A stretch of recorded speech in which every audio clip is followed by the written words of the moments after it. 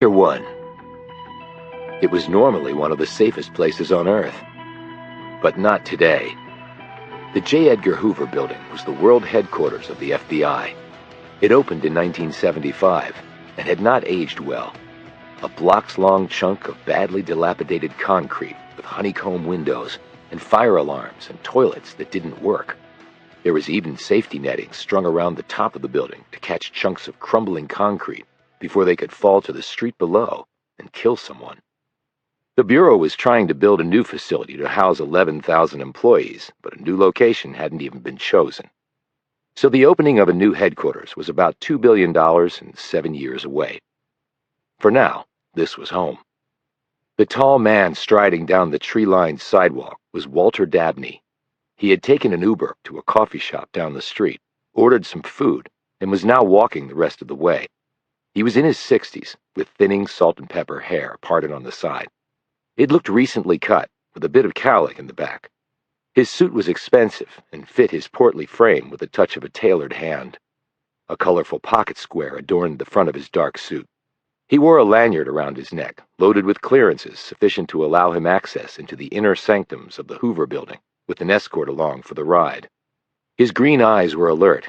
He walked with a determined swagger, his briefcase making pendulum arcs in the air. A woman was coming from the opposite direction. Anne Berkshire had taken the metro here. She was in her late 50s, petite, with gray hair cut in parentheses around her long oval face. As she approached the Hoover Building, she seemed to hesitate. There was no lanyard around her neck. The only ID she possessed was the driver's license in her purse. It was late morning, and the streets were not as crowded as they would have been earlier.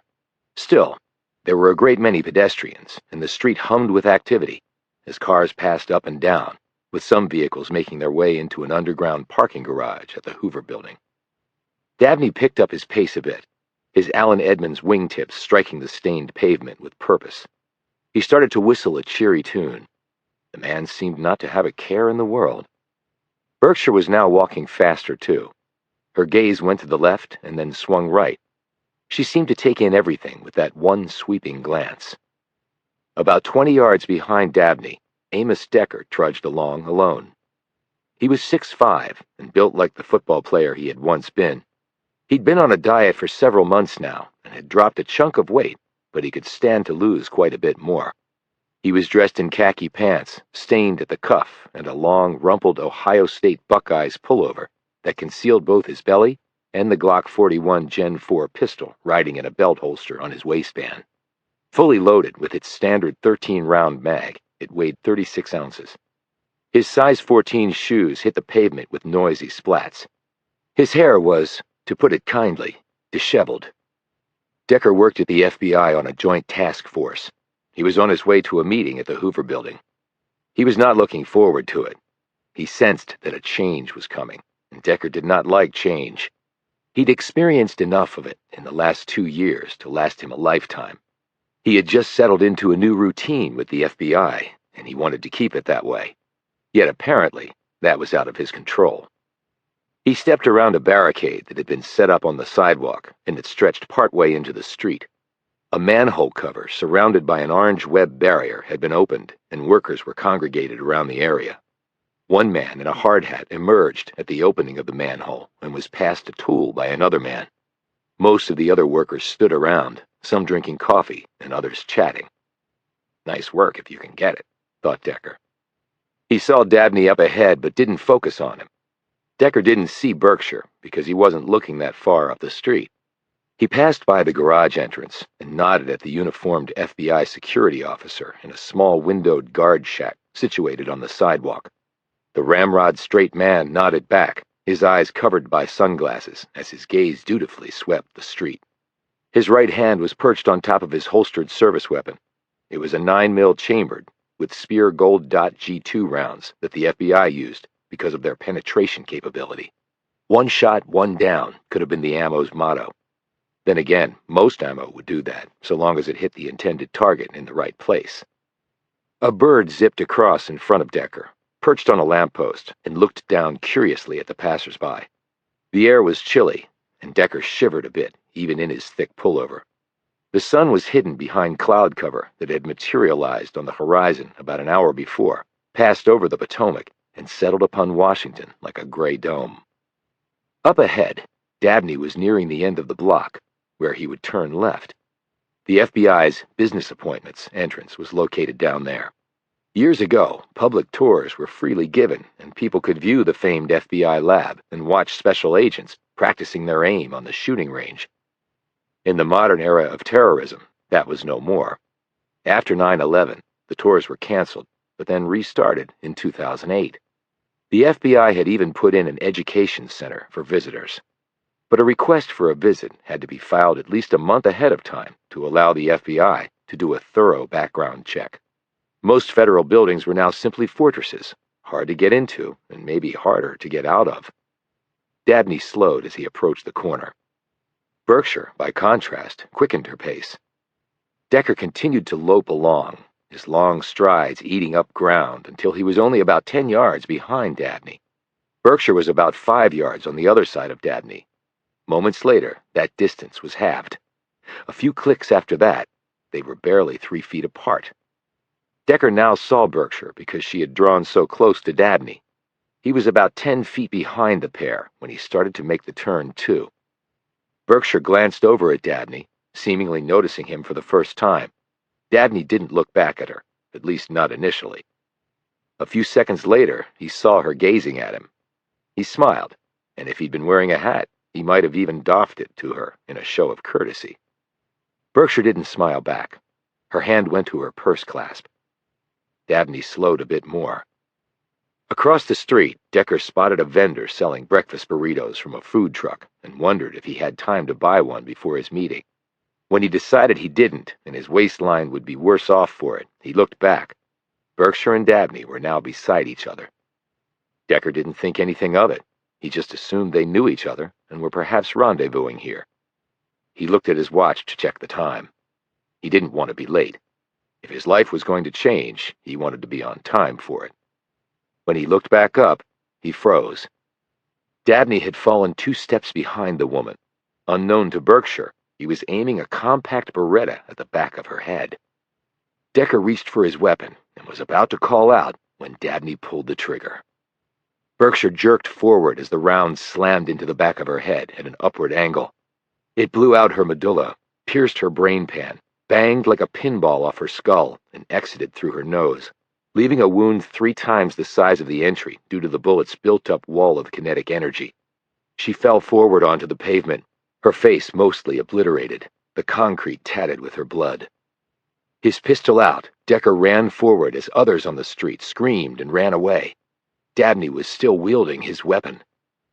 His heart pounding, Decker aimed his Glock at Dabney and shouted, "FBI, put your gun down, now!" Dabney turned to him. He did not put down his gun. Decker could hear the running footsteps behind him. The guard from the shack was sprinting toward them, his gun also out. Decker glanced quickly over his shoulder, saw this, and held up his creds with his free hand. "I'm with the FBI! He just shot the woman!" He let his lanyard go and assumed a 2-handed shooting stance, his muzzle aimed at Dabney's chest. The FBI uniform ran up to stand next to him, his gun pointed at Dabney. "Put the gun down now," the guard shouted. "Last chance, or we will shoot." It was 2 guns versus 1. The response should have been obvious. Lie down, and you won't fall down. Dabney looked first at the guard, and then at Decker, and smiled.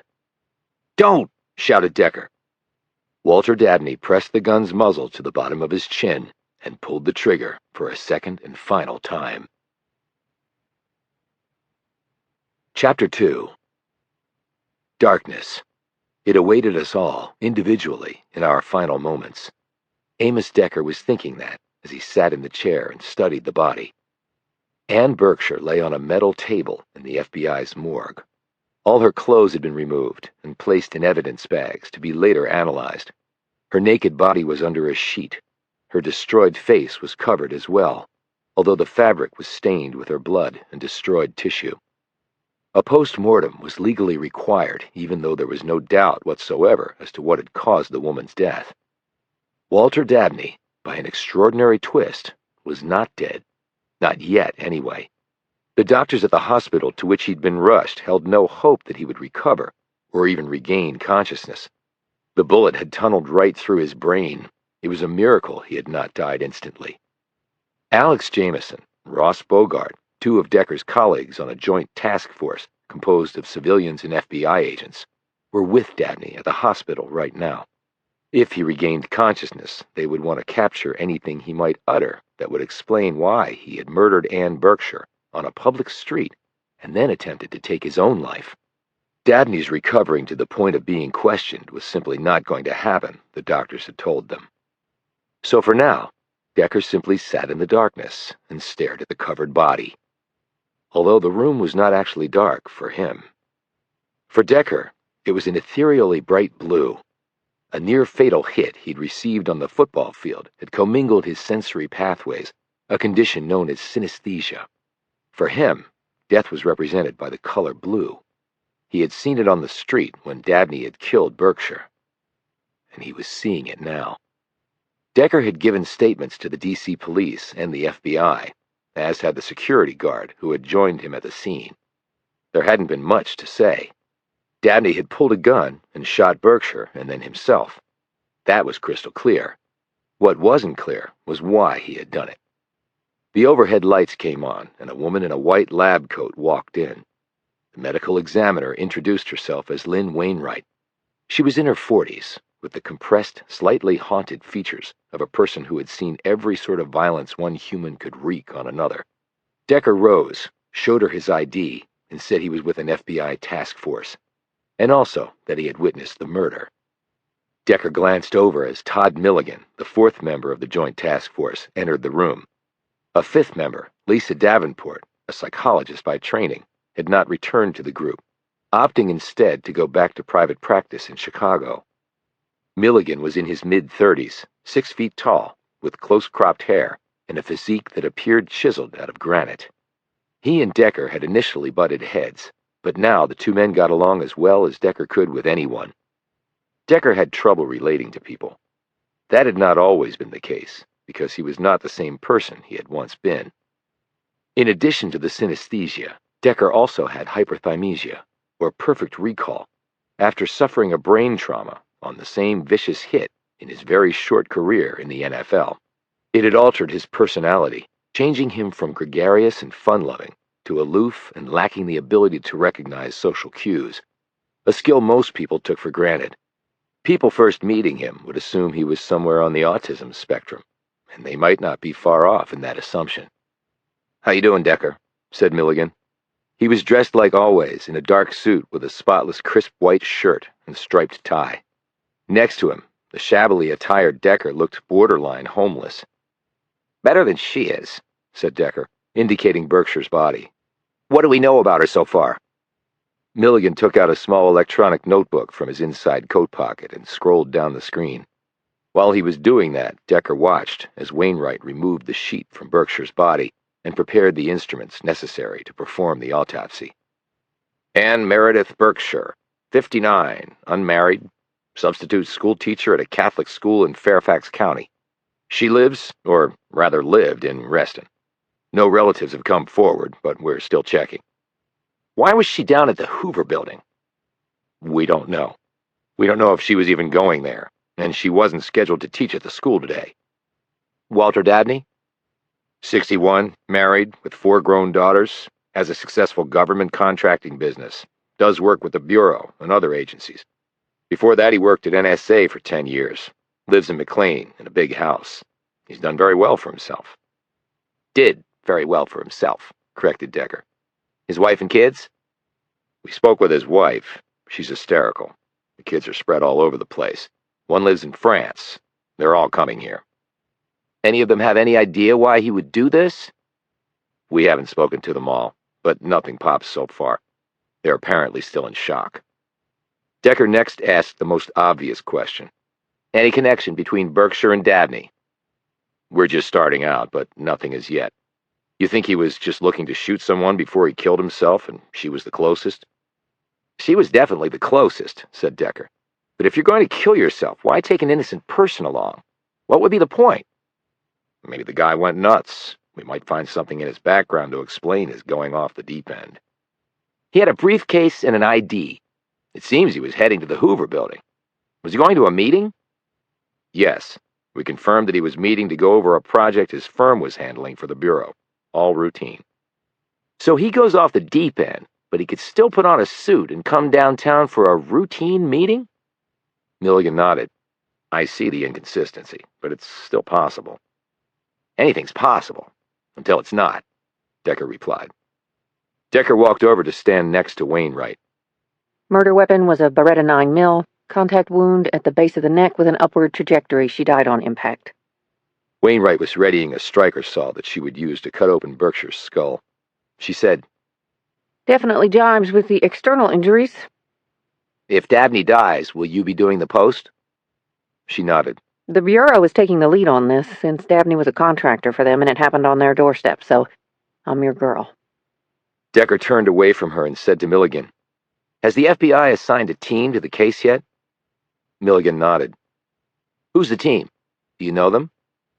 I know them very well, because they're us. Decker blinked. Come again? Bogart's team, meaning us, has been assigned to the case. But we do cold cases. Well, that's what the meeting today was about.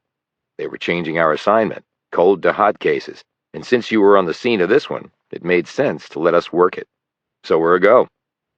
Even though I'm a witness to the crime? It's not as though there's going to be any doubt as to what happened, Decker, and there were lots of witnesses to what he did. They don't need you. But I came here to do cold cases, protested Decker. Well, we don't get to decide that, Decker. The higher-ups do. And they can just pull the rug out from under us like that, without even asking? Milligan attempted to smile, but when he saw the troubled expression on Decker's face, the look faded. It's a bureaucracy, Decker, and we have to follow orders. At least Ross and I do. I guess you and Jamison could call it quits, but my career is locked up with the Bureau. He paused. We'll still be catching bad guys, just for newer crimes. You'll still get to do what you do so well. Decker nodded, but hardly looked appeased by Milligan's words. He looked down at Berkshire's body. The pulse of blue assailed him from all corners. He felt slightly sick to his stomach. Wainwright glanced over and registered on the name on Decker's ID. Wait a minute. Amos Decker? Are you the guy who can't forget anything? When Decker didn't say anything, Milligan said quickly, Yes, he is. Wainwright said, Heard you guys have solved quite a few old cases over the last several months, principally the Melvin Mars matter. It was a team effort, said Milligan, but we couldn't have done it without Decker. Decker stirred and pointed to a purple smudge on the back of Berkshire's hand. What's that? Let's have a closer look, Wainwright said. She gripped a magnifying glass set on a rotating arm and positioned it over the mark. She turned on a light and aimed it at the dead woman's hand. Peering through the glass, she said, Appears to be a stamp of some sort. Decker took a look through the glass. Dominion Hospice. He looked at Milligan, who was already tapping keys on his notebook. Milligan read down the screen. Okay, got it. It's over near Reston Hospital. They handle terminal cases, obviously. Decker looked down at Berkshire. If the mark is still on her hand, presumably she went there today. A shower would have taken it off. Do you think she went to visit someone? Asked Milligan. Well, she wasn't exactly terminal, until Dabney killed her. He abruptly walked out without another word. Wainwright looked at Milligan with raised eyebrows at this sudden departure. He kind of just does that. A lot, said Milligan. I've sort of gotten used to it. Then you're a better person than I am, replied Wainwright. She held up the striker saw. Because if he kept walking out on me like that, I might just clock him with this. Chapter 3. Walter Dabney's chest rose and fell with a spasmodic twitch of someone not long for this world. It was as though the lungs were the weary rear guard holding out as the spirit prepared to exit the body. Alex Jamison was in her late 20s, tall, slim, and pretty with long brunette hair. She sat on the right side of the hospital bed in the CCU. Ross Bogart, an FBI special agent in his late 40s, with a bit of gray the only thing marring his perfectly combed dark hair, stood ramrod straight on the left. His fingers clutched the bed's safety rail. Dabney lay in the bed, hooked up to a complex array of monitoring lines and tubes carrying medications. His right eye was an empty crater because the bullet he'd fired into his chin had burst from there after catapulting through parts of the brain. His facial skin was deathly gray, where it wasn't swollen and stained purple by burst capillaries. His breathing was erratic, and the monitor showed his vitals to be fluctuating all over the place. He was in the critical care unit, the place designated for the sickest and most badly injured patients at the hospital. But he wasn't just injured. Walter Dabney was dying. The doctors who had been in and out during the day had all confirmed that it was simply a matter of time before the brain told the heart to stop pumping. And there was nothing they could do about it. The damage was such that no medicine and no surgery could bring the man back. They were just counting down the time until death. Mrs. Eleanor Dabney, better known as Ellie, had arrived 30 minutes after the FBI had told her what had happened. They would have to question her, but right now the woman was simply a grieving widow-to-be. She was currently in the bathroom throwing up, a nurse assisting her. Bogart eyed Jamison. She seemed to sense his attention and glanced up. "Any word from Decker?" he asked quietly. She checked her phone and shook her head. He was going to be at the morgue with Berkshire's body. She thumbed in a text to him and sent it off. I copied Todd on it, she said. Bogart nodded. Good. He'll keep Decker on track. They both knew that Decker was not always the best at communicating. In fact, he pretty much sucked at it. Bogart looked down at Dabney again. Nothing in the guy's record to indicate something like this happening, and no connection that we can find to Berkshire. Jamison said, There must be something, unless it was completely random, and that doesn't make much sense either. Bogart nodded in agreement and then glanced at the monitor. The dying man's heart rate and respiration danced around like bare feet on sizzling coals. Chances are very good he's going to die without saying anything.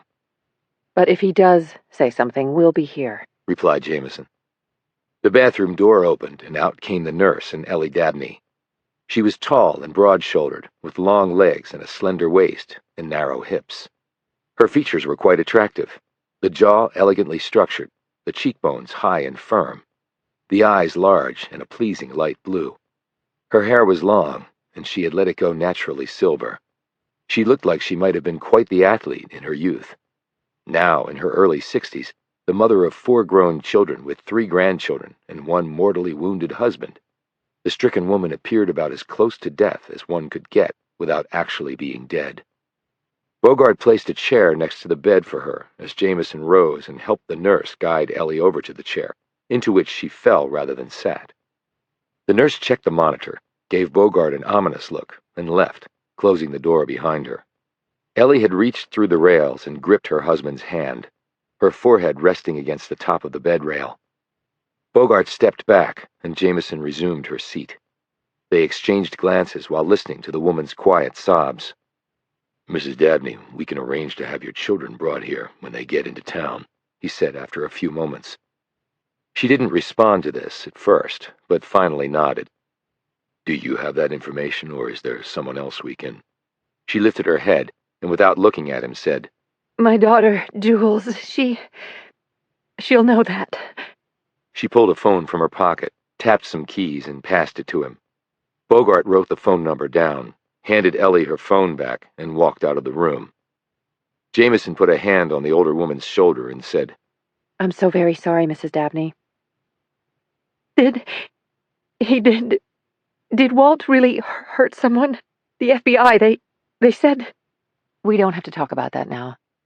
Ellie turned her tear-stained face to Jamison. He couldn't have. Are you sure someone didn't shoot him?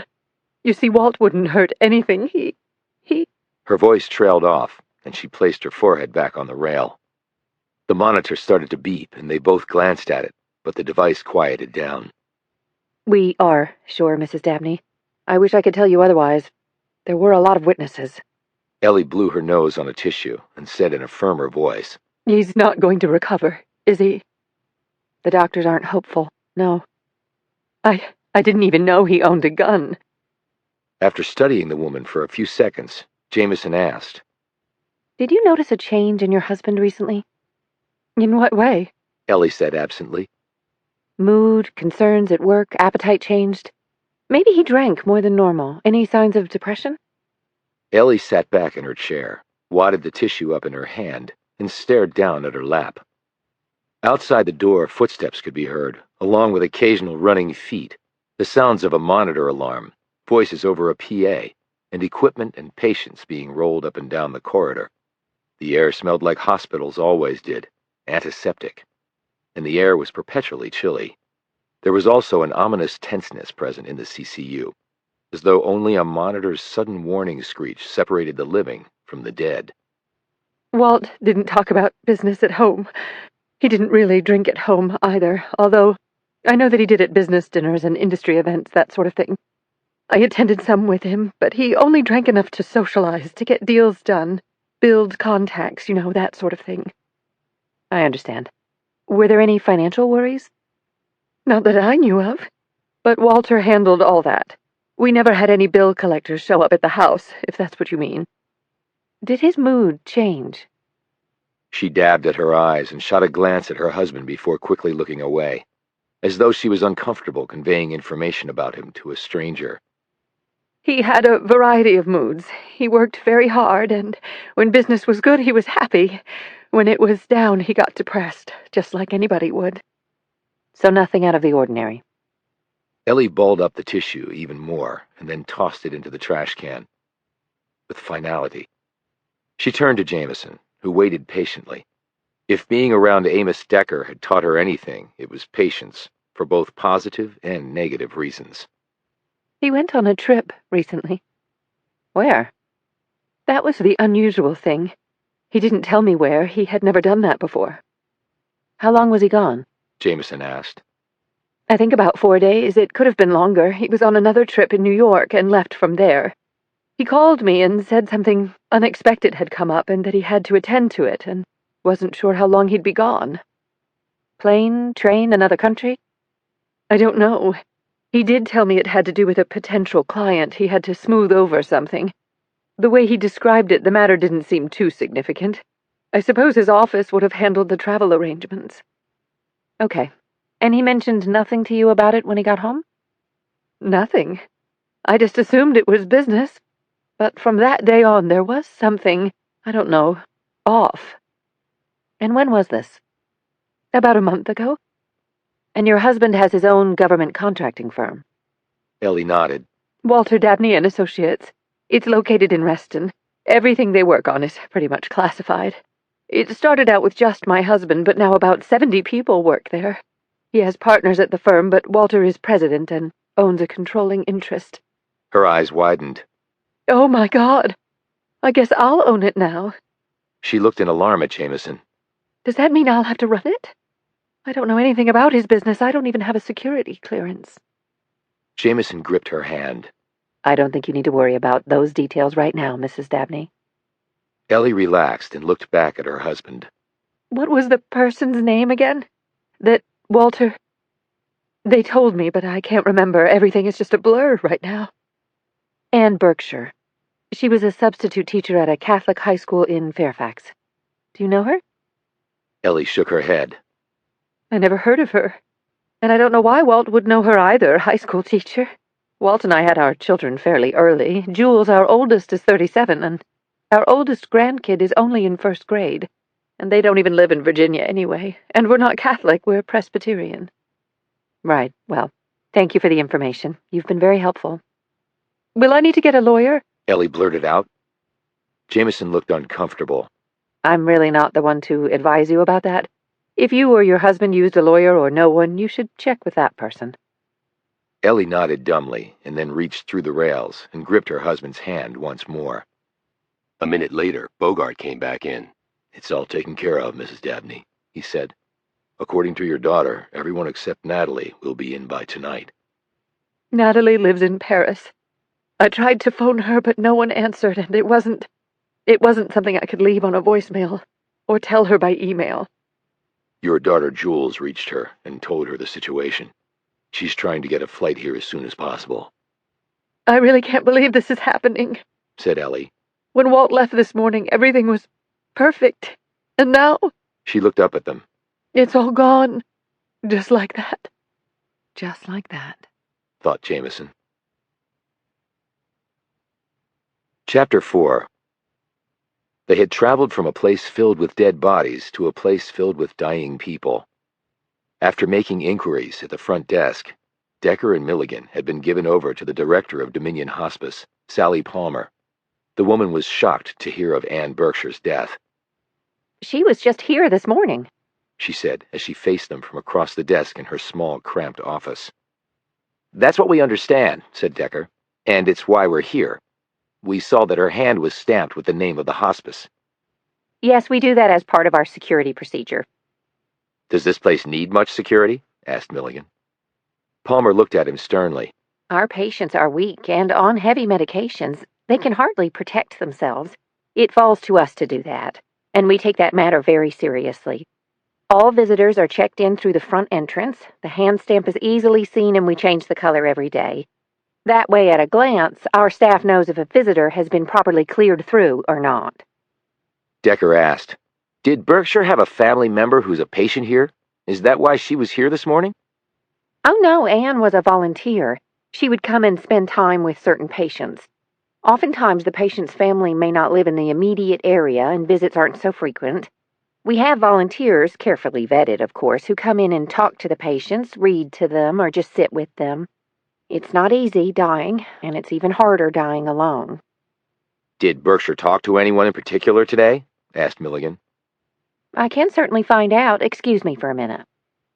Palmer rose and left. Milligan took out his phone and checked messages. Dabney's wife is at the hospital with her husband. Alex says he hasn't regained consciousness, and probably won't. Did the wife tell them anything? She didn't know Anne Berkshire, and was pretty sure her husband didn't either. She also knew nothing about her husband's business, and had no idea why he would do what he did. But Alex texted again. Mrs. Dabney said her husband had taken an unexplained trip about a month ago, and that he didn't seem the same afterwards. Not the same how? Different mood, apparently, and he wouldn't tell her where he went. Okay. Milligan looked around the small office. "Do you really think we're going to get a lead from this place? People are killed by strangers, but most people know the one who kills them." "Well, that's always comforting," said Milligan dourly. The men lapsed into silence until Palmer returned a few minutes later. "She met with 3 patients early this morning: Dorothy Vitters, Joey Scott, and Albert Drews." "Were they people she normally would visit?" asked Decker. "Yes." "You said she came in early this morning. Did she usually come in at that time?" "Well, no, come to think of it. She usually came in around noon. Our patients are generally more alert then." "Can we speak with them?" asked Decker. Palmer looked taken aback. "I'm not sure what they can tell you. They're very ill and weak." Decker rose. "I appreciate that, but Anne Berkshire was murdered this morning, and it's our job to find out why. And if she came here at an unusual time, shortly before she went downtown and was killed, then we have to run that possible lead down. I hope you can understand that." Milligan added quickly, "We'll be as gentle as possible." "Do you have to tell them that Anne was killed? That will be extremely upsetting for them." Milligan said, "We'll do our best to avoid that." Decker said nothing. His eyes were already on the hallway. Dorothy Vitters was in her late 80s, frail and shrunken in the last bed she would occupy. Because of patient confidentiality, Palmer had not told them what specific illness she might have. She left them in the doorway and walked back to her office. Decker stood in the doorway and looked around at the small, sparsely furnished space. "You okay?" said Milligan in a low voice. Decker was not okay, not really. What he was seeing here wasn't the flash of electric blue he associated with death, but rather navy blue.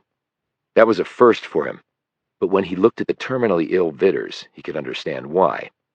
Near death was apparently represented in his mind simply by another shade of blue. Well, that is interesting. My altered mind keeps throwing me curves.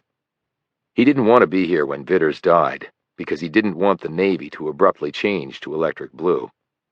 "I'm good," he finally said. He walked into the room, pulled up a chair, and sat next to the bed. Milligan stood next to him. "Mrs. Vitters, I'm Amos Decker, and this is Todd Milligan. We're here to talk to you about Anne Berkshire. She was in to see you this morning, we understand." Vitters looked up at him from deeply sunken eyes. Her skin was a pale gray. her eyes watery and her breathing shallow. Decker could see the port near her clavicle where her pain meds were administered. Anne was here, She said slowly. I was surprised because it was earlier than usual. Do you remember what you talked about? Who are you? Decker was about to take out his creds when Milligan stopped him. Milligan said, "We're friends of Anne's. She asked us to stop in today because she wanted to come back and keep talking to you, but then found out she couldn't make it." The watery eyes turned to alarm. Is she all right? She's not sick, is she? "She's feeling no pain at all," said Decker quite truthfully. He was counting on the fact that whatever meds the woman was on would slow her mental processes somewhat. Otherwise, Vitters might figure out that nothing they were saying made much sense. Oh, well, it was just the usual things. Weather, a book she was reading and telling me about, my cat. "Your cat?" said Milligan. Sonny's dead now. Oh, it's been 10 years, if it's been a day. But Anne liked cats. "So nothing other than that?" asked Decker. No, not that I recall. She wasn't here that long. "Did she seem okay to you? Nothing out of sorts?" Her voice grew more strident. Are you sure she's all right? Why are you here asking these questions? I might be dying, but I'm not stupid. Decker saw the watery eyes turn to flint before flickering out again. "Well, if you have to know the truth, the fact is," Milligan cut in. "We know you're not stupid, Mrs. Vitters. As my colleague was about to say, the fact is, Anne fell down and hit her head today. She'll be fine, but she's got short-term amnesia, and she needs to remember the passcode to her phone and her apartment's alarm system and her computer. She sent us here to find out what she was talking about to people so that we can tell her and maybe jog her memory. The doctors said that might do it." Vitters looked relieved. Oh, well, I'm so sorry she fell. Decker glanced at Milligan for an instant before gazing back at Vitters and saying, "So anything you can tell us would be appreciated." Well, again, we didn't talk about much, although it did seem that Anne was preoccupied. She usually led the conversations we had, but today I had to prompt her a few times. Milligan glanced sharply at Decker, but Decker kept his gaze on Vitters. "Did you ask her if anything was wrong?" I did, actually, but she said everything was fine. She just had something on her mind, but she didn't say what. "Do you know if you were the first person that Anne visited today, or were there others before you?" I think I was the last. She mentioned she had to leave after seeing me. She had somewhere to go. "She didn't mention where that was?" No, Decker rose and turned to leave. Milligan said hastily, "Thank you for your help. Is there anything we can do for you?" Vitters smiled grimly. put in a good word for me with the man upstairs. As they left, Milligan whispered, "Hey, Decker, you need to go a little easy with these folks, okay? They're dying." He passed by Decker, who turned and looked back at Vitters lying in the bed, her eyes now closed. He walked back over to her and looked down. The navy blue image in his mind was starting to turn electric blue. Decker didn't believe he could foresee someone's death, but his mind was obviously making the logical leap with the terminally ill Vitters. He reached down and adjusted the woman's pillow to make her head rest more comfortably. His hand grazed over the white hair, and then he said in a low voice, "I'm sorry, Mrs. Vitters." He didn't see Milligan watching him from the doorway. The FBI agent hurried off before Decker turned around. Chapter 5. Joey Scott was an even sadder case than Dorothy Vitters. Decker and Milligan stood in the doorway with Palmer. Scott was only 10 years old, but his short life was nearing its end. Eschewing patient privacy law, Palmer, who had escorted them here, had said in response to their blank looks, Leukemia, the untreatable kind. Milligan said, "But why would Berkshire have to visit him? Don't his parents come?" Palmer bristled. He was in the process of being adopted out of foster care. When he got sick, his adoptive parents pulled out. I guess they wanted a healthy model. She added in disgust. And it's not like they couldn't afford it. Anne visited him at least twice a week. She was really all Joey had. Then she turned and left, her face full of despair. Decker looked down at the little body in the bed, and his thoughts wandered back to the daughter he'd once had. Molly had been murdered before her 10th birthday. Decker had found her and his wife's bodies at their old home. And because of his hyperthymesia, he would always remember every detail of this tragedy, like it had just occurred that second. There could be nothing that ever happened to Decker that could be more horrible and depressing than finding his family murdered. But seeing this came close. He sat down next to the boy, who slowly opened his eyes. IV and monitoring lines ran all over his withered frame. With a quick glance at Milligan, Decker said, "Hello, Joey. I'm Amos. This is my friend Todd." Joey raised a hand and made a little wave. "I understand your friend Anne was in today." Joey nodded. "Did you have a good talk?"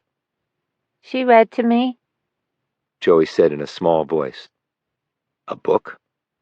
He nodded. Harry Potter and the Prisoner of Azkaban. It's on the shelf over there. She said she'd be back tomorrow to finish it. Decker reached over and snagged the book, flipping through some pages until he came to the bookmark about 10 pages from the end. He glanced at Milligan before looking back at Joey. "That's great. Is that all she did? Read?" Joey shook his head. We talked some. "What about?" Are you friends with Anne? Decker said, "I just saw her this morning. She's the reason we came to see you. She wanted us to meet her friends here." Oh, okay. Milligan said, "How long have you been here, Joey?" Joey blinked up at him. I don't know. Milligan took a step back and put a hand against the wall. He looked hopelessly at Decker. Decker said, "Do you remember what you talked about with Anne? Maybe things about the book?" She asked me if I saw the sun come up. Decker looked to the large window which faced east. He slowly looked back at Joey. "Did you?" Joey nodded. It was nice. "I used to get up early and watch the sunrise when I was a kid," said Decker, drawing a surprised look from Milligan. "I grew up in Ohio, so the sun got to us later than it does here." On the nightstand next to the bed was a framed photo. Decker picked it up. It was a picture of Peyton Manning. "You like Manning?" Joey nodded. I used to watch football a lot, and I played before I got sick. "I played too." Joey ran his gaze over Decker's huge physique. You look like a football player. I might have grown up to be big like you. Milligan rubbed at his eyes. Regaining his composure, he said, "Joey, Decker here played in the NFL for the Cleveland Browns." The little boy's eyes grew wide, and a tiny smile crept across his features. You did? Decker nodded. "My career was short and not necessarily sweet." He put the photo back. "Before that, I was an Ohio State Buckeye. Some of the best years of my life." Wow, said Joey. Do you know Peyton Manning? "No, but he was one of the greatest. First ballot Hall of Famer." He sat back. "Did you talk with Anne about anything else?" The smile faded. Not really. "Did she tell you where she was going after she left here?" Joey shook his head. Decker rose, glanced at Milligan, and said, "Thanks, Joey. You've been a big help." You're welcome. Milligan looked down at him and said, "Hey, would it be okay if I came back and saw you again?" Sure. Maybe you can come with Anne. Milligan said, "Well, we'll see." He took a card from his pocket and put it on the nightstand next to the Peyton Manning photo. "You need anything, have them give me a call on that number, okay?" Okay. "Thanks again," Can I shake your hand? asked Joey, eyeing Decker. I never met an NFL player before. Decker put out his hand and slowly gripped the little boy's. It was like a whale swallowing a minnow. "It was an honor meeting you, Joey." Decker put the book back on the shelf and walked out, followed by Milligan. "Damn," said Milligan. "I'm not sure I'll ever smile again." "You will," said Decker. "But whenever you feel things are bad, you'll think of Joey, and then things will look a lot better for you." Albert Drews was in his 40s and volunteered that he had final-stage pancreatic cancer. He was pale and thin, and his skin looked brittle and jaundiced. "By the time I had any symptoms, it was too damn late," he said, after they'd introduced themselves and shown him their IDs. Chemo, radiation, kick the shit out of me. Then I go into remission for about 2 months, and it comes back like a hurricane, and now this is it." He stopped talking and started breathing heavily, as though this bit of speaking had exhausted him. When his lungs settled down, he said, "You're lucky you caught me now. When my pain meds kick in, I'm out for the count. Morphine. Don't know what I'd do without it. The pain, well, it's not nice," he added resignedly. "I'm sorry to be bothering you, Mr. Drews," said Decker. Drews waved this off. "It's not like I've got anything else to do except lie here and wait to die." "We understand that Ann Berkshire came to talk to you today." "This morning. Why?" Decker decided to just tell the truth. "She was shot and killed this morning in D.C., shortly after she left here." "What?" gasped Drews, rising up on his elbows. He started to cough. Milligan poured out a glass of water from a carafe on the nightstand and helped Drews drink it. He shot Decker a stern look and then stepped back with the empty glass. Drews finally settled down and stared helplessly up at them. He gasped. "Ann shot? How? Why?" "We don't know why. That's why we're here." "But I don't know anything." "You may know more than you think," said Decker. "What did you two talk about today?" His brows knitted. Drews said, "She was a nice lady. Started visiting me about 4 weeks ago. We just talked about things. Nothing in particular. Nothing of importance. Just things to pass the time. Take my mind off my situation." "Did she talk about herself?" "Sometimes. She said she was a school teacher. She wasn't married. No children." "What did you do before you became sick?" asked Milligan. "I was a software engineer with the local tech company." His eyes closed and he started breathing deeply. "Are you okay?" asked Milligan. Drews opened his eyes and snapped, "No, I'm not okay. I'm terminal, all right? I'm dying." "I'm sorry, Mr. Drews. That's not what I meant. I'm sorry," Milligan added in a contrite voice. Decker studied Drews. "Did you ever talk with Mrs. Berkshire about the work you did?" "No. What would have been the point?" "Just chit-chat." "No, and that seems like a lifetime ago. I barely remember it." "You're not married." "How do you know that?" "No ring on your finger, and no mark that showed a ring used to be there." After a moment, he said resignedly, "I never met the right woman, I guess." "Parents still alive?" Drews shook his head. "I've got a brother, but he lives in Australia. He came up when I got sick and stayed a while, but he had to get back. He has 5 kids. Drews paused. "He'll come back for the funeral. He's my executor. I'm being cremated. Makes it easier all around." Drews closed his eyes and his lips trembled, but then he reopened them and sighed. "You never think you can talk so candidly about your coming death, but when you don't have a choice, you just do." "What do the doctors say?" asked Decker. Drews shrugged. "Some days it feels like tomorrow will be it. Some days I hope tomorrow will be it." "We're sorry to have bothered you, Mr. Drews. We appreciate your help." As Decker rose, Drews put out a hand and lightly gripped Decker's fingers. The man's skin felt like ice. "Ann was really nice. She didn't have to come here and do what she did, but she wanted to. I hope you find whoever did this." "We already found him, Mr. Drews," said Decker. "Now we just have to find out why he did it." Chapter 6. "A substitute school teacher?" said Decker. He was looking around at Ann Berkshire's condo on the top floor of a luxury building directly across the street from the Reston Town Center. Milligan nodded. "That's what her file says." "You know this area better than me. What do you think a place like this would run?" Milligan looked around at the space. It had tall windows, high ceilings, hardwood floors, about 3,000 square feet of professionally decorated space with sweeping views of the area, and a large private balcony with a hot tub. 2 million, maybe more. And the building management says she has a Mercedes SL 600 parked in the underground garage. "That's well over $100,000, said Milligan.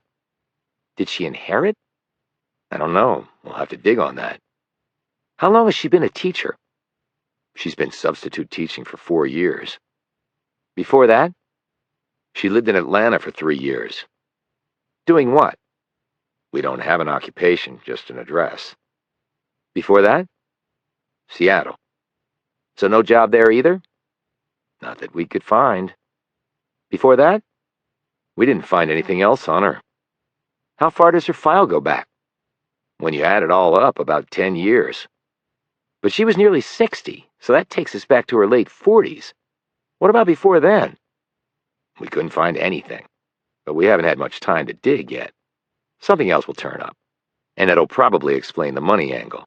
She might have been injured in an accident and gotten a big settlement, or maybe a malpractice suit. Hell, maybe she won the lottery. Decker didn't look convinced. She's very neat, remarked Milligan. I think the term would be minimalist, said Decker, noting the spare furnishings. He walked into the master bedroom and looked through the walk-in closet. 4 pairs of shoes, a few purses, and bags. No jewelry that I can see, and no safe where they might be kept. He looked at Milligan. We weren't rich by any stretch, but my wife had probably 30 pairs of shoes, and about that many purses and bags. And she had some jewelry. Milligan nodded. Mine does too. You think Berkshire was just unique, or is it something else? I also haven't seen a single photo of anyone. Not Berkshire, or family or friends. Nothing. In fact, the entire place looks like a model unit. I bet she bought it furnished, and none of this is even hers. What does that tell us? That maybe she was not who she appeared to be. You think Dabney knew her? Maybe. And did we confirm that she was going to the FBI? I just assumed that because of where she was. But we need more than assumptions now. We've confirmed that she wasn't scheduled to meet with anyone at Hoover, and visitors just coming to tour the place need to file a request ahead of time, so the Bureau can do a background check, and there's no record of such a request for her. Decker sat on the bed and looked around the room. She leaves here, goes to the hospice, and then heads downtown. She had a Metro card in her purse that showed she got off at the Federal Triangle stop about 10 minutes before she was killed. And she was seen in one of the surveillance cameras leaving that station. And then Dabney shoots her. Milligan stared at Decker. If he planned to shoot her, how did he know what time she was going to be there? Or that she was going to be there at all? Maybe he was the reason she was there, suggested Decker. What? He communicated with her and told her to meet him outside the FBI building? Maybe. We're checking phone, email, texts, fax, all the typical communication portals to see if we can find a connection. They may have done it face-to-face. If so, we may not find a record. If he didn't plan for her to come there, then only 2 other explanations make sense. He either knew she was going to be there from some other means, or it was a coincidence, finished Milligan, and he could have easily killed someone other than Berkshire. And if so, for what reason? Why kill a stranger in such a random fashion, other than the guy being nuts? Milligan shook his head. I don't have a clue. Decker rose off the bed and held up a set of car keys. They're to the Mercedes. They were in a drawer in her closet. Let's go check it out. Berkshire's Mercedes was a silver convertible and sat in a coveted slot near the elevators. Decker used the wireless key fob to open the vehicle, and Milligan began to search it. The confines of the car were too small for the bulky Decker to easily navigate. Milligan handed Decker a packet of materials from the glove box and continued his search. 5 minutes later, Milligan got out and shook his head. Nothing. Smells like it was just taken off the lot. Decker held up the envelope Milligan had handed him. Registration says it's only 3 years old. Check the mileage. Milligan did so. About 5,000 miles. So she's barely driven it, really. I wonder how she got to work. Public transportation? There's no metro stop within walking distance from here, and there's none where she worked as a teacher. And why would you go by bus if you could drive this baby? We'll just have to file that one away as another curious question with no current answer. Milligan shut the car door, and Decker used the key fob to lock it. Milligan checked his watch. It's getting late, so where to now? To see another dying man, said Decker. Chapter 7. The breaths were coming so slowly now it seemed like the next one would be the very last. Decker stared down at Walter Dabney for a few moments, as his mind whirred back to the morning when he'd seen this man walking down the street, seemingly without a care, until he pulled out a gun and murdered Ann Berkshire in front of Decker and dozens of other people. Decker's perfect memory went step by step through that scenario. He came out at the other end, though, not as enlightened as he would have liked. Sitting in the same chair she had been in earlier was Ellie Dabney. Milligan stood by the door.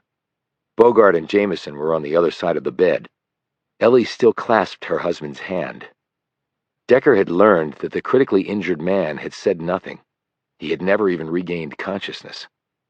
Decker knelt next to Ellie. "Mrs. Dabney, when your husband left the house this morning, were you up?" She nodded, the grip on her husband's hand lessening a bit. I made him some coffee, and he had his breakfast, eggs, bacon, roasted potatoes, and toast, She added, smiling weakly. I could never get him to eat better. So his appetite was good? He ate everything and had 3 cups of coffee. You never saw a gun? Ellie shook her head. He had his briefcase already packed. I guess it could have been in there, but I didn't see it. As I told the other agents, I didn't even know he had a gun.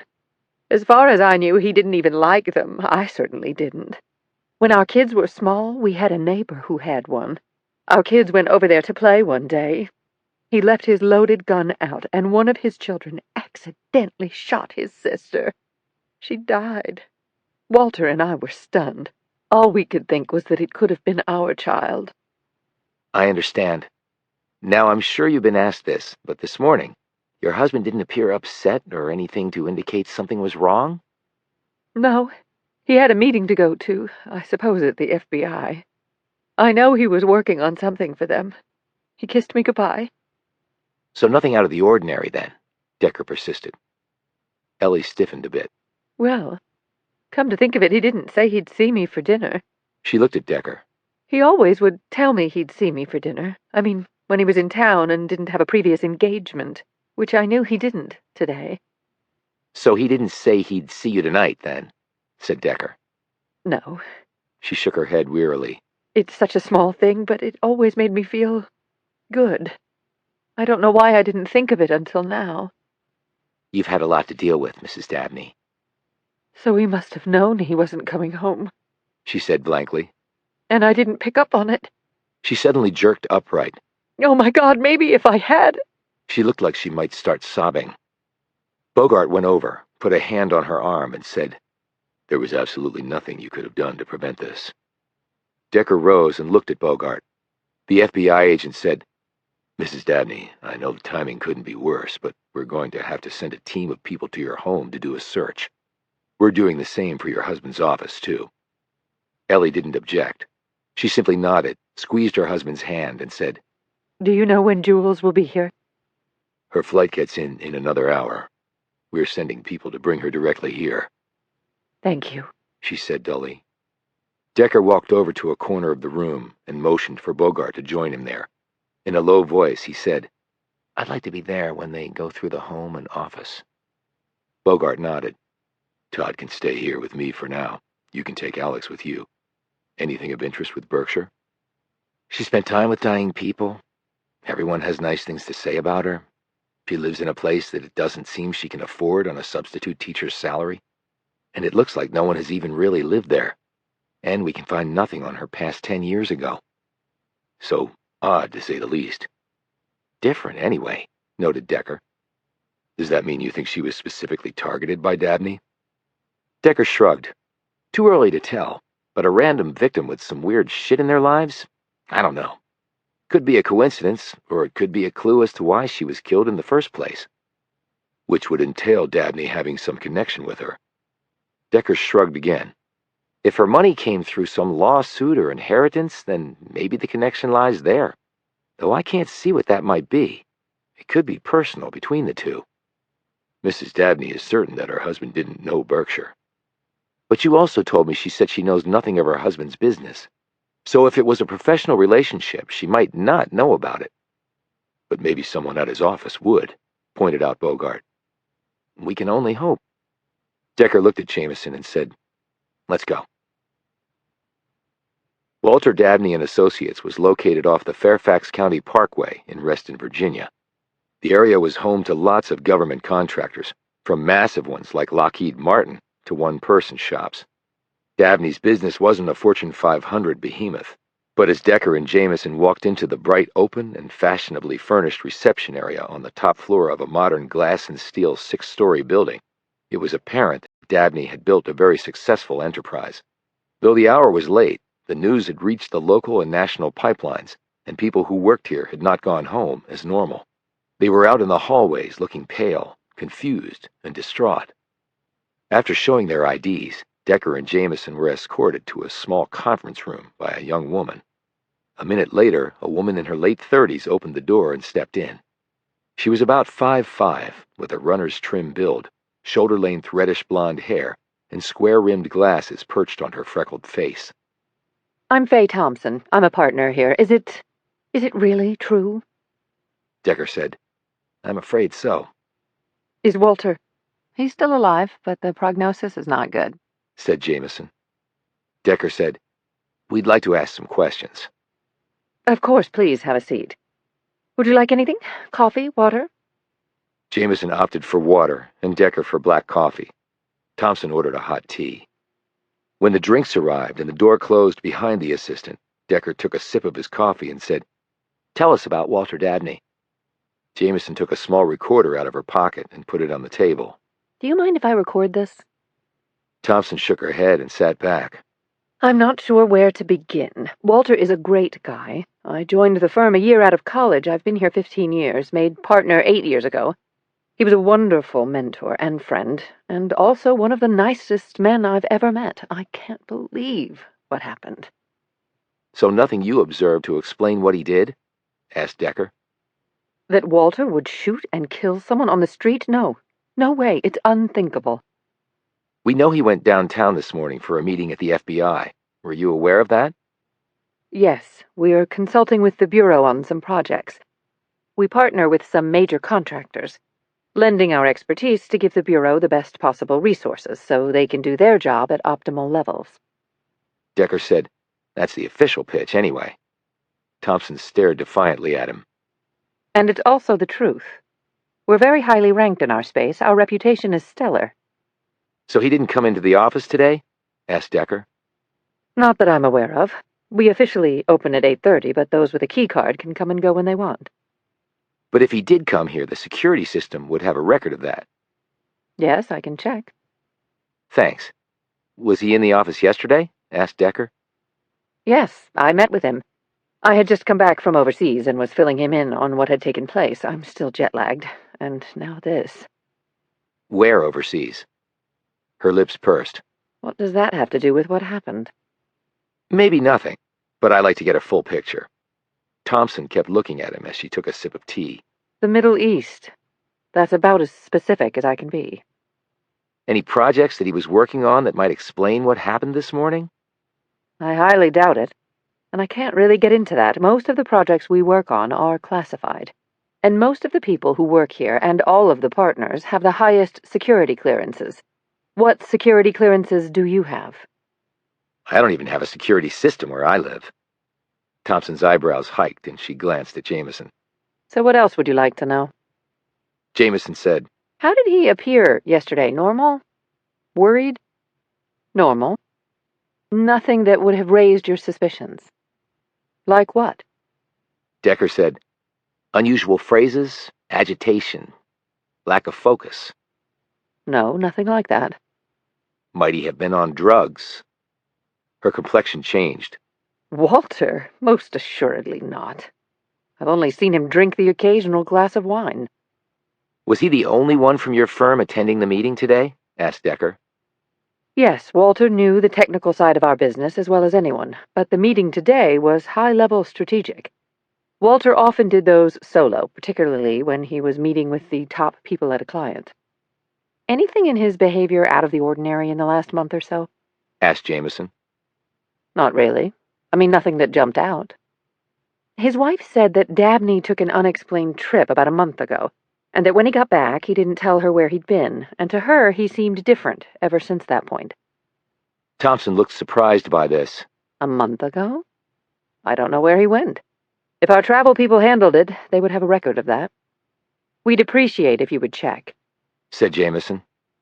Of course. She took out her phone and tapped in a message. Done. As soon as they get back to me, I'll let you know. Decker rose and walked around the room while Thompson watched him. The firm is obviously very successful, noted Decker. We work hard. And yes, it has paid off very handsomely. We just landed 2 large contracts that alone will nearly double our revenue from the previous year. He looked at her. And with Dabney not around, what happens to the firm? Thompson looked uncertain. We're a limited partnership. But Walter is the general partner, and he holds the majority of partnership interest. I'm sure there's language in the documents that addresses his passing. But I don't know it off the top of my head. Our in-house counsel would know. We'd like those documents, said Decker. Are they relevant to why he would do what he did? Asked Thompson. Everything's relevant, until it isn't, replied Decker. His phone buzzed. He looked at the text and nodded at Jamison. She rose and pocketed the recorder. Thank you, Miss Thompson. We'll be in touch. And remember to check whether Dabney was here this morning, said Decker. She said tersely.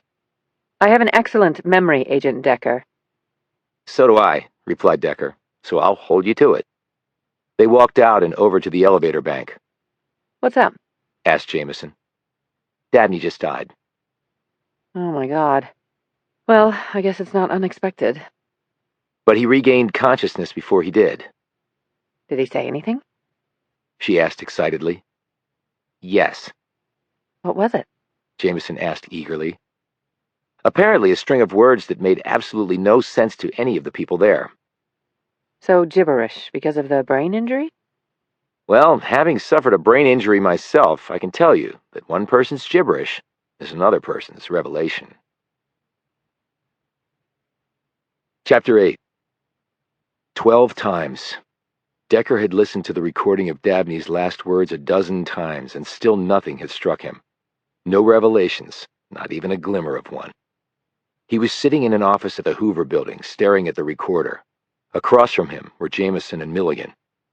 Milligan, his tie loosened and his normally straight-backed posture drooping a bit, slumped in his chair and said, "We can listen to this thing for the next 10 years, and it'll still make no sense. The guy had blown out a chunk of his brain. He was incapable of rational thought, Decker. It's meaningless." "Was Mrs. Dabney there?" he asked. "Yes, right up until the end." "And it made no sense to her either? Something that only she would know? Something very personal?" "Well, she was crying so hard when he started talking it was difficult to tell whether she actually heard what he said. We had to filter her sobs out of the recording." "But when she settled down," persisted Decker, "still nothing?" Milligan said, "I think she thought he was going to sit up in the bed and start talking to her, and then he just stopped breathing. The machines started going crazy, and a crash team came in to try to resuscitate him, but they couldn't. He was just gone." Ross Bogart walked in and sat down across from Decker. "Anything, Pop?" he asked. Decker said, "Right now, the victim is more interesting than the killer. She lives in a multi-million-dollar apartment and has a car that costs over $100,000 that she's barely driven, all on a substitute teacher's salary. And once you go back 10 years, there's no record of an Ann Berkshire." "You mentioned that before.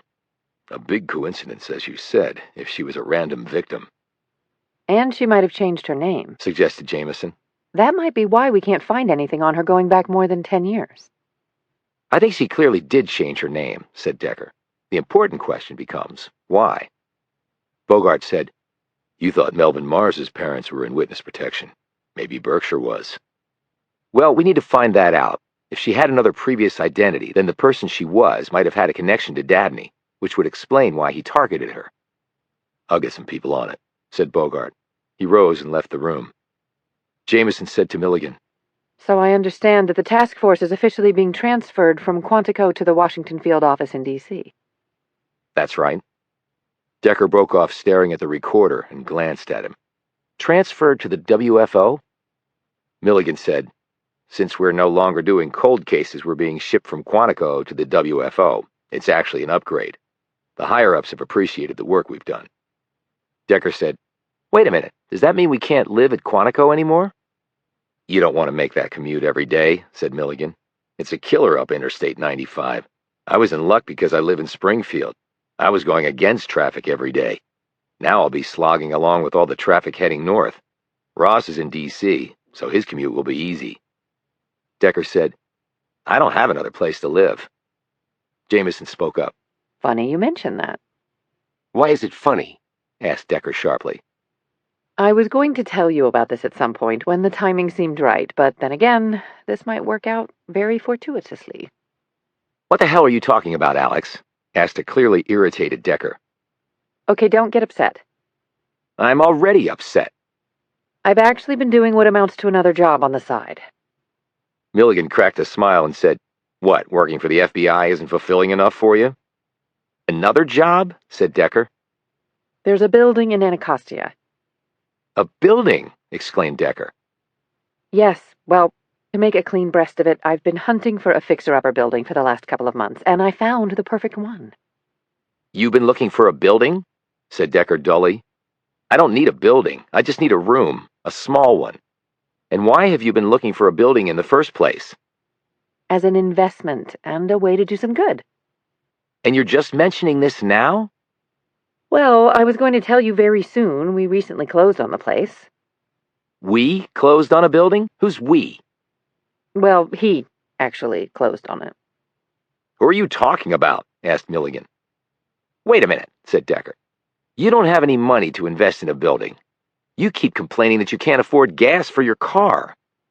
Well, thanks for sharing, said Jamison, glancing embarrassedly at Milligan. And I'm just his rep. Whose rep? Asked Milligan. Decker's features slackened as the truth hit him. It's Melvin, isn't it? Melvin? Said Milligan. Melvin Mars? Decker stared directly at Jamison. He bought the building, didn't he? With some of the money from his settlement with the government. Jamison nodded. Yes, he did, but only after I found it. When did all this happen? Asked Milligan. Melvin had all this money and didn't know what to do with it, so I suggested that he could make money and also help people, which is what he really wanted to do. How does buying a building help people? Asked Milligan. The building has, well, tenants, and they pay rent. So what? Asked Milligan. My wife and I pay rent, too. It's not like it's a handout. It's expensive. This place is a little different. We got it for a great price, and while it needs a little work, we can afford to charge rent that people who don't make a lot of money can afford to pay. You mean like low-income housing, said Milligan. Sort of, but it's not like he's required by law to do it. Melvin can because he doesn't care about making a killing like pretty much all other landlords. He gets what we think is a reasonable return on his money, and folks who otherwise couldn't afford a place to live can. A win-win. So this place has tenants, said Decker. But where will I live? In the building, top floor. You'll have a room, and so will I. And our own ensuite bathrooms, and we'll have an office and a big kitchen. Very spacious, in fact. Decker just stared at her. She hastily added, I didn't know we were going to be moving from Quantico to D.C., but I always thought we could live there regardless. We'd be going against traffic if we were still working at Quantico. Now it's even closer. Do you mean we'll be living together? Said Decker slowly, apparently not having heard what she just said. Well, not living together. We'll be roommates. Like in college. My college roommate was an offensive lineman who made me look small, said Decker. He was messy and disgusting, but he was a guy. Well, I'm sorry I'm a girl, but I can cook, so how about that? Retorted Jamison. You can, said Decker in a dubious tone. Well, a little. His gaze continued to bore into her. I can microwave pretty much anything, she snapped. Decker closed his eyes and said nothing. Jamison focused on Milligan. And best of all, Melvin's going to let Amos and me stay there rent-free in exchange for looking after things. She added. In addition to our jobs with the FBI. Decker opened his eyes and said firmly, I am not looking after a building. I don't even know if I want to be roommates. This is a lot of change being thrown at me, he added in an offended tone. But I already said we would look after the place, Decker. I promised Melvin. Then you can, said Decker. One job is plenty for me. She looked at him appraisingly. Okay, if you want to find a place on your own, feel free. Keep in mind that D.C. is one of the most expensive real estate markets in the country. And you don't have a car, so it's not like you can live way out and commute in that way. So you'll probably need to take out a loan to pay your rent. Just saying. Decker continued to stare at her. Jamison said, Look, I can deal with the tenants, all right? And everything else. You won't really have to do much, if anything. Milligan said, "Sounds like a deal you can't refuse, Decker." Decker didn't say anything for a few moments. "Can I at least see the place before I decide?" Absolutely. We can go right now. But you're going to love it. It's very charming. "Is that a code word for needing a lot of fixing up?" he asked. It does need a bit of TLC, She conceded. but Melvin said I can hire professionals to do that. Decker stared at Jamison. "Is there anything else you haven't told me?" Not that I know of, said Jamison, refusing to meet his eye. "That is not a response that inspires confidence," he said grumpily. Chapter 9. Decker stared at the moonlit building. Jamison stood next to him, watching her friend closely. When Decker finally turned to her, she looked away. See? It's everything I told you it would be, she said, smiling at the asphalt. "And then some," replied Decker tersely. The building had once been an old brick warehouse with huge windows. Jamison had informed him that it had been divided up into apartments. Decker took a deep breath, and the smells from the nearby Anacostia River filled his lungs. On one side of the warehouse was an abandoned building. On the other side was a demolished structure. Across the street was a string of homes that looked to be about 100 years old. They were actually leaning into one another and looked uninhabited. The parking lot of the former warehouse had seemingly more cracks than asphalt, and weeds were growing up through them. An old chain-link fence that surrounded the building was torn down in places, and the gate was gone, leaving rusted hinges behind. A few cars were parked in the lot. The newest of them was about 20 years old. 2 had plastic trash bags duct-taped over broken-out windows. "Has Melvin seen this place?" he asked. He's seen pictures. He asked me to look around, and I did, and I found this. He glanced at her. "So how much looking around did you do?" Melvin didn't want to buy a place in a ritzy area, Decker, even though he could afford it. He wanted a place where he could make a difference. The rent on these places is well under the going rate. Everyone living here has a job. Most have multiple jobs. They work hard, and they're trying to better their lives and the lives of their families. It's a really neat place. And within walking distance are a bunch of restaurants that just started up, all mom-and-pop shops. And there are churches and a park and... Her voice trailed off as Decker gave no reaction to any of this. Jamison added, "So you don't like it. I know it's not the Taj Mahal." "I used to live in a cardboard box in a Walmart parking lot, and after that in one room at a Residence Inn. So if it has its own toilet, this is actually a move up for me." Okay, she said tentatively. so you're good with it? "How many tenants?"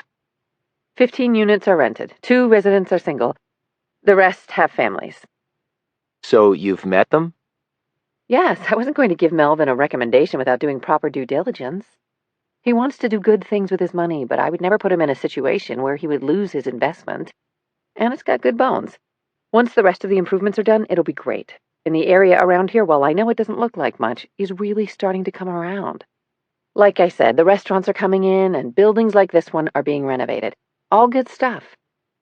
"And then the rents rise and the taxes go up and the people you're trying to help can't afford it anymore." Well, our rents aren't going up. And we did a deal with the local government.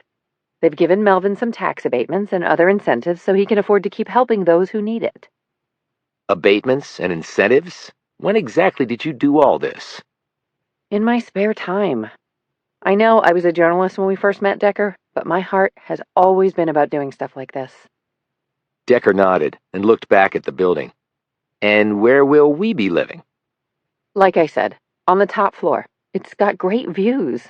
And it's all built out. "Is it furnished, or do we have to go shopping?" I took the liberty of getting some things. If you don't like it, we can always do a redo. "Does it have a place to sit and a place to sleep?" Yes. "Then I'm sure it'll be fine." Do you want to go inside? He motioned for her to lead the way. Jamison punched in a code on a box next to the entry door and pushed it open. Decker followed her in to where they were confronted by a set of stairs. It's a true walk-up. She explained. No elevator. 6 flights up, they reached a door that Jamison unlocked while Decker leaned against the wall and caught his breath. She looked back at him. I thought you'd been working out. She said. I just did. He followed her in and stopped. The ceilings were 20 feet high, with exposed metal beams and concrete columns constituting the support structure of the building. They all had been painted black. The space was wide open, with a large seating area near the 12-foot-tall windows, and a modern kitchen with stainless steel appliances and granite counters. There were 2 large bedrooms with ensuite baths. Down another hall was a large office with a desk and shelves and a window with wooden shutters. A laptop sat on top of the desk. That's your office. I have a space next door. There's also a jacuzzi in there. She added, pointing to a door on the left. And a sauna, but I haven't used either one. I'm not even sure if they work. Holy shit, Jamison, said Decker. When you were describing the place as needing TLC, I sure wasn't expecting this. She looked at him a bit guiltily. This was the former building owner's apartment. He put all the money into this space and went cheap everywhere else. The other apartments do not look like this. What happened to him? She looked nervous. I'd rather not say. And why would that be? I just wouldn't. Alex! Okay, he got shot in the parking lot by some drug dealer he stiffed. Shot as in dead? Well, yeah. I thought that was sort of implied. Decker looked around. And did he use the money he was supposed to pay to the dealer to build this out? It's not clear, but I wouldn't worry about it. I mean, it's not like we owe the drug dealer anything. So he was never caught? Well, the police had a suspect, but since there were no witnesses willing to come forward, they had to let him go. The building went into bankruptcy, and Melvin bought it. He got a really good deal, actually. Apparently, there were no other bidders. Shocking, said Decker. But you like it, right? Yeah, I like it. It's a palace compared to what I'm used to. I already brought my stuff up. You can move in anytime. All my possessions fit inside one bag, so it won't be a huge undertaking. She held out her hand. Welcome to our new home. Roomy.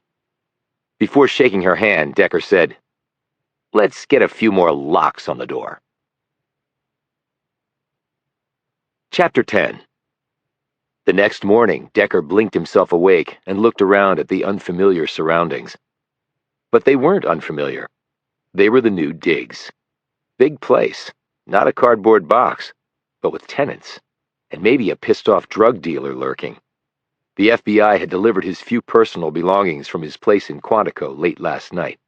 It had taken Decker about 5 minutes to put away all of his worldly possessions. He sat up and got out of bed. He walked over to the window and peered out. It was still dark outside, but the sun would soon begin to rise.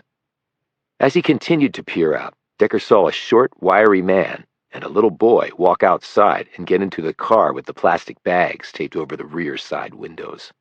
The man was dressed in jeans, work boots, and a sweatshirt. He carried a yellow hard hat. The little boy had a large bag slung over his shoulder. They drove off, the car's tailpipe peppering the air with dark fumes. Down the road, paralleling the building, Decker saw 2 people, a man and a woman, staggering along under the glow of a streetlight. They didn't look homeless, but to Decker's experienced eye, they weren't too far removed from it. The man cuffed the woman on the side of the head, and she fell. He kept going. Finally, the woman struggled up and followed. She pulled something from her pocket, raised her hand to her mouth, and swallowed whatever it was. Decker watched them go, then used the bathroom, showered, and dressed. It was not yet 7 o'clock. He walked down the hall to the kitchen and made himself coffee and a bowl of cereal. He had passed Jamison's room and heard her soft snores through the partially open doorway. He sat and drank his coffee and ate his cereal, but mostly stared out the window into the gathering light. He had come a far distance from his former life in Burlington, Ohio. He had lost his family, his job, and his home. He had avenged the murders of his wife, daughter, and brother-in-law, but that did nothing to take away the loss, the pain. Nothing ever could. Time did not heal wounds for Decker. The passage of time was irrelevant to his unique mind. Everything he had ever experienced in life was as freshly minted in his brain as the moment it was created. That was the vast downside of having a perfect memory. He had so much he wanted to forget, and couldn't. But that wasn't all. He was no longer who he used to be. He knew that he did things that irritated others, leaving rooms too abruptly, zoning out and becoming unresponsive, not having as much empathy as others would have liked, as he would have liked. He rubbed his head. What was up there had changed, meaning he had changed along with it. There was no separating the two, his brain and the rest of Amos Decker. That was just the way things worked. That's the way I work now. He put the dirty dishes in the dishwasher, sat back down, and thought about the case. Berkshire, the victim. Dabney, the killer. Berkshire's hazy past. Did the answer lie there? Or would the truth come from Dabney's end? Or a combination of the two? He thought back to the shooting. He went through each frame in his head, looking for anything that would lead him in the right direction. They had tracked Dabney's movements that day. He had taken an Uber from his home in McLean to a coffee shop near the Hoover building. Decker knew he had walked from there toward the FBI building, where he had murdered Berkshire. As the frames whirred through his head, an inconsistency popped up. Decker loved inconsistencies. They tended to point him in the direction of the truth, or at least to a lead. And right now, he would dearly love a lead. Ellie Dabney had told Decker that she had made her husband breakfast. Eggs, bacon, toast, and roasted potatoes. Dabney had eaten it all, she had told them, plus 3 cups of coffee. So why would he stop at a coffee shop on the way to his destination? It could be nothing. He might have been killing time before his meeting, or else he had a quick cup of coffee while going over some notes. Although, why do that if he knew he was never going to have that meeting? The man assuredly couldn't have expected to murder someone in broad daylight, with lots of witnesses around, and then attend his meeting with the FBI as though nothing had happened. And it couldn't have been a spur-of-the-moment thing, commencing after he left the coffee shop. He had the gun in his briefcase. They had found traces of gun oil and other forensic fragments in there that proved this was so. Decker made a mental note to go to the coffee shop and find someone who had seen Dabney. Maybe he met with someone there. They had checked his phone records. He had made no calls that morning and sent no texts and no emails. Was that because he was about to commit murder? And he was steeling himself to do the deed? But if he did know Berkshire, how would he know she would be there that morning? The FBI had determined that she hadn't called or scheduled a meeting with anyone. But then again, she might have been going there unannounced for some reason. Maybe she had something she wanted to tell the FBI. And Dabney stopped her from doing that. That was an interesting theory. Although it was just possible that she wasn't going to the Hoover building at all. She might have been turning that way to go somewhere else. Lots of possibilities and nothing conclusive. But then most cases started out that way. The truth was always hidden on the inside, the core, Decker thought. And you had to peel away every single layer of the outside to get to that core. He looked up to find a sleepy-eyed Jamison dressed in gym shorts and a U2 t-shirt, staring at him. "You're up early," she said hoarsely. "I'm always up early. You'll find that out now that we live together, roomie." She padded over to the coffee machine, put in a coffee pod, and slid a cup under the dispensing slot. As it did its thing, she leaned against the counter and said groggily, "Any brilliant revelations in the night?" "Apparently Dabney had 2 breakfasts. I'd like to know why." Okay. The coffee machine dinged, and Jamison doctored her coffee with raw sugar and cream and took a sip. "We're scheduled to search Dabney's house this morning." Decker drummed his fingers on the table and didn't answer. "I understand some of their kids will be there." She added. "A little boy and his dad," "What?" she said in confusion. "Dabney had 4 grown daughters." "The car with the plastic bag windows in the parking lot here. The gray Sentra." "Oh, what about them?" "Who are they?" "Tomas Amaya and his 11-year-old son, Danny." "He goes to school nearby?" "Yes. Did you see them?" "They left before 6. Tomas drops him off at the school. They have a before-school program for parents who have to go to work early. Tomas works construction and has to be at work by 6:30. "And the mother?" As far as I know, it's just Tomas and Danny." "How do you know all this?" I told you that I met with all the tenants. I wanted to introduce myself to everyone after Melvin bought the building. I just wanted to assure them that everything would be okay, that they weren't being evicted or anything. And I spent time with Tomas and Danny. Tomas is devoted to his son, and Danny is very bright. He draws. I've seen some of his sketches. The kid has talent. And all the tenants are nice? Well, that's a relative term. Give me a relative answer. Some are nicer than others, and I get where some of them are coming from. They're all people of color, and I'm not sure all of them are here illegally.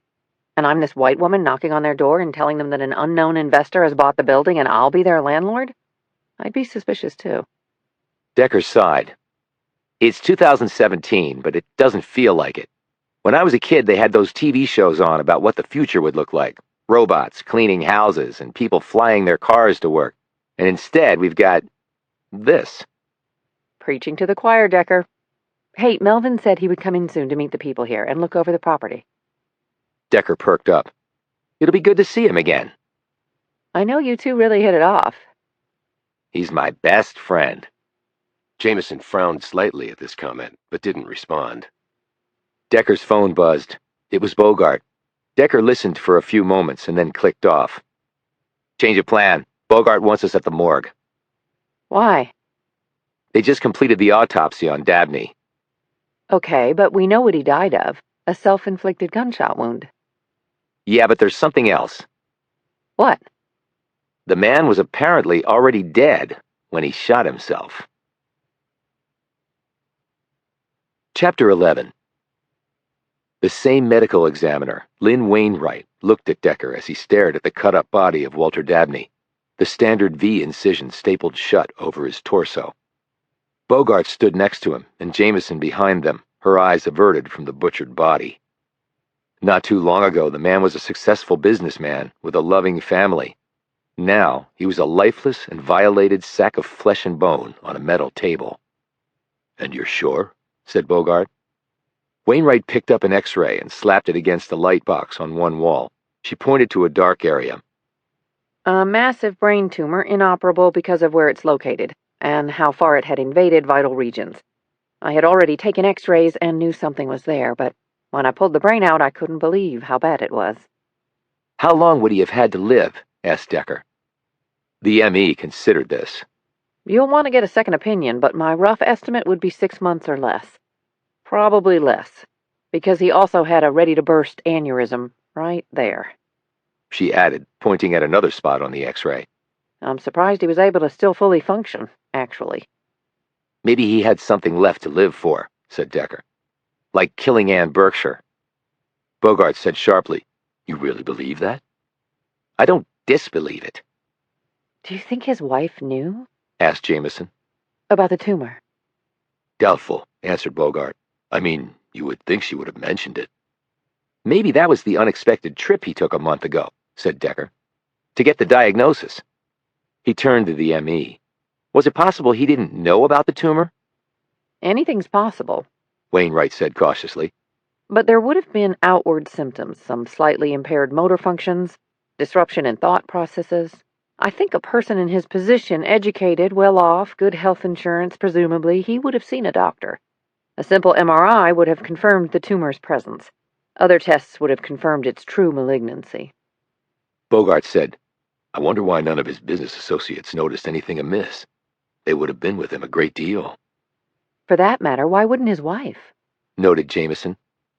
The M.E. said, With this sort of cancer, the end comes very swiftly, but he might have been able to work at a fairly normal level up to a certain point, until the cancer just became too widespread. By the looks of his brain, I think that time was rapidly approaching.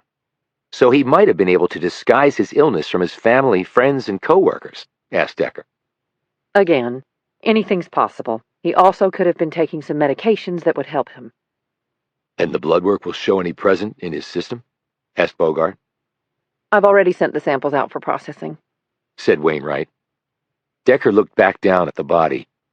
Since he was already dying, taking his own life makes more sense. He saved himself and his family months of suffering, but it doesn't explain Berkshire's murder. Well, to put it bluntly, I think his family would have taken months of their father suffering his final illness over what's happened now, countered Jamison. Which means he must have had a really compelling reason. retorted Decker. "And we have to find out what that was." He headed out.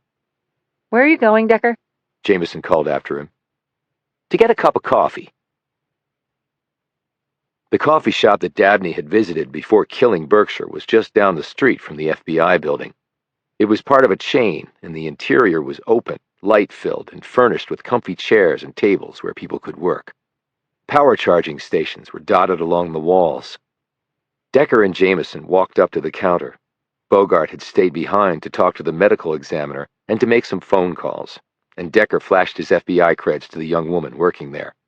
She was in her early 20s, with brown hair tied back with an elastic band. She had on white pants and a black polo with the store's logo. Round glasses fronted her face. After ordering coffee, Decker said, "Did you work yesterday?" The woman nodded. Decker held up a photo of Walter Dabney. "Street cameras confirm that he entered here at 10 o'clock and left about 50 minutes later." Is he the guy who shot the woman? I saw it on the news. "He is. Did you see him here? Did you take his order?" Both. "What did he have?" The woman thought a moment. Hot tea and a blackberry scone, at least I think. I serve a lot of food and drinks during the course of a day. "How did he appear to you? Nervous?" Not particularly, no. He seemed, well, normal. "Where did he sit?" She pointed at a table over by the front window. Decker looked around the space and memorized the location of all the tables. Was the place full when he came in? No, the morning rush was over by then. There were maybe 2 tables occupied. "Which ones?" She pointed them out. They were near the counter. Decker said, "Did you notice whether anyone came over to him, spoke with him?"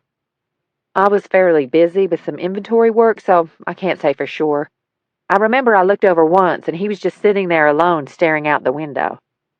"Anyone else who works here who might have seen anything?" Billy was on duty yesterday, too, but he's not in today. He might have seen something. He was delivering orders and bussing tables. Jamison handed her a couple of cards. Tell Billy to give us a call, and if you remember anything else, give us a ring. While she'd been speaking, Decker sat down at the table that Dabney had occupied. "This chair?" he asked. The woman looked over. No, the one to the left of you. Decker changed chairs and looked around as Jamison walked over to him and sat down in the chair he'd vacated. What are you thinking? Decker gazed out the window. From here he could see the FBI building and the guard shack. There was someone inside, but he couldn't tell if it was the same guard as before. He said, "This place was empty, so he had his pick of tables. He walked past a bunch of empty ones to get to this one. It gives the clearest field of view toward the FBI building. So did he come here to observe something, or to meet with someone? Or was there another reason?" How will we find out which one? "We keep asking questions." Decker's phone buzzed. He listened for a few moments and then said, "We'll be there as soon as we can." He clicked off and said to Jamison, "That was Bogart. Dabney's daughter Jules has something to tell us." What? Something her father told her a week ago. Chapter 12. Walter Dabney had done well for himself. Decker was standing right in the middle of it all. The house in McLean was easily worth $4 or $5 million. The grounds were extensive and professionally landscaped and maintained. A crew was outside right then, trimming bushes, cutting the broad, plush lawns, and generally sprucing up the outdoor space. Another crew was working on the Olympic-size heated pool. And there was a pool house that was about the size of a normal home. The cost of merely maintaining this place each year was probably far more than Decker was paid by the FBI. He turned from the window to stare over at Jules Dabney. She was an interesting mixture of her parents. Tall and athletically built like her mother, she had her father's jawline, long forehead, and pale green eyes. Her blonde hair hung straight down and skimmed the tops of her shoulders. Her manner was brisk, businesslike even, and she hadn't shed a tear since Decker and the others arrived. Her mother, she told them, was in her bedroom, heavily sedated. Translation: she's not talking to you. Jules instantly struck Decker as a micromanager and able handler of adverse situations. He wondered if that was going to help or hinder their investigation. They were in the library, 3 walls of books clearly proclaiming the purpose of the room. Bogart sat in a comfy leather recliner, Jamison in an upholstered settee, and Jules in what looked like an antique wing chair. Decker stood in the center of the room. Bogart said, "I can appreciate how difficult this is for you, Ms. Dabney." Jules waved this off. It's not difficult, it's impossible. But we have to get through it, and so we will. "Where did you come in from?" Decker asked her. She looked at him as though bewildered why this held any relevance. Palm Beach, why? "What do you do there?" She frowned. Is that important or pertinent? "It's hard to say since you haven't told us yet." Her lips pursed. She said, I have my own company, healthcare consulting. Jamison said, I would imagine Florida's a good place for that. What with a large retired population? Most of them are on Medicare, of course, but there's a great deal of wealth down there, and people have supplemental insurance. Healthcare is complicated. It's hard for people to navigate it, and we advise businesses too. In fact, that's where most of our revenue comes from. We have 20 employees and are growing double digits every year. "That's very impressive," said Decker. "When I was your age, I could barely take care of myself." She said curtly, My father instilled an excellent work ethic in all his children, along with ambition. She suddenly looked away, and for a moment Decker thought she might burst into tears. She rubbed her mouth and turned back to them. My father was a huge influence on me. Decker said, "I'm sure. And you wanted to meet with us because your father told you something?" Things. She said. I wrote them down on the flight in. She handed the paper to Decker. He looked down at it. Bogart said, "Can you read them out loud, Decker?" Decker appeared not to have heard him. Jules stared impatiently at the silent Decker for a few moments, and then said sharply, as though she were giving a business presentation. 1, he told me to take care of my mother. 2, he said for me to get married and have a family, because life was too short. 3, he told me that, above all, I was to remember that he loved me. Bogart said, "And was this unusual?" My father was attentive and caring, but yes, these particular statements were unusual because he had never spoken to me about these things before. At least, not like that. Jamison said, So, were you concerned? I point blank asked him if something was wrong. He said no, just that he'd been thinking about life in general and wanted me to know these things. He joked that he must be getting old, but it still struck me as odd. "Did you talk to anyone else about it?" asked Bogart. No, I was going to phone my siblings to see if he'd had a similar conversation with them, but then I got busy. By the time I got around to thinking about doing it, I got the call about Dad. Decker held up the list. "You have a number 4 marked here, but nothing beside it."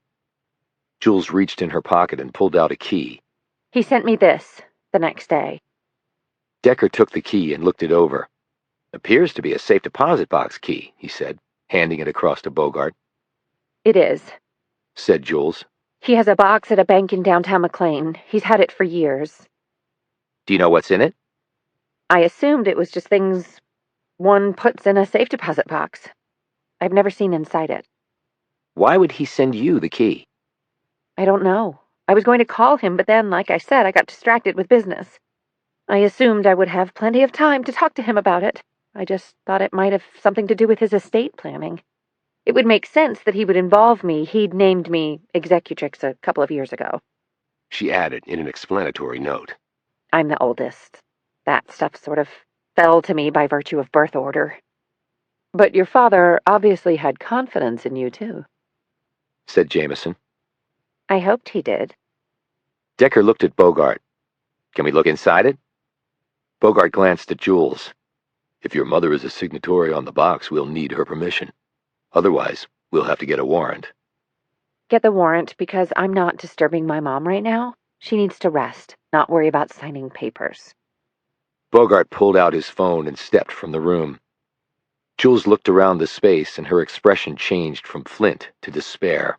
I grew up in this house. I love every nook and cranny of it. Jamison said, I can see why. It's beautiful. So warm and inviting. Did your mother do the decorating? Jules nodded. She had an eye for that. Dad was great at his business, but Mom did everything else. She was the Perfect partner. Wonderful hostess. A great sounding board when he needed it. And she raised 4 kids, mostly on her own, because Dad was always traveling back then. Jamison said. Wealth like this doesn't come easy. A lot of hard work went into it. Yeah, said Jules absently. So his words to you, given what happened, makes sense, said Decker. Sort of parting advice? She looked up at him, her face reddening. So you're suggesting he told me to get married and have kids before he goes and murders someone and then blows his own head off? How screwed up is that? She added shrilly. Decker said imperturbably, but he might not have thought he had a choice. What does that mean? Did you know your father was sick? What do you mean, sick? He had an inoperable malignant brain tumor. He was terminal. Jamison gave a little gasp at Decker's blunt words, but he kept his gaze squarely on Jules. Tears appeared in Jules's eyes.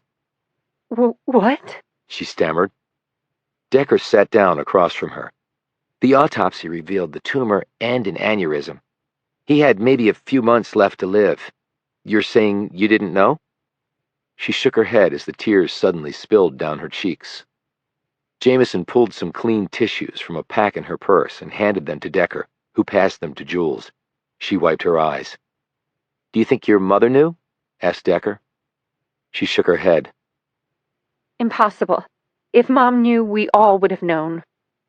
Even if he didn't want the children to know? Asked Jamison.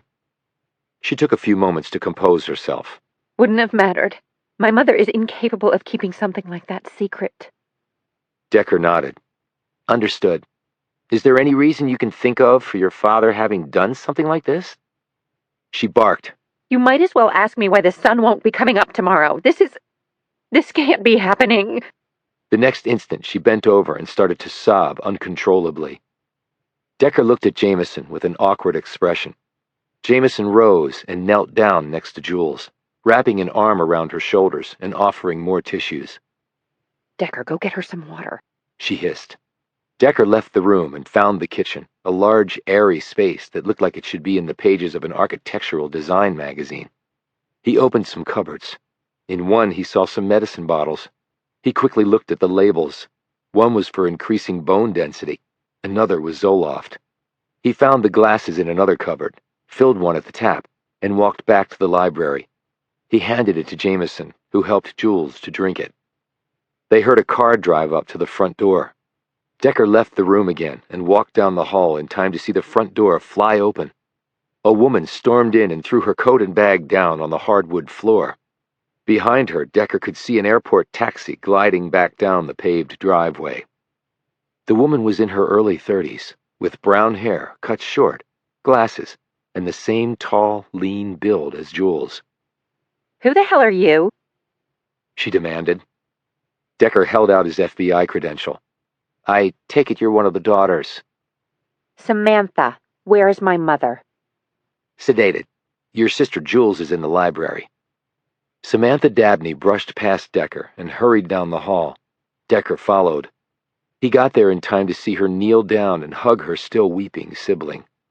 Jamison rose and backed off, giving the women space. When Jules finally composed herself, she sat up. Samantha said, What the hell is going on? Why is the FBI here? Jules said, I told you what happened, Sam. Did you think they wouldn't be investigating? Dad shot someone. Right outside the FBI building. Samantha collapsed into the chair that Jamison had been sitting in. I know that's what you told me, but it can't be, Jules. You know that. Why would he do this? He had so much to live for. Daddy was terminal. He had a brain tumor. The blood drained from Samantha's face. She jumped up from the chair and glared down at her sister. What? And you didn't tell me? Decker interjected. I just told her. His autopsy revealed it. He paused. Did your dad phone you recently? No. About 3 weeks ago, he sent me an email. Nothing special, just checking in. She shot Jules a glance. First, Dad shoots someone. And now, a brain tumor? What is going on? Wait, do you think the tumor affected his mind? Is that why he did it? Decker said, anything's possible, but if there's another reason, we need to find it.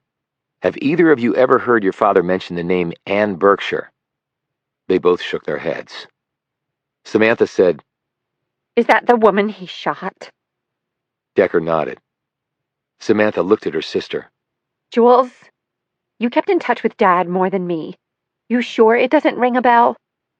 No, I never heard of the woman. Jamison said, It might have been random. There might be no connection. Maybe he was affected by his illness. Maybe Berkshire was in the wrong place at the wrong time. Decker said, I found some medicine bottles in the cupboard. One was for increasing bone density. The other was Zoloft. Who were they for? Part of the labels were removed. Samantha looked at her sister and then back at Decker. For Mom. She's had a problem with brittle bones. The Zoloft was for her depression. How long has she suffered from that? Asked Decker. At least since we were kids, Said Samantha. She also has kidney issues. Added Jules. But she looks so healthy. Said Jamison. Tall and athletic and robust. Looks can be deceiving. Said Jules curtly. Anyway, Dad took good care of her. Now, I don't know. I might have her come and live with me. Bogart returned a moment later. He said, The warrant is coming in now. Let's head to the bank. Samantha said, What bank? Daddy sent me the key to his safe deposit box. Said Jules. Why? What's in it? Bogart held up the key. That's what we're going to find out. Chapter 13. Empty. They were staring at an empty safe deposit box. Decker gave a disappointed grunt. Bogart glanced up at him. Jamison mimicked this move. Decker said, He cleaned it out. We're just assuming he had anything in it, said Bogart. He sent his daughter a key to access it. Why do that if there was nothing in it? True, conceded Bogart. Jamison said, They must have a record of him coming in. Soon they were sitting across from the bank manager, who tapped some keys on her computer. She nodded. 5 days ago, Mr. Dabney came in and accessed his box. And took things from it? Asked Bogart. We wouldn't know about that. Said the manager. What's in our client's boxes is private. Decker said, Then we'll need to look at your video footage. 10 minutes later, they were staring at a computer screen in a small room off the bank lobby.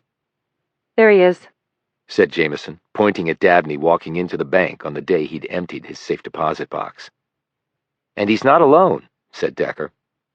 There was a woman with Dabney. It wasn't his wife.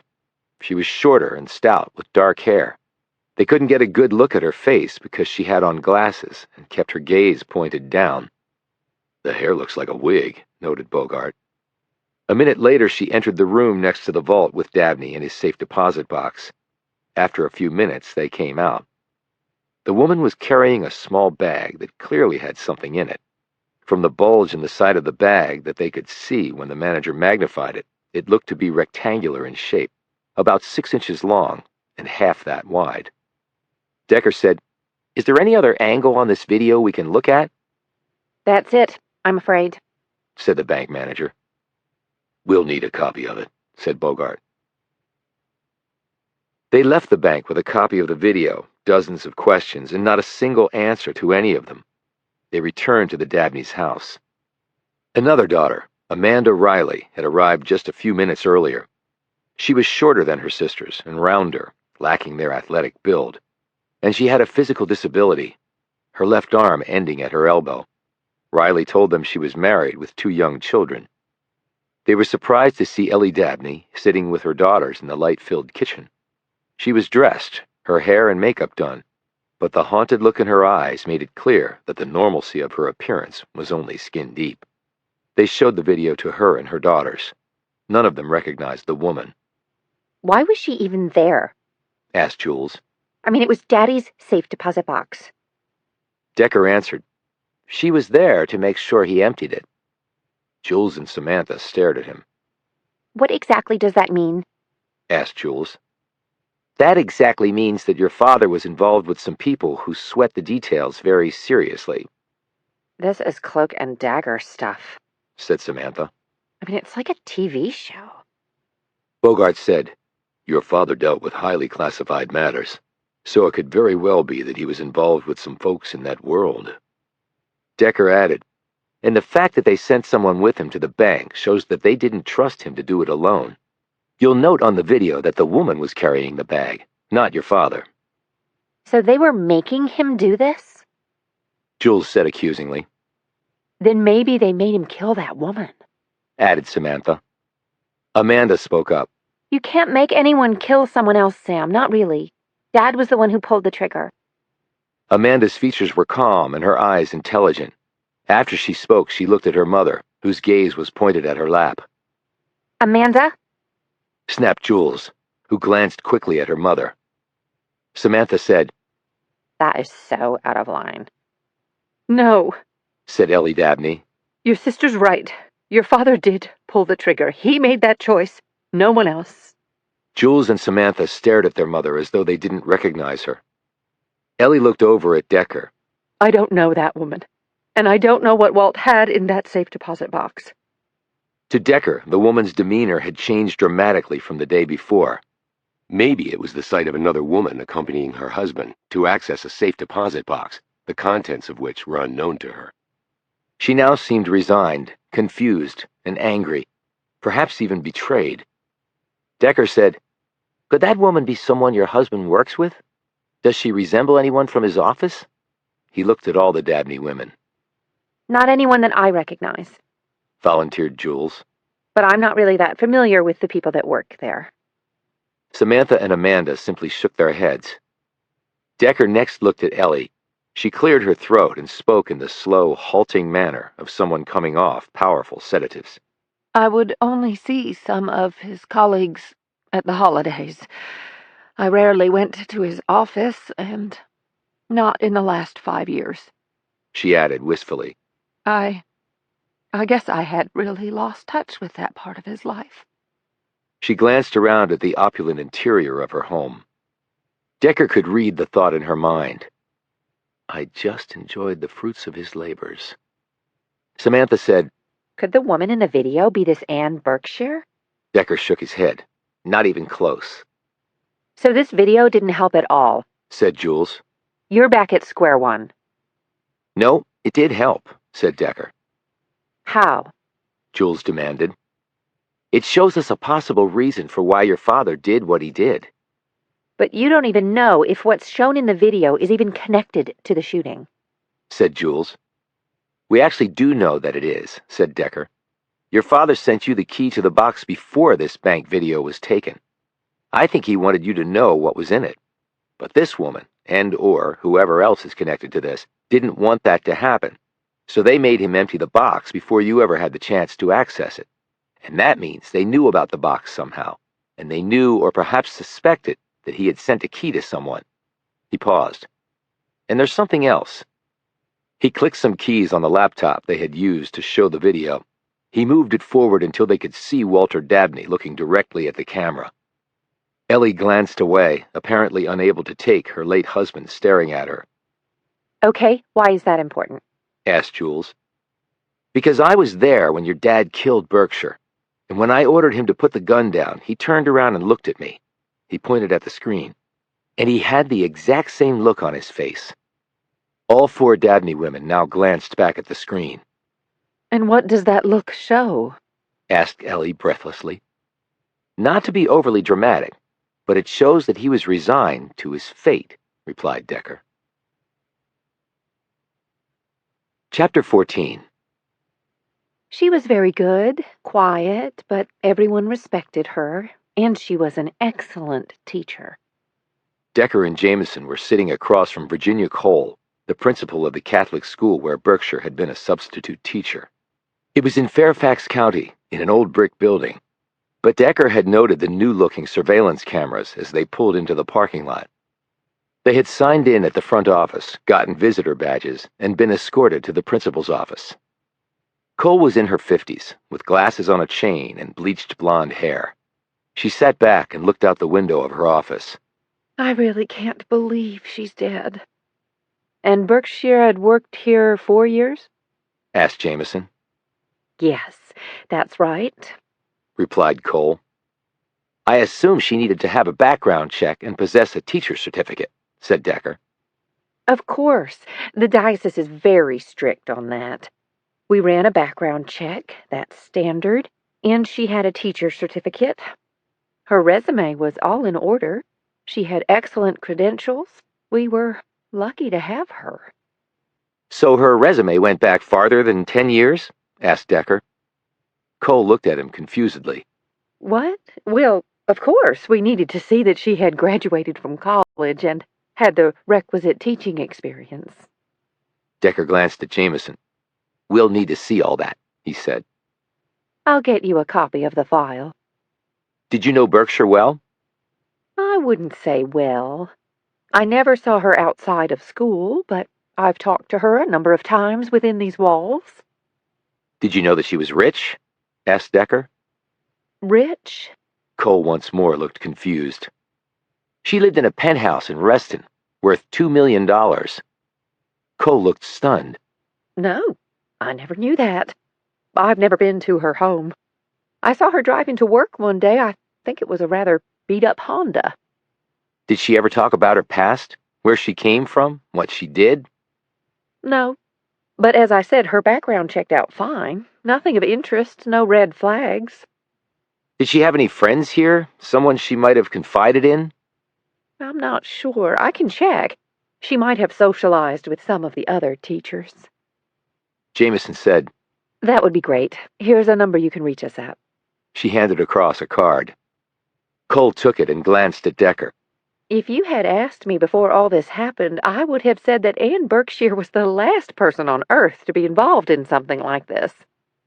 Well, maybe that was intentional on her part, said Decker. You mean it was all a facade? Asked Cole. I mean, if she had a secret past, she would have had every incentive to keep it secret. But then again, she might have simply been in the wrong place at the wrong time. Unfortunately, that happens far too often. They were given a copy of Berkshire's employment file before they left. Decker tucked it under his arm. On their way back to their car, his phone buzzed. It was Faye Thompson, Walter Dabney's partner. Our travel department did not schedule that trip for him, said Thompson. And he didn't use the corporate card for any travel. He might have used his personal card. We'll check that, said Decker. And did you find out what happens to the firm now that Dabney is dead? Yes. I spoke with our in-house counsel. Walter's partnership interest goes half to Mrs. Dabney and half to the 4 children, in equal amounts. So together, they control the company? Yes. We have a video of a woman with Dabney at his bank. I'll send it to you. I want you and the people at your office to look at it and tell us if you recognize her. At Walter's bank? Yes. Okay, does this have to do with what happened? I can't tell you. I'm just in collecting stuff mode. Agent Decker, do you know if a memorial service has been planned for Walter? No, I don't know. You might want to check with his wife for that. It's just that I wasn't sure if they would want to do one, what with the circumstances of his...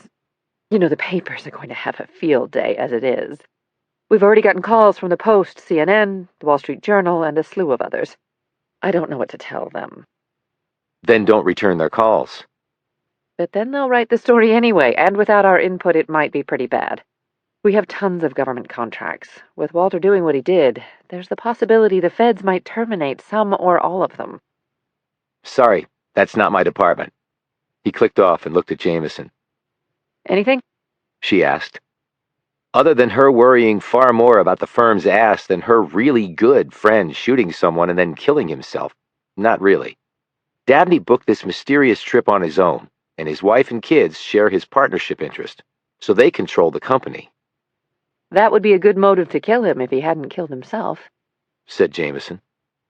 What would drive a seemingly rock-solid guy like Dabney to murder someone and then shoot himself? I get that he was terminal, but that's a little much.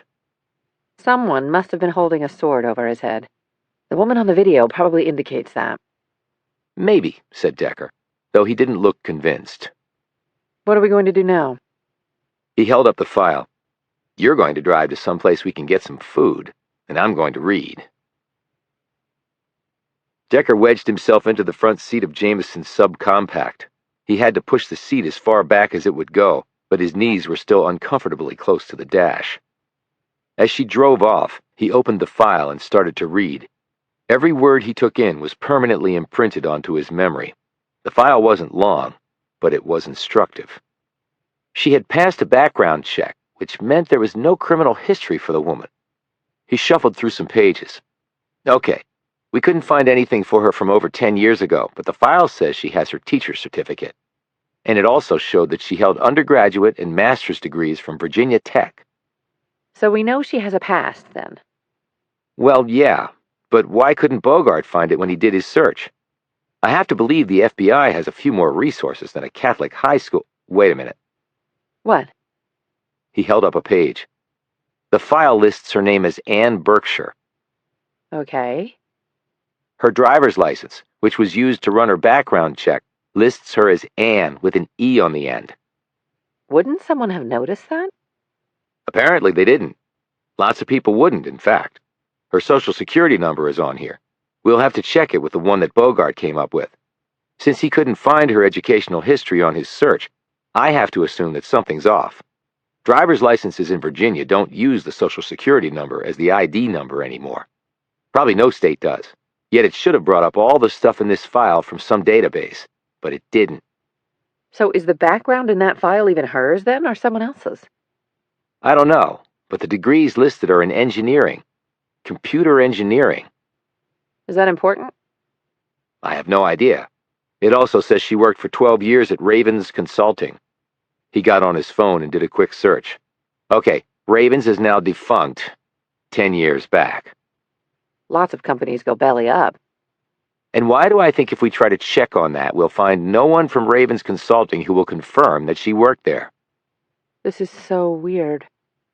So her past is an enigma, and maybe a fake one, but she's apparently 59, obviously rich, and also a part-time volunteer for hospice patients and a substitute teacher at a Catholic school, even though she doesn't need the money. He glanced at Jamison.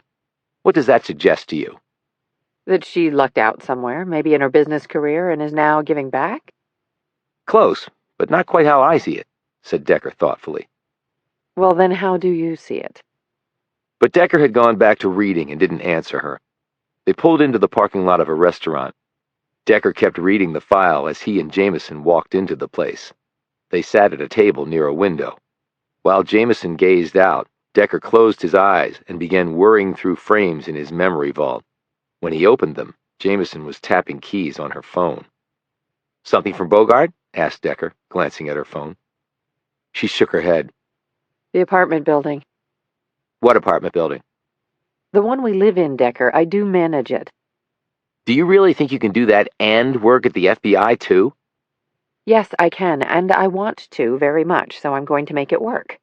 I don't want to spend my entire life chasing a paycheck. I like working at the FBI because we're helping people who need it, but most, if not all, of them are already dead. I'm trying to be a little more proactive with what I'm doing with the building. You try to help people so they never need the FBI in the first place. He picked up the menu, looked longingly at all the fat-laden pages of food, and then glanced up to see Jamison staring at him. You're looking so much healthier, Decker. Yeah, so you keep telling me. She gave him an impish grin. When the waitress came, he ordered unsweetened iced tea, a Greek salad with oil and vinegar dressing on the side, and a bowl of vegetable soup. Good boy, said Jamison with a smirk. When the food came, Decker said suddenly, Honda. What? The principal at the school said Berkshire had a beat-up Honda. Jamison lowered her fork. That's right, she did. Berkshire has a Mercedes convertible sitting in the underground parking garage of her condo building. She's barely driven it. So she must have another car, this Honda. No, it wasn't listed in her information at the condo building, just the Benz. She was only assigned one parking space because she only had one car. With the size of her condo, she could have had 2 spaces, but she required only the one. That's odd. Apparently, everything about the woman is odd. So maybe it wasn't a random shooting. Maybe Dabney did kill her for a specific reason. Oh, I believe he did, but I have a hunch it's for a reason none of us are thinking of right now. It would have made things so much easier if Berkshire had been the woman on the video with Dabney at the bank, she said wistfully. Decker gave her a dubious look. If you want easy, Alex, I think you picked the wrong profession. Chapter 15. 6 in the morning. The capital city was blessed by a crisp breeze. The sky was cloudy, and the promise of rain was in every air molecule. Decker was sitting on the front steps of his apartment building, drinking his first cup of morning coffee. He had risen especially early, showered, and dressed in faded jeans and his Ohio State pullover. His scraggly hair was still damp. He sipped his coffee and occasionally closed his eyes, letting his perfect memory roll back over the last few days, looking for something that would give him traction on this case. But each time, he opened his eyes with the firm conclusion that his memory was actually perfectly imperfect, because nothing had occurred to him. The door opened behind him, and 2 people stepped out. Tomas Amaya had on his work clothes, corduroy pants, heavy work boots, and a denim shirt with a white t-shirt underneath. A San Diego Chargers football cap was on his head, his curly brown hair poking out from under it. His hard hat was in his right hand. Danny had on jeans and a navy blue sweater. His school bag was over his shoulder. He looked sleepy, and his chin drooped against his slender chest. As Decker moved aside to let them pass, Danny yawned deeply. Tomas nodded at Decker and then glanced quickly away. Decker watched as the pair headed to the old car with the garbage bag windows. Danny put his bag in the back seat as Tomas opened the driver's side door. Decker heard a car coming fast and turned his attention to the right. Tomas evidently heard it too, because he called out to Danny in Spanish. The little boy jumped into the passenger seat while his father pulled out his keys and slid into the driver's seat. He hadn't even managed to close his door before a Camaro slid to a stop in front of the beat-up car. 2 men climbed out, one large and one small. Pistols were in their waistbands. The large man was white, the small one Hispanic. The small man had on a suit with a vest but no tie. His dress shirt was buttoned all the way to the top. The large man had on cami pants, a long-sleeved compression shirt outlining an impressive physique, and what looked like combat boots. The small man walked over to the driver's side while his partner stood in front of the car, his hand on top of his pistol. A string of spoken Spanish made Tomas Amaya get out of the car. He stood there staring at his feet. The small man coolly appraised him, cocking his head from side to side and then smiling. Then he called the other man over. The white guy took 2 long strides to reach them.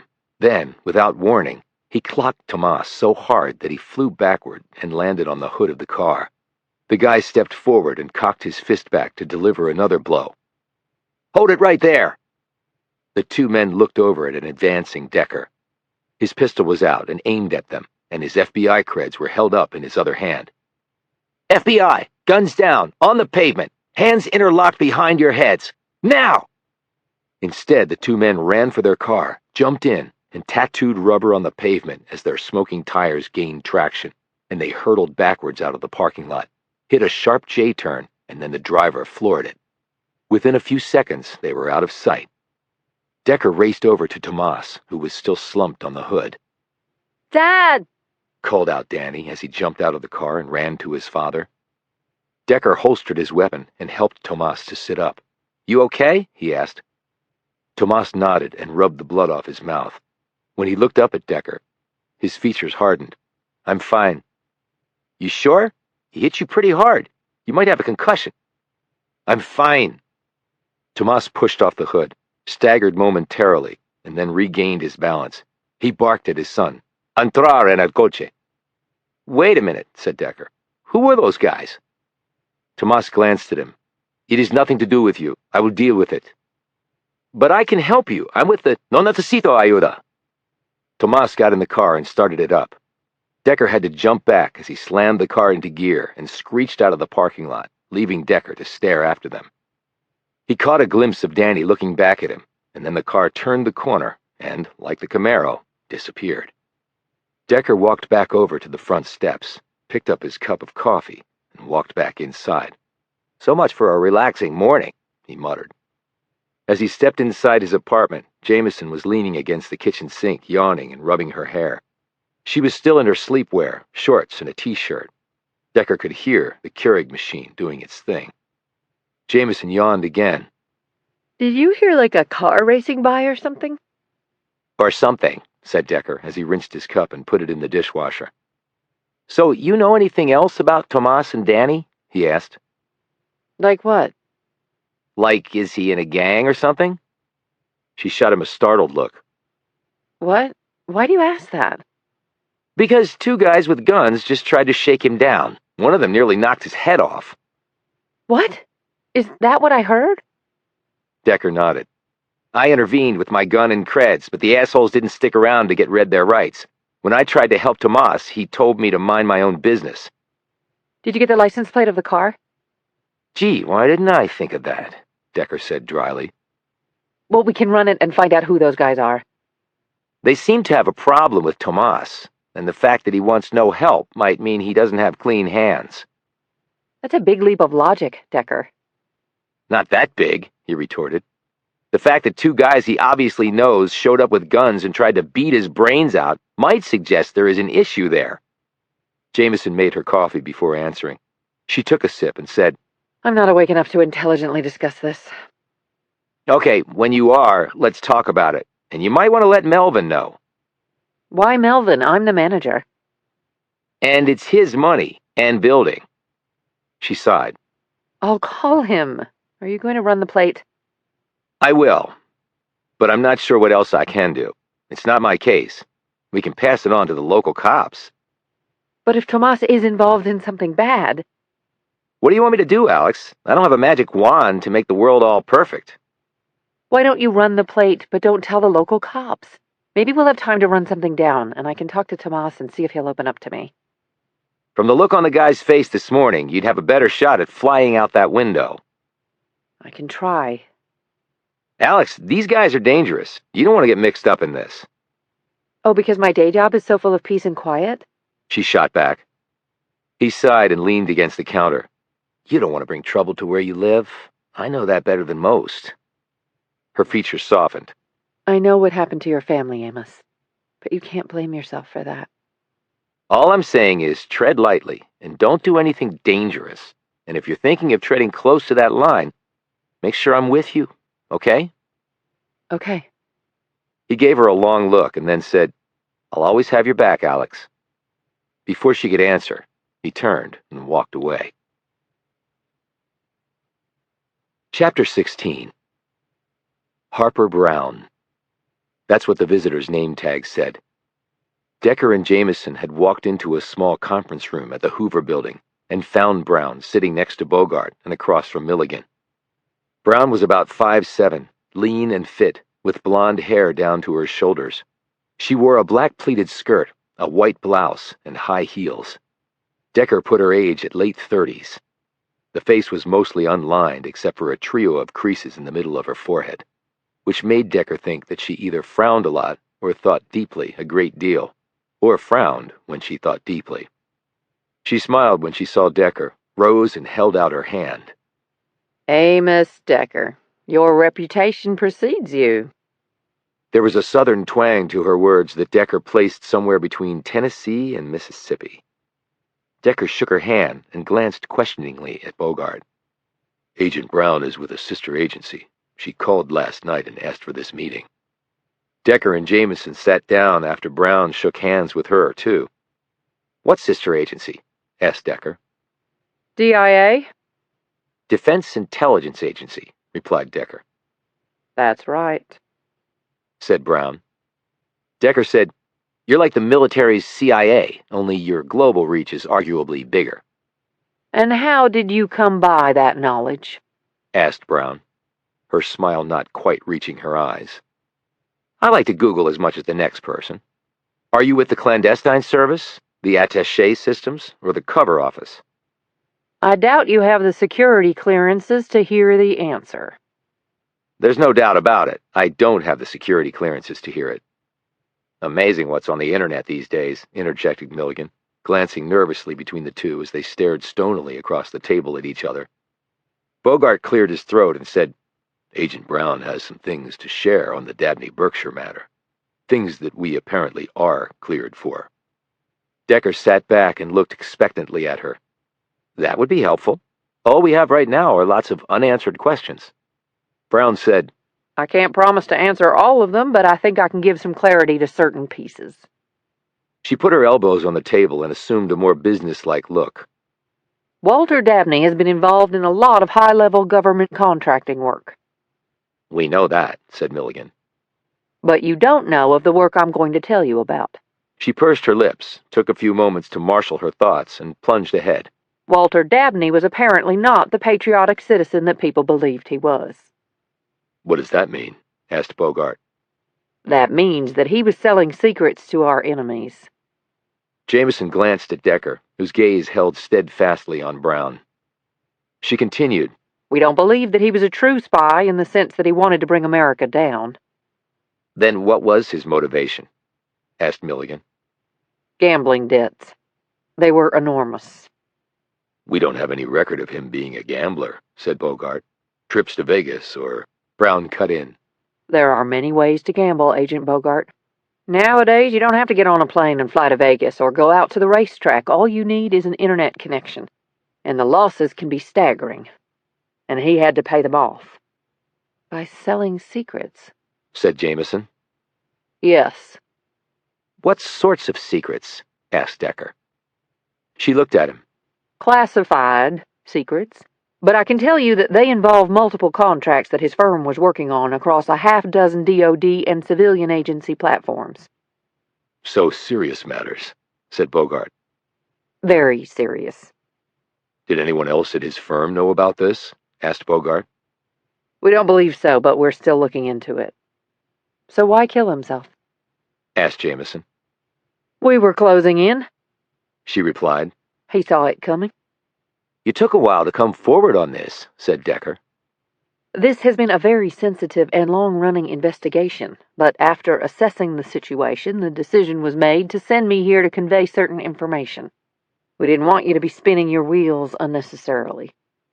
And why kill Ann Berkshire? Asked Decker. She scrutinized him. I understand that you have hyperthymesia and synesthesia from a football injury. And does that somehow explain why he killed Ann Berkshire?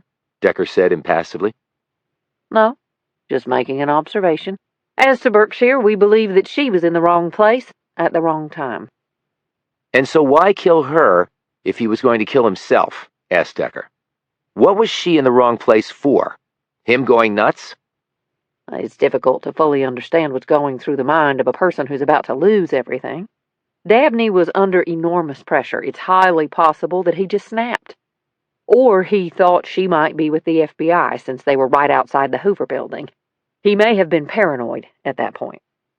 And it's also possible that you're wrong, said Decker. He was stealing secrets, and he did it because of gambling debts, Retorted Brown. Granted, that might be the case, but you could still be wrong about why he killed Berkshire. Do you have a theory? No, but when I do, you can be pretty certain it'll be the correct one. You seem very sure of yourself, Mr. Decker. Well, if I can't be, who can? Right, said Bogart suddenly. We appreciate the information, Agent Brown. Where do we go from here? She slowly turned to him. I think for you, nowhere. This is an active DIA case. We're pursuing all possible leads. This is a national security matter, and thus anyone investigating it must have the proper security clearances. She glanced at Decker. Which unfortunately leaves you out. Decker ignored this and said, What do you know about Berkshire? What? You must have investigated her. We found some curious elements about her past. You must have done the same. What we have found or not is an internal DIA matter. I only came here today as a courtesy to a sister agency. And to tell us we're off the case, added Decker. She looked directly at him. Without getting into too much detail, I can tell you that the secrets that Dabney stole compromise strategic assets of this country. If certain of our enemies gain access to this information, it could be 9/11 again, only far worse. That's a big statement, said Bogart, staring at her in amazement. If things are that dire, our agencies cooperating may be the best strategy. Brown rose. Thank you for your time. I would appreciate any files you have collected be sent over to my office, Agent Bogart. You can use the contact information I've already provided. She had turned to leave when Decker spoke. I saw Walter Dabney shoot Berkshire. and I saw him try to blow his head off." She turned back to look at him. And your point? "I'm not sure you're cleared for it." She gave him a tight smile, pivoted on her heels, and walked out. Bogart looked over at him. "We might need to give you a refresher course in interagency etiquette." Decker said, "Then make sure Agent Brown attends it too. So what's our next step?" "Next step in what?" "The Dabney case." "Decker, didn't you just hear the woman? We're off the case." "I heard someone from DIA come here and tell the FBI that they're off the case. I haven't heard anyone from the FBI tell us that." Bogart started to say something but remained silent. Milligan said, "I think Decker has a point, Ross, and far worse than 9/11. Our mission is to protect the United States. If the Bureau's not going to be involved in something potentially this big, then what the hell are we doing?" Jamison added, I think so too.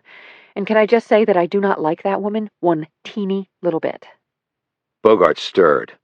"I can't say I much like her, or getting thrown off a case that happened right on Bureau territory. If the stakes are this big, we can keep going, but we have to do so cautiously. Any misstep, and we could get in trouble. And that won't help anything." Decker rose. Bogart said, "Where are you going?" "To find a beat-up Honda." Chapter 17. I'll always have your back too, Amos. He and Jamison were in her car. His knees jammed against the dashboard. He turned to look at her. "I know you will. Have you talked to Melvin yet?" I left a message. I haven't heard back yet. What did you think of this Harper Brown? "She's apparently good at what she does." Which is what exactly? "Bullshitting." So you don't believe what she said? "She works in the intelligence field. They're trained to lie and sell it like the truth. They obviously undergo the same indoctrination as politicians." So if she's lying, that complicates an already complicated situation. "Yes, it does." But why would she lie? "She may not be entirely lying. Dabney might have been selling secrets. Maybe he had a gambling habit. But the reason for killing Berkshire doesn't make sense." But he was terminal. Maybe he was on meds. Maybe the cancer messed with his brain. "And maybe, Alex, the truth lies in another direction." A frustrated Jamison refocused on the road. How are we going to find her Honda? She said tersely. "We've only heard one person mention the Honda, so that means we're going back to school."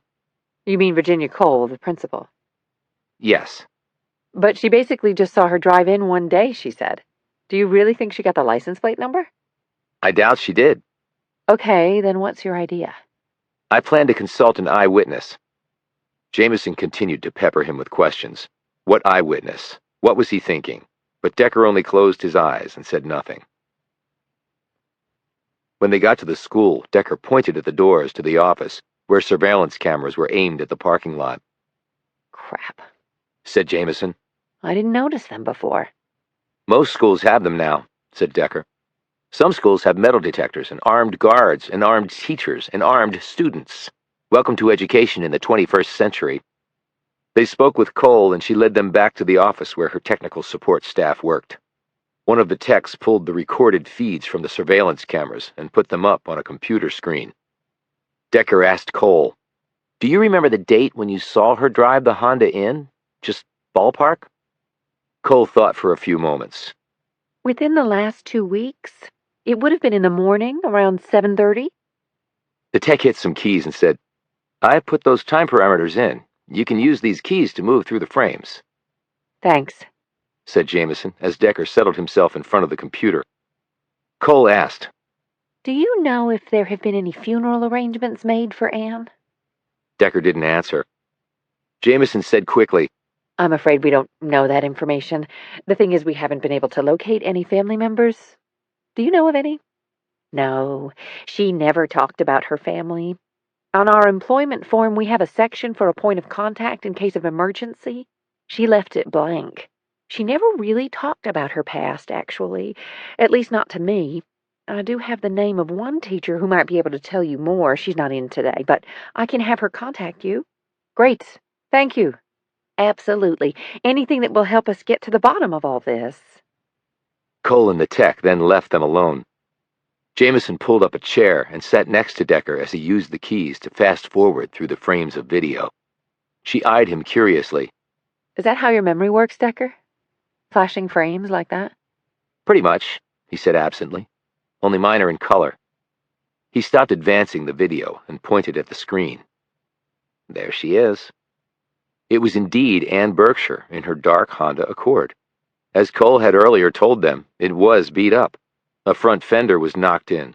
The passenger door had a long scrape, and there were some rust spots on the hood. And there's the license plate number, said Decker, who memorized it on the spot, even as Jamison wrote it down. Berkshire pulled into an empty space, got out, and opened the rear door to retrieve her small briefcase and purse. She walked toward the door, and thus toward the cameras. God, said Jamison with a shiver. knowing she's dead, this is creeping me out. Decker looked at the timestamp on the film. 10 days ago. She looks normal enough. Not like anything's weighing on her mind, observed Jamison. You mean like a spy ring about to be cratered, said Decker. And she arrested for espionage? Jamison snapped her fingers. Maybe that's where she got the money. Maybe, but Agent Brown didn't tell us how long this had been going on, and we still can't find a connection between Berkshire and Dabney. Well, Dabney obviously had another life that was invisible to those who knew him. Maybe Berkshire was also a gambler, and they met that way. Right. Pick someone with a gambling addiction like yourself to convey secrets to. I'm sure nothing could go wrong there. It's still possible, persisted Jamison. But why would he need her, Alex? What skill set or advantage does a substitute teacher offer to a connected guy like Dabney who's selling government secrets?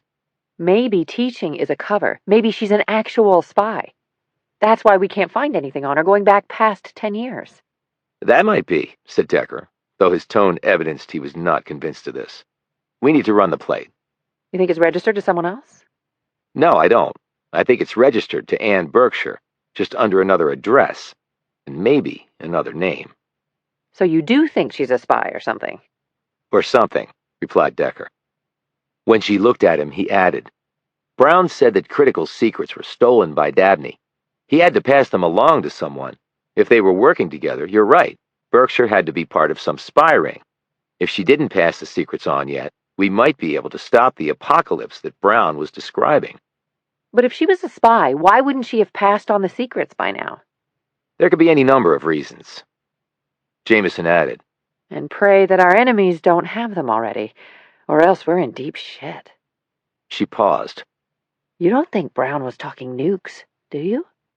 Decker looked at her. Keep saying prayers, because I don't know if she was or not. But the lady didn't strike me as someone who overstates the case. So her worst-case scenario is probably Armageddon. Wonderful. Chapter 18. Damn. Todd Milligan stood shoulder to shoulder with Decker as they surveyed the house the next morning. The rundown on the Honda's license plate had led them here. A ramshackle farm cottage down a rural road in the middle of Loudoun County, Virginia. Decker nodded at Milligan's exclamation. From multi-million-dollar condo smack in the middle of upscale suburbia to this. But why would she even have this place, Decker? Decker started walking toward the house. That's what we're here to find out. But Berkshire's starting to strike me as someone who had a purpose behind every act. So let's start with that notion and see where it takes us. There was a small outbuilding behind the cottage, more a lean-to than anything else, but inside it was the Honda. We might need a warrant to search the house and car, Milligan pointed out. The only person able to object is dead, replied Decker. He tried the car door, but it was locked. The keys might be in the house, he said. They trooped to the front door. It was also locked. Decker leaned his heavy shoulder against it, and it was no longer locked. They stepped inside, and the old wooden plank floors creaked ominously under their weight. The air was musty, and the room was chilly. Milligan pointed to a fireplace in the front room. That might be the only source of heat.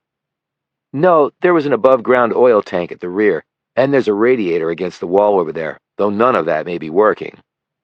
They walked through the 3 rooms. The kitchen had an ancient, empty fridge, a small stove, and a sink with stains. Decker turned on the water, and a small blob of brown gunk came out. He poked his head into the sole bathroom. There was a toilet, a cracked mirror, a roll of toilet paper on the wall, and that was about it. The bathtub/shower had no curtain, and there were rust stains on the linoleum, which was curled up in innumerable places. Decker flushed the toilet. Nothing happened. He tried a light switch. Again, nothing. "Okay, I doubt she was actually living here," he said. "No water and no working bathroom, and no juice." Milligan gazed around. "I wonder if she even owned this place. It looks abandoned. Maybe she just used it as sort of a hideout." Which raises the question of who she was hiding from. And if she was hiding, why buy a multi-million-dollar condo, an expensive car, work at a school, and volunteer at a hospice? All that puts you out in the public eye. My wife's a school teacher, and while I know she loves working with kids, if she had millions in the bank, she might be doing something else. What grade does she teach? 8th, where kids make the jump from nice, innocent kids to something a lot more complicated, and emotional drama runs deep, and hormones are out of control. Some days, she comes home looking like she got hit by a bus. "In my book, all teachers are underpaid," said Decker. There were wooden steps leading down to a dank cellar. The floor down there was dirt. Milligan had pulled out his flashlight and shone it around. Behind massive cobwebs, there were wooden planks set on top of cinder blocks, forming crude shelving. Stacked on the planks were rotting cardboard boxes. Decker opened each of them, and Milligan pointed his light inside. "Junk," said Milligan, after examining old lamps and ragged magazines and broken bric-a-brac. "I bet all this belonged to the former owners," he added. Decker nodded absently. He looked around the small space, his gaze, with the aid of Milligan's powerful light, reaching into each corner. "I bet she's never even been down here," noted Milligan. "No, she has." "How do you know that?" "Point your light at the steps coming down." Milligan did so and saw the new wood that had replaced boards that had obviously rotted away. The cellar door also had a new hinge on it. Decker took the flashlight from Milligan and aimed it at a patch of dirt in a far corner. Milligan drew closer and said, "Footprints. Small. A woman's. Berkshire's." "Good eye, Decker," said Milligan. Decker didn't seem to hear him. He leaned against the stone wall of the cellar and cast the light beam around. The illumination flitted over the walls and rough ceiling like a horde of fireflies. "So why would she come down here?" asked Milligan. "To hide something. We just have to find the place." Milligan glanced toward the door. "Wait a minute. If the Honda is here, how did she come and go from this place? There's a small clearing on the right side when you enter the road this house is on. There were tire marks on it. My hunch is she'd drive the Mercedes here, park, and then walk. She might not have come that often, only when she taught class and needed the Honda, so that would jibe with the low mileage on the Mercedes. Then she'd reverse that path, leave the Honda here, and drive off in the Mercedes. But why do that at all? A substitute teacher arriving in a 6-figure luxury car would no doubt invite gossip among the teachers, staff, and students. And I don't think Berkshire liked to encourage attention. It's why she kept to herself." Milligan nodded. "I guess you're right. But she did have the car and the condo. Which means the woman didn't dislike living in the lap of luxury, and maybe she enjoyed the secret double life she was leading. It might have been quite a kick for her." Decker kept gazing around. He looked at the spot in the dirt where the footprints were. Then he looked at the new planks on the crude shelving. Then he gazed upward at the cellar door with new hinges. A moment later, he pushed his bulk off the wall and rushed up the stairs. "Decker!" Milligan called out. He hurried after him. By the time Milligan reached the doorway, Decker had disappeared down the hall. Milligan found him in the bathroom. "What is it?" Milligan asked. "Why have a roll of toilet paper if the toilet doesn't even work?" Decker reached down and popped the roll off the holder. He set it down on the sink. The tube the toilet paper had been mounted on was the usual kind, with a spring keeping the two ends together inside the wall holder. Decker separated the two ends, and the car keys dropped into the palm of his hand. "The Honda," he said. He looked inside the tube. "And that's not all." He dug inside the hollow piece and slid out a flash drive. "Damn, Decker, you might have just hit the jackpot." "Well, let's get to a computer and see." "Sounds like a plan." They went back outside. Decker took out the Honda keys and said, "I'll drive her car back. We didn't find anything of interest at her condo, so maybe something will be in the car that'll help." He held up the flash drive. "And this might answer all our questions." They separated, and Milligan climbed into the bureau car. Decker went to the Honda and had to put the car seat all the way back to accommodate his long legs. The car's interior was battered. Before Decker had climbed inside, he had calculated that the vehicle was probably over 15 years old. Then he had checked the glove box and found the original owner's manual that confirmed that the model was actually 17 years old. Milligan led the way down the dirt road to the asphalt one they had originally turned off from. Thick trees on either side of the road and the cloud cover overhead dissipated the light, turning things gloomy. When Decker looked up, Milligan had already turned onto the asphalt road and had sped up. Decker pulled out onto the road. "Shit!" The car was wobbling along. He put it in park, got out, and looked down at the front tire. It was flat. He glanced down the road. Milligan was already out of sight. Decker pulled out his phone to call him and tell him what had happened. The call did not go through because there was no service in this area. Shit again. He popped the trunk, figuring that Milligan would finally notice he was not behind him and would circle back. He got out the jack, lug wrench, and the spare. When he knelt down in front of the tire, he saw it. He had started to pull his gun when the blow hit him. He slumped forward, hit the front fender of the Honda with his face, and toppled sideways to the asphalt. Chapter 19. You need to stop waking up in hospital beds. Decker rapidly blinked his eyes, and Alex Jamison's face came into tighter focus. The room was very dark. He rubbed his head. "Concussion," said Bogart, who was standing next to Jamison. "Not my first one," said Decker, wincing as he sat up and moved around a bit. Bogart added, "It's why the lights have been turned off. Doctors said your brain needs to rest, and you need to avoid light." Milligan was on the other side of the bed. "I'm sorry, Amos. I should have noticed sooner that you weren't behind me, but I was trying to make a call and it wouldn't go through." Decker slowly nodded. "Someone shot the tire out," he said. "I noticed the entry hole on the tire's sidewall when I got down to change it." "We saw that too," said Bogart. "So they must have been watching us," said Milligan. Decker said, "They took it, didn't they?" Milligan said, "We searched her pockets and we didn't find the flash drive, so yeah, they took it." How did they even know you found it? Asked Jamison.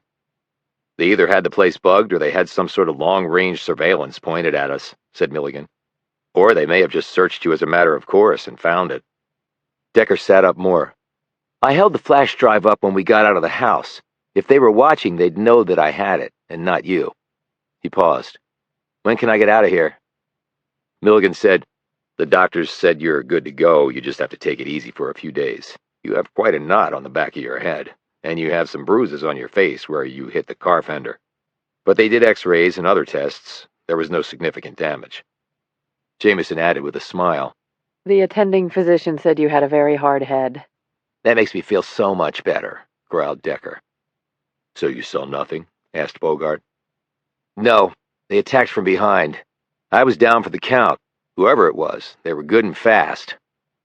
"If they shot out the tire, I guess you're lucky they decided not to shoot you as well," said Bogart. "That thought had occurred to me, too." "It was a long-range rifle round," added Milligan.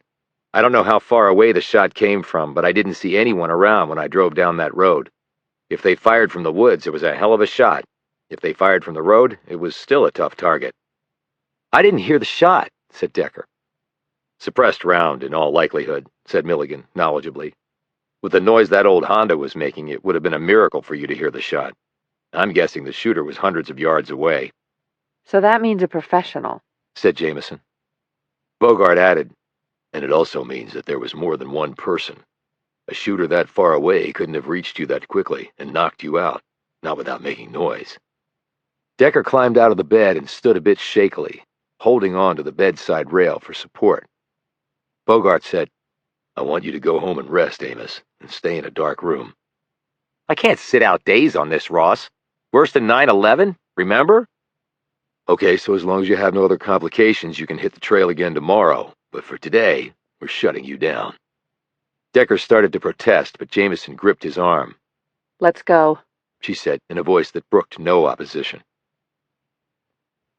An hour later, Decker was lying on a sofa in their apartment with a cup of tea next to him on a table and dark glasses over his eyes. Jamison looked down at him. I know you're not happy about this. That is an understatement. She sat in a chair next to him. Hey, we need that big brain of yours, so you have to take care of it. Since it's the only one I have an incentive to want to keep it too. What do you think was on the flash drive? I have no idea. She took great pains to hide it, so whatever it was important to Berkshire. If that is her real name. It is definitely not her real name. So you think her past is the reason for all that happened? If it's not, it's a coincidence the size of Russia. And you don't believe in even small coincidences, I know. He looked at the cup of tea, picked it up, and took a sip. Todd ran the plate on the Camaro. Jamison stiffened. And? And it was stolen from a couple who live in Woodbridge. Are you sure they're telling the truth? Well, they're in their 60s. He's retired from the Forest Service, and she's a Sunday school teacher. He bought the car as a retirement present to himself. 4 days later, it was gone from in front of his house. It was found trashed behind a strip mall in Annandale. The husband is understandably pissed, according to the local police. So a dead end, then. I mean, the two guys in the car. It's not a dead end if Tomas will tell us who they are, because he knows them, that's for certain. But you said he seemed to have no interest in doing that. Well, it was a stressful time. He'd just gotten the crap kicked out of him, and I came on a little heavy with him, with the badge, gun and all. He might just think I made matters worse, like poking a hornet's nest. You might have better luck, if you want to try. She looked at him strangely. Is this a test to gauge my sincerity in helping our fellow tenants? No, this is a test in how well you multitask, and you said you wanted to try to speak with him. She nodded and sat back. I know, you're right. How's your head? Really, tell me the truth. I've been hit a lot harder, Alex. Don't worry about me. But the thing is, Bogart was right. They could have easily shot and killed me, but they didn't. What does that tell you? That they made a choice not to commit murder. Unlike Walter Dabney, who chose to do that very thing. Yes, he did, and I wish I knew why. We have clues. We have some leads. The clues keep eluding us. The leads keep falling away. That flash drive would have told us a lot, but now we'll never know. What I don't get is how did they even know you and Todd were going to be out there? I don't think they did. The roads out there were pretty lonely and rural. We would have noticed someone following us. How then? I think they were already there. I think they found Berkshire's hiding place before we did, and then set up surveillance on it. They apparently had already searched the place, but didn't find anything. We came along and found what they were looking for, and then they took it. So we probably did them a big favor. We're talking manpower and resources. Decker nodded, and which also means it will be difficult to trace them. But it tells us for certain that Berkshire was involved with something pretty serious. But from her past? Yes. So maybe these people have been looking for her. They might have been, for years perhaps. When she was killed, her photo was all over the media. They might have recognized her. But how did they find her hiding place so fast? They seemed to beat you to it. Good question, to which I have no answer. They sat in silence for a few moments before Decker looked at his watch. It was after 4 o'clock. The Amayas will be home soon. I know. When I found out Danny draws, I picked up a sketch pad and some charcoal pencils. Maybe I can use that as an excuse to visit. Works for me. And if he tells me who these guys are? Then we'll see what we can do. He may be afraid to talk. They might try to harm him and Danny. They already harmed him, and I have to think they're just the muscle. Some of these local gangs are super violent. Well, they know who you are too, Decker. I'm pretty hard to miss, but they know I'm with the FBI, so I doubt they'll come after us. That's not guaranteed. What in life is? She looked away. I'll go and talk to them this evening. I'll go with you. But your concussion. My brain will have had plenty of time to rest by then. But I thought you wanted me to handle it. I'll let you do the talking, but like you said, I'm already involved after what happened, so I might as well follow it through. She grinned weakly. So this will be a test to see how well you multitask too. Let's hope we both pass, he answered. Chapter 20. Tomas Amaya did not look happy to see them standing in his doorway. "Yes," he said stiffly, staring at them. He had positioned himself so he was blocking their path into his apartment. Mr. Amaya, we met before. I'm Alex Jamison. I manage the building. Behind him, Decker could see Danny Amaya poke his head around the corner. "Yes," said Amaya again, still blocking the doorway. We understand that you had an issue with two men in the parking lot yesterday morning? "Issue? No entiendo," he added sharply. She means the guys who attacked you, Dad. Amaya turned to see his son standing behind him, holding a sketchbook in his right hand and a pen in the other. Amaya started speaking rapidly in Spanish to his son, who paled, turned, and raced back into the shallow depths of the small apartment. Amaya turned back to Jamison and Decker. "I have no issue with nobody." Before Jamison could respond, Decker said, "They attacked you, like your son said. The car they were in was stolen. They had guns. They're bad guys, obviously. We can help." Amaya looked up at Decker. "I don't need nobody's help." "You needed my help yesterday," replied Decker. "If I hadn't intervened, they might have killed you." At this, Amaya began to shut the door. Decker wedged his big foot into the opening before it could fully close. "What about your son, Mr. Amaya? What about Danny?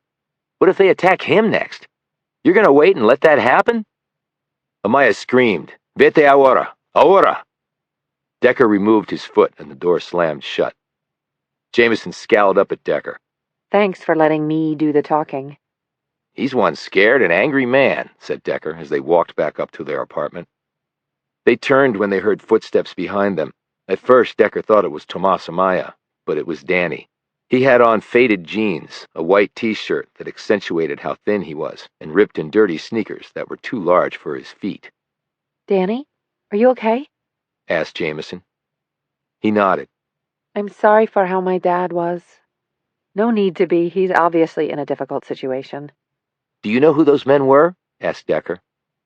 Danny shook his head. But I know my dad knows them. I've seen him talking to the shorter one in the parking lot. The big guy has been around too a few times, but my dad never lets me get near them. "Until this morning," said Decker. Danny nodded. I was so scared. I didn't know what to do. He looked down. I should have tried to help my dad, but I didn't. He looked up at them. I'm not very brave, I guess. "You're a kid," said Decker. "I'm a big guy, and even I was scared, and I had a gun." Did your dad say anything to you about what those men wanted? Jamison asked. Danny shook his head. One day my dad picked me up from school, but he had to go back to work for a bit, so he drove me there and I did my homework in the car. It's at a building he's working on near the waterfront. I saw the short man there. He passed in front of our car but didn't see me. He had on a suit and a hard hat like my dad wears when he's working. "He was wearing a suit yesterday morning. You think he works at the building?" Or maybe is one of the owners? Added Jamison. I don't know. He went up in one of the construction elevators. "Where exactly is the building?" asked Decker. Danny told him and then said, I've got to get back. Wait a minute, Danny. I got this for you. She pulled the sketch pad and charcoal pencils out of her handbag. He took them with a look of surprise. Why? He asked. I know you're an aspiring artist, and I thought you could use them. Thanks. Decker was studying the boy closely. "Where's your mother?" Danny slid the pencils into his jeans pocket before answering. She's dead. "What happened to her?" She was killed before we came here. "Killed? In an accident?" It wasn't an accident. Before Decker could say anything else, Danny turned and rushed back down the stairs. Decker and Jamison stood there for a few moments before turning and heading to their apartment. When they got there, they sat in the living room area, looking out the window. The sun had begun its descent, blistering the sky with red and gold. How's the multitasking going? Asked Jamison. "I'm hungry. Let's go multitask dinner."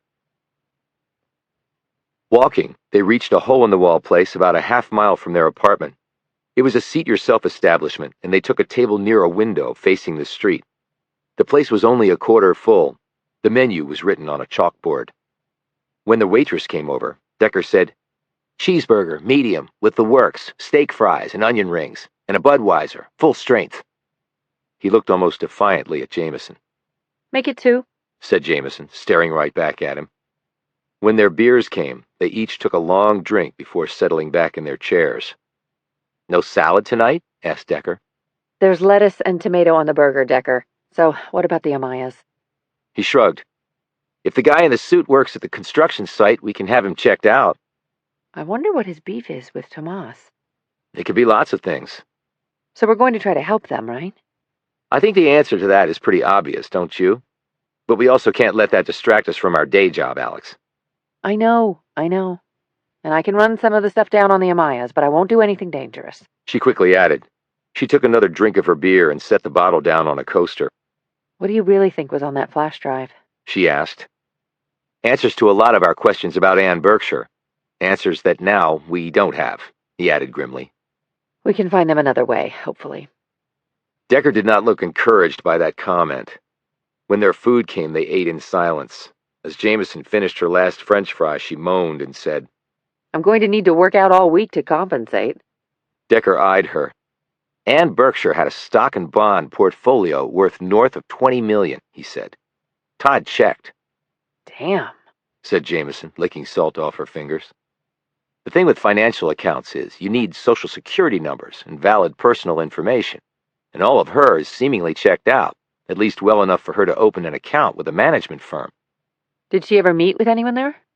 Todd looked into that too. Because of the size of her portfolio, she was assigned a person, a financial account manager, but he said he only met with her once.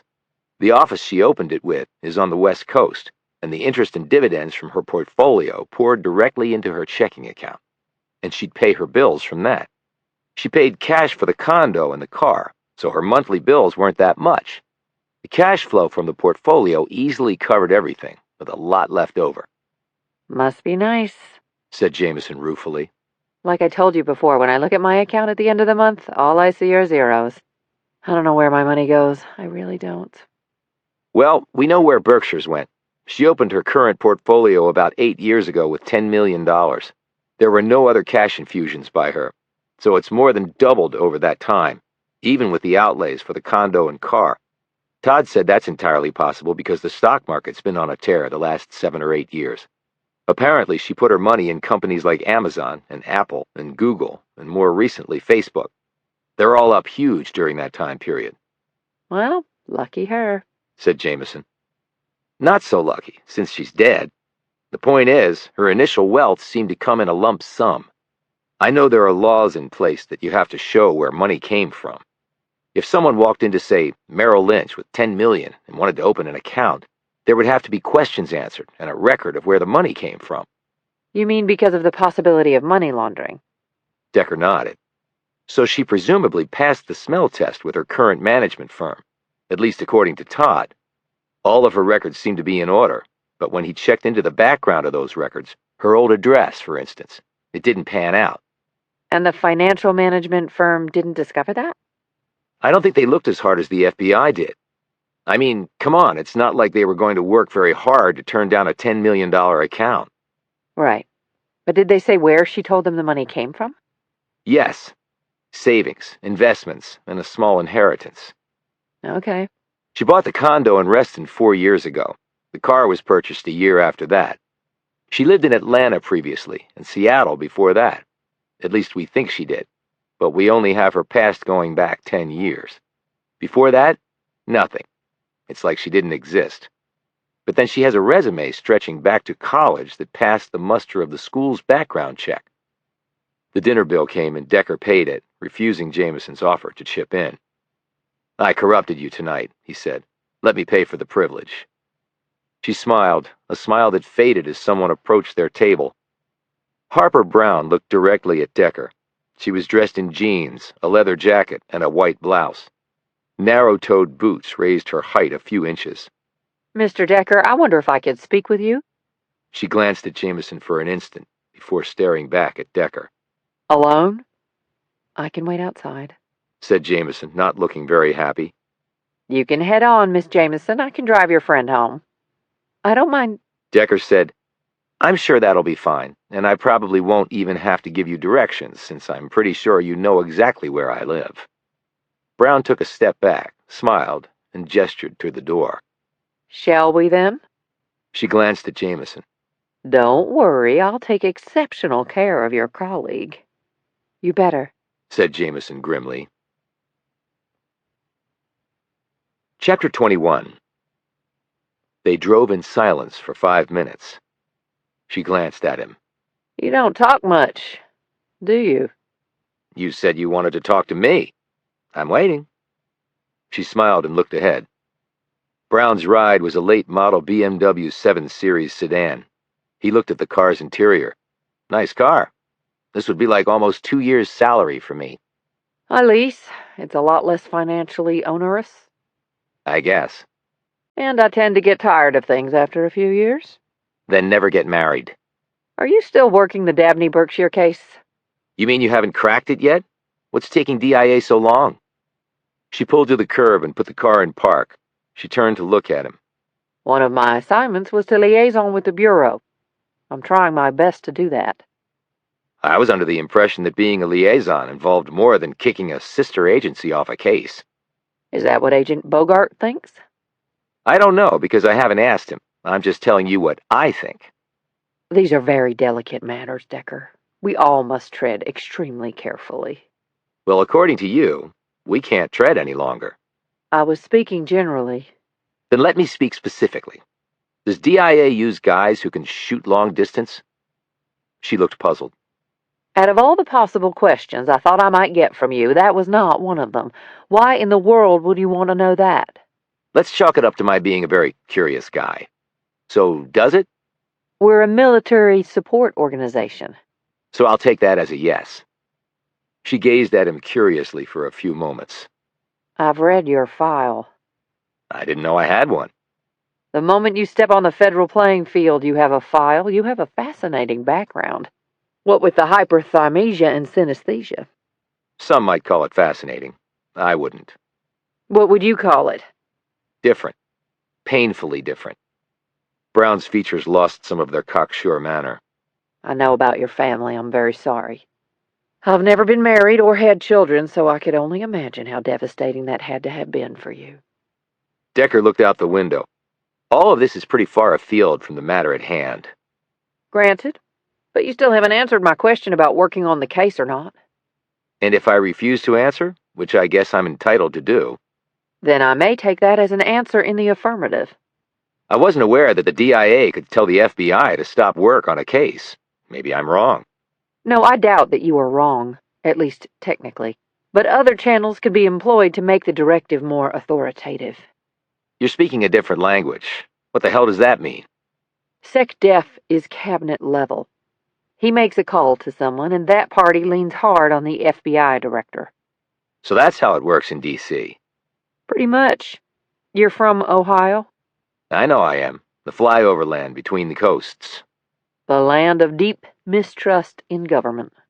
Well, can you blame us when you pull shit like you're pulling now? Don't think we don't want to get to the truth, Decker. We do. So in order to do that, you kick out an agency when they're trying to solve a murder right on their doorstep. And you're the one who said the outcome could be far worse than 9/11. What did you expect us to do with that? Sit on our hands and play nice? I see your argument, I really do. But that's as far as you'll go? Orders are orders. Don't you have to follow orders? No, Decker said bluntly. Not if it goes against my instincts or my ethics. Then I don't see you having a long career in the federal space. Then I'll take that as a good thing. Are you always so cavalier about things? I do my job and let the chips fall. So you're not into CYA? My butt is way too big to cover, Decker replied. You just want to get to the truth. Yeah, how about you? I already told you that we do. So what progress have you made? She seemed surprised by the question. It's an ongoing investigation. It sure as shit is, which is why I'm asking. I mean, I can't discuss it with you. Okay, then I'll discuss it from my end. Berkshire has a secret past. A past where she came into a great deal of money. She bought a fancy-ass condo and car, but she drove an old Honda to work. She used an old farmhouse as a switching spot for the cars, and maybe for other things, too. I'm finding this highly interesting. So we have mystery behind Berkshire, or whoever she really is. And on the Dabney end, we have a woman helping him clean out his safe deposit box after he sent a key to his daughter, presumably so she would open it after his death, and the contents would provide answers. And you told us that Dabney allegedly sold secrets to pay for an alleged gambling habit. So we have mystery at that end. And a few mornings ago, those twin mysteries met in the middle of Washington, D.C., with the result that 2 people died. So the question becomes, why? Neatly summed up. Summaries are for idiots. Anybody can do them. You said allegedly just now in referring to Dabney's espionage and gambling habit. Yeah, There's nothing alleged about it. maybe to you, but not to me. All I have is your word for it. Not good enough. She put the car back into drive and they pulled off. You always this cooperative with a sister agency? Ironic, since I've seen 0 cooperation from yours. Look, you've actually given me some valuable information. How can I return the favor? By making no objection to our working on the case. She kept driving, turning down one road and then another. How exactly would that work? She asked. That would exactly work with us investigating the case and finding the truth. Oh, you mean a joint investigation? If that's what you want to call it. I'll have to think about it. Talk to my superiors. Great. You can give me your answer tomorrow morning. You have no authority to give me directives. I see you do know where I live, said Decker, as they pulled into the parking lot of the apartment building. I can't say that's comforting. Friends close, enemies closer. I wouldn't imagine I was either. Yet. You like this area? Still a little dicey. It's growing on. Brown had pulled her pistol and killed the engine. It was then that Decker saw what she already had seen. 2 men were stuffing another man into the trunk of a car. Brown was out and sprinting toward them before Decker even got his car door open. Federal agent, hands in the air. She barked, her pistol pointed at the men. One ducked down behind the car, the other pulled a gun. Before he could turn and fire, Brown had dropped him with 2 bursts of her pistol. The next instant she was bowled over and pinned to the pavement by a huge weight. What the? She gasped. The rounds ripped through the air right above her. The man who had ducked down was firing from behind the car with an AK-47 assault rifle. Decker, who'd knocked Brown down when he saw the AK pointing her way, rolled off her, sprawled on his belly, took aim, and fired at various spots under the car. The scream told him that at least one of his rounds had hit the shooter in the ankle or foot. As the man fell beside the car, grabbing his leg and screaming, Decker emptied his mag at the same narrow space separating the bottom of the car from the asphalt. The screams stopped. Brown and Decker leapt up. When they raced over and peered around the rear of the car, the man was no longer moving. There was blood all around him, and the AK was lying next to him. As Decker knelt down next to him, the man remained still. Brown pointed to the entry wound on the side of the man's head. You got him in the leg, but this was the kill shot. Good aim. She added coolly. I wasn't aiming. I was just trying to hit something on him, said a pale Decker. Well, better to be lucky than dead. Decker rose and hurried to the open trunk of the car, where a bound Tomas Amaya was struggling to free himself. There was a gag over his mouth.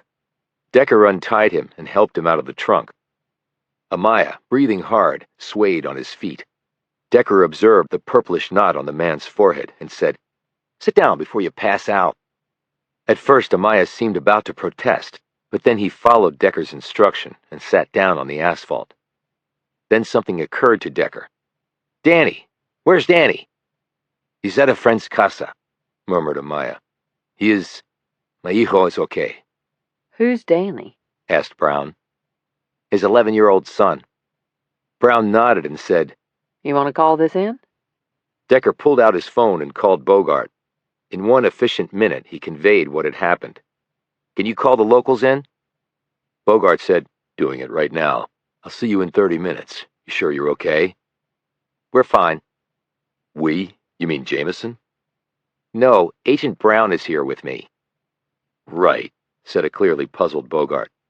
"Well, you can explain that all to me later." Decker clicked off and looked at Brown. "Thanks for the assist." Jesus, Decker, you saved my life. I never saw that AK coming my way. If you hadn't pushed me down, I'd be heading to the morgue, too. Decker looked down at Amaya. "Mr. Amaya, the police are on their way. You're going to have to be prepared to tell them what's going on." Amaya said nothing, and he would not look at Decker. Frustrated, Decker glanced at Brown. "He's not been very cooperative. Seems to be my lot in life," he added. Before Brown could respond, Jamison, who had walked back from the restaurant, turned into the parking lot. When she saw what was going on, she raced forward and said, Decker, what the hell is going on? "Just another day in the neighborhood," he said, becoming even paler. Then he abruptly started off toward the building. Wait a minute, where are you going? Said Brown. Without turning around, he said, "To throw up a cheeseburger." Chapter 22. Amaya refused to say anything to the police. "No entiendo, no entiendo," he kept saying over and over. When they brought in an officer who spoke Spanish, he just shut up altogether. The two dead men had no ID, but one of the cops thought he recognized the AK shooter. "Hired gun," he said. "Rents out to lots of different gangs. Don't think we'll be able to run anything down there. Those guys do all cash and never face-to-face. Sometimes it's just a phone call and the name of the target and a wad of bills or pills in a paper bag when the job's done." Bogart had arrived and was dealing with the locals. Decker, minus a burger in his gut, and Brown had given their statements. Bogart came over to where Brown was standing and said, "Surprised to see you here," Not as surprised as I was. said Brown. "You going to be put on admin leave by DIA after this?" asked Bogart. Hardly. Not how we operate. And besides, it was clear what happened. Any investigation would back up what we did. She eyed Decker. How about him? He discharged his weapon. Will this get him stuck behind a desk? "Normally, yes, but he's not a special agent. He was reinstated as a homicide detective in Burlington, Ohio, so he's a sworn officer with arresting authority on loan, as it were, to the Bureau. So we'll have to see." Right. Good old bureaucracies. "I understand you wanted to talk to Decker about something. Anything that you can share with me?" Brown glanced at Decker as he walked over to them. I don't know. Is there? Decker said, "We talked about a joint effort to get to the truth," And I made no promises. said Brown. In fact, I said certain phone calls might be made that would draw a mandate from within the FBI for you to stand down. Bogart raised his eyebrows as he glanced at Decker. "So we don't seem to have made much progress." Brown said, I'll think on all this, Agent Bogart. Decker saved my life tonight. I owe him, and I don't like owing people. and with that she walked to her car and drove off. Jamison, who had been standing in the background, hurried over and whirled on Decker. So what the hell was all that about? Decker took a step back. "What was what about?" Why did she show up at the diner and want to talk to you? She's obviously been following you. "I know that." Bogart said, "What did she say?" "She wanted to know if I was still working on the Berkshire case." And what did you tell her? Nothing that could be taken as a definitive answer to that question. So maybe she was on a fishing expedition? "She seems to be a person who likes more rather than less intelligence," Decker said slowly, "and I can't fault her for that." Jamison looked at him in disbelief. That's all you can come up with? If I had pulled something like that, you would have cut me off at the knees. Why does she get special treatment? Decker started to say something, but he stopped and said instead, "We need to get Danny." Jamison's features softened, and she looked down. Right. She let out a rush of breath, and with it, her hostility seemed to fade. Did Tomas tell you where he was? "At a friend's." I'll go and ask him where. Then I'll go get Danny. After Jamison hurried off, Bogart said in a low voice to Decker, "We can't go down that road. This is a local police problem." Decker looked over at Jamison, who was heading into the building. "But it's also Alex's problem." Decker paused and sighed. "Which means it's my problem, too." Bogart gazed at him, apparently taken aback. "You going soft on me, Decker?" Decker put his hands in his pockets and didn't answer. "What do you think this is about, anyway? Easy answer would be drugs. Smells like it." "Could be. Amaya may not want to talk because he's in deep." "You mean dealing?" asked Bogart. "Somewhere along the supply chain. I know that world a lot better than the one I'm in right now. Dealers and street punks versus cabinet secretaries leaning on agency directors. It's like a different planet." "Not to worry. I've been in this world my entire working life, and sometimes it makes no sense to me either." He paused. "So you think Amaya screwed up? Skimming, maybe?" "Well, they didn't come here tonight to give him a performance bonus." If he won't cooperate, there's not a lot the cops can do. Then I'll just have to make him cooperate. You think you have a way to do that? I think I have 11 of them, replied Decker. You mean the kid, Danny, said Bogart, 11 years old. If I were the guys after Tomas, that would be my next target. You want me to ask the cops to put them in protection? We live in the building. We can keep an eye out. Look, I don't need you and Jamison getting killed over this. I'm not looking to get killed over this either, but it sort of comes with the territory. You mean wearing the badge? No, being a fucking landlord, apparently. Decker ended up driving with Jamison to pick up Danny. The boy had paled when they showed up at the door of the friend's house, but they quickly explained that his father was okay. Since the car was only a two-seater, Danny had to ride in Decker's lap, with the seatbelt around both of them. Luckily, it wasn't far to drive. They came back, said Danny nervously as they drove back. didn't they, those guys? Actually, it was 2 new guys, but we think it's all connected. Did you catch them? He asked. They won't be bothering your dad anymore. That I can guarantee, said Decker. But they might send some other guys. So what do we do? Asked Danny helplessly. Jamison said, We need your dad to talk to the police. Without that, there's not much that can be done. I've tried to get him to do that, but he won't. He just keeps telling me not to worry, but that's all I do, worry. Well, we're going to have to be more convincing, said Decker. When they reached the apartment building, the crime scene was still being processed, but the bodies had been taken away. They escorted Danny up to his apartment. His father was sitting on the couch holding an ice pack against one side of his face and a beer in his other hand. Danny ran to him and hugged his father. They spoke in low voices. All the while, Tomas kept a wary eye on Decker and Jamison. Mr. Amaya, it won't stop here, said Jamison. They'll just send other people. Amaya looked away, even as his son clutched at him more tightly. Decker added, and next time, it won't be just you. It'll be your son. A trembling Danny looked back at Decker. Amaya turned his head to stare at Decker. Decker approached Amaya and sat on the couch next to him. The furniture groaned under his bulk. You know that's the way it's going to play out, right? That's your Achilles heel. Whatever you're involved in, that's where they'll come at you next. And we can't be here all the time to protect Danny. So what are you going to do? Wait until they come and take him? Amaya abruptly rose and threw the beer and the ice pack across the room. Danny sprang back, and Decker gazed steadily up at the man. Amaya shouted, Get out of mi casa, ahora! Decker held his gaze for a few more moments and then rose. He glanced at Danny. You see anyone suspicious around here, call us. He handed Danny a card with his cell phone number on it. But call 911 first. Then he looked back at Amaya, who stood there, his hands balled into fists and his chest heaving.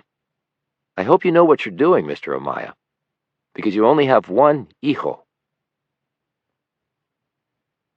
Chapter 23. The next morning, Decker, gun in holster, watched Danny and his father drive off. Then Decker went back to his apartment, changed into his workout gear, tramped back downstairs, and started to jog. His run took him along the waterfront, where seagulls swooped and soared, and the stiff surface current collected trash along the riverbanks. The sweat pouring, his breaths coming faster, Decker kept going until he could go no farther. He felt onion rings and French fries marching up his throat. He stopped and took a couple minutes to cool down, letting his blood pressure and breathing settle slowly, and stretching out tired muscles. And then he started to walk. The sun had risen, and he could see people emerging from their homes and climbing into their cars or walking down the streets. He had put aside the issue of the Amayas and come back to the Dabney Berkshire investigation. He sat down on a bench, looked out over the river, and closed his eyes. There were far too many questions, and, as of now, basically no answers.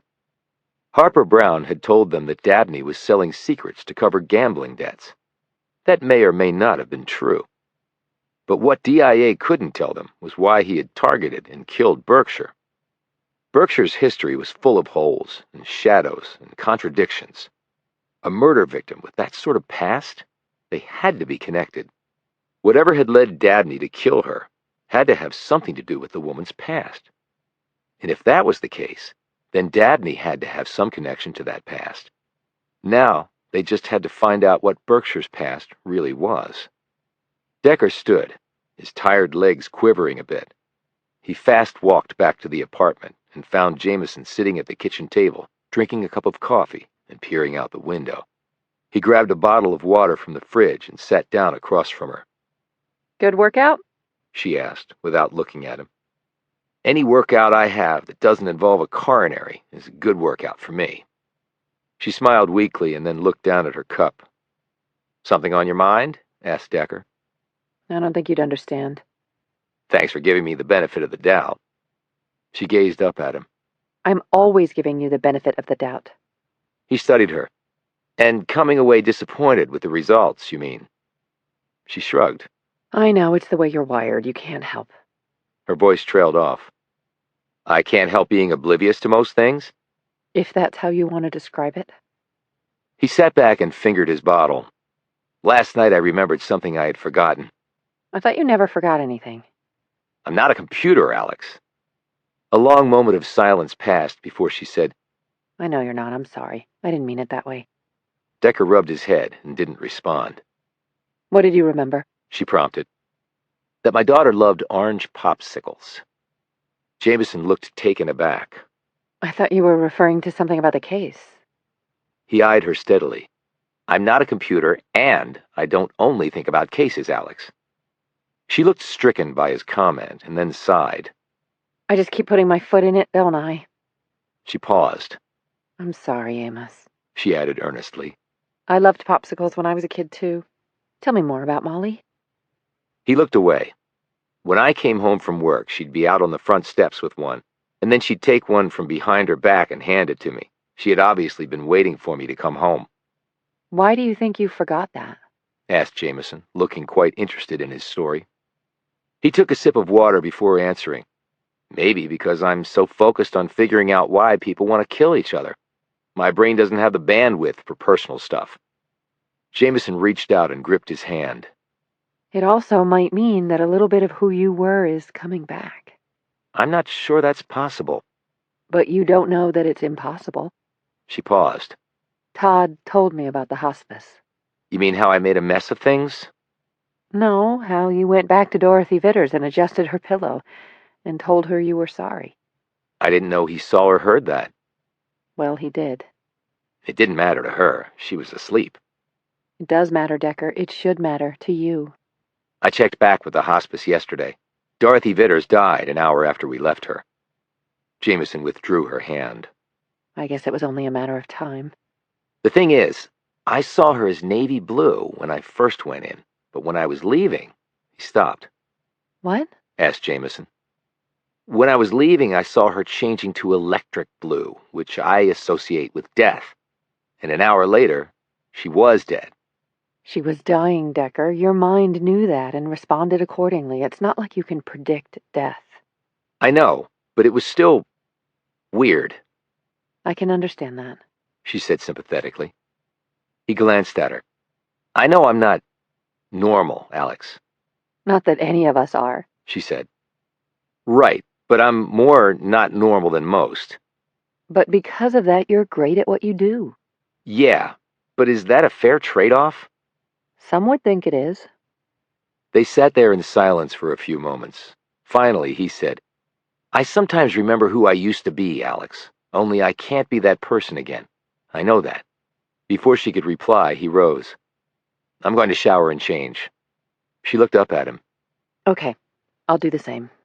Did Virginia Cole contact you yet about the teacher who was friends with Berkshire? Not yet. I can ping her today about it. We've been trying to get the Berkshire angle for a while, and we've come up empty, so let's go back to Walter Dabney. We need to find out where he went on that trip. You think it's important? He went somewhere and came back changed. I'd like to know why. Ellie Dabney was sitting in her kitchen, staring out the window when Decker and Jamison were shown in by the housekeeper. Are your kids still here? Asked Decker. Yes, but they're out finalizing the funeral arrangements. I just can't seem to... Did your daughter from France get in? Asked Jamison. Natalie arrived yesterday. She didn't go with the others. She's upstairs asleep. Jet lag, and... Her voice trailed off once more. Right, said Decker, sitting down across from her. Ellie Dabney looked like she had aged 20 years. Her face sagged, her hair was unkempt, and her tall, athletic body had collapsed in on itself. Decker wondered if she'd been taking her depression meds. Jamison sat down next to her. I know how incredibly hard this has been on you. Do you? Demanded Ellie. Do you have a husband who murdered someone and then shot himself? No, I don't. I understand what you were trying to do. I'm sorry. I just can't. She simply shook her head. Has anyone else been by to see you? Asked Decker. Like who? Other federal agents? Ellie shook her head. No, do you expect them to? It's possible. Decker leaned toward her across the table. Were you aware that your husband might have had a gambling problem? Gambling problem? Scoffed Ellie. Walt wouldn't have known a craps table from a roulette wheel. And you base this on what? Did someone say he had a gambling problem? Someone at work? Not at work, no. Who then? I'm not at liberty to disclose that, but you don't think that's possible, I take it? I never knew Walt to even buy a lottery ticket. He thought it was stupid, like flushing your money down the toilet. Have you checked with your bank recently to see if there might be any funds missing? Or maybe you have a financial manager? We do. And he actually called yesterday to check in and see if I needed anything. And though we didn't talk business, I've known him a long time, and if there were any issues with our money, I'm sure he would have told me. Decker glanced at Jamison. Okay, that's good to know. Why would someone think Walt was a gambler? They thought he might need the money. Why, look around, it's not like we're destitute. As soon as she finished speaking, Ellie's face flushed, and she looked ready to burst into fresh tears. Decker was about to say something else, but Jamison snagged his arm and said, You're absolutely right. Thank you. We'll be leaving now. As they walked to the front door, Decker glanced up the stairs to see a young woman standing at the top in a long t-shirt. Her face was red, presumably from crying. She was tottering on her bare feet and staring down at Decker with a hopeless look. Decker raced up the stairs with Jamison right behind. He caught the woman before she fell. He lifted her up in his arms. Jamison said, This must be Natalie. That door is open. Maybe it's her bedroom. Is she okay? She's drunk, said Decker, sniffing her breath. Jamison held open the door, and Decker passed through and laid Natalie on the unmade bed. He looked around and saw the suitcase by the wall. He fingered the airline tag still on it. Charles de Gaulle Airport. Okay, that confirms this is Natalie, the one who lives in France. He glanced over at Natalie. It was then he noticed that she had 2 toes missing on her right foot. Are you sure she's okay? Asked Jamison. Until the hangover kicks in. They turned to see Ellie standing in the doorway. I'll take it from here. She ushered them out and closed the bedroom door after them. This really has destroyed our family, she said. I guess so, said Decker. As they walked outside, Jamison said, So maybe Miss High and Mighty Harper Brown lied to us. Maybe Walter Dabney didn't have a gambling problem. Decker went over to Jamison's car and stood next to it, surveying the property, but not really seeing it. What is it? She asked. Decker didn't answer because the frames were whizzing by in his head. He went from first to last, and last to first. Then he turned to Jamison. He said, Brown told us that Dabney was selling secrets. Right, to pay for his gambling debts. She never said they were his gambling debts. Chapter 24. Harper Brown had just sat down across from Decker at the cafe where Walter Dabney had gone right before killing Berkshire. She was dressed in a black 2-piece suit with a seafoam green blouse. The slight bulge at her waist showed where she kept her pistol. Decker had on faded jeans, a rumpled flannel shirt, and a windbreaker. Brown eyed his clothing and said, I take it the Bureau has suspended its dress code for you? Bogart already told you I'm not a real agent. Your phone call was interesting, she continued. As I'm hoping your answers will be. So whose gambling debts were they? As I already told you, I haven't decided whether you're on or off this investigation, so I can't possibly answer that. As I've already told you, I don't think that's within your power to decide. Did you forget the phone call the SecDef can make? I checked on that, said Decker. That won't be happening. That was bullshit on your part, and you know it. She sat back. Can you at least buy a girl a cup of coffee while you accuse her of dishonest things? Decker rose, bought a black coffee, and carried it over to her. Thank you. She said sweetly. She took a sip and smiled. Good and hot, and just coffee. I could never understand all the crap people put in their cup. Decker studied her and took a drink of his own coffee. When I was a cop back in Ohio, I ran into someone who reminded me of you. Another cop? No, she was a criminal, con artist, really good at what she did. You flatter me, Decker. Then I must have said it wrong. I was raised in Alabama by God-fearing parents. They instilled a sense of honor and integrity in me. Alabama? Yes. So they're fans of To Kill a Mockingbird. You got that from my name? Harper Lee, yeah. He leaned his bulk in toward her. So last night, didn't you say you owed me? If you don't want to pay the debt, enjoy your coffee and I'll get on with my day. When she said nothing, he started to rise. Just hold your horses, She finally said, motioning for him to sit back down. She looked around the nearly empty cafe as Decker dropped back into his chair. This is not the ideal place. Then let's take a walk. He eyed her cup. As you can see, I got your coffee to go, just in case you came over from the dark side. Out on the sidewalk, a breeze swirled Brown's hair around her shoulders. The wind also caught her jacket and revealed her sidearm. Decker saw this and said, "A Beretta. That's what Dabney used to kill Berkshire." Brown buttoned her jacket closed. So, this is the route he took. You know it was. We were talking gambling debts? How do you know they weren't Walter Dabney's? Because you never said they were, and I've decided to take you quite literally. I actually always try to be as vague as possible. So much for honor and integrity. So was it Natalie? She shot him a glance.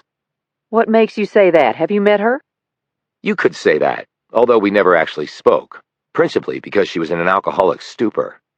But what makes you think it was her with the gambling problem? Her 3 sisters were distraught about their father, but none of them got so drunk they passed out. And she had farther to come and was the last to arrive, which means she had more time to process the news. But she was shit-faced in the morning while her sisters were out making funeral arrangements, and her mother was downstairs all by herself. I understand everyone is different, but other things being equal, it struck me as odd. And the other sisters were angry about what happened. They were in disbelief. But Natalie didn't look angry or surprised, and even though she was drunk, there was something in her expression, in the eyes really, that made her look guilty. And you can tell when someone looks guilty?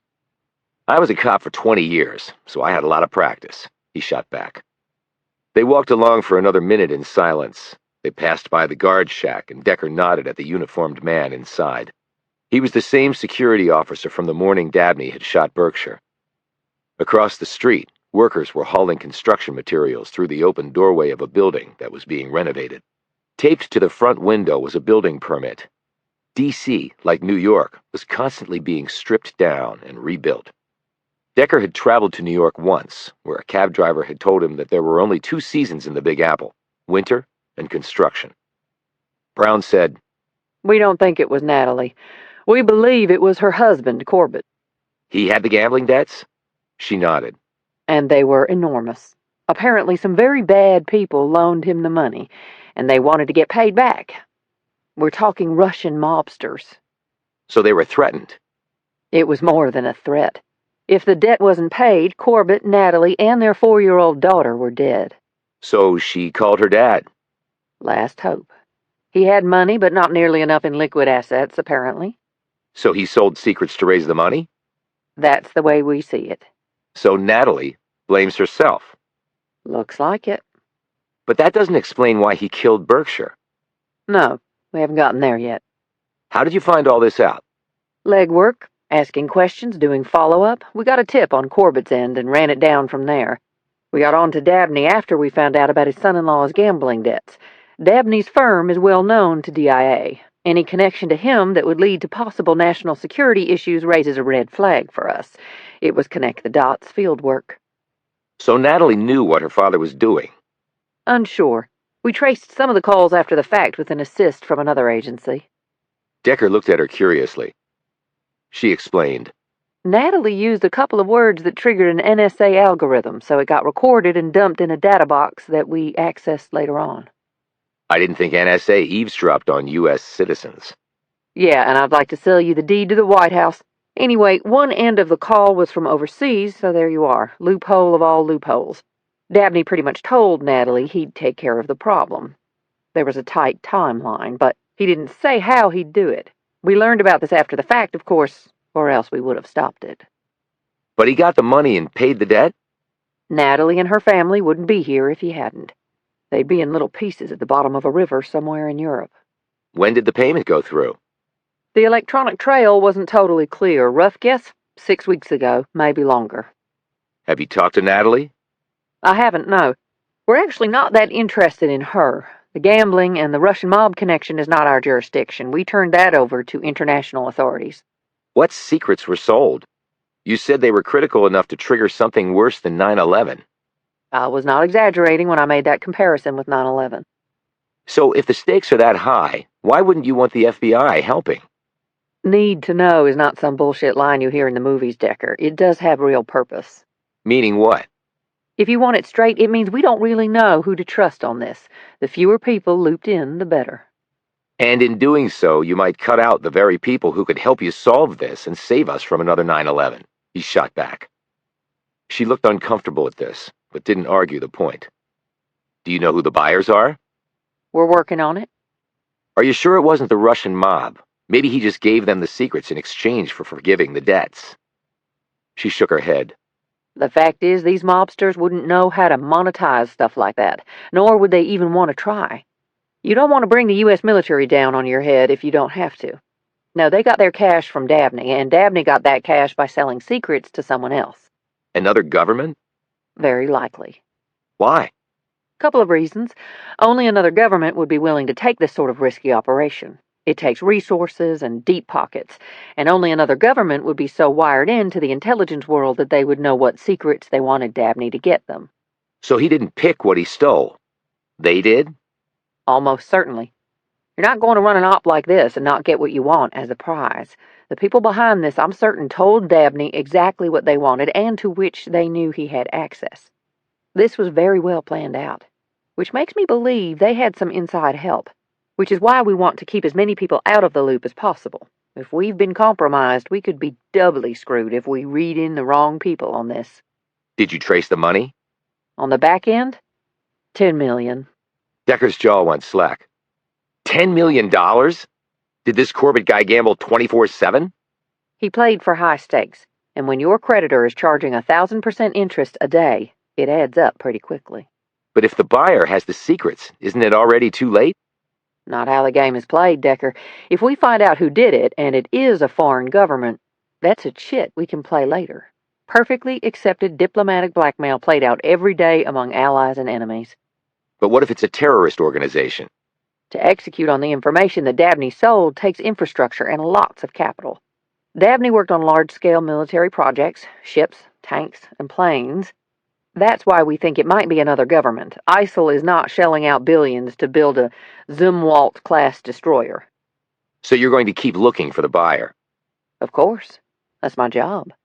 And we're going to keep looking for why Dabney killed Berkshire. She stopped walking and looked at him. And if there's overlap?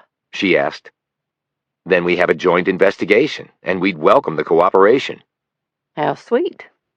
Tell me, is that your best chess move? No, I always hold something back. You can keep doing what you're doing, and so will I. How's that sound? Great, if you actually mean it. You're a smart guy. I'll let you figure that one out on your own, She said, and walked off down the street. Thanks for the coffee, She called back over her shoulder. Chapter 25. We found where Dabney went on the mysterious trip. Todd Milligan was studying the computer screen in front of him. He, Decker, Jamison, and Bogart were sitting in a small conference room at the WFO, the Bureau's Washington field office on 4th Street. Decker had filled them all in on his conversation with Brown. "Where?" asked Bogart. "Houston." His name popped up on a passenger manifest. He went there exactly once, 5 weeks ago, today. I wonder why Houston? Asked Jamison. Something to do with the sale of secrets? Ventured Milligan. Decker shook his head. According to Brown, the payment happened about 6 weeks ago, or maybe longer. So why take a mysterious trip to Houston after the deal was done and his daughter was safe? Maybe there was some snafu or other issue, suggested Bogart. Or maybe it's because the MD Anderson Cancer Center is in Houston, said Jamison. They all looked at her. She said, Dabney might have suspected something was wrong with his health and wanted to get an expert opinion. MD Anderson is one of the best places for that. Milligan said, How do you know that? When I was a journalist, I did a local interest story about a woman who went there when she was diagnosed with a rare cancer. They were able to get her into remission. Milligan smiled and said, I forgot you had a life prior to joining the FBI. Bogart said, That's a good idea, Alex. You might be right. We can certainly check, said Milligan. Even with patient confidentiality, we can get his wife to contact them and see if Dabney was there. Bogart said, Todd, get going on that. If he knew he was terminal over a month ago, it might provide some motivation to do what he did, meaning kill Berkshire. Milligan rose and hurried from the room. Meaning he would never be tried for the crime, Jamison said to Bogart. Right. But it still won't explain why he killed Berkshire, Decker pointed out. No, but it'll fill in one more piece of the puzzle, and it may help us answer that question at some point. And the ME got back to us on the blood screens. Dabney was taking painkillers, which reinforces the notion that he knew he was sick. Decker rose. Where are you going? Asked Bogart. For a walk. He started at the cafe. After a full breakfast at home, Dabney had stopped here, sat at a table overlooking the street, then got up, walked out and down the street, and shot Berkshire in the head before putting a round in his own brain. As Decker was sitting there, the same female employee he had spoken to earlier came over. I saw you in here earlier with that woman. You guys still looking into what happened? Still looking, said Decker absently. I guess it doesn't matter much. He shot her a look. What doesn't matter much? Billy's in today. I gave him the card you left, but I don't know if he ever called you guys. He was working when that man was here. If you want to talk to him, he's not busy right now. I do want to talk to him. She left and came back with a tall, middle-aged man with graying hair worn in a ponytail. He had on a black shirt like the woman wore and faded jeans. A green apron was tied around his waist. Hey, said Billy, as the woman went back to the counter. I hear you're with the FBI. You want to ask me some stuff? Yeah, you want to take a seat? Billy sat across from him. You work here long? Asked Decker. Billy laughed. Back in 2008, I was an investment banker, if you can believe it. Then came financial Armageddon, and I got tossed out on my ass. Lost everything. So I said to hell with it, never looked back. I've been working here 4 years. I can barely rub 2 dimes together, but I'm happier than I've ever been. Good for you. You remember Dabney? Yeah, he came in that morning. Had he ever come in before? No, at least not that I saw. Now that I've seen his picture in the paper and on the TV, I think I would have remembered. He sat at this table? Yeah. I passed by a couple times with some orders. Funny thing is, he didn't eat a bite of his scone. I actually asked him if something was wrong with it. Decker tensed. Wait a minute, you talked to him? Well, yeah. The dude wasn't drinking his tea, and the scone thing caught my eye. They're really good, and they're not cheap. And the guy hadn't touched it. What did you say to him? Asked him if the scone was cold or something. Told him I could heat it up for him if he wanted. Get him some butter. What did he say? He said he didn't have much of an appetite. Weird, huh? Since he had just ordered it. Yeah, said Decker. But apparently he was a weird guy. Billy chuckled. Right, the whole murder thing. That is weird. Right, said Decker dryly. Anyway, he got really focused on something outside the window. Decker tensed once more. What do you mean, focused? I mean, he straightened up so fast he almost knocked his tea off the table. He was looking right past me. Next thing he was on his feet and out the door. Almost forgot his briefcase. In fact, I called out to him about it. Otherwise, he would have left it behind. And if he had, Ann Berkshire would be alive right now, thought Decker. So I cleaned the table off. Thought about putting the scone back behind the counter, but we have rules about that, so I just threw it away. Anything else? No. I guess I should have called you guys. Amy gave me the card, but I've been off and just chilling. When Decker said nothing, he added, You want anything to eat or drink? I can warm a scone up for you. I'm good, thanks. You sure? Decker didn't answer. He was staring out the window. Billy finally got up and left. From this vantage point, Decker could see pretty far down the street. He closed his eyes and clicked through mental frames until he got to the series he wanted. He traced every footstep that he had seen Dabney and Berkshire take. The timing here was critical, but he didn't have all the information he needed to make an accurate analysis. But still, he had to try. Step by step. Decker wasn't focused on the end of their respective walks, which had led to Berkshire's death and Dabney's mortal wound. He opened his eyes and peered down the street. He was fairly certain of one thing. The catalyst that had prompted Dabney to tense and stare out the window, as Billy had described, could not have been his seeing Berkshire. It just wasn't possible from this vantage point. She would have been much farther down the street at that time and out of sight from this spot. So what had the catalyst been? And then it occurred to Decker. He got up and went outside and stood on the other side of the window. No phone had been found on Dabney, so it wasn't an electronic communication. Since this had been planned out and Dabney was not supposed to survive, they could not use the phone. It would leave a trail, even if he tried to erase it, and perhaps whoever he was working with could not completely trust him to do that. But there was one signaling device that left no trail. There had been someone out on the street that Dabney had seen, and that person's presence had been the signal. Perhaps it was the clothing the person wore, a gesture made, but something had triggered his abrupt departure from the cafe. And that also explained the untouched tea and uneaten scone. The cafe was simply the place for him to wait for the signal. And it was clear what the person would be signaling: that Anne Berkshire was on her way. Decker crossed the street and walked down the pavement. He was tracing the route he had taken, and also the one Dabney had navigated. He turned his head from side to side, taking everything in, and comparing it to what he had seen on the day of the shooting. The construction barrier that had been there earlier around the open manhole cover was gone, but everything else looked the same. He passed the guard shack and kept going. Up ahead would have been Dabney. In his mind's eye, Decker placed the dead man on the street, walking. Then there was Berkshire, coming from the other way. Decker had had no reason to focus on her, but he pulled up the memory frames he did have of her to see what he could make of it. He had been too far away to really see her face, so he couldn't tell her expression. He did remember that she was not walking like Dabney had been, with long, confident strides. The man walking the last mile to his death. The pair had moved closer. They had eventually turned, Dabney to the left and Berkshire to the right. Then, like two passenger trains aligned on parallel tracks, they had drawn nearly shoulder to shoulder. That's when Decker had looked away to the food truck to decide whether or not to buy a breakfast burrito. He had checked his watch, opted not to, and turned back. By then the gun was out and pointed at the base of Berkshire's neck. Then the shot rang out. She dropped to the pavement, dead. The guard came running up. They confronted Dabney. He shot himself. Memory frames over. Decker stood there in the middle of the sidewalk as people walked past on either side of him.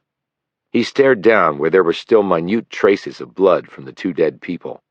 Then he looked up and wondered what had happened to the person who had possibly signaled to Dabney. So that's where you went. He turned to see Jamison standing there. Milligan called Mrs. Dabney, and she in turn called M.D. Anderson. I was right. Walter Dabney did go there, where his brain cancer was diagnosed. He had told the hospital he was not going to seek treatment. When Decker didn't react to any of this, she said, What is it, you got something? You usually do after wandering around alone. We need to get the camera feeds from this area for that day. But we know what happened here, Decker. No, we really don't. Chapter 26. It wasn't the cliché of the lady in red. It wasn't even a lady. At least it didn't appear to be, but it was impossible to tell. Decker sat there and stared at the person holding a giant lollipop while wearing a clown suit. You really think that's it? The signal? Asked Bogart. We looked at 6 days' worth of film, said Decker. Did you ever see a clown in any of the others at that location at that time of day? And we made inquiries, and no one could account for why the clown was there. No circus or other show in town. The clown had no sign advertising an upcoming event. I think the probabilities are the clown was the signal. Bogart glanced at Milligan. They were once more at the WFO, in a small room where an enormous TV screen dominated one wall. You're probably right, Bogart admitted. Jamison said, And the clown disappeared around the building only after he had a clear sightline of Dabney. In other words, after it was confirmed that Dabney had gotten the signal and was on his way to kill Berkshire. Bogart sighed. And the clown was wearing makeup and a floppy hat and bulky clothes and gloves. I couldn't even tell if he was black or white. I couldn't say for sure whether he was actually a male. Milligan said, and we've checked other cameras from the areas where the clown was headed. He or she is on some of them, but then there's a gap, and the person's gone. The clown obviously knew where the cameras and the gaps were, opined Bogart. A well-thought-out plan. So there's a conspiracy going on here, said Jamison. These people got Dabney to kill Berkshire. And since he was already dying, he killed himself. Bogart said, But how did they get him to do that? According to Agent Brown, the gambling debts were paid off. The Russians or whoever it was had no incentive to do this. And Brown also said that she didn't think the mob would be involved in this. They just wanted the money. And having worked on some of those cases, I agree with her. Milligan said, So again, how did whoever it was get him to do it? Jamison looked at Decker. Do you know? Decker didn't say anything right away. His mind was worrying, and facts and suspicions were crowding in on one another, threatening to cancel each other out. He said, Dabney stole secrets from military projects he was working on. DIA found that out. He paused. If they found it out, others could have too. Bogart said, And you mean blackmailed him with evidence of his treason? To kill Berkshire? It would help explain the fact that we have as yet been unable to establish a link between Dabney and Berkshire. They may have no connection. It's sort of like strangers on a train, said Milligan. But just one way. They blackmailed Dabney to kill someone they want done away with for their own reasons. But why would he do it? Asked Jamison. The guy was dying. Why would he care if what he did came out? He might have been dying, but his family wasn't, replied Decker. And from the interactions we've had with his wife and daughters, it's quite clear that they thought the man walked on water. The fact that he was dying might have made it easier for him. He knew he'd never go to trial on this, and he might have hoped that his actions would be blamed on his illness. But if he were unmasked as a spy, said Bogart. Then he would have no way around that, said Decker. His career would end in disgrace, and he might take his daughter down with him. If he kills Berkshire and then himself, maybe he hoped everyone would focus on that. He might not have known the DIA was onto him. But if someone was blackmailing him, they would have him dead to rights. That might have been enough for him to take the deal. But how could Dabney be sure, if he carried out the killing, that they'd live up to their part of the bargain and not reveal the espionage part? Asked Milligan. I'm not sure he had much of a choice, but if they did try to reveal that information, it might somehow draw focus on them. And why would they care if the espionage ever came to light? Dabney was already dead, and people who blackmail other people to murder aren't necessarily altruistic. For all we know, they're actually enemies of this country. No, they would have every incentive to keep mum, so that our side wouldn't even know the theft had occurred. Dabney probably figured the same thing. Milligan said, So he kills Berkshire and himself. That means the blackmailer is out there still. Jamison said, Other things being equal, it might be someone Dabney was working with. Otherwise, how would they know he was stealing secrets? Could be, said Bogart. But there are also lots of ways someone he wasn't working with might have gained access to that knowledge. Decker said, Which leads us to the question of why this third party would want Anne Berkshire dead in the first place. So now, instead of a connection between Dabney and Berkshire, we need to try to find one between Dabney and this unknown blackmailing third party, said Milligan, frowning. But the third party must have some connection to Berkshire too, since they wanted her dead. Decker nodded. That's exactly right. Bogart said, Where do we start? Well, as Alex and Todd suggested, the blackmailer had to have some connection to Dabney and Berkshire, however extenuated, even if Dabney and Berkshire didn't know each other. The third party would be the conduit between them, They had to know about the theft of secrets, and they had to communicate with Dabney. They hopefully left enough of a trail for us to follow. So we have to go back to square one, said Milligan wearily. There are a couple of ways to attack this, said Decker. One is the Berkshire angle. If someone wanted her dead, there's a good reason. That reason may lie in her exceptionally sketchy past. So we may be able to track down the blackmailer by digging more deeply into Berkshire's history. And the other way? Asked Jamison. Dabney, you're not going to agree to kill someone without persuasion. And that sort of persuasion isn't going to come in a tweet, text, or email, because I doubt anyone would write something like that down. So there had to be meetings with Dabney. We just have to find who they were with. Bogart said, Why don't Todd and I run that angle down? You and Jamison can hit it from the Berkshire end. Jamison nodded. And we can compare notes along the way to see where we stand. Sound like a good plan, Decker? Decker sat there staring off. Amos, I said, does that sound like a good plan? Decker finally stirred and looked at her as though he had just realized she was in the room. He said slowly, I don't know, Alex.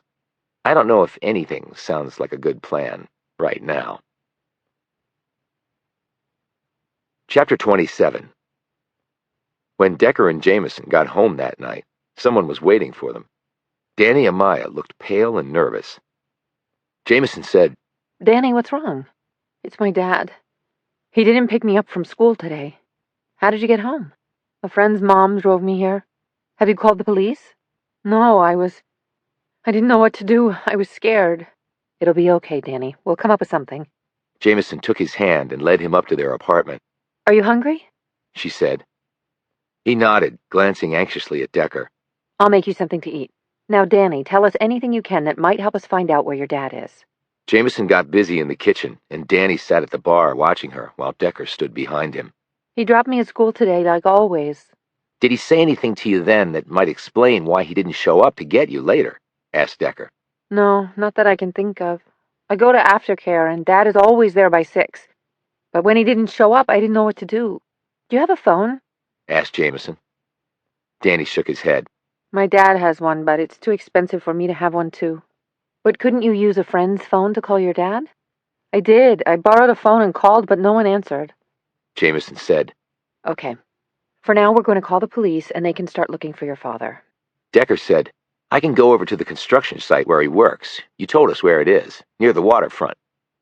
Danny nodded. Jamison stopped slicing up a tomato for a salad she was making and said, Decker, you shouldn't go alone. I'm not going to do anything dangerous. I'm just going to take a look at the place, that's all. If I see anything suspicious, I'll call the cops. He held out his hand. I'll have to take your car, Alex. She drew the keys from her jacket pocket, but hesitated handing them over. You promise nothing dangerous? Promise. Decker looked at Danny. What exactly does your father do, Danny, at the construction site? Lots of things. He's a bricklayer mostly. He's really good at it.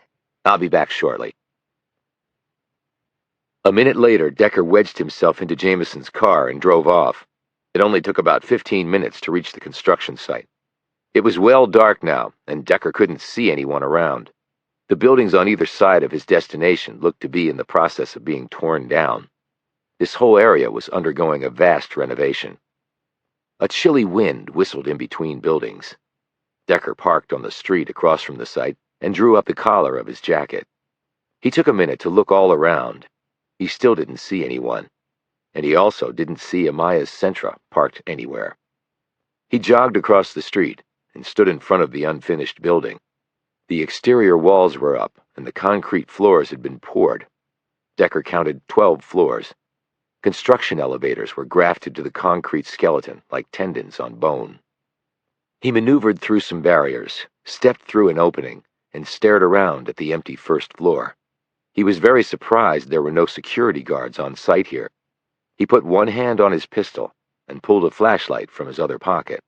He shone it around, but saw nothing except stacks of construction material. He glimpsed a set of steps leading down to the floors below ground. He debated whether to do this, but decided he had to. For all he knew, Amaya might be down there hurt or even dead. He walked down the steps and reached the lower floor. He pointed his light around and saw that the space here was partially completed. There was a hole in the floor in the far corner, and stacks of bricks set against one wall. When he looked down, he saw that the floor was mortared, brick-laid, over a concrete slab. The next moment, he heard a noise and killed his light. He moved to a corner and listened.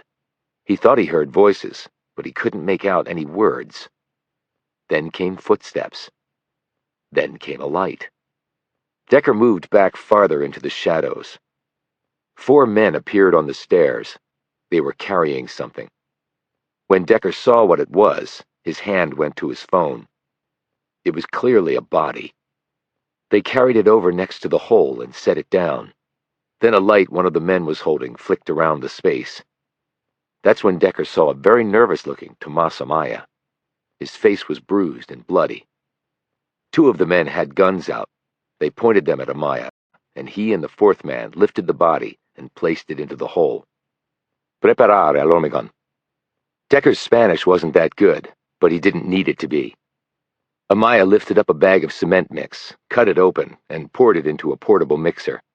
He added water and turned the machine on. Meanwhile, the other man had taken the body and dumped it into the hole. It was now clear what was going to happen, and why they needed Amaya. He was going to put the concrete in the hole and then brick it over, seamlessly matching, no doubt, the work he had already done here. That was why they wanted him. To hide the body. And Decker didn't think the bricklayer was going to live to work on another job after this one. Decker took out his phone and saw with dismay that down here he had no service. Shit. And then he realized there was another person down here with him. Because that person had just stuck a gun muzzle in his back. Chapter 28. Decker was shoved forward, stumbled, nearly lost his balance, and then regained his footing. A light hit him in the face. Traerlo aquí. Decker was shoved in the back again. Move! He reached the hole and stared down, saw the body, and then looked over at his captors. There were 5 of them, plus Amaya. They were young, tough-looking, and all of them were armed. Decker did not like these odds at all. He wondered for a moment about Jamison's reaction to his being dead. Told you so, Amos. But he actually knew it would not be that. She would be devastated, and right now that made him feel worse than the imminent danger he was in. The little man he had seen at the apartment building was not among the 5. Danny had said he had seen the man in a suit with a hard hat. Apparently the actual murder and hiding the body part was not within his job description. And that was probably why no security guards were posted here tonight. They didn't want anyone around for this little extra task. But the other men here seemed more than prepared to do the burial honors. One of the men looked at Amaya and said, Espacio para dos. Decker didn't need to be fluent in Spanish to understand that order either. The dos part was all he required. He was the spare, and they were going to bury him along with the other guy. He had something going for him, however long the odds would still be against him. They hadn't searched him for a weapon. That was a mistake. Yet there was a guy behind him with a gun, and the guy holding the light had a gun in his other hand. Both were pointed right at Decker. And there were 3 others there, all with weapons. He could maybe take out 1 or 2, but after that, one of the others would be able to kill him. It was simple math, and he came up short in every scenario that flashed through his mind. Él es un federale, said Amaya suddenly, pointing at Decker. The men turned to stare at him. Es un federale, Amaya said again. FBI. He pointed feverishly at Decker. The man holding the flashlight took a step toward Decker. Federale? Decker nodded. The man smiled. I don't give a shit. You're dead. Decker had no choice now. He didn't care if the odds were not in his favor. If he was going to die, he was going to take at least one of the pricks with him.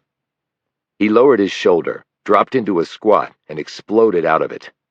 He drilled the guy right in the sternum, maxing out the thrust from his legs. He hit the man so hard he was lifted off his feet, flew backward, and with a scream fell into the hole. Now Decker's problem was obvious. There were 4 other guys to deal with. The good thing was the only light had just disappeared into the hole. Darkness was his best friend right now. Gunfire erupted all around. Fortunately, Decker had dropped to the floor an instant before, pulled his gun, and was about to fire when he saw something flash past him so fast he couldn't even tell what it was. But he did hear the impact as body met body, and one of them gave. He next heard the clunk of something hitting the brick floor hard. He rolled to his right, aimed his gun, and fired. The man who had jammed his gun into Decker's back caught the round in his belly. He doubled over, screaming, and a few moments later, blood came out of his mouth. He dropped to the floor and out of the fight. Belly wounds were a bitch, Decker knew. The guy would probably bleed out right there, and he could not have cared less. Shots hit the floor near him. He could sense chips of concrete and brick whizzing through the air. And then he felt something cut into his arm. Either a slug or a chip. Either way, it hurt like hell. He kept rolling along the floor as more shots were fired. He ran into something, realized it was a wall, rose, pivoted, and went into a crouch. He focused on the situation. By his count, 3 down, 2 to go. As he spun around, trying to gauge where the remaining 2 were, he sensed another flash of something, resulting in another collision. He heard a muffled scream, and a gun hit the brick, followed by a body doing the same thing. Okay, there was only 1 man left. He liked these odds a lot better. He crept forward, his gun ready, when he saw Tomas Amaya struggling with the last man. The guy had a gun. He was bigger and stronger than Amaya. He threw the smaller man off, took aim, and started to squeeze the trigger. Decker was about to fire when the other man was hit so hard he was lifted off his feet. Whoever hit him was holding on, and when the guy slammed into the brick, the gun fell from his hand. Okay, 5th and final man down for the count. It was pretty much unbelievable. Decker moved forward, panting slightly, his pistol held out in front of him. He swung it around, looking for movement, looking for additional threats. Someone was still out there, and though he had attacked the other guys, he hadn't done anything to identify himself to Decker either. So he could still be a problem. The next moment, Decker saw a pop of light. Then he saw a hand grip the side of the hole and looked over as a head emerged. It was the guy he had knocked into the hole. He had the flashlight clamped in his mouth. His other hand came up and it held a gun pointed right at Decker. There was no way Decker could react in time. He started to bring his gun around, but he instinctively braced for the impact of the shot. Then a work boot came down hard on the man's free hand. He screamed. Then the same boot kicked the gun out of his hand. The man let go and fell back into the hole, while the gun dropped harmlessly to the floor. Decker eyed Amaya, who stood next to the hole, breathing hard. "Thanks," said Decker. A pale Amaya nodded, obviously too shaken to even attempt a response. He staggered away from the hole and sat down on the floor. "Damn, man, can you never stay out of trouble?" Decker whirled around and stared over at the source of the query. A light came on. It was pointed away from Decker and toward the person holding it. Melvin Mars, bent over and breathing hard, smiled and said, "See, Decker, sometimes Hail Marys do work." Chapter 29. Nice place. Melvin Mars, nearly 6'3" and 230 muscled pounds, stood in the middle of Jamison's and Decker's kitchen, looking around. He was a former All-American running back from Texas, a sure lock for the NFL, who had been falsely imprisoned for murdering his parents and sentenced to death. After 20 years in jail, and on the eve of his execution date, someone else had confessed to the crime. That had led to Decker and his FBI team's involvement, and the truth eventually coming out. The state of Texas and the federal government had chipped in on an enormous payday for Mars, allowing him financial independence for the rest of his life. Jamison smiled up at Mars. Hey, it was your wallet that provided it. The local police had been called to the construction site and taken over the investigation, or mess, rather. The guy Decker had shot was dead, and the other 3, handled by Mars, were still unconscious, but alive. The 5th man, the one in the hole, was identified as Roger Baker, a low-level enforcer for a local gang. The other men there were part of his crew. The body in the hole was identified as Mateo Rodriguez, an accountant who, they had been told, was working with law enforcement to bring down the local roots of a Central American cartel that had muscled its way into the D.C. area. They were still looking for Luis Alvarez, the man in the suit and hard hat. He had been one of the construction supervisors, but allegedly had criminal ties. He had disappeared, but the police were hopeful they could track him down. Danny and his father had been reunited and taken to live somewhere else. Tomas Amaya would need to testify at the trial of Roger Baker. They were hoping that Baker, in turn, would rat on others farther up the line. Jamison and Decker had told the Amayas that they would help them every step of the way. I'll be by to check on you both. Jamison had told Danny before they were taken away by the police. And don't worry, everything is going to be okay now. The police had kept them for hours, so it was now around 6 in the morning. Mars had driven Decker home. Decker was sitting at the kitchen table, still looking a little pale. Mars eyed him. Man, it was hairy in there. I can hold my own in pretty much any fight, but those dudes had some serious firepower. Good thing Alex told me where you were. I got in from the airport about 10 minutes after you left. I drove my rental car right over to the place, looked around, and then heard all the noise from the basement. When I got down there, it wasn't looking too good. You saved my life, Melvin, said Decker. I'd be under a slab of concrete now, but for you. Payback, man. How many times did you save my butt? Besides, I just treated it like running plays. Blow through the line and deliver some hurt. He looked at Jamison.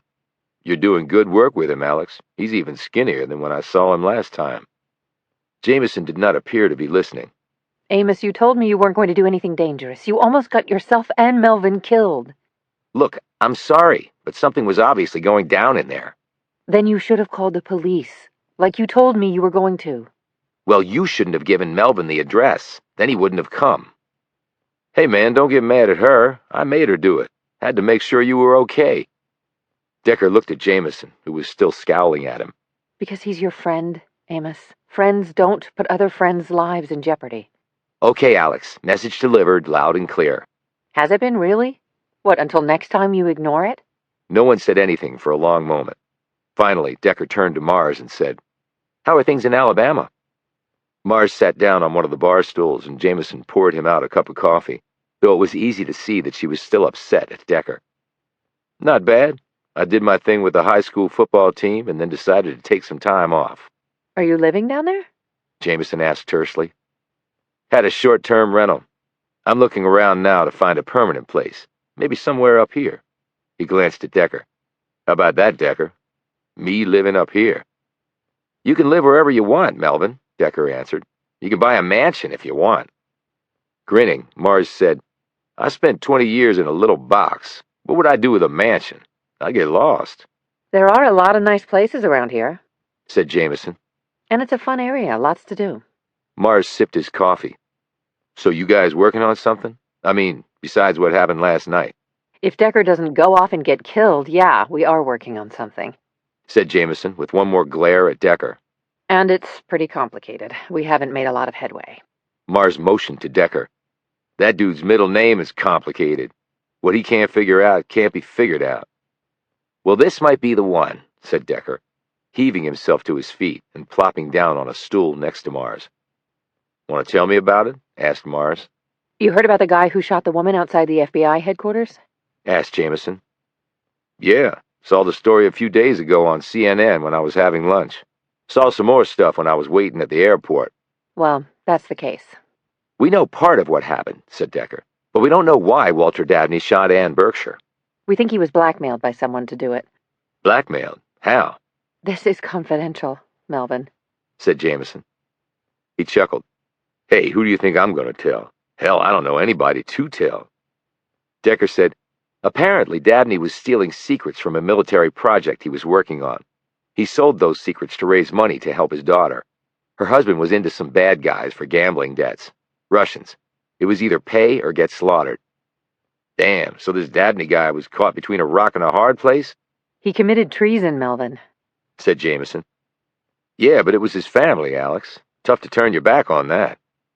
So that part we know, said Decker. What we don't know is the Berkshire piece. We can't find a connection between them. But there may not be one if he was blackmailed to do it, which means we have to try to get there from Berkshire's side and the people who wanted her dead. Bogart and Milligan are tackling it from Dabney's end, interjected Jamison. And Dabney shot himself, right? Yes, but he had terminal brain cancer, said Jamison. He'd be dead in 6 months or less, so maybe he didn't care. Mars frowned and slowly shook his head. Wow. Blackmail, gambling debts, brain tumor. This Dabney guy had a dark cloud over him. It is pretty sad, said Jamison. You think you're having a bad day? Think about what happened to him. His family is devastated. What about the daughter whose husband got him into this mess? Said Mars. What about her? Asked Jamison. Well, she must feel pretty bad. She does. We've seen that firsthand. Yeah, I get that. But what about something her old man might have told her? Told her about what? Well, I take it this whole gambling thing was a secret between them. It was, said Decker. His wife didn't know anything about it. Neither did the sisters. At least so they claimed. So maybe he had a closer relationship with his daughter. Parents do, you know, have that special thing with certain kids. And if he did something illegal to help her, and then he gets blackmailed to do something else bad, he might have talked to her about it. Why? Asked Jamison. Because he'd want her to know why he did what he did. He wouldn't want her to think he was some kind of crazy murderer.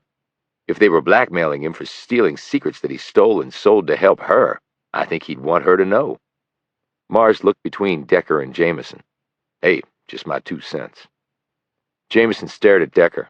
But didn't Agent Brown say that Natalie knew nothing about what her dad was planning in the way of stealing secrets to pay for the gambling debts? She did, but there's no way she could know that for sure. I'm not sure she even talked to her. But if Natalie and her dad communicated via phone or email or text, there'd be a record of it. But what about face-to-face? We checked on Dabney's travel schedule. We never looked at Natalie's. So you mean she could have come here? Or met up with him somewhere? Decker looked at her. If you were sick and suspected what was wrong, would you go to MD Anderson or any hospital alone? Or would you want a family member with you? I'd want someone with me, replied Jamison. But why not his wife? Maybe he didn't want to freak her out. She seems the nervous type. And if he was closer to Natalie, like Melvin suggested, she might have gone with him. I mean, she owed him big for saving her husband's butt. Jamison said, We never asked the hospital if someone was with him. But do you really think Natalie might know who was blackmailing her father? If there's even a remote possibility that she does, or has information that could lead us to whoever it is, we have to follow it up. But Decker, Agent Brown told us that Natalie... He snapped. I know what Agent Brown told us. That doesn't make it true. But we're working the Berkshire angle. Ross and Todd are doing the Dabney side of the equation. I don't care who's doing what, Alex. I go wherever a case takes me. Decker rose. Jamison looked at her watch. What, you mean go now? It's not even 6:30 yet. The next moment, Decker was out the door without responding. With twinkling eyes, Mars looked at Jamison and said, Dude doesn't change, does he? That's the problem, Melvin, retorted Jamison. Chapter 30. It was nearly 7 o'clock when they arrived at the Dabney home. A couple of cars were in the circular driveway. They were probably rentals being used by the daughters while they were here. The house looked dark, with only the front porch light on. Mars had come with them. They had driven over in his car because Jamison's would barely fit her and Decker. But he waited in the car while they walked up to the house. Decker knocked on the front door. No one came. Do you think the housekeeper's here yet? Asked Jamison. I don't know anything about housekeepers, said Decker. They turned toward the door when they heard footsteps. Jules Dabney opened the door. She was dressed in sweatpants and a GW sweatshirt. Her hair was tied back in a ponytail, and she was barefoot. She looked at them and said crossly, Jesus, it's a little early, you know. Is your sister Natalie here? Asked Decker. Yes, but she's asleep. We need to talk to her. Can't this wait? If it could, we wouldn't be here this early. Look, I'm going to have to insist. Decker held out his creds and said, We need to talk to her. Jamison stepped in front of him. Just tell your sister that we want to talk to her about Corbett. Corbett? Is he okay? Just tell her. If she still doesn't want to talk to us, we'll leave and come back later. Jules hesitated and then closed the door. They heard her walking away. As they were standing there waiting, a small Kia SUV pulled up and parked off the main drive. The housekeeper, an older black woman whom Decker and Jamison had seen on a previous visit, got out of the car and walked past them, nodding and smiling. She opened the front door with a key and went in. Jamison looked at her watch. Okay, now we know. Housekeepers to the rich get in at 7 sharp. Another few minutes passed, and when the door opened again, it was Natalie. She had on an ankle-length robe. Her hair was stringy and matted on one side. Her eyes were bloodshot. Jules said you wanted to talk about Corbett. Maybe we can come inside? Suggested Jamison. I guess, she said sullenly. She stepped back, and they walked past her. She led them to the library and closed the door behind them. They sat on the couch, and she sat across from them. Natalie wouldn't look at them. Her gaze remained directed at the floor. My mom's not up yet. That's okay. We don't need to bother her, said Jamison. She glanced at Decker. He said, "We know about the gambling debts, and we know how your father got the money to pay them off." Oh, God. Natalie put her face in her hands and started sobbing. Jamison rose, crossed the room, and sat down next to her, wrapping an arm around her quaking body. She gave Decker a scowl. Natalie started to gasp for air. Are you okay? Asked Jamison. Natalie reached into her pocket and pulled out an inhaler. She took 2 quick puffs, and her breathing rapidly settled down. I'm okay now. Asthma. She added, holding up the inhaler. We all have it, except Dad. We got it from Mom. She leaned back against her chair and closed her eyes, breathing deeply. Jamison sat back next to Decker and whispered, I think you need to go a little easy. Decker waited for Natalie to regain her composure. She slowly sat up, rubbed her eyes dry with the cord of her robe, and looked at him. I didn't know who else to turn to, she said, her voice scratchy and raw. They were going to kill him. They were going to kill all of us. Did you know about the gambling? Asked Decker. I didn't know the extent of it, and I didn't know he was mixed up with the sort of people who would murder you. Are you sure he's not going to do it again? Asked Jamison. This scared the shit out of Corbett. But at this point, I don't really care. I'm divorcing him. He cost me my father. I hate him. I hate everything about him. I'm coming back to the States with my daughter. I just have to find a place to live. Do you know where your father got the money? She shook her head. I know he and Mom were well off, but the amount was so huge. $10 million, we heard, said Decker. She nodded. I didn't think they had that kind of money in cash. But maybe if they sold the house and some other stuff. Decker said, and you were expecting your father to do that? Sell everything they had? Everything they'd worked for? I don't know. I don't know what I was expecting him to do, I guess. She paused. When I was a kid and got into trouble, my father always fixed things. Always. He made things right, I guess. I guess I got used to that. Decker said firmly. That works with falling off your bike and getting your feelings hurt when someone calls you a name. But you're not a kid anymore, Natalie. She gazed fixedly at him. I know that. I don't need a lecture from the FBI, okay? So he said nothing to you about where he was going to get the money? No. He just told me he'd take care of it. How was the money sent? Asked Jamison. I think he had it wired, but I'm not sure. I just know that it was received. Corbett told me. He was so relieved. I'm sure, said Decker harshly. So when you heard about your father, what did you think had happened? I didn't know what to think. I thought maybe he had snapped or something. When Jules called, she was so calm and professional, just like she always is. She added derisively. But all I could make out was that Dad was dead and he had shot himself. I didn't even know about the woman he killed until I got here, although Jules said she told me. I guess I didn't process that part. I'm not as coldly efficient as my big sister. Did you think what he did was connected to how he had gotten the money? Asked Jamison. Natalie nodded, looking miserable as the tears rolled down her cheeks. I thought it had to be connected, and so I believed it was my fault. I drank on the flight from France, and then when I got here I kept drinking.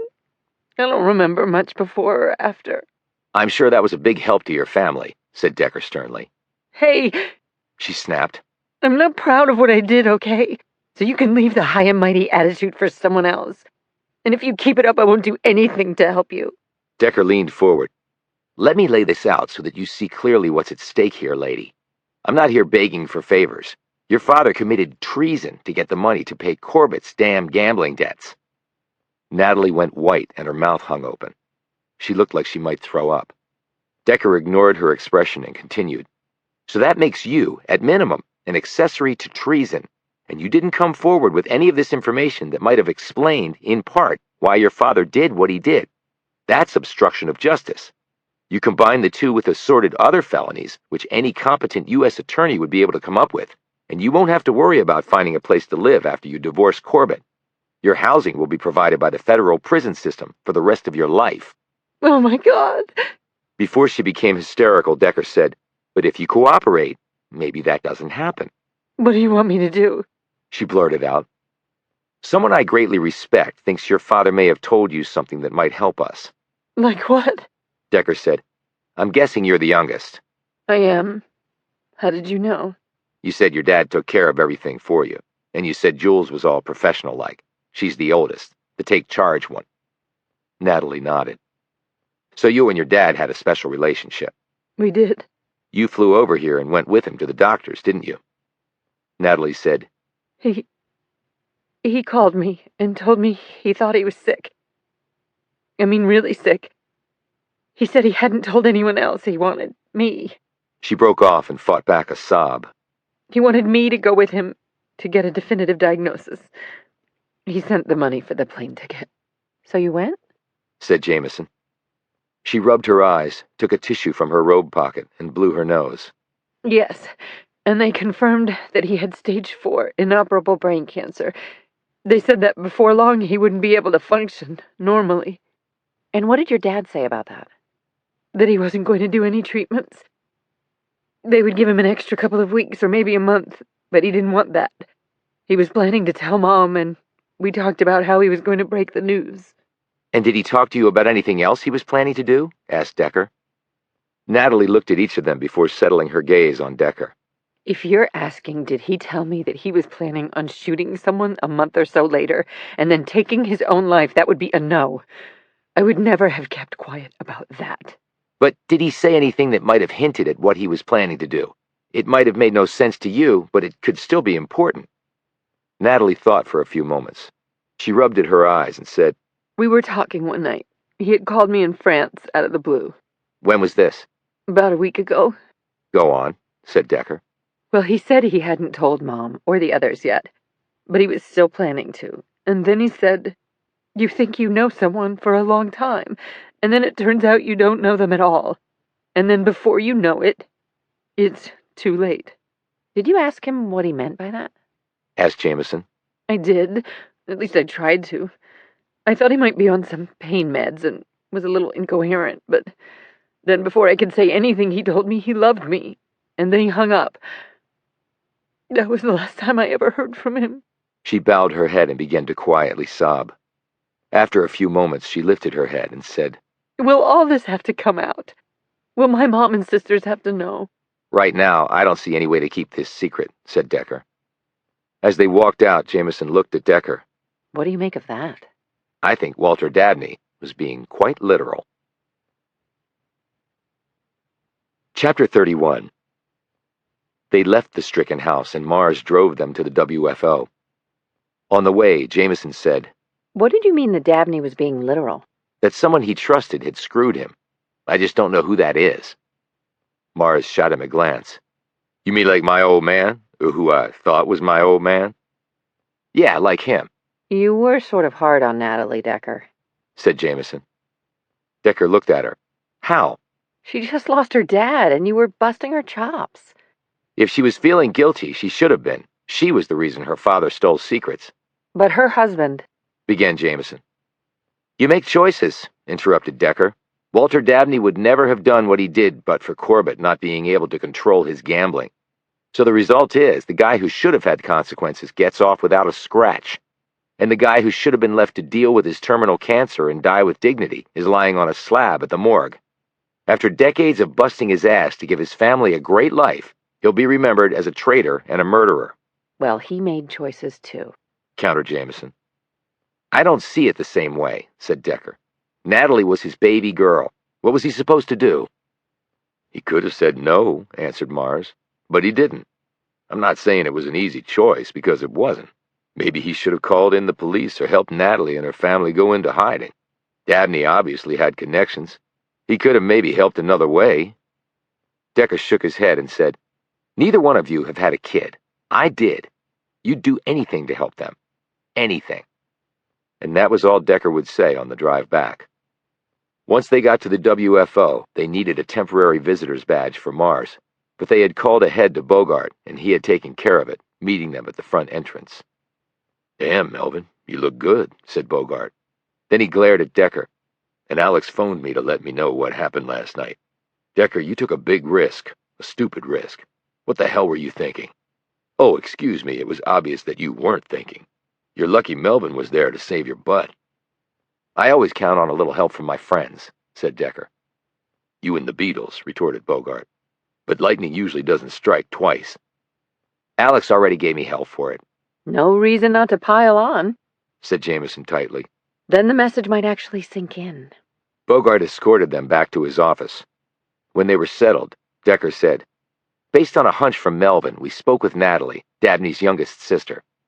He went on to tell Bogart what had happened. Bogart said thoughtfully, so you think Dabney knew who was blackmailing him? Decker said, but there's another piece to it. You think you know someone. The problem is, that could mean different things depending on the situation. Who was Dabney referring to? Could be lots of possible people, interjected Jamison. Decker nodded. That's the problem. Bogart said, but at least it gives us a new lead to follow up. Jamison said, it might be someone he worked with over the years. Decker said, well, it would be someone in a position to blackmail him now. We'll have to dig into Dabney's background more. Where do we start? asked Jamison. Decker answered, at the obvious source. Walter Dabney and Associates. Have you found out anything else? asked Faye Thompson, Dabney's partner they had spoken with previously. He and Jamison were in her office. Mars had gone back to the apartment.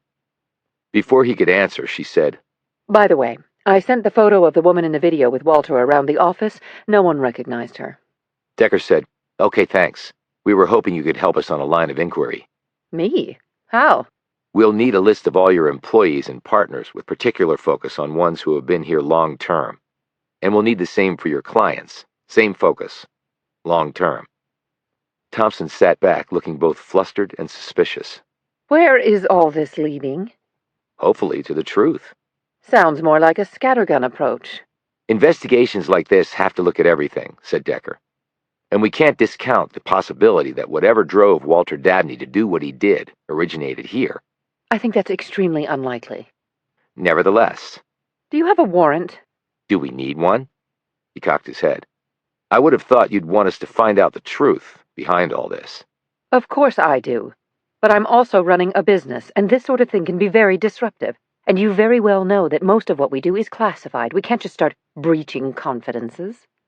Well, we apologize for the inconvenience, but 2 people are dead. I get that, but... Decker interrupted her. And there's something else. What? Walter Dabney needed an enormous amount of money very quickly. I won't get into why, but he stole secrets from a project he was working on here and sold them to enemies of this country. Thompson slowly rose, wide-eyed, and stared down at him. Bullshit. DIA has been investigating this for a while. If you don't believe me, talk to them. Thompson put a hand against the wall to steady herself. DIA? Decker nodded. What secrets? Serious, classified stuff. We'll have to do an immediate internal review. Might be a little late for that. This could ruin us, groaned Thompson. The sooner we solve this thing, the better it'll be for you, Jamison pointed out. I have to talk to some people, said Thompson. Okay, but if you don't want to cooperate, we can easily get a warrant, said Decker. She said quickly, I didn't say I wouldn't cooperate. Look, I have to check with some other partners and our lawyers. Can I at least do that? Absolutely, and we can wait here while you do. She stared hard at him, but Decker's features were unflinching. She rose and picked up her phone. Then please excuse me while I go and do that, she said coldly. She left the room and slammed the door behind her. Do you think she's hiding something? asked Jamison. Decker shrugged. Other things being equal, I think she's just pissed because this is going to hit her right in the wallet. Do you think it was wise to tell her about the stolen secrets? I'm tired of spinning wheels. We need to interject some urgency into the equation. And I didn't tell her exactly what they were, because Agent Brown never told me. Thompson came back a half hour later with a flash drive. She handed it to Decker. Please understand that we want you to treat this information with the highest level of confidentiality. We understand that, said Jamison. And we will. Thompson kept her gaze on Decker. Yeah, I'm sure you do, but I was talking about him. Decker rose and left the room. Thompson eyed Jamison. How do you stand that guy? He's excellent at what he does, She said defensively. Thompson snorted. Well, he would have to be, wouldn't he, to put up with the rest of the prick? Jamison scurried after Decker, who was striding down the hall to the exit. She caught up to him midway and fell in step beside him. She eyed the flash drive. Probably a lot to sort through. Probably. Hey, maybe we can have dinner with Melvin tonight. We can go out. He didn't respond. Decker, I said... I heard you, Alex. That sounds fine. Great. Say 7:30 at Cotton's. It's on 14th Street. I'll make a reservation. Yep. Got it. She hesitated. I'm sure you're glad to see Melvin. I am. I mean, after all, he is your best friend. Yes, he is. Jamison stuffed her hands into her pockets and marched along, her features rigid. Chapter 32. They printed off the files from the flash drive and spent the rest of the day going through them at the WFO. Bogart and Milligan had joined them. They have a lot of clients, big and small, observed Milligan. Bogart added, and most of them have been with Dabney for decades, which doesn't make it easy to separate the wheat from the chaff. Maybe it's one of the partners, suggested Jamison, as she went over some pages. A number of them have been with Dabney since nearly the beginning. He told his daughter, you think you know someone, but really don't. That might apply more to a fellow partner you see every day, rather than a client. Decker said nothing. He kept going over the files, imprinting all of the information onto his memory. Bogart said, if we interview each of these people and companies, it could take months, maybe a year. And by then whatever intel was stolen could be used to attack us. Decker still said nothing. He was hearing everything that was being said, but his focus was on the files. Bogart was right. They had to cut this list down somehow. The answer might not even lie in these pages. Dabney might have been referring to someone outside his business. And while Decker believed that the comment Dabney had made to his daughter was connected to all this, he couldn't be absolutely certain of that either. Milligan dropped a file, sat back, and said, I hope we're not whistling in the wind here. Decker glanced over at him, then abruptly rose and left the room. The others didn't notice right away. A few moments later, Bogart said, Wait a minute, where did he go? Jamison just looked toward the doorway and shook her head. You know, I can't really come running every time you call me. Harper Brown was staring at Decker across the front seat of her BMW. You tend to show up when you want to show up, said Decker, who was in the passenger seat. She ran her fingers over the steering wheel. Your call was intriguing, I have to admit. Decker just stared at her, making no move to speak. You have quite the gift of patience, waiting for the other person to speak and maybe slip up. Decker put his hands over his belly. Do you want to slip up? Why in the world would you say that? You seem to have been skirting around the edges ever since you showed up in the middle of this investigation. It's dinner time. You hungry? Look at me. I'm always hungry. I know a burger place, she said. You don't strike me as a burger sort of person. You don't really know me yet. They drove to the place, parked, and walked in. It was a dive, and Decker could smell the lard coming from the kitchen before he passed the first table in the small dining area. They found a semi-private spot near the hall to the bathrooms. When the waitress came, Brown said, Number 12's for the table, and 2 especials, just the bottles, save the dishwasher some work. The woman nodded and walked off. A moment later they could hear her calling out the order to the cooks in the back. Number 12, said Decker. Trust me, you'll love it. She leaned back in her chair, stretched out her long, jean-clad legs, and looked at him. Slip-ups? You open the tap and then turn it off. You tease. You play bad, then good. You sort of agree to help, but pull back. You threaten to kick us off the case, but won't or can't make good on it. She shrugged. Just trying to do my job. Bogart checked on you with a buddy of his at DIA. Good for him. He didn't know you. Never heard of you. Where is this buddy assigned at DIA? We operate in over 140 locations overseas in addition to a big footprint here. DISC in Reston. Defense Intelligence Support Center. He's probably a civvy and a paper pusher. I'm neither. And are you somehow implying that I don't work at DIA? Your badge and creds look real. That's because they are. I'm not saying you're a phony. They never would have allowed you inside Hoover if your creds were fake. So what exactly are you saying? Snapped Brown. That you're interesting, and I still don't know what you're actually after. I thought I made that perfectly clear. Whoever Dabney stole the secrets to, that's who I'm after. Made any progress? Asked Decker. What, you're here to try to ride my coattails? Just interagency cooperation. She smiled and said demurely, I'm sorry, and I know you've been dancing around this issue, but I don't remember saying that I needed your help. Everybody needs help once in a while. Their beers came, and they each took a long sip. So you're here to help me? She asked, setting her bottle down. How generous of you. I don't really care how I get to the truth, so long as I get there. I figured if we combined resources, we might get there faster, instead of running on parallel tracks. Hell, you're the one saying this could lead to an apocalypse. Excuse me for taking you at your word. She took another sip of her beer and then rubbed her mouth with a napkin. Okay, I get the point, but I did try to explain why I was reluctant to bring others into the loop. I'm not a damn spy, Brown. I just got to this town a few months ago. Your world is stranger to me than living on Mars would be, but I just want to get to the truth, that's all. She considered this and said, Okay, where do things stand with your investigation? We have two angles to exploit. Dabney's end and Berkshire's background. I told you I'm only interested in Dabney. But you might be interested in Berkshire, or at least you should be. She looked intrigued. And why is that? If someone blackmailed Dabney to kill Berkshire, they could be the same people he sold the secrets to, or someone who knew about it and used it to manipulate Dabney. If that's correct, then that party is looped into this whole espionage circle and could be a national security threat. That's right up your alley. They didn't say another word until their food arrived a couple minutes later. Decker stared down at a double-stacked burger with thick bacon strips, 2 fried onion rings, and a fried egg topping it all, with a large steak knife drilled right through the middle of it. A giant mound of fries was delivered along with the burger. He looked up from the meal to Brown. You're really going to eat this? You weigh, what, 120? And you look like fat wouldn't dare attach itself to you. She plucked a fry from the stack and bit half off. Genetic gift of fabulous metabolism. Plus I work out. A little. Right, a little. They began to eat. She poured ketchup onto a small plate in the middle of the table and said, Hypothetically speaking, let's say you're right. How would you attack the problem?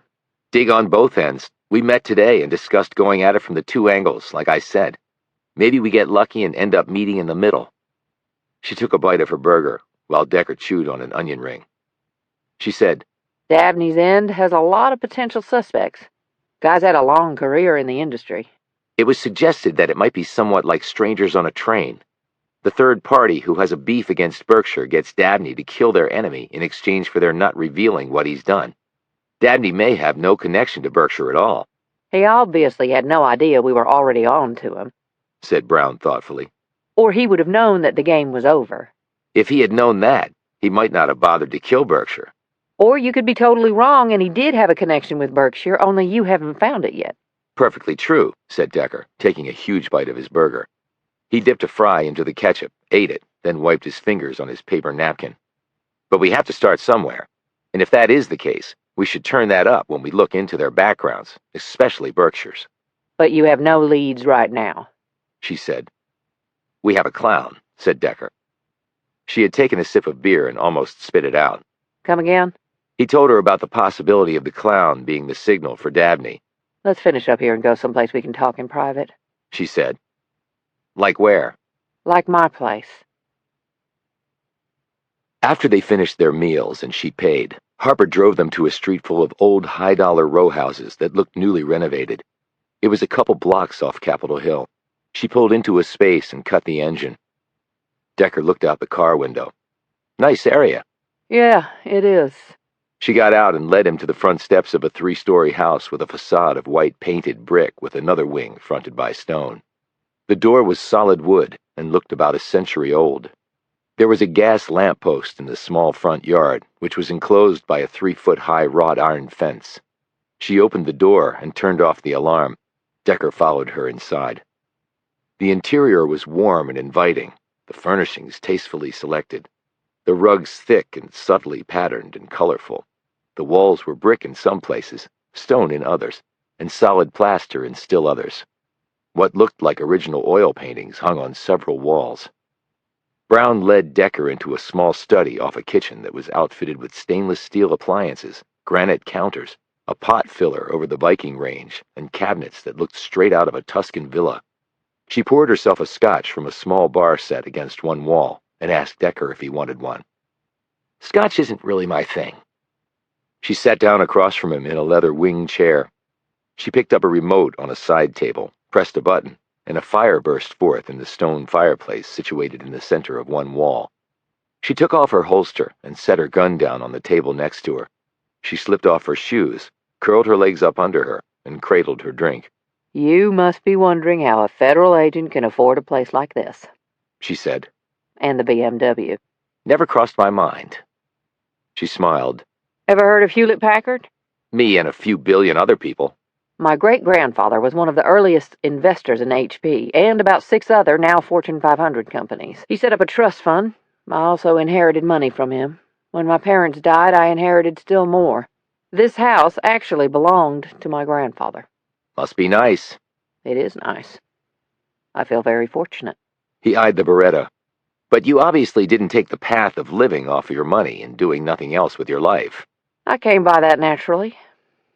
My father was military. Maxed out as a full colonel. He was in Vietnam. 2 purples and a bronze. He was a hell of a soldier. That's impressive, Agent Brown. Just make it Harper. We're off duty, Amos. My father was the reason I joined up. He could have sat back and lived off money he didn't earn too, but he decided to put on the uniform and serve. So you were in the military? Technically, I still am. Army. Did 2 tours in Iraq and Afghanistan. What was your job? EOD specialist? I don't know what that is. Sorry, we tend to talk in acronyms. Explosive Ordnance Disposal Specialist. I diffused unexploded bombs and IEDs. That sounds dangerous.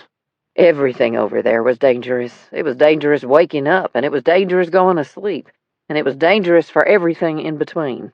I can see that. Is that what your dad did in the military? No. He thought I was a nut job for joining the EOD, but I was really good at it. She took a sip of her drink. So, back to the case. You proposed an arrangement of some type? I think working together makes sense, but you obviously wanted to talk in private, which is why we're here. He sat back and eyed her expectantly. She rubbed her bare foot and took a few moments to marshal her thoughts. The secrets that Dabney sold were critical to the security of this country. Without going into too much detail, he may have divulged a back door into some of our most important cybersecurity platforms. Wait a minute. You told me before that these stolen secrets had to do with tanks and planes and stuff terrorists couldn't afford to build. She sipped her scotch. That was before I knew you better. So you lied. I used a standard tactic to allow me sufficient opportunity to calculate your trustworthiness. So you lied, Decker said again. But now I'm telling you how it really is. We have unauthorized backdoors into our intelligence platforms. Which means they're hackable? Which means they've probably already been hacked. But now that you know about the theft, can you take steps to prevent further damage? Easier said than done. The thing is, we don't know precisely when Dabney conveyed the secrets. Thus, whoever he sold them to could have already installed malware or spyware on the systems. We can't shut everything down. And secrets may already have been stolen and national security compromised. Decker nodded. I can see the problem. No, I don't think you do. I wish they had simply stolen stuff on tanks and planes. That takes a long time to build. This can be used against us immediately. In fact, it may already have been used against us. We could be sitting on a time bomb right now and have no idea where it is or when it's going to go off. She added coolly. What do you think about that? I think I'll take that scotch now. She rose and poured it out for him before settling back down in her chair. Decker took a small sip of the drink and let it burn down his throat. How do you know exactly what Dabney stole? He asked. She drank some scotch before answering.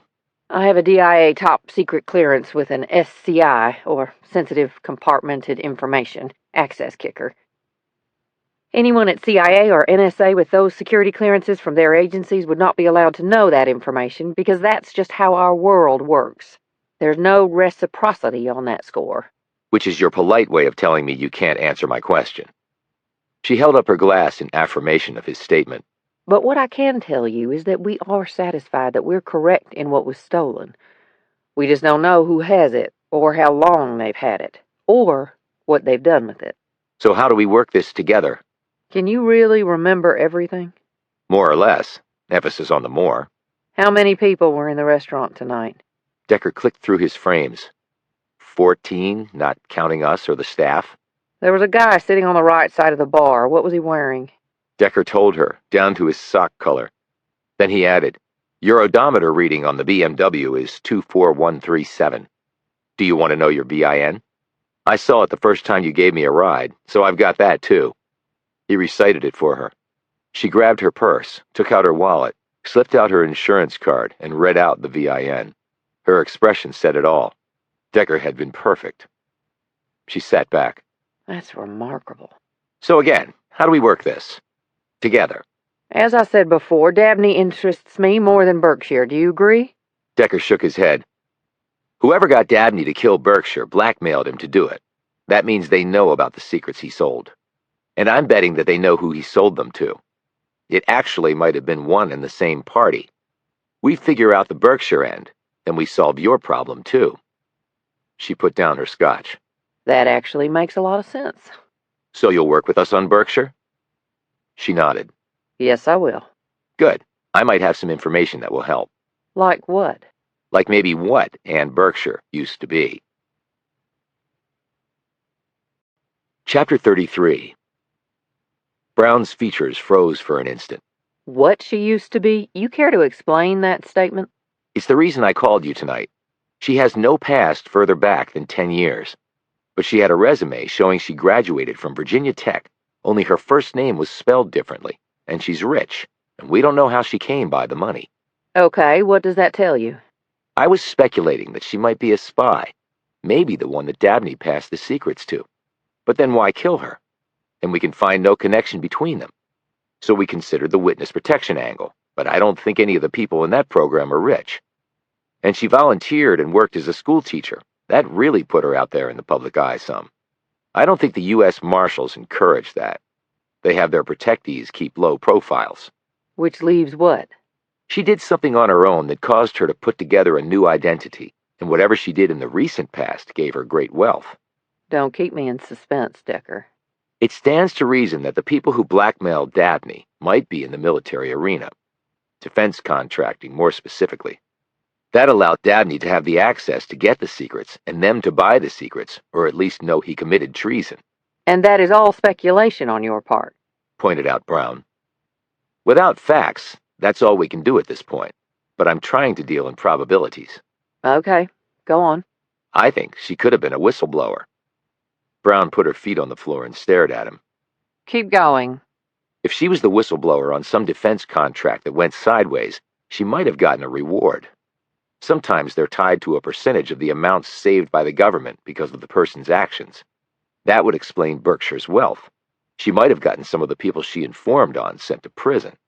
That would explain why she adopted a new identity, to hide from them. And those people might be out now, Said Brown. They might be, yes. And maybe some of them didn't go to prison. But her whistleblowing might have ruined their business, caused them to go bankrupt, shut them out of the government feeding trough. That could be a motive to have someone kill her. Yes, it could. How did you come up with this angle? Something Todd Milligan said earlier about whistling in the wind. So what do we do with this information? We follow it up. We have to look at whistleblower cases. There are a lot of them. That's where you come in. I believe this is tied to the defense sector. She nodded and took another sip of her scotch. You'll need to be read into some things, and you don't have a security clearance, which makes things difficult. I've applied for one through the FBI. I've taken and passed the polygraph, but they haven't finished the background check on me yet. He added, My past is a little complicated. She gazed keenly at him. I would imagine it is. She set her glass down. I might be able to work something out. I'll call you tomorrow. Brown dropped Decker off at his apartment and drove away. For a moment, Decker stood there in the darkness, staring up at the windows of the apartment where Danny and his father had lived.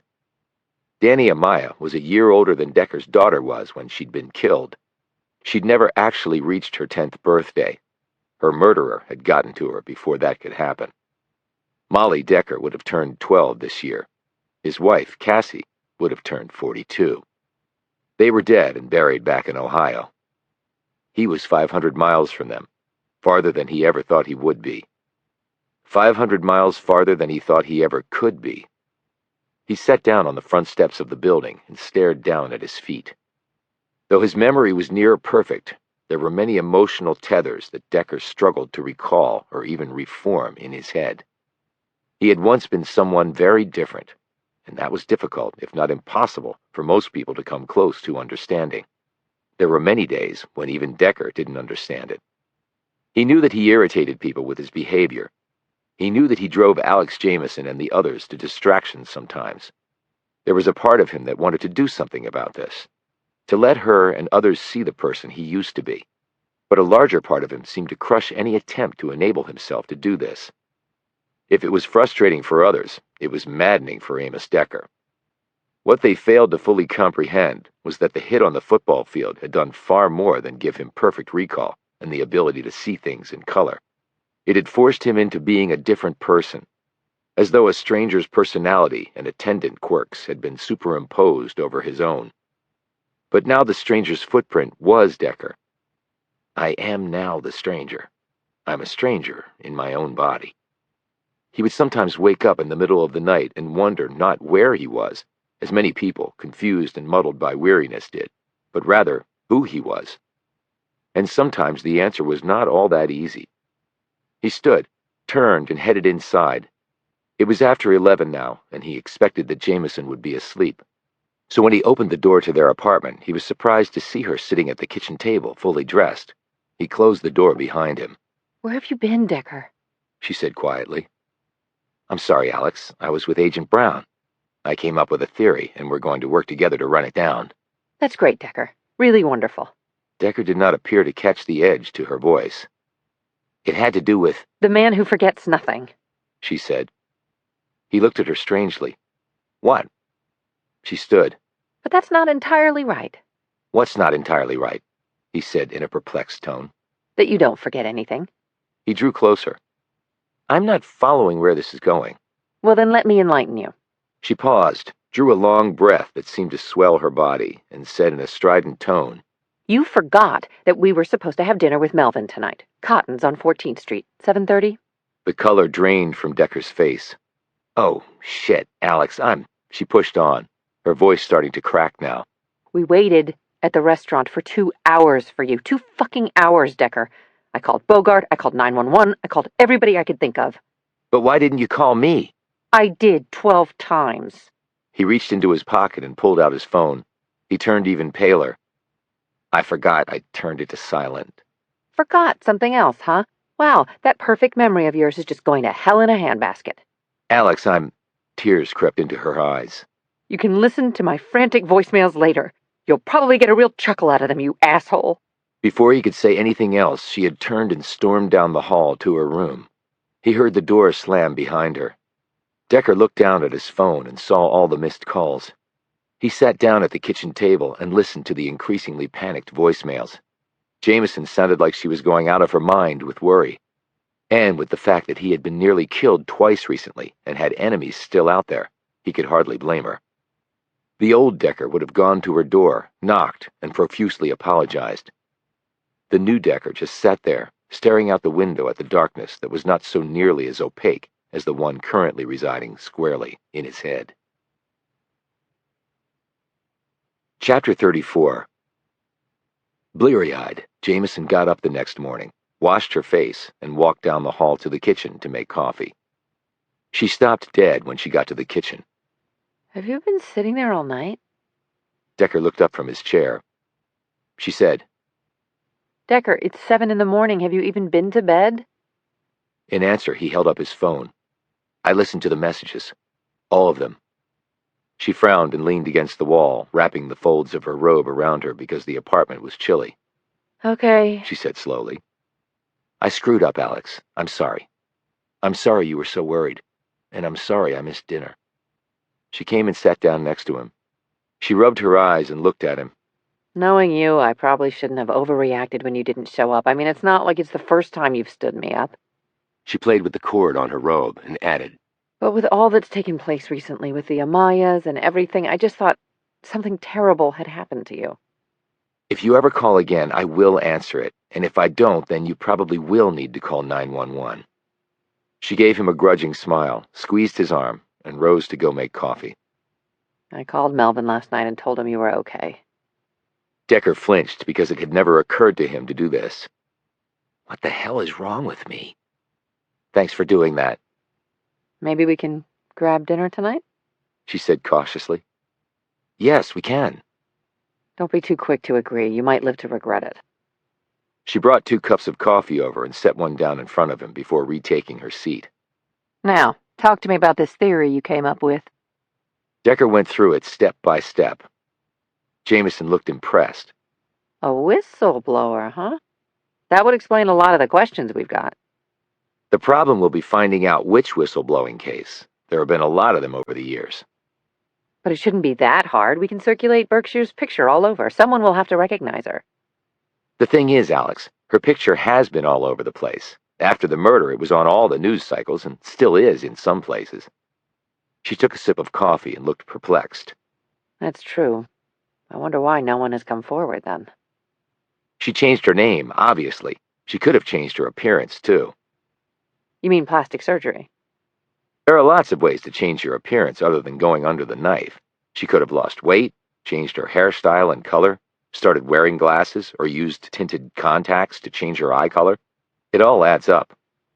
We could ask the ME if Berkshire had had surgery. The autopsy would have shown that. I emailed her last night. She must be an early riser. She emailed me a half hour ago and said there were no signs of plastic surgery. Speaking of early risers, don't you think you should get some sleep? I'm not tired. Well, at some point you're going to need to rest or else you're going to wear out. You want some breakfast? I'll get it. Okay, I'm going to grab a shower. As she walked off, Decker's thoughts trended back to Berkshire. Specifically to the old house in the woods. The flash drive, he knew, would have been a treasure trove of information. It might have detailed Berkshire's past, answering so many questions. But someone had followed them there, shot out Decker's tire, assaulted him, and taken it. So someone was watching them, or else they had been watching the old house. He heard a buzzing sound and looked down. It was Jamison's phone. He didn't recognize the number and the caller ID came up as unknown, so it wasn't on Jamison's contact list. He heard the shower running. He could have just let it go to voicemail, but decided to answer it. Hello? Hello, this is Nancy Billings. I was calling for Alex Jamison or Amos Decker with the FBI. I'm Amos Decker. Oh, hi. I'm a teacher at the school where Ann Berkshire worked as a substitute. I understand you might have some questions for me. I'm sorry to be calling so early, but I have to leave for work soon. No, that's no problem. Could we meet after school? Yes, I have to go home and let out the dog, but there's a Starbucks near where I live. She gave him the address and they set a time. He called Bogart and filled him in on what had happened with Agent Brown. Next, he told him about Billings and the meeting later that day. Bogart said, I'll start following up on the military whistleblower angle. I know that's Brown's bailiwick, but I have some contacts there too. And the FBI investigated, and the DOJ prosecuted a great many whistleblower cases over the years. Decker clicked off and put his phone in his pocket. He went to the bathroom, splashed water on his face, and brushed his teeth. He came out at the same time Jamison did. She was wrapping a scarf around her neck. Did you eat? She said. No, slipped my mind, Wow, the old memory's just crapping out on you. she said dryly. That's okay, we can get something on the way into Hoover. Nancy Billings called. She worked with Berkshire at the school. I've arranged for us to meet her after she finishes at school today. Hopefully she can tell us something helpful. When they opened the exterior door to their building, Harper Brown was standing there. She wore jeans, boots, a black turtleneck, and a brown leather jacket. She held up a bag. Bagels. And I've got coffee in the car. She glanced at Jamison. But not enough for you. Jamison said, We were about to head out to run down a lead. Brown looked at Decker. DIA HQ whistleblower files. You in or out? There won't be a second offer. Can't Alex come with us? Brown shook her head. I had a hard enough time getting permission for you to come out. We can't have a tag-along. Jamison bristled at this comment, but said, Okay, Amos. I'll let Bogart know about this when I get into the office. I'll fill you all in on everything when I'm done at DIA, Well, to the extent they're cleared to hear it. said Brown, staring at Jamison. Staring directly at Brown, Jamison said, And I'm sure I'll do the same, so long as you're cleared for it. They drove off, leaving Jamison standing in the parking lot. She shook her head, apparently trying to clear her thoughts. Maybe I should just go back to being a journalist, she said to herself. Chapter 35. DIA's sprawling headquarters was at Joint Base Anacostia Bowling. It was located on the east side of the Potomac River and across that body of water from National Airport. The Potomac cut a path northwest, with the far shorter Anacostia River snaking northeast. At the entrance, Decker received a visitor's badge and went through the security protocol. On one wall was the seal of the agency, a flaming torch of gold on a background of black, with a pair of red atomic ellipses encircling a globe. Brown pointed to it and said, Flame and gold represents knowledge, or intelligence, as we like to call it. The black equals the unknown. And the red? Asked Decker. Scientific aspects of intelligence. Is it that scientific when you're dealing with people? Maybe more than you know. They passed a wall with names on it. Decker stopped and stared at it. Brown, who had been walking down the hall, came back to stand next to him. Torchbearer's Wall, she said. The people on here have been awarded the highest honor for service to DIA and the country. We also have a memorial wall in the courtyard with the names of the 7 DIA personnel killed on 9/11 during the attack on the Pentagon. Decker pointed to one name on the list. Colonel Rex Brown. Any relation? My father, said Brown before heading off again. Decker fell in step behind her. Think you'll end up on the torchbearer's wall? He said. I'd rather that than the memorial wall. What'd your father do to be on the wall? Classified? She opened a door and motioned Decker inside. He stepped through and gazed around at 3 walls of computer screens, all alive with pictures, but no sound. Brown closed the door behind her. We have around-the-clock watch centers everywhere, literally taking in everything of significance going on all over the world. This is just a bit of feed from some of those operations. Impressive, said Decker as he sat down in a chair set around an oval conference table. And how does this help us? The door opened and a man came in. He was about 6 feet tall with burly shoulders, massive arms and thighs, and close-cropped graying hair. His military camis seemed unable to fully contain his muscular physique, and he wore a scowl. Agent Brown, he said gruffly. Colonel Carter, she said pleasantly. This is Amos Decker with the FBI. Highly irregular. Couldn't believe it when I got the email. Man hasn't even passed his FBI security clearance, much less DIA protocols. The whole case is a bit irregular, said Brown. But we feel Decker is vital to getting to the bottom of this. It's your professional funeral. Just working a case, retorted Brown. And I'll use any asset I have to get to the truth, and Decker is a hell of an asset. For the first time, Carter looked at Decker, who was wearing the same clothes as yesterday, wrinkled jeans, a stained sweatshirt, and a rumpled windbreaker. His hair was uncombed and jutted out every which way, and he hadn't shaved, so his 5 o'clock shadow was prominent. Carter looked at Brown in disbelief. What the hell? Does he work undercover at the FBI? Decker stirred and said, No, but I did brush my teeth for the meeting. Carter stared at him for a few seconds and then slammed his electronic notebook down on the table and sat. Brown slipped into a seat on the other side of Decker and took out a notebook and pen. Carter started tapping keys on his notebook, and the screens on the wall all went dead except for one. Whistleblowers, he said. Starting from A and going to Z. He looked at Decker.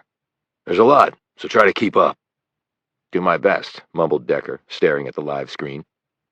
On the screen there appeared a photo of a man. Carl Lissner, said Carter. From 1986. Military contract with a company we won't be disclosing to Mr. Decker. Lissner was the liaison. He found out about certain irregularities and came forward. Our person's name is Ann, interjected Decker. So do you have any non-males doing the whistleblowing? Carter looked sharply at Brown. I wasn't given those parameters. Sorry, Colonel, this was all done in a rush. Of course it was, which is why this guy is sitting here. And when you rush, you screw up. But that's not my problem. It's yours. He hit some more keys. Okay, we have 15 possibilities. He glanced at Decker. Aren't you going to write any of this down? I'm good, said Decker. Carter visibly rolled his eyes, gave Brown a seething look, and turned back to the screen. Hours later, they had run through all of the whistleblower files. Brown turned to Decker and said, I didn't see anything helpful. Not even any of the peripheral players could be Berkshire. Decker nodded. He turned to Carter.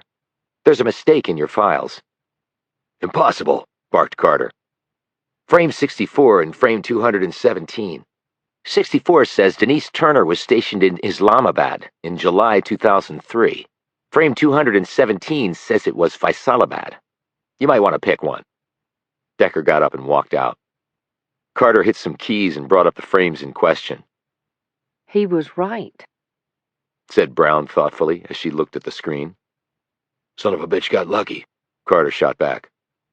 Don't believe that for a minute. She rose. Carter said, Who the hell is that guy? Brown stared after Decker.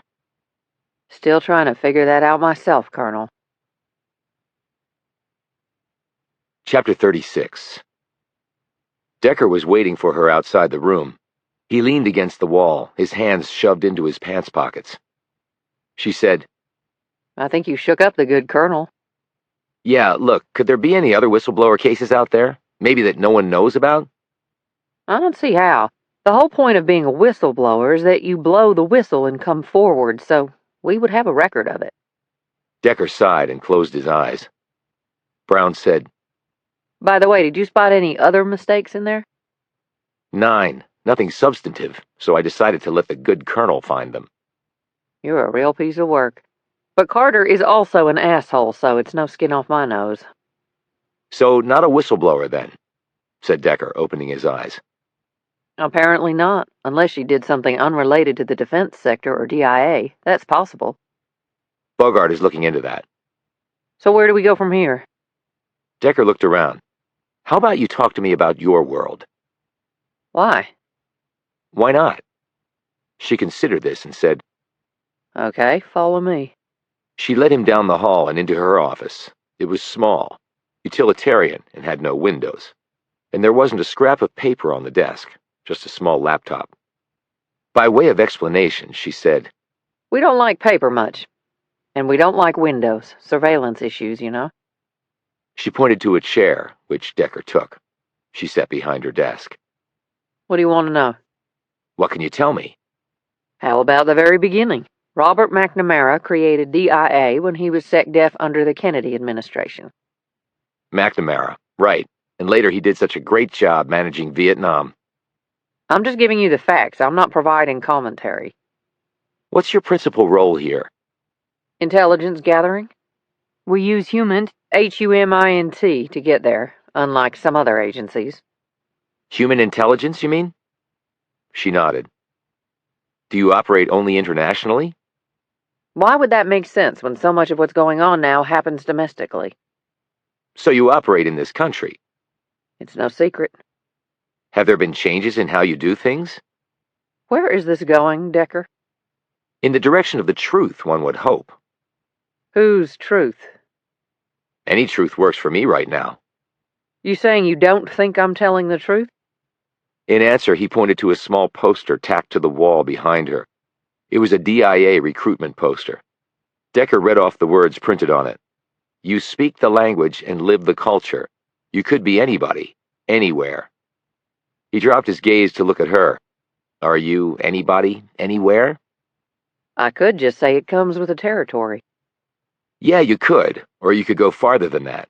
Maybe with something more recent than freaking Robert McNamara. I'm not sure I want to. Well, since I'm a cop, let me tell you what comes from the territory I occupy.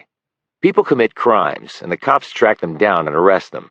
It's a pretty linear philosophy, A to B to C. Not how my world works. Right. So you want the criminals to blow up the world while you're working some sort of backdoor convoluted spy bullshit maneuver that you can use in your next life? She put her feet up on her desk and leaned back in her chair. Okay, I see your point. She gathered her thoughts. Over a decade ago, DIA requested the ability to recruit U.S. citizens to spy and be informants. Is that so unusual? No, but DIA also wanted to do it without having to reveal to said citizens that we were a government agency. How does that make sense? It apparently didn't. That language was removed from the bill authorizing the recruitment provision. So does that mean DIA doesn't do it? I don't. I can't speak for others. What else? In 2008, we got approval to conduct offensive counterintelligence clandestine ops, both domestically and abroad. How would you do that? Pretty basic stuff. Planting moles, disseminating disinformation, negatively impacting a country's information systems. You might be interested to know that we coordinate with the Bureau on that last one. Then in 2012, we expanded our clandestine collection efforts. We took over the Defense Department's human efforts and beefed up our espionage ops overseas, obviously focusing on the military component. What's your focus these days? Nothing too surprising.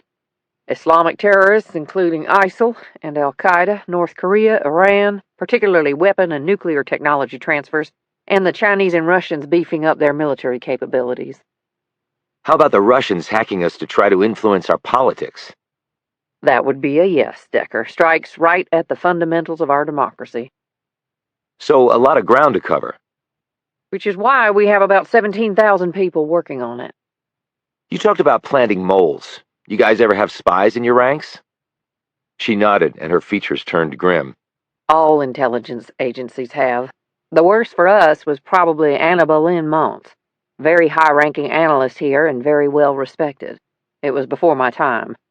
Turned out she'd been spying for Cuba for over 20 years, did a lot of damage, and probably cost some people their lives. Never heard of her. Not surprising. She was arrested right when 9/11 was going down. That pretty much trumped every other story out there for months. How'd they nail her? Good old-fashioned detective legwork. And our cause was helped by the fact that spies stick to basic protocols. Shortwave radio transmissions, encryption software, standard drops in crowded places, zigzags on foreign travel. They were able to piece the puzzle together because of that. You'd think spies would wise up and try something new or vary their routines. She shook her head. It's like bomb makers, Decker. I learned a lot about them as an EOD. Once they learn a way to do something, they don't like to deviate from it. It's called a bomb signature. That way they work out all the kinks and they don't get blown up. But it also helps us identify a particular... Decker got up from his chair and walked out. Brown jumped up. Decker! Decker! She raced after him. Chapter 37. Wow! Exclaimed Brown. She and Decker had just entered Berkshire's luxurious condo. Brown looked around in amazement. You were right about her having money. Decker didn't respond. He made a beeline down the hall, and Brown quickly followed. He went into the master bathroom, and then into the separate toilet closet. He snatched the toilet paper off the wall, slid off the roll, and opened the tube. Damn! There was nothing there. What did you expect to find? Asked Brown. He pushed past her, left the bathroom, and moved down the hall. He entered the second bedroom and pushed open the door to the ensuite bathroom. He stared down at the toilet paper roll. He took it off the wall, slid open the tube, and there it was. A key, said Brown. Like you said, spies don't like to learn new techniques, like bomb makers. So she used this device before? At the cottage in the woods, yeah. What's it a key to? Decker looked at it more closely. Could be lots of different things. A padlock, maybe. They left the bathroom, and he perched on a chair in the guest bedroom. He closed his eyes and let the frames roll back and forth. Brown watched him curiously. Checking the old memory? He said nothing. A minute later, he opened his eyes and stood. He went out into the hall and over to the broad set of windows that looked out onto the street below. If you had something important that you didn't want to keep here, but you wanted it close, what would you do? He asked. Put it at a storage place?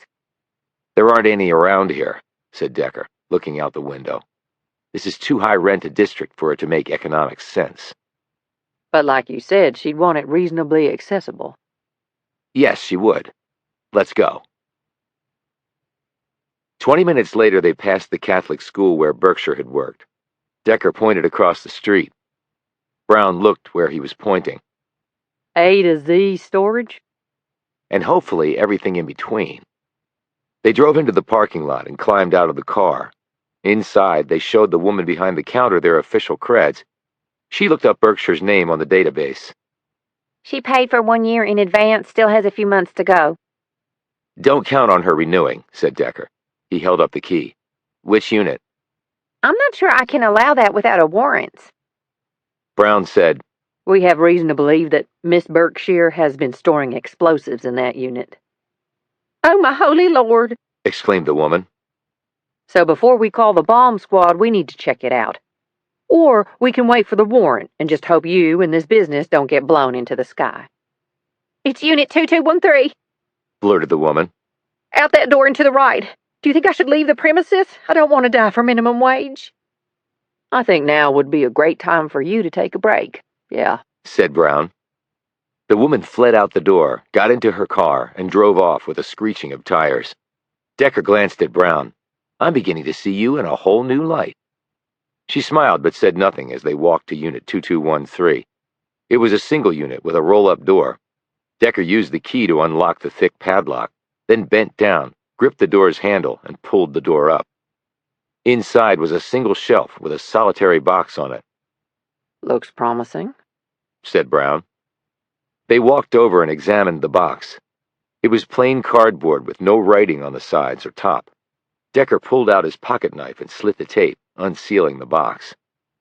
He opened the flaps and looked inside. He started pulling objects out and placing them on the shelf next to the box.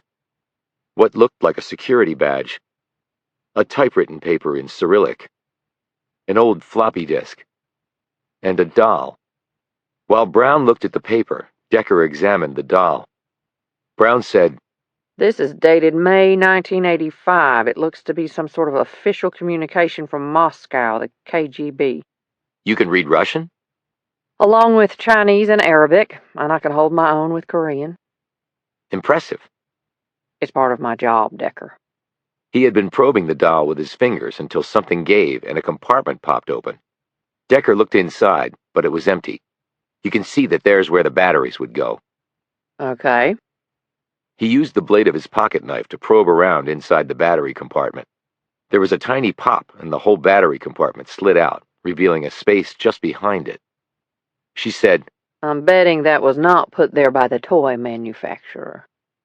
Decker nodded, and it's big enough for a roll of microfiche or a microdot or whatever else they used back then. How do you know about microdots? I watched enough old James Bond films. He looked at the floppy disk. Old technology like this. He picked up the security badge. The name that had once been on it had been clipped out, but Decker held it up to Brown. The golden torch with the black background and the red atomic ellipses hugging the globe. DIA seal, Decker said. She wasn't a whistleblower. She was a spy, finished Brown. Chapter 38. Decker, Brown, Bogart, Jamison, and Milligan were sitting around a conference table at the WFO, staring at the middle of the table. Sitting there were the items Decker and Brown had found at the storage unit and then placed in evidence bags. All the items had been checked for prints and other forensics, but the tests had come back negative. Bogart picked up the doll and examined the secret compartment. Milligan slid the ID badge over and looked at it.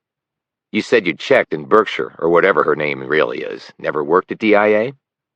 That's right, said Brown. She would have been thoroughly vetted, undergone a background check, and her prints would have been taken and kept on our database. She's not there. Bogart put the doll down, cleared his throat, and said, We've checked all of our databases and can find no record of her. If she worked either in a government agency or as a contractor requiring a security clearance, her prints would have been on file. They weren't. Decker sat staring down at his hands. Jamison glanced at him. What do you think, Amos? I think the part of the badge clipped out had someone else's name. If it were an RFID badge, said Milligan, referring to radio frequency identification devices, it would be full of the holder's data, unless it had been electronically wiped clean. But it isn't, said Decker. It was obviously issued before that technology was used, at least by DIA. Brown said, Berkshire could have been the mole's handler. She wouldn't need to be on a database or have a badge to do that. The person on the inside would, of course. But Berkshire could have just managed the asset and collected the intel. That is far more likely, said Decker. We just have to find out who that person on the inside was. But do you think Berkshire was still acting as a handler? Said Milligan. I mean the old badge, the floppy disk, the 1980s KGB communication. It all dates from another era. Bogart said, That's a good point. She might have retired and decided to do something else with her life. Good works, you mean? Said Jamison. Maybe to atone for what she'd done in the past? But where does the money come in? Asked Brown. Handlers are not known to make fortunes, and if she was working for the Russians, why not just go back there when she retired? Maybe she couldn't, said Decker. They all looked at him. Why wouldn't she be able to? Asked Brown. Why would a Russian operative be unwelcome back in Russia? Said Decker. Because they turned against their country. Answered Brown. Are you saying Berkshire was a double agent? Said Bogart. I'm saying it's possible she was a spy and then was turned. But if she was, wouldn't there be some evidence of that? Asked Milligan. Some record? Well, since we just discovered this possibility now, we have to pose that question to the right people. If it was over 30 years ago, it might be hard to find the right people to ask, noted Bogart. Decker looked at Brown. You know this world better than we do. Where would you look? There are lots of intelligence agencies, Decker, with overlap, hundreds of thousands of human assets spread over 200 countries. So, needle in a haystack. Commented Jamison. Compounded by the fact that the clandestine community doesn't like to answer questions about anything. Added Brown. And if we ask, they may not tell us the truth anyway, said Milligan. I wouldn't bet the farm on it, opined Brown. Bogart said, if she was managing an asset within DIA or another of the intelligence agencies, that asset may still be around. Berkshire might have retired, but that doesn't mean the asset did. That's true, said Brown. But where do you think the money came from? Asked Jamison. If she turned to our side and helped us out, could the cash have come from there? Asked Decker, looking at Brown. Depending on the significance of the assistance. But if she were a spy, the basic leverage might have been help us or go to prison, not a penthouse. But if she wasn't caught but came forward voluntarily, said Decker, maybe she didn't reveal herself as a spy, but rather as a citizen with some special knowledge looking to help. Brown thought about that. I don't know how likely that would be. Bogart said, the tricky part is, how do we organize an investigation along these lines? We have 4 items here, and a dead woman who might or might not have been a spy or a handler or something else. Decker said, the first thing we have to do is find out who Anne Berkshire really is, or was. What the hell do you think we've been trying to do, Decker? Exclaimed Milligan. But we have more to work with now. If she was Russian, that's something that can be checked out. If she was a handler for a spy within the government, that can be investigated too. We have leads. We just have to run them down. Bogart said, if she did help out this country and was paid a substantial sum for it, that is something we should be able to track down. But how does that explain Dabney's killing her? Asked Jamison. We know that Dabney stole secrets, but that was very recently. She looked at Brown. Do you have anything to show that Dabney and Berkshire were working together? Brown hesitated. Oh, for God's sake. You can at least nod or shake your head, said Jamison in exasperation. Brown shook her head. Jamison turned to Decker. Okay, so what is the connection? I don't know, admitted Decker. But if we find the answer to one, something tells me we'll find the answer to all. Brown picked up the security badge. I can check out when these types of badges were used at DIA. We tend to change them on a regular basis, so that will give us some time parameters. And she kept that KGB communication for a reason, said Decker. Brown nodded. And I'm going to read it from one end to the other. It might provide some clues. And the floppy disk? Asked Jamison. Bogart picked it up. It's been a while since any of us have seen one of these. We've had the lab go through it. Whatever was on there no longer is. At least nothing that's intelligible. Was it Russian? Asked Jamison. It was computer ones and twos, replied Bogart. That made no sense. Decker picked up the doll. Milligan said, "You don't expect to get anything from that, surely." Decker rubbed the doll's hair. "I don't expect anything. I just go where things take me." His phone buzzed. It was a reminder to him of their meeting with Nancy Billings. Decker stood. "Like right now. Let's go, Alex." Chapter 39. Nancy Billings was in her late 30s, with light blonde hair, a carefree manner, and a nose ring. When she met them at the Starbucks, she was dressed in jeans and a wool sweater. They ordered coffees and sat at a back table. Decker said, "Just wondering, can you wear nose rings while being a teacher at a Catholic school?" No, I just wear it in my off hours, still pretty strict in parochial school for teachers and students. So, what can you tell us about Ann Berkshire? asked Jamison. What do you exactly want to know? I mean, I was stunned to hear what happened to her. Did you two talk, interact? We did. She substituted for me a number of times. I was sick some, had to attend some teacher training, and a couple of other times I had to go out of state to help my mom. My dad has dementia. I'm sorry to hear that, said Jamison. Anne was very good, stuck to the lesson plans, knew her way around the classroom. I never heard any complaints. But you did interact, said Decker. Yeah, I would meet with her after she taught my classes. She'd fill me in on what had happened, things like that. We also went out for coffee a few times. I think I was the only sort of friend she had. I mean, she never talked about anyone else in her life. What did you two talk about? Well, I did most of the talking, come to think of it. Anne was quiet. I can't even tell you if she had family living. I mean, she never talked about stuff like that. She must have said something. The kids, the lessons, the state of education in America. What did she think of that? Asked Jamison. Billings frowned. She wasn't a big fan, to tell the truth. She thought the kids had it too easy, had too much stuff. Did you know she lived in a $1 million condo and drove a Mercedes-Benz 600? Billings' astonished expression answered for her. What? I had no idea. I thought she was as poor as me. I mean, she never said. What else?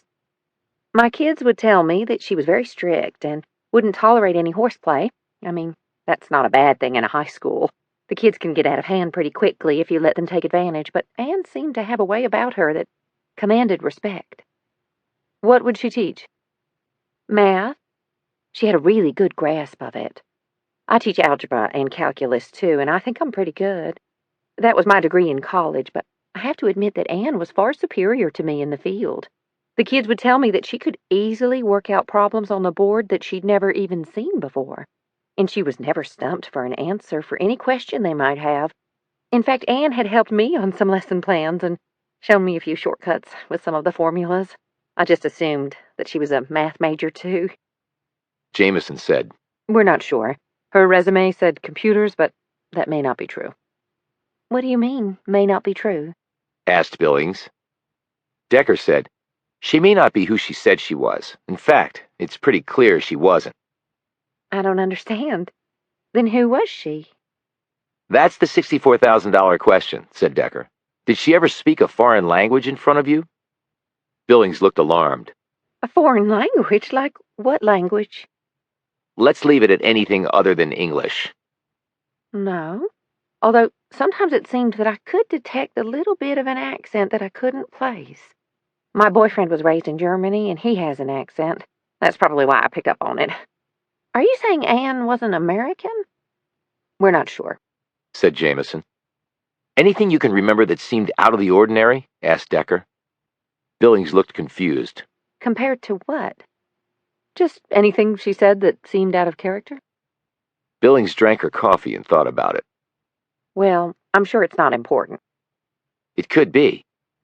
We were sitting in my class one morning. She had come in early to fill me in on a test she had done while I was out.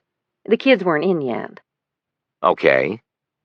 She'd finished, but had gotten up to leave. As a rule, when Anne was done, she was done. She'd just get up and leave. I mean, without saying anything.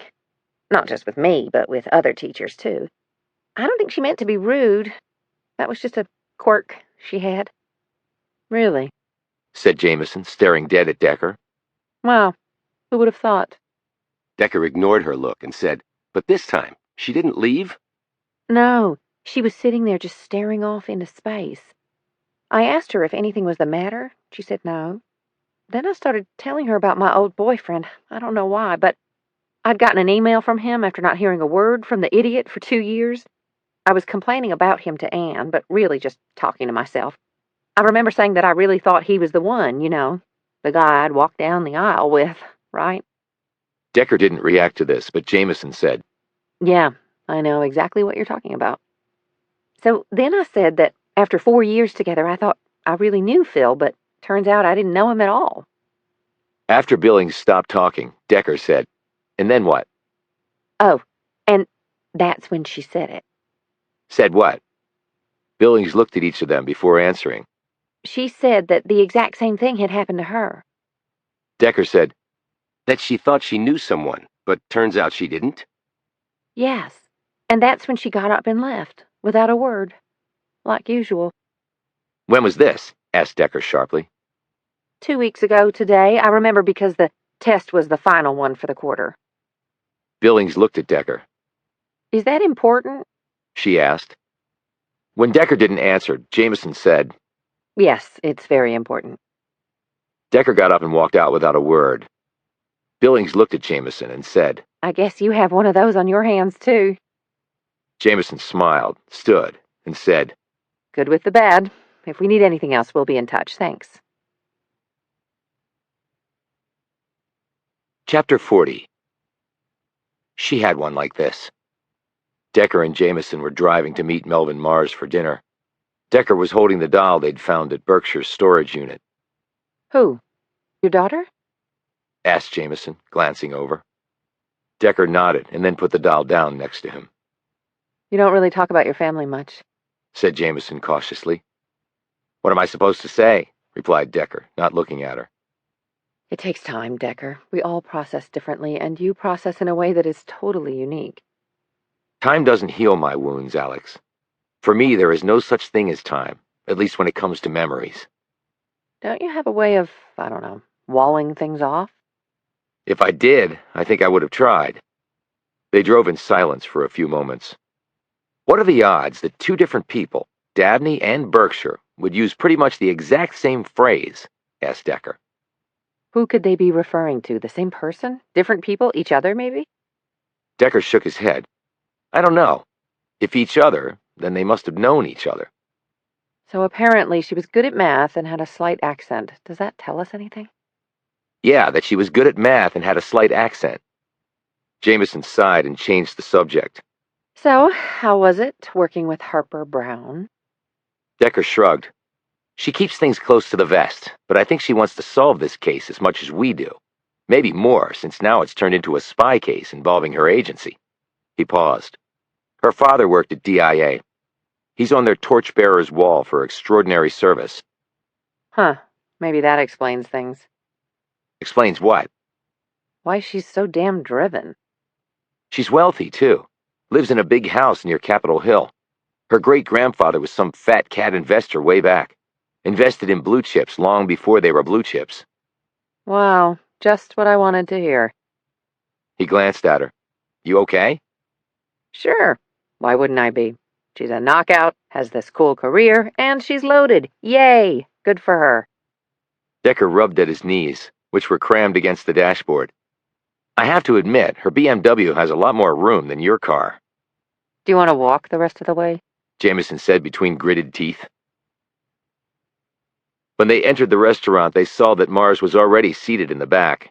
He rose and waved to them. They joined him and sat down. I've met all the people in the building, said Mars. Good folks. When did you do that? Asked Jamison. Yesterday and today. I think you picked a great location, Alex. Thanks. Mars looked over at Decker, who had said nothing. You okay, man? Asked Mars. When Decker didn't answer, Jamison said, Case is not going all that well. Mars nodded and said, Can't have it good all the time, but you guys will get there. We don't always get there, Melvin, said Decker quietly. The bad guys win too sometimes. I got faith in you, Decker. You don't let the bad guys win. Decker pulled the doll out of his backpack and placed it on the table. What is that? Asked Mars, looking puzzled. A clue. Answered Jamison. You're kidding, It was used to steal secrets. said Jamison. It's got a hidden compartment. She picked up the doll and showed him. A doll, baby. Damn, said Mars. That's going pretty low. The waitress came and they ordered. She glanced at the doll but said nothing. When the woman walked away, Jamison said, So, how would the exchanges take place, do you think? I'm not sure, admitted Decker. The doll would need to get from A to B and then back to A. It seems sort of James Bond stuff, said Mars. I mean, don't they just, hack stuff now and steal it electronically? Well, this was back when they didn't do it like that. Said Jamison. They used floppy disks and dolls and, microdots and rolls of film that would fit inside the doll. Decker took the doll from Jamison. While they ate, he said nothing. He just kept staring at the doll. Later that night, after Jamison went to bed, Decker sat at the kitchen table holding the doll. After a few minutes, he rose, put on his coat and a ball cap, and headed out. It was drizzling. His walk carried him along the river. He had taken his gun with him because it was just that sort of a neighborhood, especially at night. He reached the same bench he had when he'd been jogging and sat down. He liked the night often better than the day. Light tended to intrude on him, even when it wasn't bombarding him with harsh blues in the face of death. And he could think, and use his memory to try to catch some anomaly, some inconsistency that would point him in the right direction. He closed his eyes, took a deep breath, and listened to the rain falling. But his thoughts were actually not on the case. He was not thinking about Walter Dabney, or Ann Berkshire, or anything along those lines. Molly and Cassie. Daughter and wife. Dead nearly 2 years now. And as time passed, it would be 10 years, then 20, then 30, then... He could imagine the passage of time. He could imagine the lessening of grief, of loss.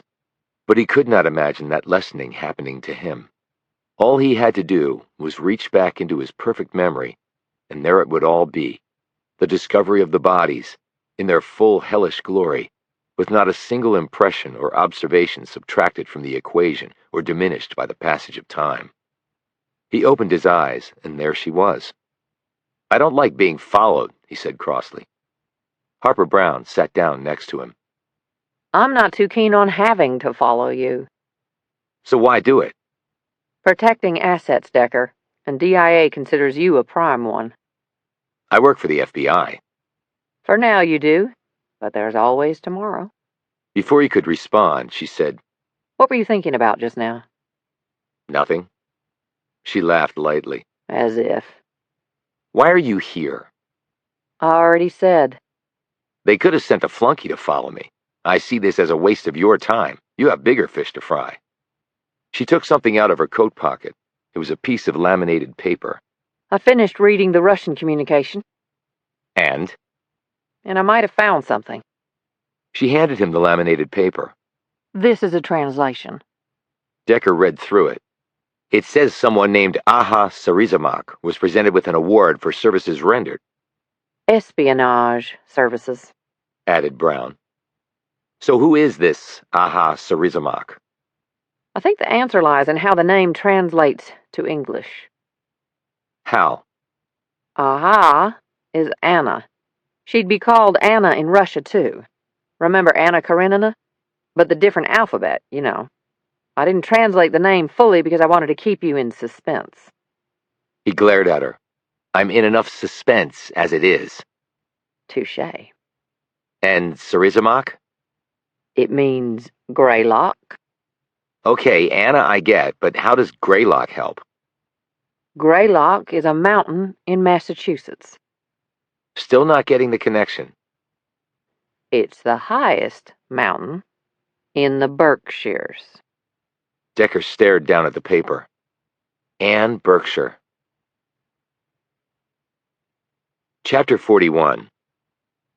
Bogart said, We confirmed that the resume Berkshire submitted to the school was concocted. The database at Virginia Tech was compromised, and her background was placed there, her degrees and such. Very professionally done.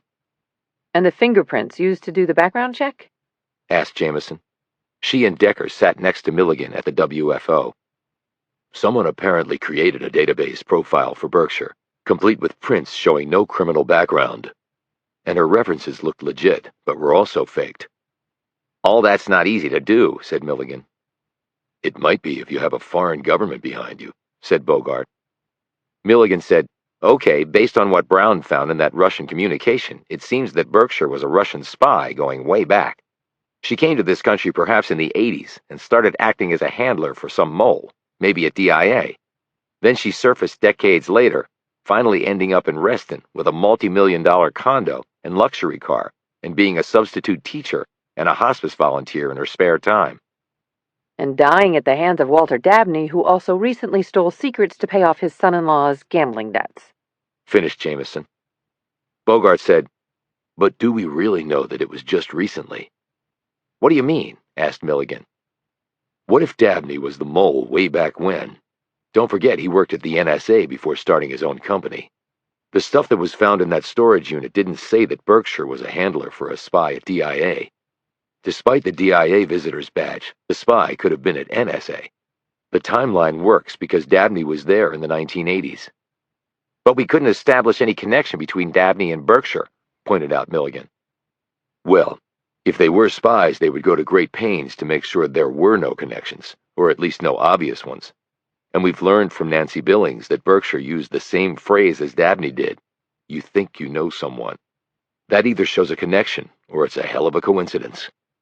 And remember, said Jamison, back then I doubt Anne Berkshire was using that name. She and Dabney could have had a connection, but while she was using a different name.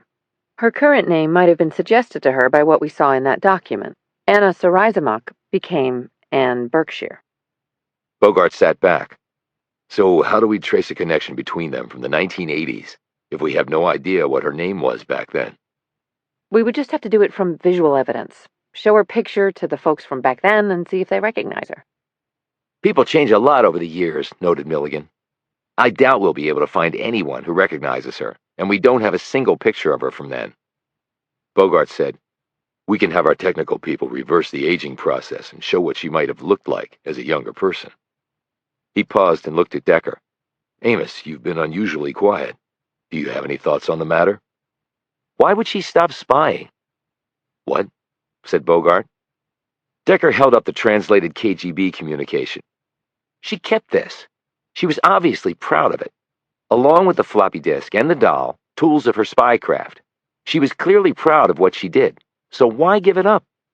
We've assumed that she had a change of heart when she started teaching and volunteering, so why keep the stuff that is clearly associated with her past life in espionage? Jamison said, Are you suggesting that she might still have been a spy, right up until she was killed? I'm saying it's possible, because we haven't definitively ruled it out. And we haven't ruled out that Dabney hasn't been spying all these years either. Do you have any evidence that he has been? Asked Bogart.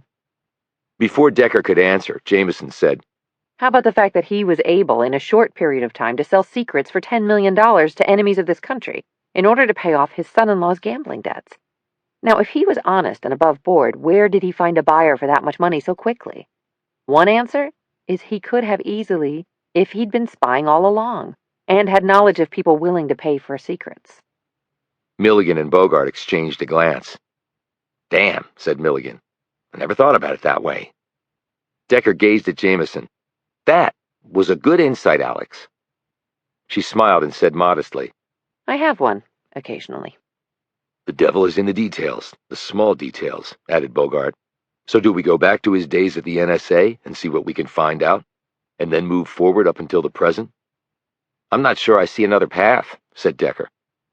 We'll need to get some more agents on this, said Milligan, because that's a lot of legwork and document review. And the NSA is not known for their cooperation.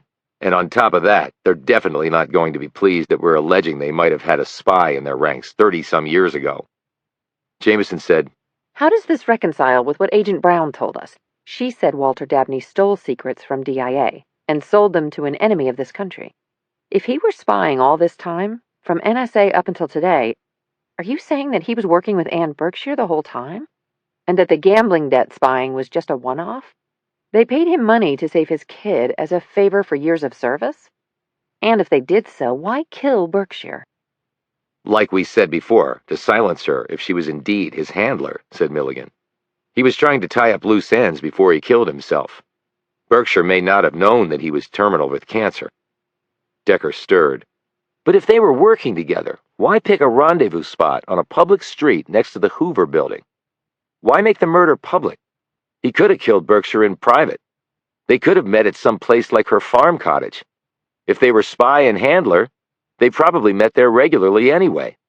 But by murdering her in public, he ruined his reputation and brought horrendous attention to his family, who he seemed to genuinely care for. It just doesn't make sense. None of it makes sense, added Milligan wearily. No, it makes perfect sense to someone, said Decker. We just have to reach that same level of awareness. Well, whatever we do, this is not going to be a quick fix, said Bogart. It might take years to unravel. It might, said Decker. Or it might not. Bogart said, I can get the ball rolling on the NSA piece. What are you going to do, Amos? We have yet to figure out Walter Dabney. I'm going to revisit that. How? Asked Bogart. There's only one way to do it. Talk to his family again. But we've already done that, protested Milligan.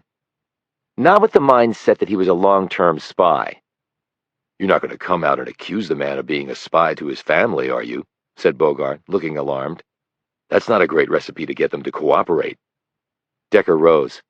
I think I know how to phrase it. Chapter 42. The housekeeper they had seen on a previous visit answered the door.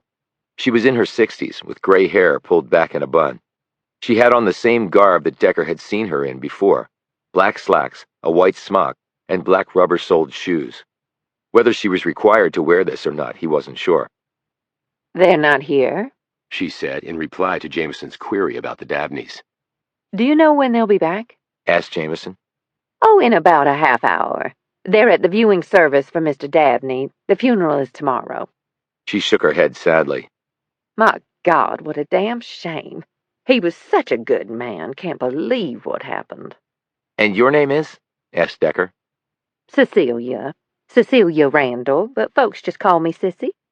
Sissy, do you think we could wait for them? Asked Decker. It's sort of important. She looked hesitant, but then opened the door farther, allowing them to pass. I know you're with the FBI, so I guess it's okay. Can I get you a drink or anything? Jamison began. No, Decker said, I'd like a cup of coffee if that's not too much trouble. No trouble at all. They have a Keurig, just pop in a pod and there you go. They followed her to the kitchen, where she pulled out a box of pods. Full strength or decaf? She said. Real coffee, just black. She busied herself with making the coffee while Decker watched. This is a beautiful kitchen, said Jamison. Yes, it is, Sissy said proudly. Mrs. Dabney's renovated it twice since they lived here. She's got the eye for stuff like that. So you've worked for them a long time? Said Jamison, glancing at Decker. Over 35 years. I diapered all 4 of them girls, I can tell you that, all right here in this house. Wow, said Jamison. That's a long time. They're a wonderful family. Decker said, So Mr. Dabney bought this place while he was still working at the NSA? Sissy took a cup out of the cabinet and put it under the Keurig's spout. Don't know about that. He never talked about work, least with me. It's just that I know this area is expensive. I just assumed he bought this place after he started his own company and started making the big bucks. Again, I don't know nothing about that, but I do know Mrs. Dabney had some money. Oh, she told you that? Not in so many words, but you could tell she came from money. The way she dressed and walked and talked, Mr. Dabney wasn't always such a sharp dresser. And I remember he used to drive a really old car when they first got this place, but then he bought himself this yellow Porsche. Now that was a beautiful car. Porsche, nice, said Jamison, throwing a glance at Decker. So the Dabneys have had a nice life, up until now, she quickly added. The coffee cup filled, Sissy handed it to Decker before throwing the used pot away in a slide-out trash can. Well, everybody's got problems, and Mrs. Dabney's no exception. So you mean before now? Asked Decker. I mean way back. She hesitated, and then, in a lower voice, though no one was around, said, She had 2 miscarriages and a stillborn baby. Little girl. It was awful. Oh, my God. exclaimed Jamison. Was that before she had her 4 daughters? Stillborn was. That was before my time, but Mrs. Dabney talked to me about it once. The 2 miscarriages were in between Miss Amanda and Miss Natalie.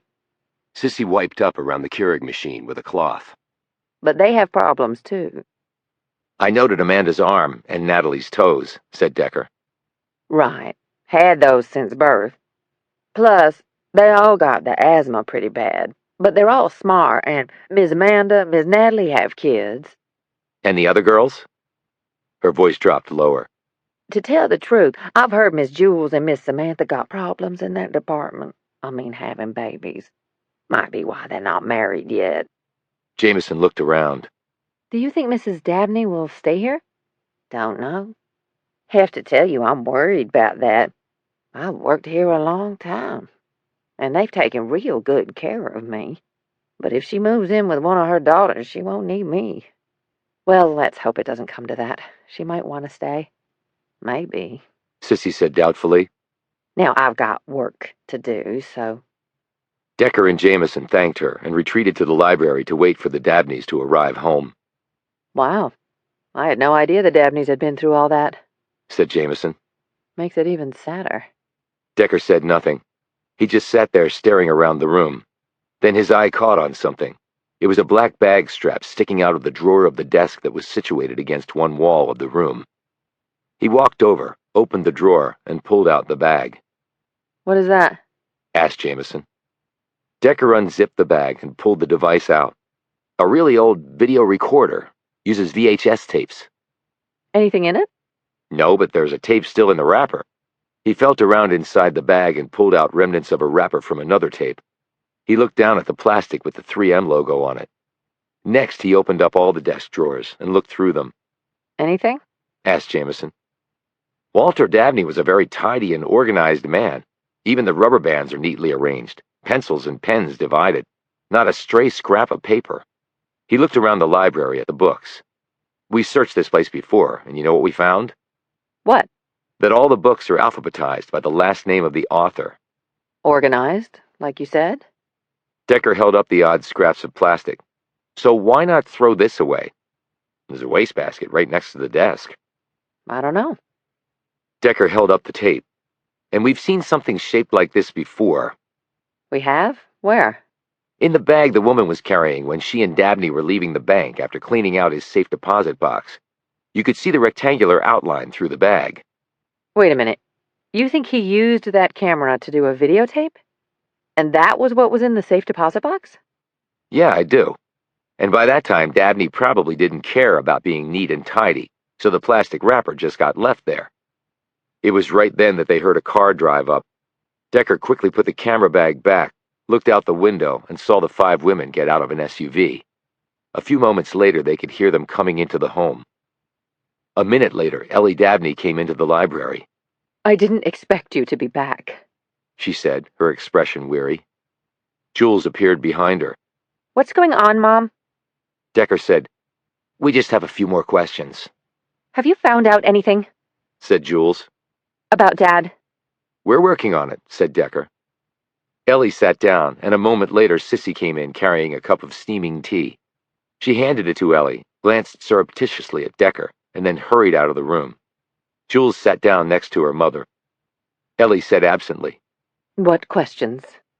Decker sat down across from her. Your husband had done well for himself. Yes, he had. Snapped Jules. What of it? Decker kept his focus on Ellie. He was at NSA when you got married? That's right. He was there for about a decade, right out of college. He started his business on our wedding anniversary. She smiled weakly. He said it was good karma. Good luck to take the plunge then. The kids were still young. In fact, Natalie was just a toddler. Jules said, What does any of this have to do with what happened? Decker said, We're trying to establish certain things in connection with what happened. The first one being, is there a connection between your father and the victim? I told you that I could think of none, said Ellie. Decker eyed her closely. Has Natalie spoken to you? About what? Her husband's gambling debts. No, I haven't. This came from Natalie, who was standing in the doorway, her overcoat still on, and a glass of white wine in her hand. Ellie looked at her youngest daughter. Gambling debts? Natalie, what is he talking about? Natalie looked sourly at Decker, walked into the room, and flopped down into a chair. She took a swig of her wine and said, Okay, why the hell not? I guess it's not enough that I had to go and look at my father's dead body today. She sat up, drained her glass, and said, Corbett had gambling debts. They were huge. The people he owed them to were really bad. They threatened to kill us, and they meant it. I called and asked Daddy for help. She stopped there and looked away. A stunned Ellie glanced at Decker. I don't understand. Your husband found the money to pay off those debts by stealing classified government secrets and selling them. Ellie Dabney slowly rose on wobbly legs. What? Jules stood and supported her mother with an arm under her elbow. What bullshit is this? Dad stealing secrets? That's crap. How else was he going to get $10 million? Asked Decker. Jules paled and shot her sister a glance. $10 million? Is this true? Natalie looked dully at her older sister. Why in the hell do you think I'm divorcing the prick? Because he's no longer good in bed? You asked Dad to come up with $10 million? Screamed Jules. Who else was I supposed to ask? Her sister screamed right back. Don't you understand? They were going to kill Corbett, me, and Tasha, okay? My daughter was going to die. I had no choice.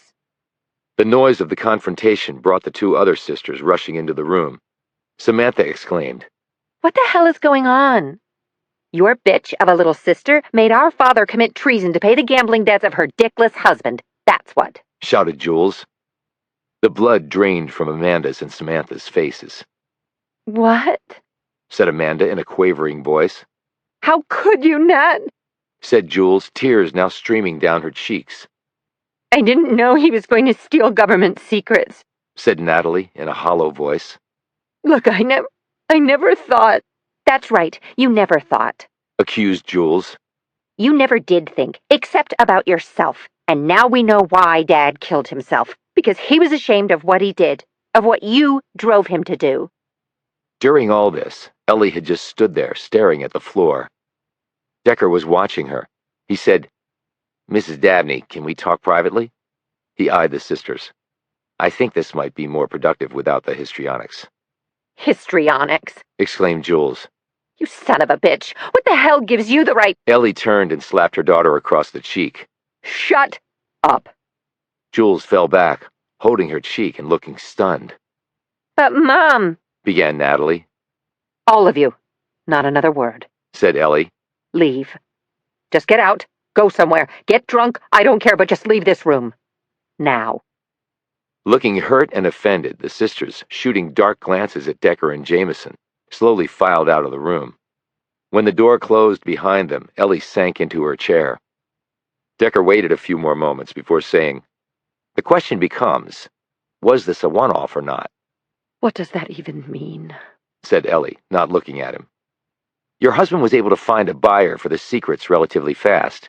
If he hadn't committed espionage before, reason would dictate that he wouldn't have been able to do that.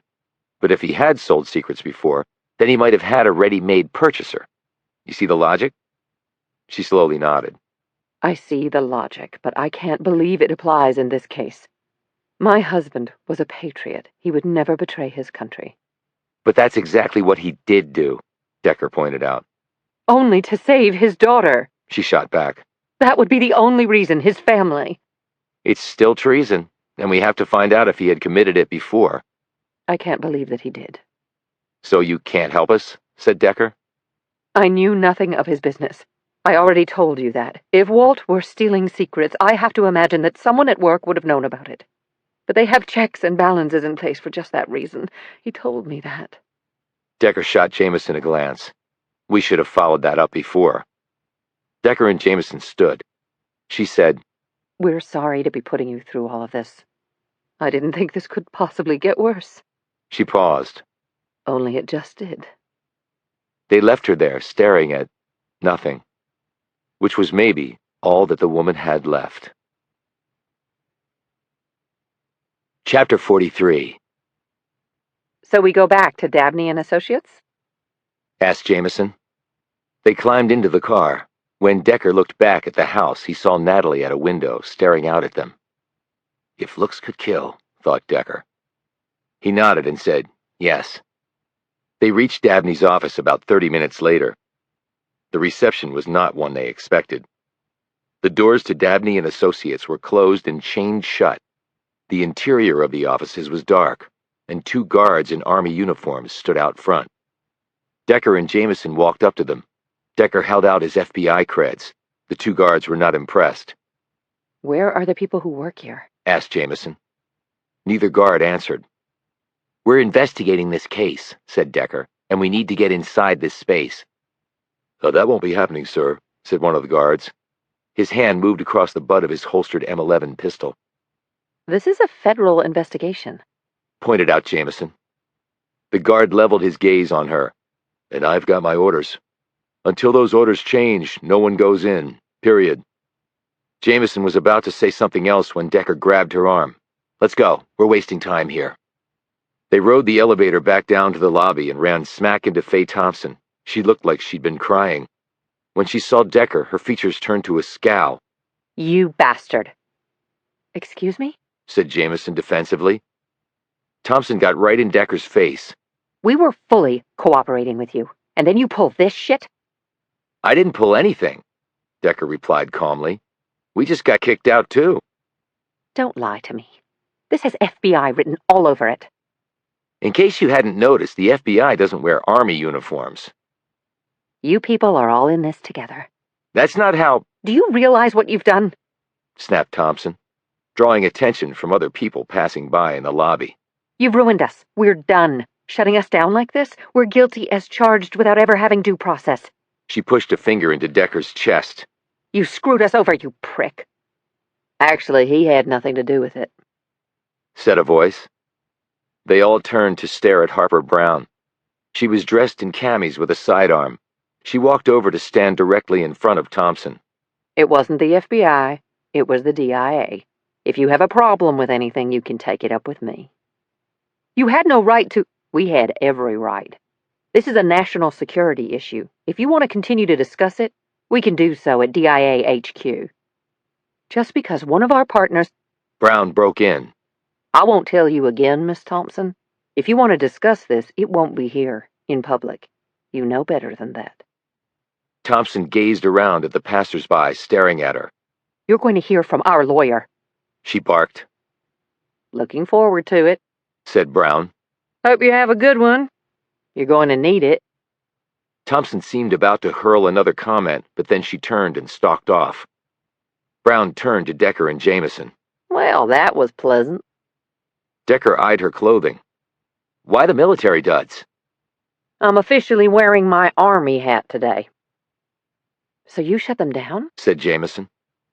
We took all the computers, servers, and records. Our people are currently going through them. She paused and added, Not to worry. We'll share whatever we find with the Bureau. So you decided on a full frontal attack on Dabney's business, said Decker. Let's go up, shall we?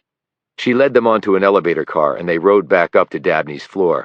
When they got off, she led them to the entrance, showed her creds to the guards, and they unchained the door and allowed them to pass.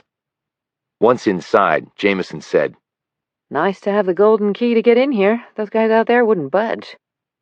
Brown said, Of course they wouldn't budge. They're army. They have orders, they follow them. There is no room for discussion. She turned to Decker, who was looking around the dark offices. So what do you think? She asked. About what? About what we're doing here. If I had to guess, I'd say you were trying to flush out a spy by attacking. She nodded approvingly. Very good, Decker. I didn't say I agreed with the tactic, he added. Well, maybe I don't either, but it's been done. So it didn't originate with you, then? I follow orders just like those men out there. Dabney and Associates has a lot of employees. And we're watching all of them, as well as scrubbing their personal financials. You really think Dabney was working with someone here to get the money to pay off the gambling debts? I can't discount the possibility. Jamison thought it was unlikely that Dabney, if he was always on the legal side, was able to find a buyer for the secrets so fast. Brown looked at Jamison. I'm impressed. Thanks, said Jamison curtly, though she looked pleased by the other woman's comment. Brown perched on the receptionist's desk. You're exactly right. It's not that easy to find a buyer from scratch. It's not like you can locate them online or walk down a dark alley and bump into someone engaged in espionage who can find $10 million to hand over. More likely than not, you'll run right into an undercover operation designed to catch people trying to do just that. So that either means Dabney was not as clean as everyone thought, or someone he worked with was dirty. The issue is even more complicated than that, Decker. The thing is, it could have been a co-worker who helped Dabney with the sale, sure. Or it could have been someone else. Such as? Said Jamison. Decker answered. Such as someone on the other side of the equation. He pointed at Brown. Someone from your side that Dabney was working with. Brown crossed her arms and nodded, her features turning grave. The more I think about it, we might have a spy in the ranks of the DIA. I'm not just talking about decades ago, I mean currently. Wouldn't be the first time, said Decker, as you pointed out to me previously. Jamison said, We thought it might be Dabney who was the spy all these years, from his career at NSA onward. But he had to get the secrets from inside the government once he went to the private sector. Pointed out Brown. And there was the old security badge we found in Berkshire's locker. That was from the DIA, and it's very troubling that she had it in her possession. Jamison said, But regardless of whether Dabney was in the private sector, he could have gotten those secrets legitimately through his work. The persons he dealt with in the government might not know what he was doing with the information. That's true, said Brown. And I hope that turns out to be the case, but we can't take it as gospel that that is indeed the case. So you're investigating your own agency too, said Decker. We have to. You mentioned the security badge. Did you find out something about it? It was used at DIA back in the late 80s and early 90s. No idea who it was issued to? Asked Decker. None. Back then it was just laminated plastic with no electronic guts. Visitor or permanent? Asked Decker. I wish I could tell you. Does that mean you don't know or you can't tell us? Retorted Jamison. I wish I could tell you. Repeated Brown. Jamison looked like she was going to hit her. Well, you know what they say, be careful what you wish for. Then she turned and walked out of the office. She seems to have an attitude problem, noted Brown. No, she just doesn't like bullshit. We're on the same page with that. Decker, I'm telling you as much as I can. Do you know what it cost me to even have you come to DIA and look at those files? Do you think Ann Berkshire was working with a mole in DIA way back, too? It's possible, in fact, with that badge, it's probable that she was. But that mole was not Dabney? He was at NSA for part of that time, but then on his own. He did work as a contractor for DIA beginning later in the 90s, so it wasn't his security badge. We can't show that they ever met except for the encounter outside the Hoover building. And if they had been working together for decades, we would have been able to find something, Decker. So someone else, then? And we're at square one on that. But you're obviously hoping to pop something by doing a deep dive on the folks here. It's a long shot, but when you don't have better options, you have to go with something. She paused. So do you have any leads? Yeah. What are they? I wish I could tell you. Decker turned and left the room. Chapter 44. Why are we here, Decker? Jamison was staring down at him as he perched on a couch in Ann Berkshire's $1 million condo and gazed around. Decker didn't answer right away. I don't like incongruity, he said a few moments later. Such as? Such as why buy a condo like this and buy a top-of-the-line Benz if you don't decorate it with your stuff, in the case of the condo, or don't really drive it around in the case of the Mercedes. So she was eccentric, so what? Decker shook his head and stood. It goes beyond mere eccentricity. She also has a rundown farmhouse and a crappy car that she drives to work, and on her rounds as the proverbial Good Samaritan. What does that tell you? If you were a spy and had made money, you might buy this condo and that car, but you would enjoy them, not just have them, because you would have earned it. Now, if you just have them but don't enjoy them, there must be a reason. So in Berkshire's case, what is that reason? Jamison thought about this. I don't know. We speculated she might have felt guilty. If she was still spying, she obviously was not feeling guilty.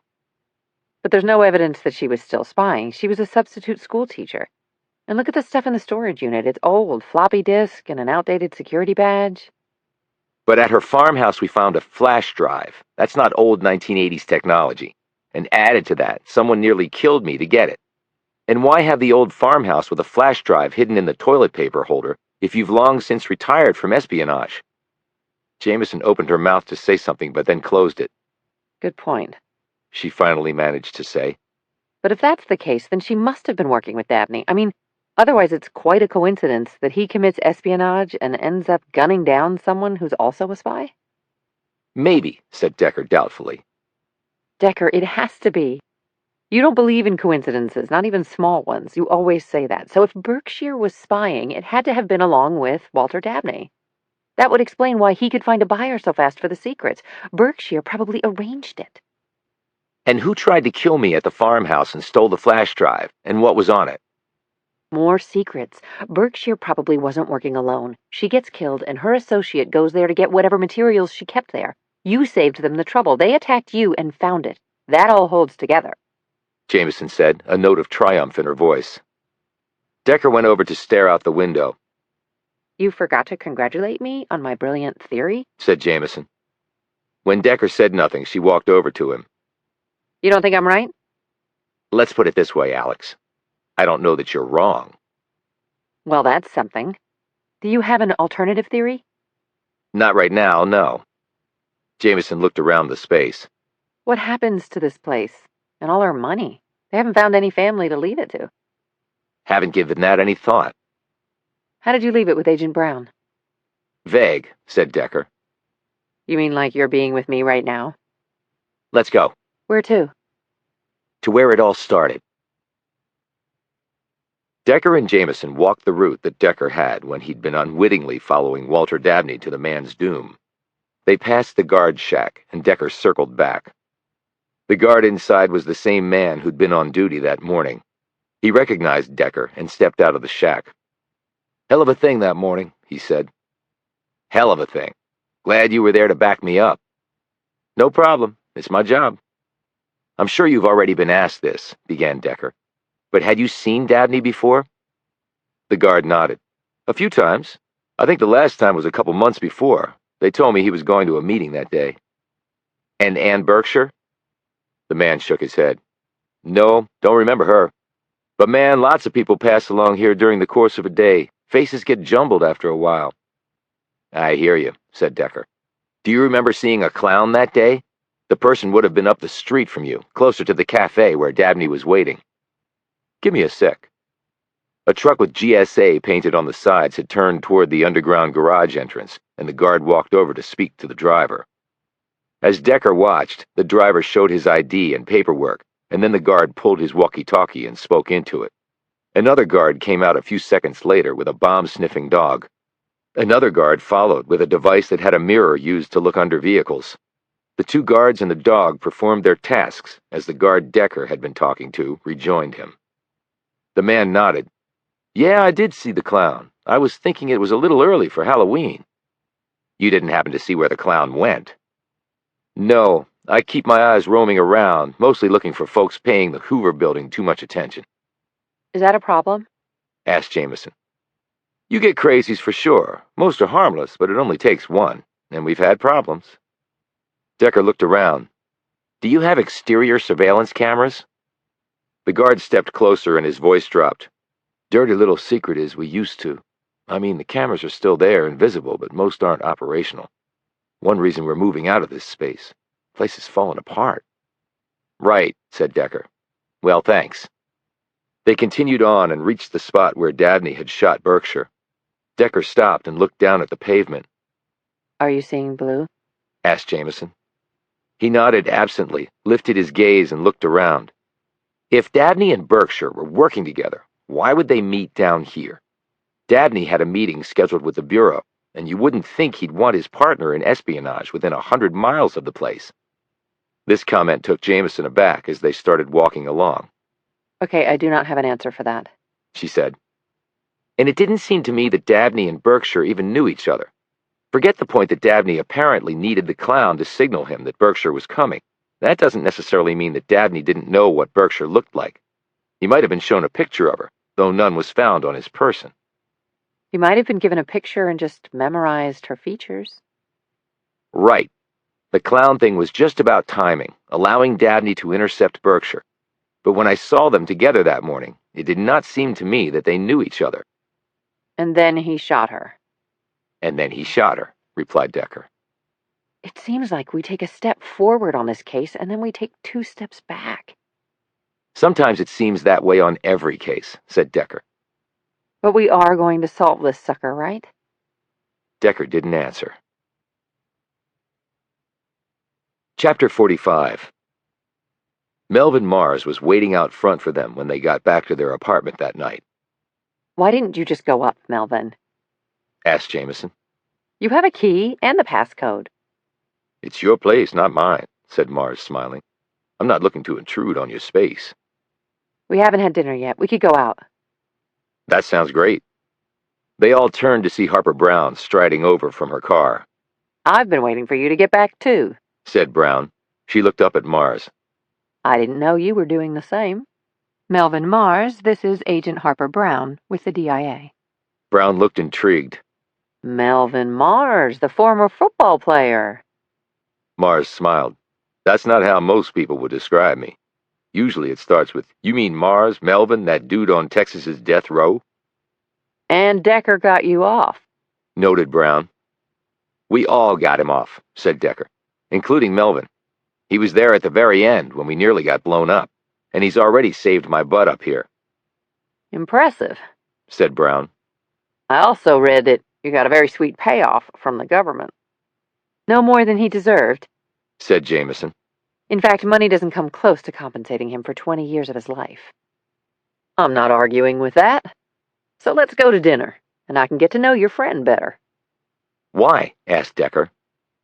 In my off hours, I'm actually a very social person, Decker, said Brown. They were seated at a table in the middle of a Vietnamese restaurant in D.C. Brown had suggested it. Decker looked at the menu and said, I don't recognize one thing on here. I can order for you, Decker, said Brown. Decker dropped his menu. Sounds good to me. Do they have fries? Mars handed her his menu. I'm in the same boat as Decker, so you can order for me, too. Brown looked at Jamison. You good, or you want me to do the honors for you, too? I love Vietnamese food, replied Jamison in an irritated voice. When the waitress came, Brown ordered for the 3 of them, in Vietnamese. Impressive, said Mars as the waitress walked off. I can barely make my way around English. Come on, Melvin, you graduated from UT early with a business degree, pointed out Jamison. Prison doesn't improve one's brain power, at least not mine, not after 20 years. Did you find anything in the files at Dabney's office? Decker asked Brown. She shot Mars a glance. I doubt he's cleared to hear this. Neither are we, pointed out Decker. You can trust Melvin, he added. Okay. No, we found nothing in the files, but we're still looking. We were hoping for a smoking gun, but didn't find one. How about you? We haven't found a gun, much less a smoking one, but we have questions, like if Dabney was working with Berkshire, why meet near the Hoover building? He already had a meeting scheduled that morning, and if she was a spy, I doubt she would be attending. That's true. And as Jamison pointed out, if they weren't working together, it's a hell of a coincidence to have one spy kill another unrelated spy. Brown glanced at Jamison. Another good observation, Jamison. You're showing a real talent for this area. Jamison didn't respond to this remark. Decker added, and if Berkshire wasn't spying anymore, she had a weird retirement. $1 million condo and 6-figure ride paired with a crappy farmhouse and an old dented Honda.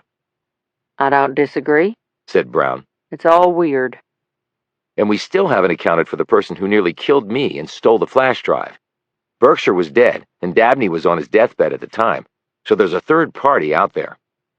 Who wanted that flash drive? Observed Brown. And I wonder what was on there, said Decker. What else? More stolen secrets, replied Brown. You think? He said. What else could it be? If I knew the answer to that, I wouldn't be asking the question. But if Dabney and Berkshire were working together, we should be able to find some connection. All I can tell you, Decker, is that the first inkling we had that Dabney had gone bad was recently. He's worked on other DIA projects before, and we had no problems. And he also had no incentives to steal. The guy was in great shape financially. It was only this gambling debt problem that pushed him over the edge. She glanced at Mars. You carry this to your grave, okay? He put up his hands in mock surrender, smiled, and said, "Hey, I'm on your side, okay? I'm going to forget everything you guys say tonight." Brown smiled and said, I knew I liked you. She turned back to Decker. And Dabney had to routinely take polygraphs to keep his security clearance status up to date. He never failed one. "So you're convinced that this was just a one-off?" Unless you can show me something to the contrary. Jamison interjected. But he was able to sell the secrets very quickly. I know. You said that before, and it's a valid point, but it's a leap of logic to go from that to the conclusion that the guy's been stealing secrets for a long time. Well, we'll see if we can get your logic to match up with ours at some point, Said Jamison tersely. The two women did a bit of a stare down. Fortunately, their food came right then, and they started eating. Brown eyed Mars. So how do you spend your time now? Doing a little coaching at the high school level, basically trying to figure the rest of my life out. You two have something in common, said Decker. What's that? Asked Mars. You're both rich. When Mars eyed Brown, she said, Nothing to do with me. I inherited just luck of birth. Yeah, that's just great. Jamison muttered under her breath. I don't think of myself as rich, said Mars. Maybe I would if I had earned the money playing ball. You earned the money, Melvin, said Decker, with 20 years of your life.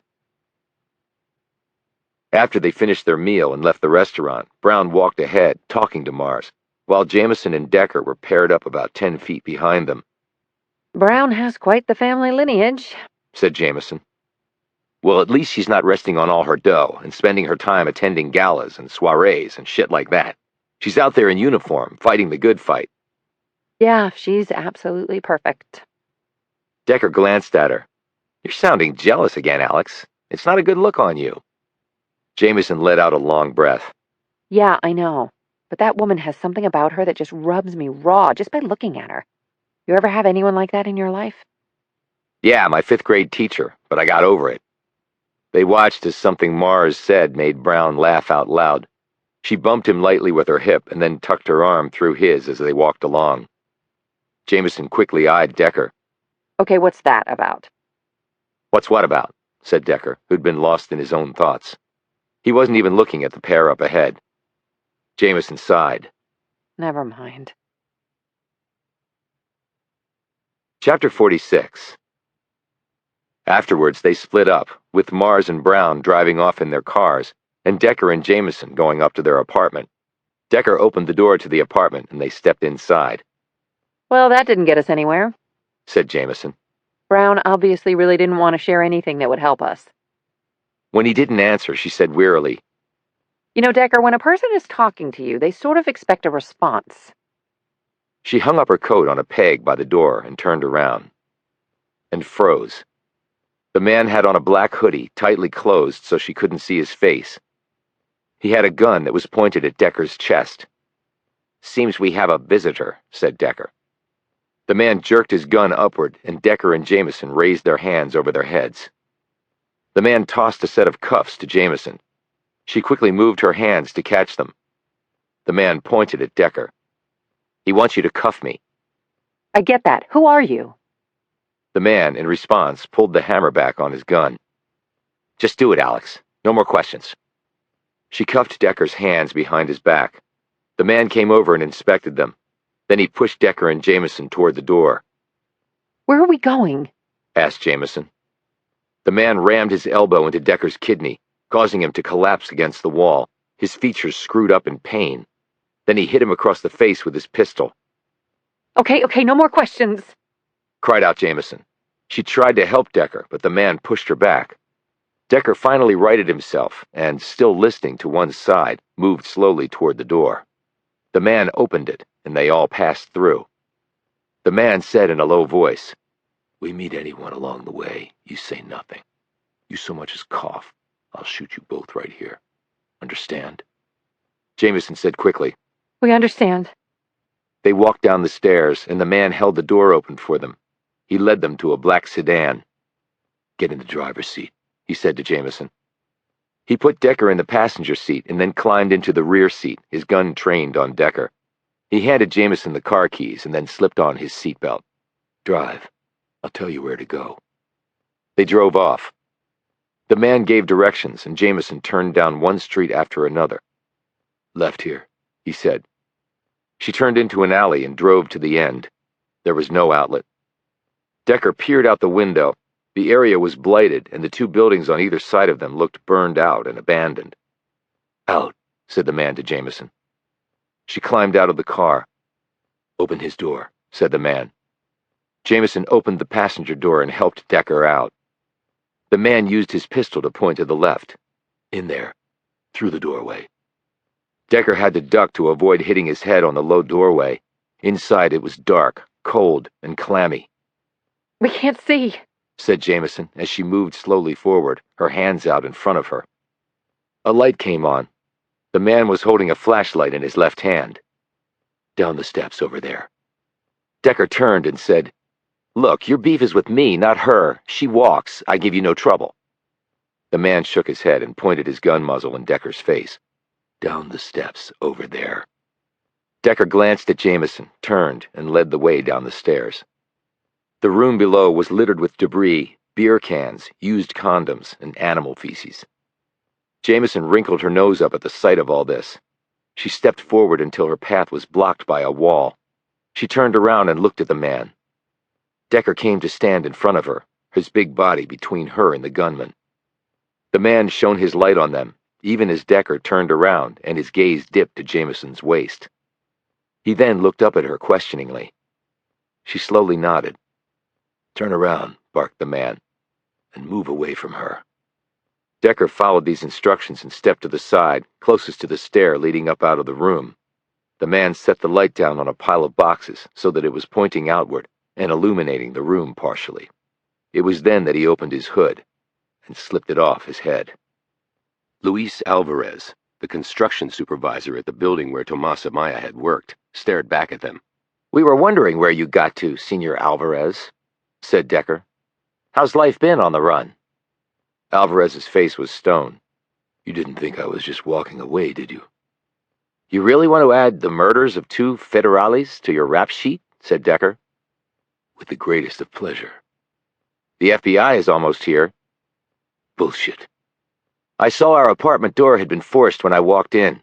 I hit the speed dial in my pocket. Special Agent Bogart has been listening to everything we've been saying, and the chip in my phone has led them right here, so you're screwed. You're lying. Take my phone out and see for yourself. It's been on the whole time. Alvarez looked nervously at Jamison. Take his phone out and bring it to me. Now. Decker said, You're wasting precious time, Luis. Chances are good the Bureau guys will just blow your ass away to avoid having to spend money on prosecuting you. Bring me the phone, screamed Alvarez. Jamison pulled the phone out of Decker's pocket. As she did so, she glanced at Decker. He whispered something to her. She turned, held the phone up, and said, Here, you son of a bitch. She tossed it toward Alvarez. When he reached a hand up to catch it, Decker gave a roar and bolted toward the stairs. Alvarez took his eyes off the phone, turned, and leveled his gun at Decker. A shot rang out. Decker stumbled and went down. Alvarez looked over at Jamison. A wisp of smoke was coming off the pistol she held in her hand. He looked down at the blood coming out of the hole in his chest. You bitch! He screamed. He pointed his gun at her. She stumbled back and fell. The next second, Alvarez was lifted off his feet. His small body sailed across the width of the room, and he slammed into the brick wall. He slid down the wall, slumped to the floor, sat up for an instant, touched the wound in his chest, and glanced at Decker, who'd blindsided him. You asshole! He slumped over dead before he could finish. Chapter 47. Bogart sat down next to Jamison at her and Decker's apartment.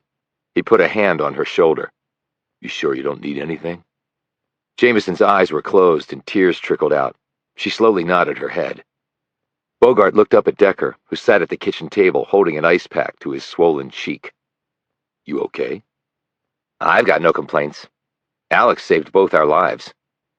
Milligan was standing next to Decker. She never shot anyone before, he said quietly. It's not something you get over quickly. Decker looked over at Jamison. She'll be okay. She's tough. Bogart rose and came over to Decker. We'll post people outside just in case Alvarez has friends. You sure you guys will be okay? Decker nodded. I'll take it from here. Bogart and Milligan left, and Decker rose from his chair, crossed the room, and sat down next to Jamison. I'm sorry this had to happen, Alex, he began. She wiped her nose with her sleeve and sat up. If you hadn't told me what to do, we'd both be dead. If you hadn't done what you did, we'd both be dead.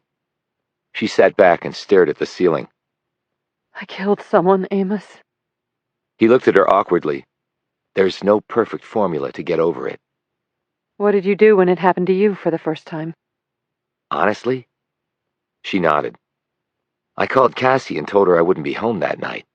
I filed my reports, had my interviews with Internal Affairs, jumped through all the bureaucratic hoops, and then rented a motel room, loaded up with liquor, and got drunk as hell.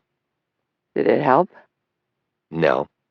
I woke up with the worst hangover of my life, and I still felt shitty about what had happened. Thanks for the pep talk, she said in a hollow tone. My point is, even with my perfect recall, I did get over it. Things haunt me, Alex, but I can live with them, and you will too. It just takes time. She sank her head into her hands. I'm going to see his face until the day I die. No, you won't. He made the choice to start it. You just had to finish it. You saved us, Alex. I was so scared, Decker. So was I. But you were a cop. You're used to this stuff. You never get used to somebody trying to kill you. Jamison pulled a tissue from her pocket and rubbed at her eyes. I'm glad you showed me how to fire that gun. Being taught how to fire a weapon isn't that hard. Firing it when you really need to is the hard part. He obviously didn't see you as a threat. He assumed you weren't even armed. Big mistake. But after I shot him, I panicked. I couldn't even defend myself. So it was my turn to help you out. That's what partners do, Alex. We have each other's back. That's the first time you called me that. What? Your partner? She swiped a strand of hair out of her face. It has a nice ring to it. You need to go grab a hot shower, take a pill, and go to bed. And not think about it anymore for tonight. But you need to turn your brain off. You can start to try to deal with it later, but not now. He watched her walk off. Right before she closed the bedroom door behind her, she turned and said, Thanks, Amos. For what? For not being your normal self right now. She tacked on a weak smile to this and closed the door. A minute later, he heard her shower start up. Decker rose and stared down at his phone. He'd tried to call Mars a number of times to let him know what had happened, but there'd been no answer. That wasn't like the man. He put on his coat, snagged Jamison's car keys, and walked out, locking the door firmly behind him. He passed the FBI agents stationed in the building's lobby. Take good care of her, guys, he said as he walked by them. He knew where Mars was staying. It wasn't that far away. He wedged himself into Jamison's subcompact, wishing for the moment that he could be a foot shorter and 100 pounds lighter. The drive only took about 15 minutes. There was little traffic at this early hour of the morning. He pulled into the parking lot of the hotel and grabbed an open space. He was about to get out when a car he recognized pulled up to the front of the building and a man in a uniform got out. It was one of the hotel valets. He turned the keys over to the owner, and that person got in the car and drove off. Decker checked his watch. It was nearly 5 in the morning. Decker opted for a change in plan. He pulled off and started to follow the other car. 20 minutes later, it veered into an open space at the curb. The door opened and the driver got out. Decker pulled up, stopped, and rolled down his window. "You're out early," he said. "Or coming home late." Harper Brown turned to look at him. What are you doing here? "You were telling the truth. About what? You are quite social in your off hours. So how's Melvin? Resting comfortably?" She let out a sigh, leaned against the front fender of her Beamer, and said, You want to come in for a cup of coffee? "I don't know. Do I?" Decker pulled into a free space 2 cars down and got out. He joined Brown as she was putting the key in her front door. "Glad you had a good night," he said. Thanks, me too. How about you? "Nothing to write home about," said Decker as they went inside.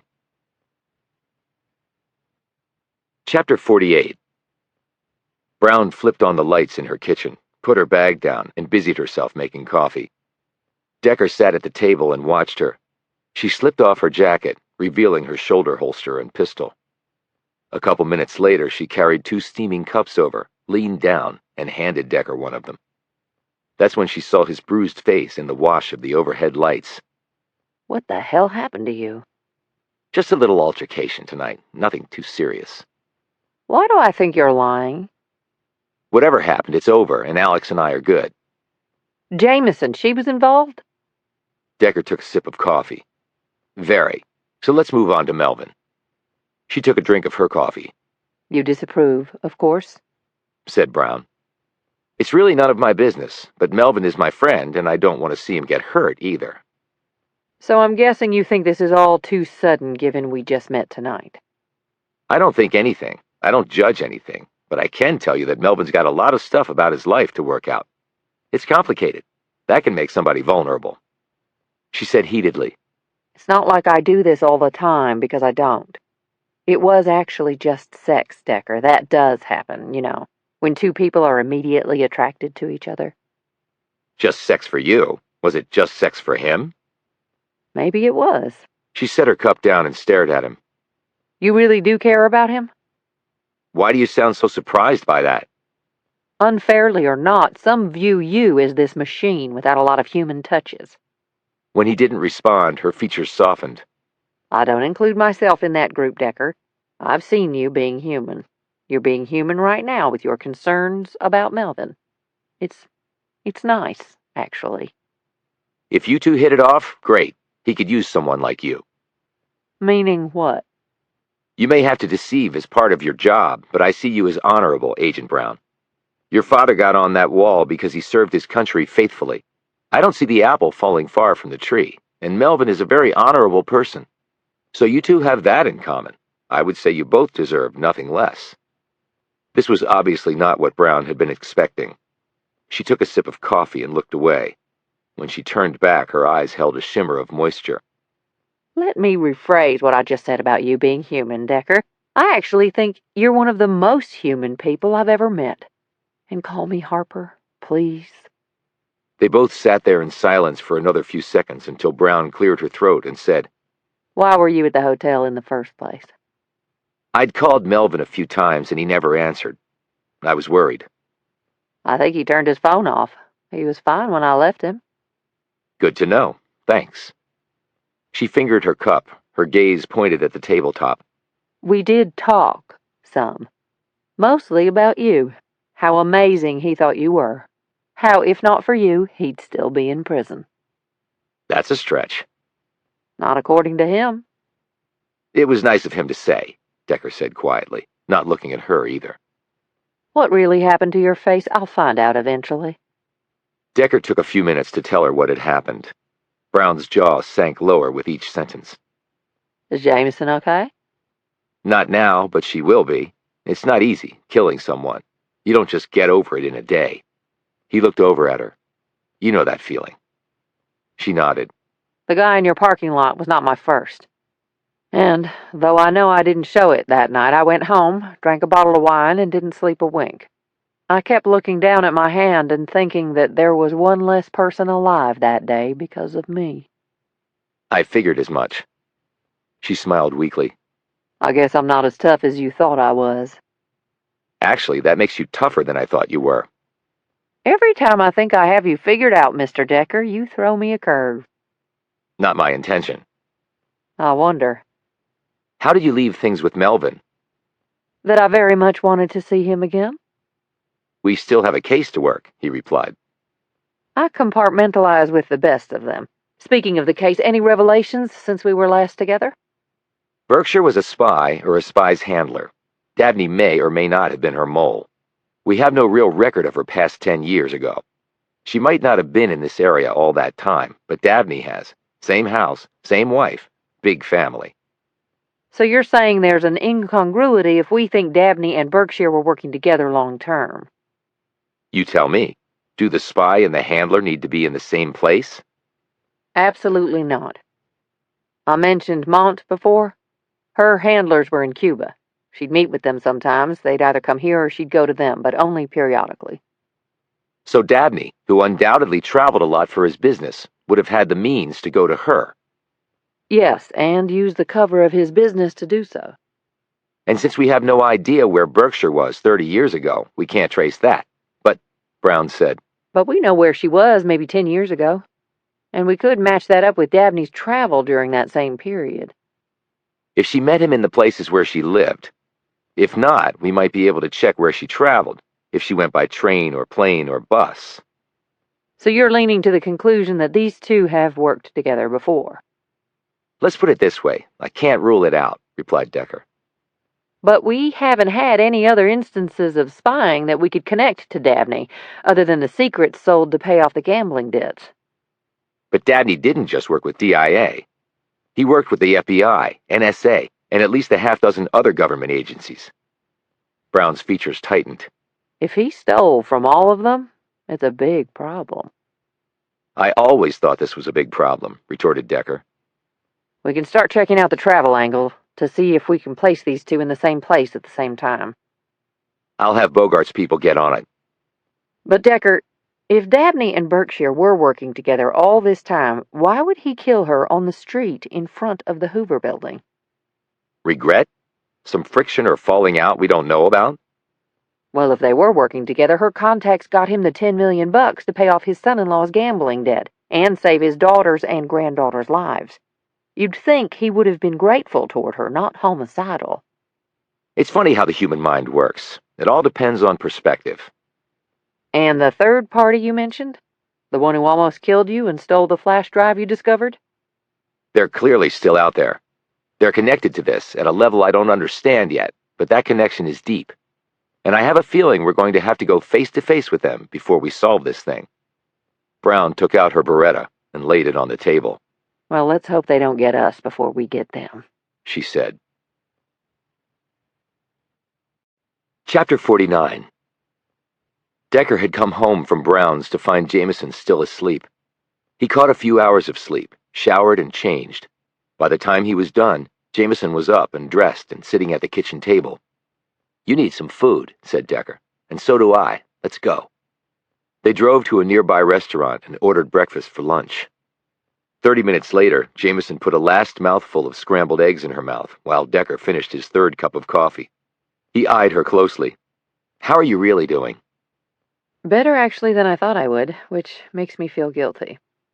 Some people just have it coming, and the guy last night did, Alex.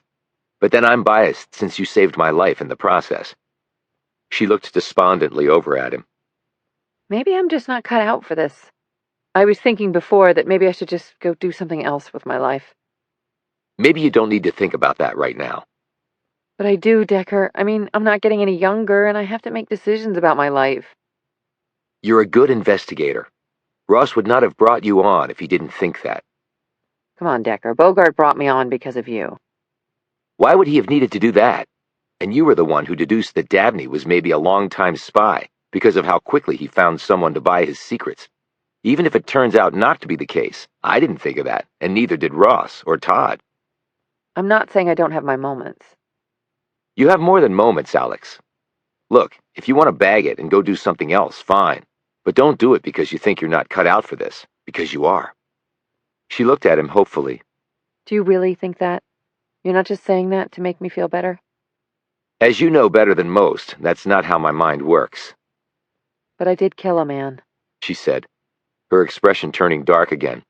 I'm not sure I could face doing that again. This job doesn't call for us to get into shootouts with people. Alvarez wasn't tied to our work at the FBI, so that may very likely be the first and only time you have to draw your weapon. Apparently not if I keep hanging around with you. You need to get your mind off it. Luckily, we have a very complex case to solve. Hey, do you want to call Melvin and have him come with us? He's had some good ideas on this, too. Decker hesitated long enough that she looked at him suspiciously. What is it? Nothing. Come on! It's nothing. Decker, you're a shitty liar. I just think we need to let Melvin sleep in. Why? I don't know, just a feeling. Decker? He had a long night. What do you mean by that? He went home the same... She stopped and stared wide-eyed at him. Holy shit. Are you not telling me what I think you're not telling me? Alex, I don't even know how to begin to answer that question. I'll ask you a simpler one then. Did Melvin sleep with Harper Brown? Her voice had risen to where people at 2 other tables stared over at them. Why do you think that? Why do I think that? Hello? It couldn't have been more obvious that she wanted him. It couldn't. Oh, come on. For a guy who misses nothing, you really have a blind spot sometimes. Decker looked nervously around before focusing on her. It's none of our business what they did. You need to tell me everything right now. Why? Because technically I work for Melvin. So? Decker, I swear to God, if you don't tell me, I'm going to make such a scene right here and now. Decker sat up. Okay. Yes, they spent time together at Melvin's hotel. And how do you know this? I went over to Melvin's hotel late last night. Well, it was really early this morning. You were asleep. I'd called him, but he didn't answer. She looked at him incredulously. Oh, really? And what? You were worried? All right, I deserve that. And then what? And then I saw Brown come out. I followed her to her house and we talked. You talked about what they did? No, I mean, not really. It was mentioned, but it wasn't like I wanted to hear details, he said, flustered. They're both consenting adults. They can do what they want. They had just met a few hours before. Alex, what do you want me to say? What did Brown say? She said, well, that they were mutually attracted to each other, and that it was just, sex, he added uncomfortably. Does she normally jump into the sack with someone she just met? She says she doesn't. And you believed her? I wasn't going to interrogate her about it, for God's sake, he said heatedly. She works at DIA. Don't they have rules against this sort of stuff? I don't know, and now I wish I hadn't told you. Melvin is your friend. Aren't you worried about him getting hurt? Yeah, I am, actually. I told Brown that. And what did Brown say? That she didn't want to hurt him. That maybe they could have a relationship. Oh, please. She's gonna dump him. You don't know that. Yes, I do. Do you really see this lasting? So what if it doesn't? Maybe Melvin just wanted sex, too. Melvin is different. Maybe he is, but he's also a grown man who could make those decisions for himself. So you're not going to do anything? He looked at her in amazement. What exactly do you want me to do? Tell them they can't see each other because I said so? Christ, Alex, listen to what you're saying.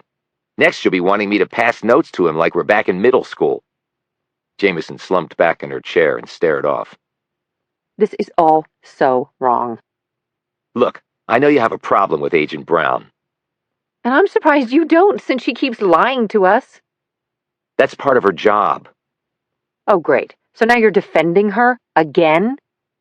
I'm not defending anybody. I'm just stating a fact.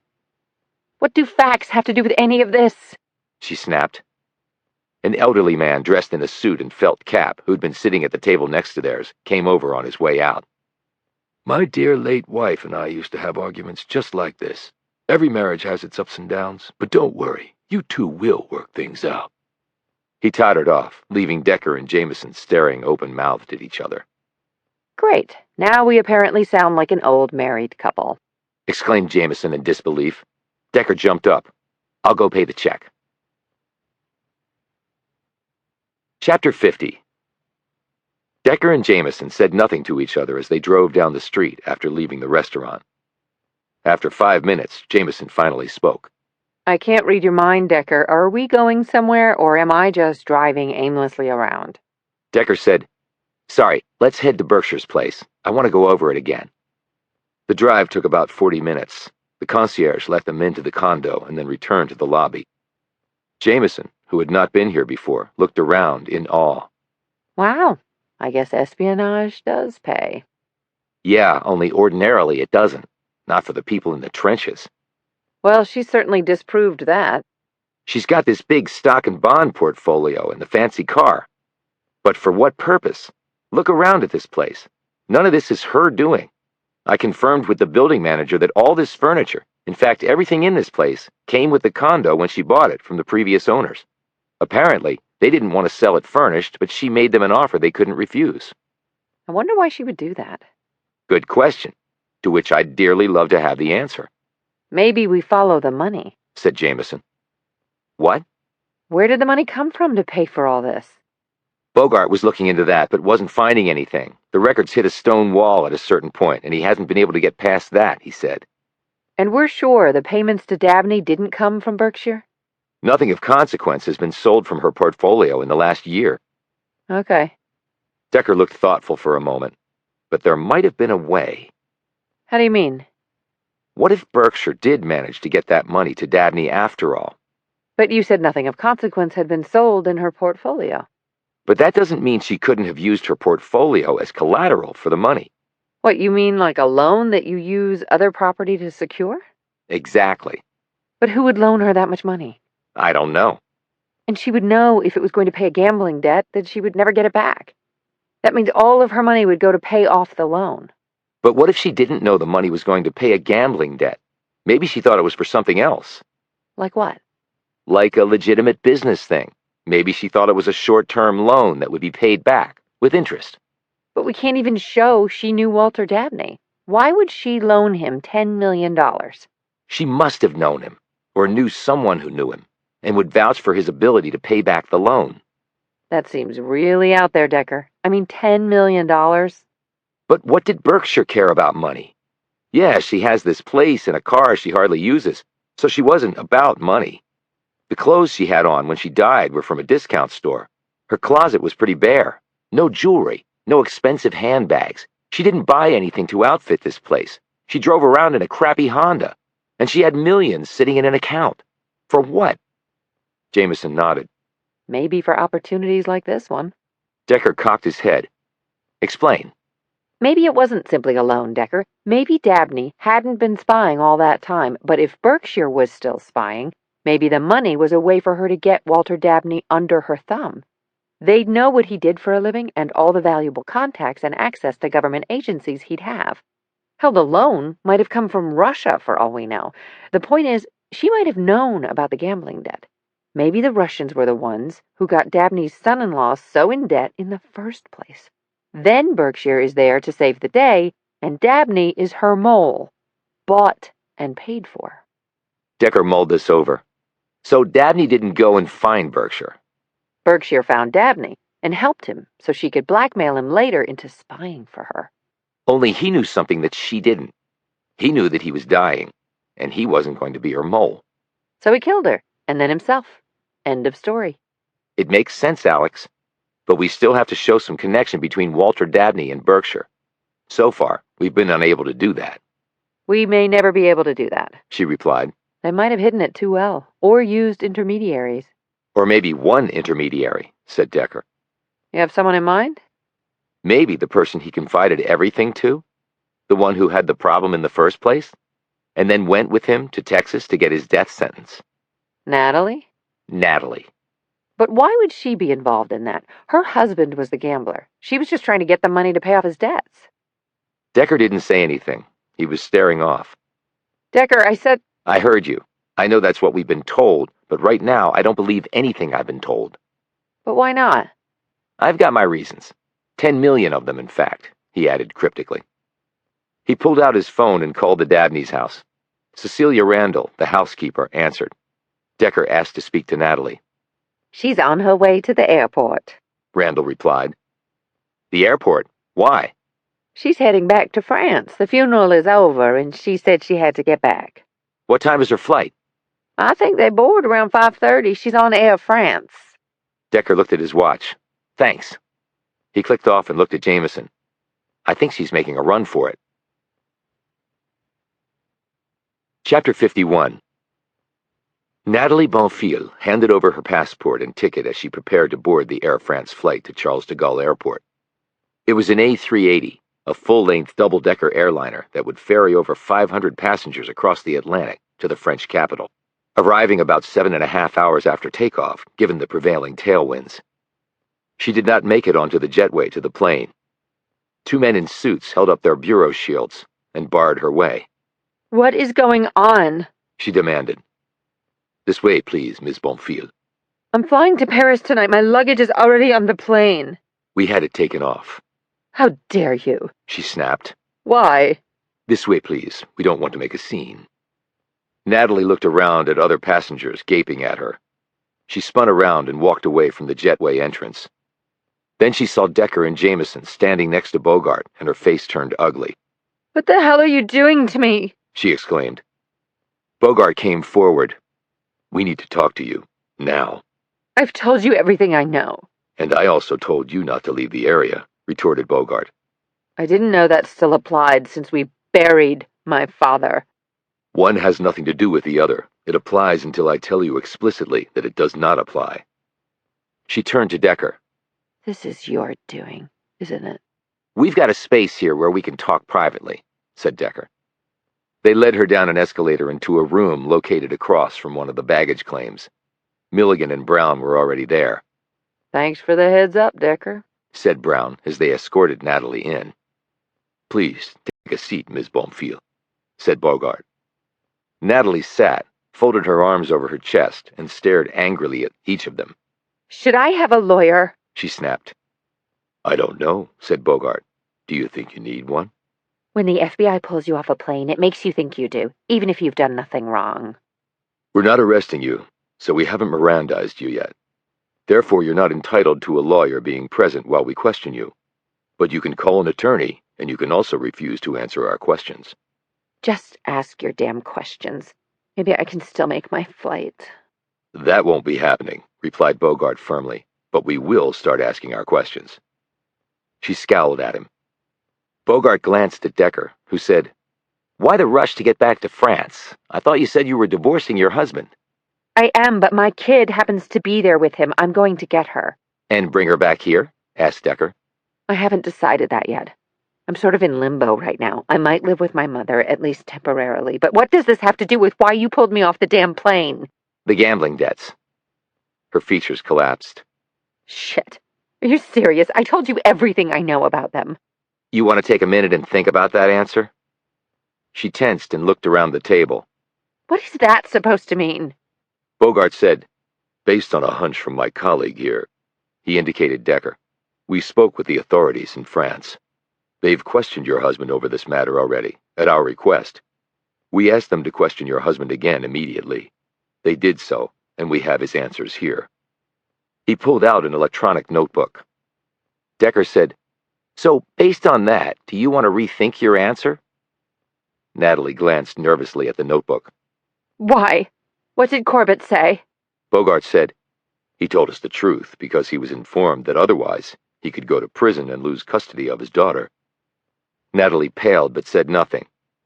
Bogart continued. He told the French police that the gambling debts weren't actually his. They were yours. That's bullshit. He's lying. I've never so much as played the lottery. Bogart hit some keys on the notebook, slid it around, and pushed it over to her. That's video feed from a casino in Paris. Hit play. When she made no move to do so, Decker reached over and hit the requisite key. The screen came to life, showing the floor of a casino. Bogart pointed to one section. You, at the baccarat table. Natalie looked up, her face a dark mass of fury.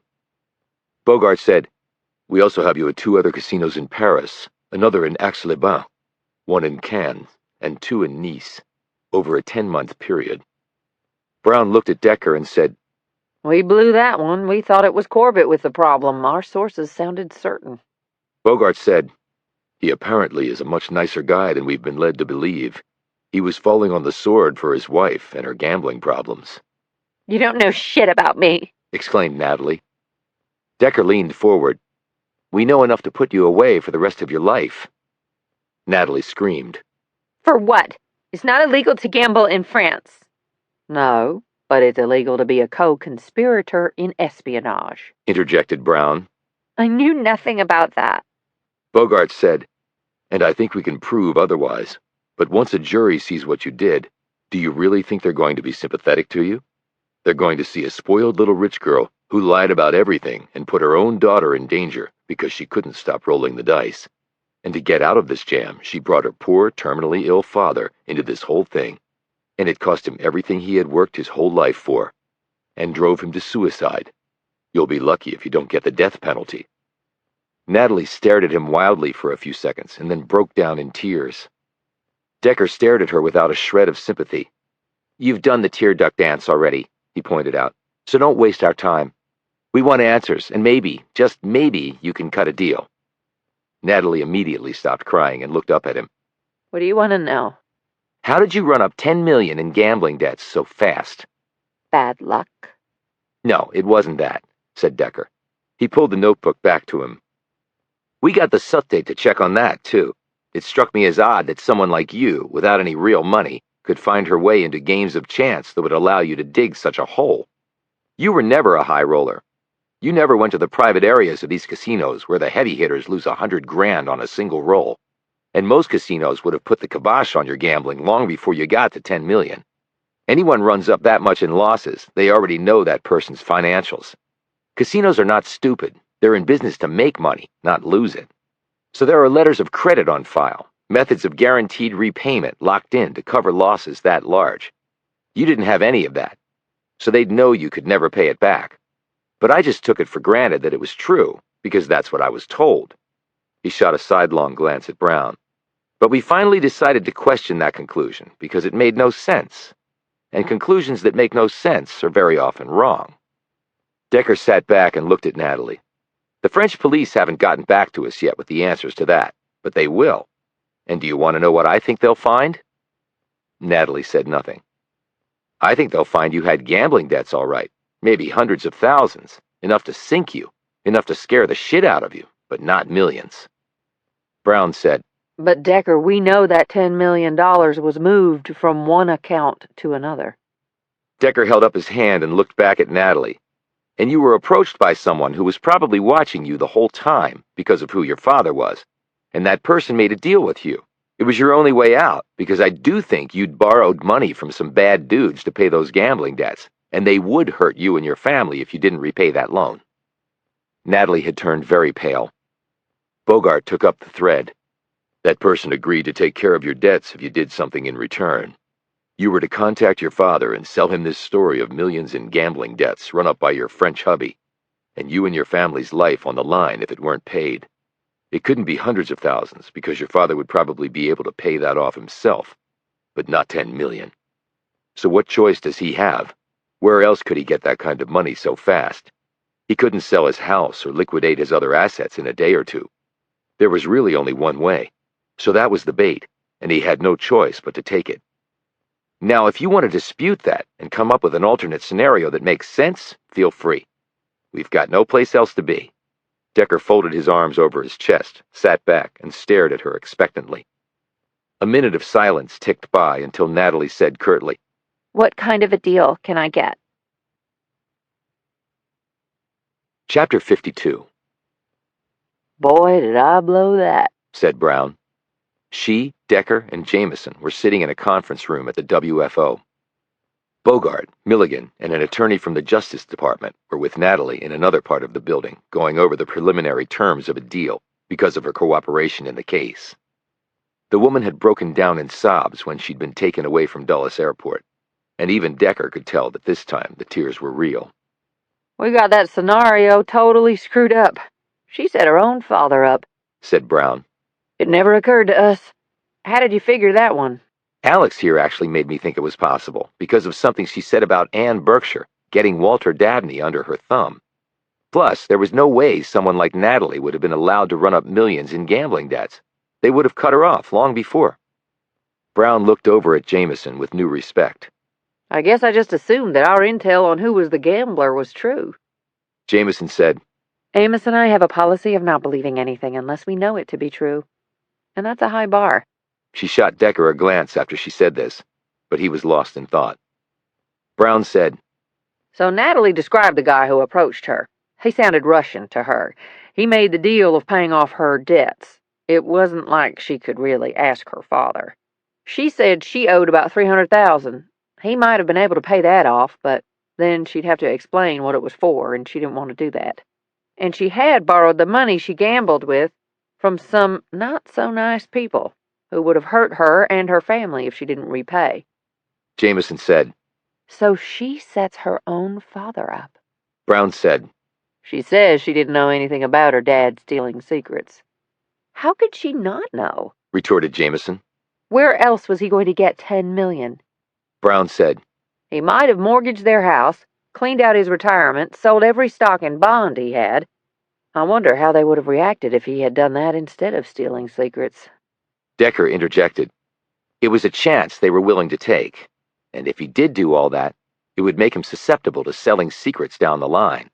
He wouldn't have had any money left for retirement, so either way, they probably win. It seems that these folks are very patient about how they go about their work. They think long term, but they didn't have to worry about that, because he went for the sale of secrets route first. But how do we track down this Russian guy? Asked Jamison. He's the only lead we have on this. Decker said, We have his description and the name he gave Natalie, though it wouldn't be his real one. They're circulating that info to all the agencies here and overseas. Maybe something will pop. He looked at Brown. You said the money was untraceable? Now that we know it wasn't $10 million in gambling debts, we're going to take another look at it, but don't hold out too much hope. Why not? Asked Jamison. First of all, in the digital age, moving money around the world is a lot easier to do and a lot harder to track. And my guess is that whoever struck the deal with Natalie paid off her debts. The $10 million for the secrets that Dabney stole was probably a sham transaction. We know money did change hands, but we lost it in the digital ether. It could have gone out of one account and bounced around the world before going into another account controlled by the same party. The proof to Dabney that the funds made it to where they were supposed to go would be in the form of Natalie and her family being alive and well. Jamison nodded, obviously disappointed. That makes sense. And if Natalie is telling the truth now, it doesn't seem like she knows anything more that could help us. So what sort of deal will she get? Jamison asked Brown. She shrugged. If they believe that she didn't know what her father was going to do, they might be lenient. There's no crime in asking your parents to help pay off your debts. And gambling was legal where she did it. If you take the espionage piece out, she may be looking at no prison time. That hardly seems fair for what she did. She lost her father over this, said Brown. She's going to have to live with that the rest of her life. That might be more punishment than sitting in a prison cell. Decker said, But what none of this explains is the core issue that began this case for us. Why did Dabney kill Berkshire and then himself? They have to be related to what Natalie did. But how are they connected? If we don't answer that, we answer nothing. And what the hell is the point of that? He got up and walked out. The man is ticked off, said Brown. Jamison settled her gaze on the other woman. He doesn't like bullshit. He likes to cut right through that to get to the truth. She paused. How about you? How about me what? Do you like bullshit better than the truth? Brown looked at her coolly. Do I take your aggressive tone to mean that Decker told you what happened between me and Melvin last night? And you're upset about it? He did tell me, and I was upset about it, but then you're both consenting adults, so there you go. No, I was talking about your blowing it, as you said, about the gambling debts. I thought you were supposed to have experience and be this hotshot agent. Decker saved your ass on that one. But what I can tell you is that he will never rely on anything else you say again. Because the man with the perfect memory is never going to forget that a veteran like you made a rookie mistake by assuming something was true when you hadn't bothered to prove that it was actually true. He said your dad was on some honor wall at DIA. Maybe you want to be too. Well, in my humble opinion, you'll need to up your game. But then maybe you don't care about that. I'll leave you alone now, so you can think about that, if you even want to bother. And tell Melvin I said hello the next time you see him. But if you hurt him in any way, I will kick your ass. And with those biting remarks, Jamison got up and followed Decker out. Chapter 53. Decker and Jamison drove home in silence. When they got to the apartment, she said, You want me to whip up some dinner? And I don't mean in a microwave. I can do chicken and rice. He shook his head. No thanks, not really hungry. You don't want to get too skinny. She joked, but Decker had already walked down the hall to his room. He closed the door behind him, sat down on his bed, and picked up the doll. The rain had started back up, and the plunks against the window came rhythmically. He stared down at the plastic face with the two large eyes, which looked unblinkingly up at him. Now every time he looked at this toy, he only saw Molly's face. Decker knew this was not healthy, and he also knew he could not stop doing it, at least not right now. He'd had a daughter, a beautiful little girl, who would have grown up into an amazing woman. He had no doubt about that, only she'd never had the chance. She had gone to her grave not knowing that some offhand remark in her dad's past had set off a catastrophic chain of events, eventually leading to her and her mother's deaths. He stroked the doll's hair with his finger and then laid it aside. He stretched out on the bed and stared up at the dark ceiling. It felt like they had been working on this case forever, and yet they had made not a jot of significant progress. Not a jot. In many ways, it seemed they had moved backwards. He had been telling the stark truth earlier. Unless they figured out why Walter Dabney had killed Ann Berkshire, they were never going to solve this. And I witnessed the whole damn thing, and I still can't figure it out. He sat up against the headboard. Okay, he needed to take this step by step. Fact. Dabney was duped into stealing secrets to pay off millions in fictional gambling debts. Fact. By her own admission, Natalie had embroiled her father in this scheme. Speculation. Natalie did not know about the espionage angle. Fact. Dabney was terminally ill. Fact. Dabney shot Berkshire. Fact. Berkshire's past was a mystery and the parts they knew were made up. Fact. Berkshire had an old cottage and a beat-up car. Fact. Berkshire had millions of dollars. Fact. Berkshire had what looked like spy paraphernalia in a storage unit. Fact. She was a substitute teacher and a volunteer at a hospice. Fact. She had a flash drive hidden at the cottage. Fact. Someone had ambushed Decker to get it. Speculation. The secrets stolen by Dabney had to do with backdoor access into critical national security sensitive platforms. This last one he had moved into the speculation section because Brown had been the one to provide that information, and also because she had lied to him about this question earlier. He did not know it for sure, and Bogart had been unable to verify it because DIA had stonewalled access. So where did all this get him? He got off the bed and walked over to the window and peered out. He closed his eyes and went frame by frame in his memory. Oftentimes this allowed him to see something that was off. A red flag where one slice of information did not jibe with another. Other times it gave him a sense of which direction he should go. And still other times he came away empty. As frame after mental frame rolled through, he prayed that something, anything, would pop for him. What someone had said or done. An action that was off-kilter. Anything, really. Come on. Anything. Come on. He opened his eyes. His axiom on Berkshire had been that she did nothing without a good reason. If he was right about that, he had overlooked one half of the equation. Shit! Jamison was startled when Decker came bolting out of his room and shot down the hall like a torpedo. She had just lifted to her mouth a spoonful of cereal that she was eating next to the kitchen sink. What the hell? She exclaimed. We have to go. Go where? Dominion Hospice. The rain had picked up and Jamison's wipers were having a hard time keeping pace. Wedged into the passenger seat like a watermelon in a sock, Decker looked fidgety and upset. You want to tell me why we're going to the hospice? Said Jamison. Why would she be volunteering there? I don't know. Why would she be substitute teaching at a school? Because her storage unit was right across the street. I think she wanted to be close to that stuff for some reason. And remember her comments to Billings? I think she liked feeling superior to American teachers and students. If so, that scratches that one off the list. That leaves the hospice. And if she was still spying, I've crossed altruistic off my list. So why the hospice? They arrived at Dominion Hospice. Visiting hours were over, but their credentials gained them access. The director, Sally Palmer, had gone home for the night, but the evening manager, a man named Alvin Jenkins, met with them in his office.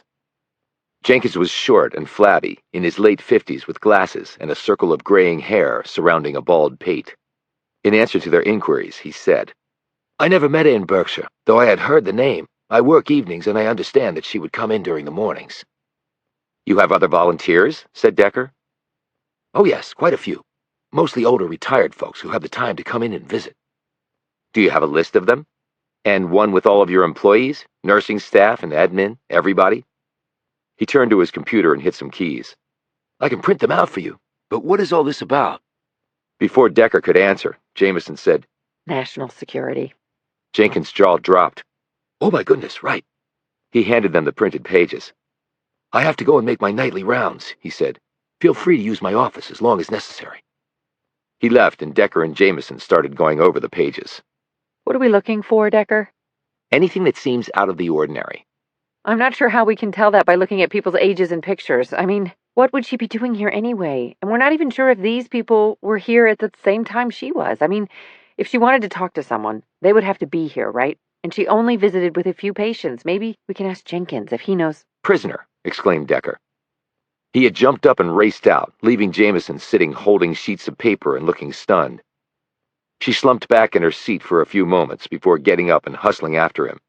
I swear to God, one day, I'm just going to kill him. Chapter 54. Decker stood in the darkened doorway and looked down at the little boy.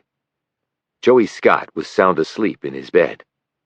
The rain continued to pour down outside. Decker's gaze swept the room, taking it all in. Then he saw what he had come here for. A moment later, Jamison came to stand next to him. What are you... When Jamison saw Joey, she fell silent. She looked up at Decker.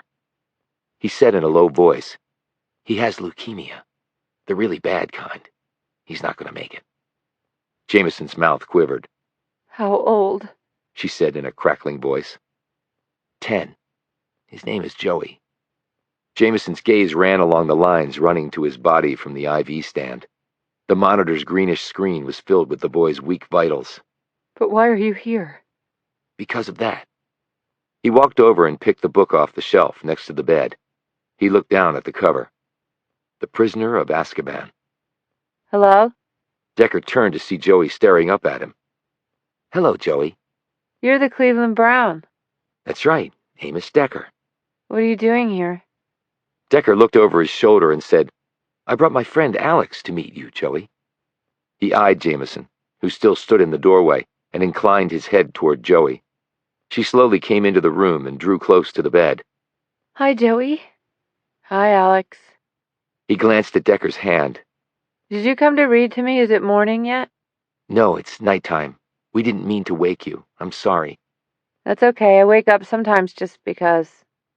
Decker and Jamison together watched the slender chest rise and fall, as Joey seemed to work to catch his breath. Do you need us to get help? Asked Jamison nervously. Joey shook his head. No, it happens sometimes. It'll pass. They waited another minute or so, and Joey's breathing became normal.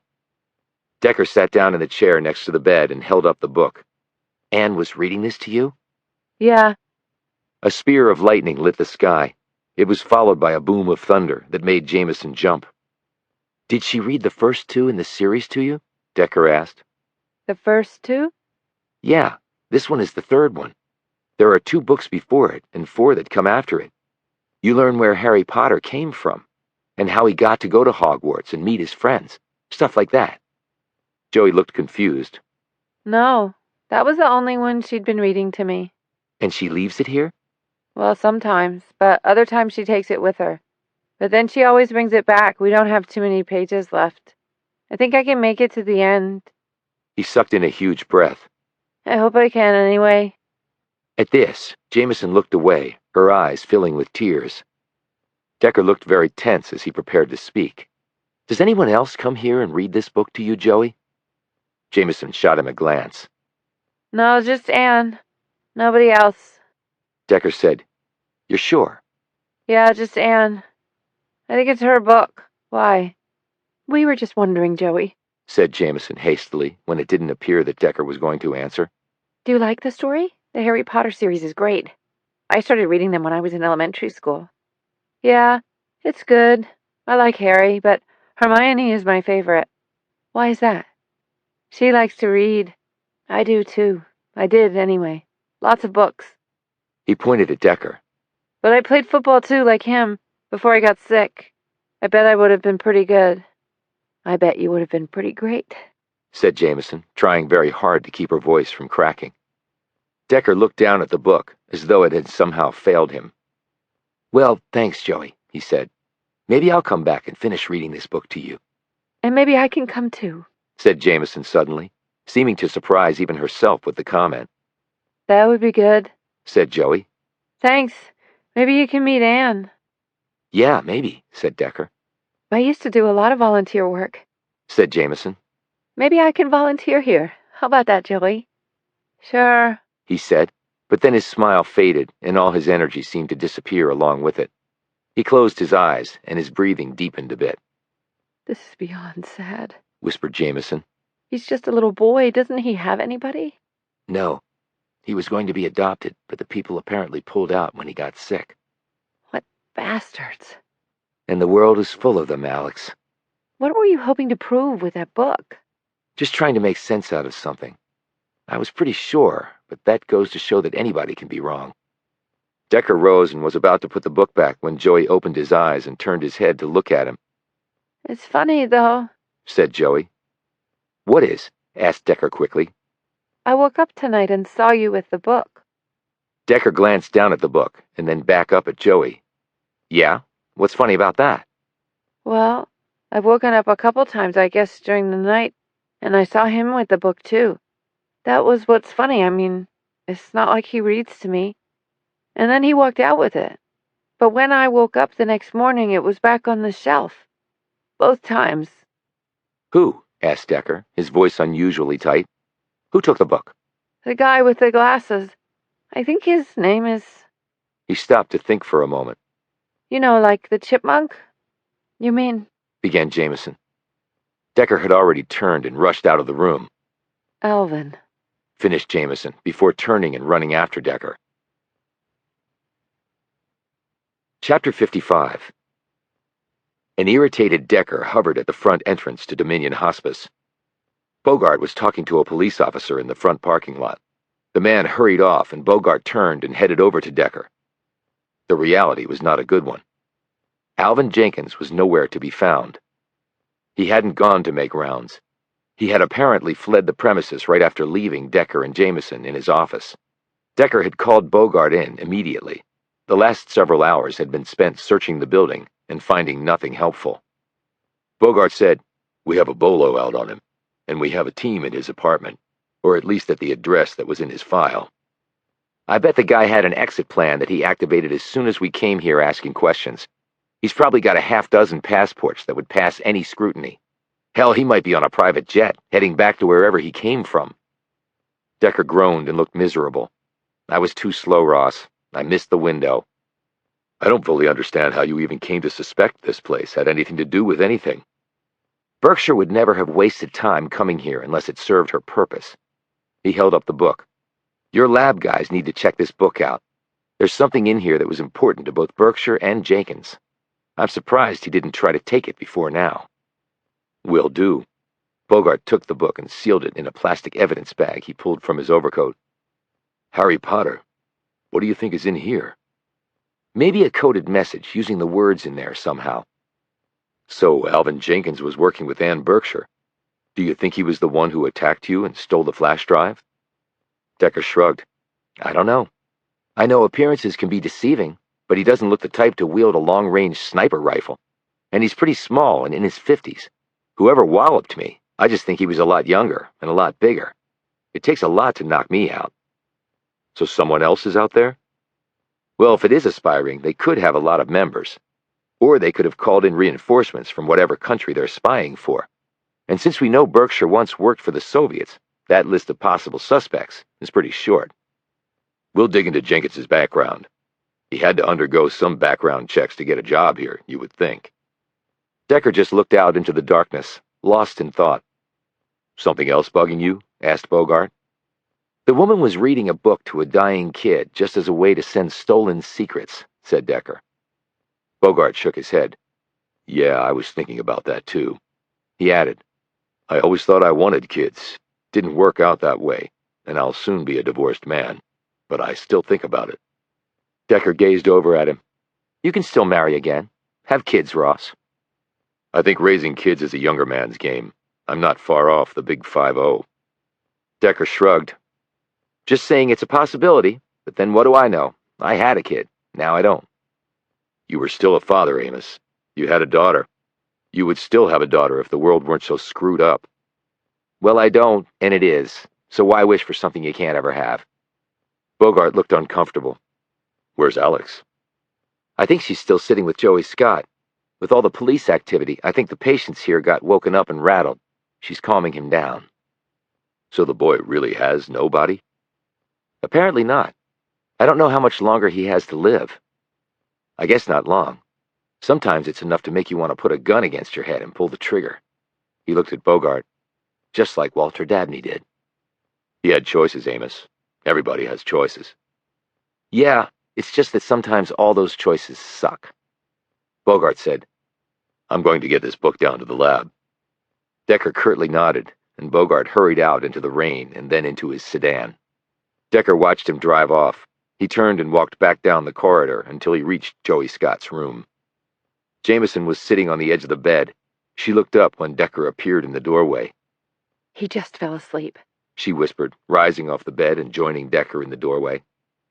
Bogart is taking the book to the lab to check it out. No sign of Jenkins? He shook his head. Jamison glanced over at the bed where Joey lay sleeping. Can you imagine anything more heartless than what those people did? Using the cover of a dying little boy to pass along stolen secrets? I've yet to see the limits of people being heartless, replied Decker. But yeah, it's pretty damn heartless. I can't believe I'm saying this, but maybe Dabney did a good thing by shooting her. There would be plenty of people to agree with you, but it still doesn't make it right. I know, I'm just venting. What's our next step? She asked. Maybe they can still catch Jenkins. Then he might talk. Or they might find something at his apartment. But if it's anything like where Ann Berkshire lives, it'll turn up zip. Now they could find something in the book. That might at least tell us something. What about Natalie? She's cutting her deal, and maybe they can get some more info out of her. No, I mean, does her family know what she did? Decker looked taken aback. I don't think so. Bogart didn't mention talking to them. The Bureau keeps a tight lid on stuff like that. I feel sorry for that family. Lost a husband and father. Now a sister might be going to jail, too. Like Bogart told me earlier, people have choices. Do you think Natalie might have told her sisters anything? I mean, about what she might have done? I don't know. I'm not sure how close she was to them. She lived out of the country, after all. She probably didn't see them all that much. I wonder why she moved to France in the first place. People do move to other countries. I know, but the family seems so close-knit, and the other sisters stayed in the United States. So Natalie was an outlier. I guess. Decker glanced sharply at her. Thank you. For what? For reminding me that I need to stop assuming shit that hasn't been proven. He walked off down the hall. Jamison started to go, then looked back at Joey. She hurried over to the bed, leaned down, and gave the sleeping boy a light kiss on his forehead. Then she hurried after Decker. Chapter 56. They drove back to the apartment and grabbed some sleep. They woke early, showered, changed clothes, and met in the kitchen. Decker had gotten there first and made coffee for both of them. The rain continued to pour down outside. Decker sipped his coffee while standing over by the window and looking out. Have you heard from Brown? Asked Jamison. Decker shook his head. No, why? Just wondering. He turned to look at her. Why, Alex? I know she's not your favorite person. She and I had words last night. Okay, I spoke most of the words. What did you say? I was brutally candid. About what? About everything. Decker snorted. Then I'm surprised she didn't shoot you. I had a gun, too. Decker walked back over to her. She's not a bad person, Alex. But she's not a particularly good one either, and she missed the stuff on Natalie. That was big. And you thought back in Burlington that I had murdered my own family. Jamison's features turned dark. I never thought that. You suspected it. I was a journalist back then. I had to cover all the angles. So you've never made a mistake? Of course I have. We all have. I've made my share, particularly on this case, and I don't see you jumping on my butt. Well, you own up to them, and you've done a lot of great stuff too, but I haven't seen her do much. Okay, so long as you're keeping score, Brown saved my ass in the parking lot out there. But for her, you'd be living alone. And she opened up a lot more about her work than she probably wanted to. When I went to DIA that day, it was clear that her colleagues were pissed at what she'd done, and I got the impression that it might even cost her career-wise. But she did it because she wants to find out the truth. So she went to bed with Melvin. So what? The woman probably works 100-hour weeks and doesn't know what country she's going to be in week to week. She has all this money, but she apparently doesn't have anyone in her life. Her parents are dead. She has no siblings. She's probably pretty lonely, just like Melvin. So they found each other, at least for one night. Good for them. Those are all fair points, but I don't see why you feel the need to keep defending her. Because men seem to get an easy pass on a lot of things from the ladies. I don't know why, but they just do. It's like women hold other women to a higher standard in some ways. Maybe we do, said Jamison. But women know how other women can be. Cagey? They're doing calculus while men are still adding and subtracting? Jamison smiled grimly. I was going to use another term, but I'm fine with cagey. The fact is, we need Brown if we're going to get to the bottom of this thing. You don't have to like her, Alex. You just have to be able to work with her. After our last meeting, I think that's going to be hard. Maybe more for her than me. I mean, I really laid it on, Decker. She might have thicker skin than you think. I guess we'll find out. Decker's phone buzzed. He looked at the screen. Maybe sooner rather than later. She just texted me. Wants to meet. Jamison put down her coffee cup. Where? In answer, he pointed out the window. She's waiting in the parking lot. Decker and Jamison approached the big Beamer a minute later. Nice wheels, observed Jamison as they drew closer. Very nice, said Decker. He glanced at Jamison's ratty subcompact parked a few spaces away. And easier on my knees than your ride. If you want me to maintain the peace, play nice, Jamison said between clenched teeth. You take shotgun. They climbed in and buckled up. Brown said, Sorry to drag you out on such short notice. Did you hear about last night? Yes, nice catch. We've put out a global alert on this Alvin Jenkins, but if he made such a blatant run for it after you spooked him, he probably had a prearranged exit plan. That's what I told Bogart. What do you think might be in the book? Asked Jamison from the back seat. It's a bit old-fashioned, but codes and books are actually coming back into style for one good reason. Printed books can't be hacked. That alone justifies the return to ink and paper. I'm sure the FBI will check it for all the usual techniques. She put the car in drive and they sped off. So where are we going? Asked Decker. Brown glanced at him before answering. We have another murder. What? Exclaimed Jamison. Who? Asked Decker sharply. It's connected to the Dabneys. Ellie? One of the daughters? Said a stunned Jamison. No, it was the housekeeper, Cecilia Randall. Chapter 57. They were not at the luxurious home of the Dabneys in Tony McLean. They were in southeast D.C., where 8 of the rundown row houses would still not have equaled the square footage of the Dabneys' mansion. The police were there, and the house in question was strung off with yellow tape, stretching and pitching in the wind. How'd you find out so fast? Asked Decker, as he, Brown, and Jamison stared over at the front entrance. Gawkers were out and looking around curiously at all the police activity. Brown said, I've got a contact at the Metro Police. She knew about my interest in the Dabneys. When the call came in and they found out where she worked, my contact called me. I phoned Bogart. He should be here shortly. A gurney was wheeled out of the front of the house with a body in a black body bag. What do they know so far? Asked Jamison. How was she killed? Metro is keeping a tight lid on this, and they will until the Bureau shows up. DIA doesn't carry as much weight with the locals as the FBI. Well, here they come, noted Decker, as Bogart's car pulled up, and he and Milligan jumped out and hustled over to them. Brown explained things in a few sentences, and Bogart and Milligan headed over to the officer in charge. They watched as the FBI agents flashed their badges and made their pitch. The body language of the officer changed immediately. He pulled a notebook from his pocket, and he started talking. 5 minutes later, Bogart and Milligan returned to them. Okay, small caliber gunshot to the back of the head, said Bogart. Looks like a professional hit. She's been dead about 6 hours, which puts her death at about 2 in the morning. So far, they've found no one who saw or heard anything. Forced entry? Asked Decker. They're still checking.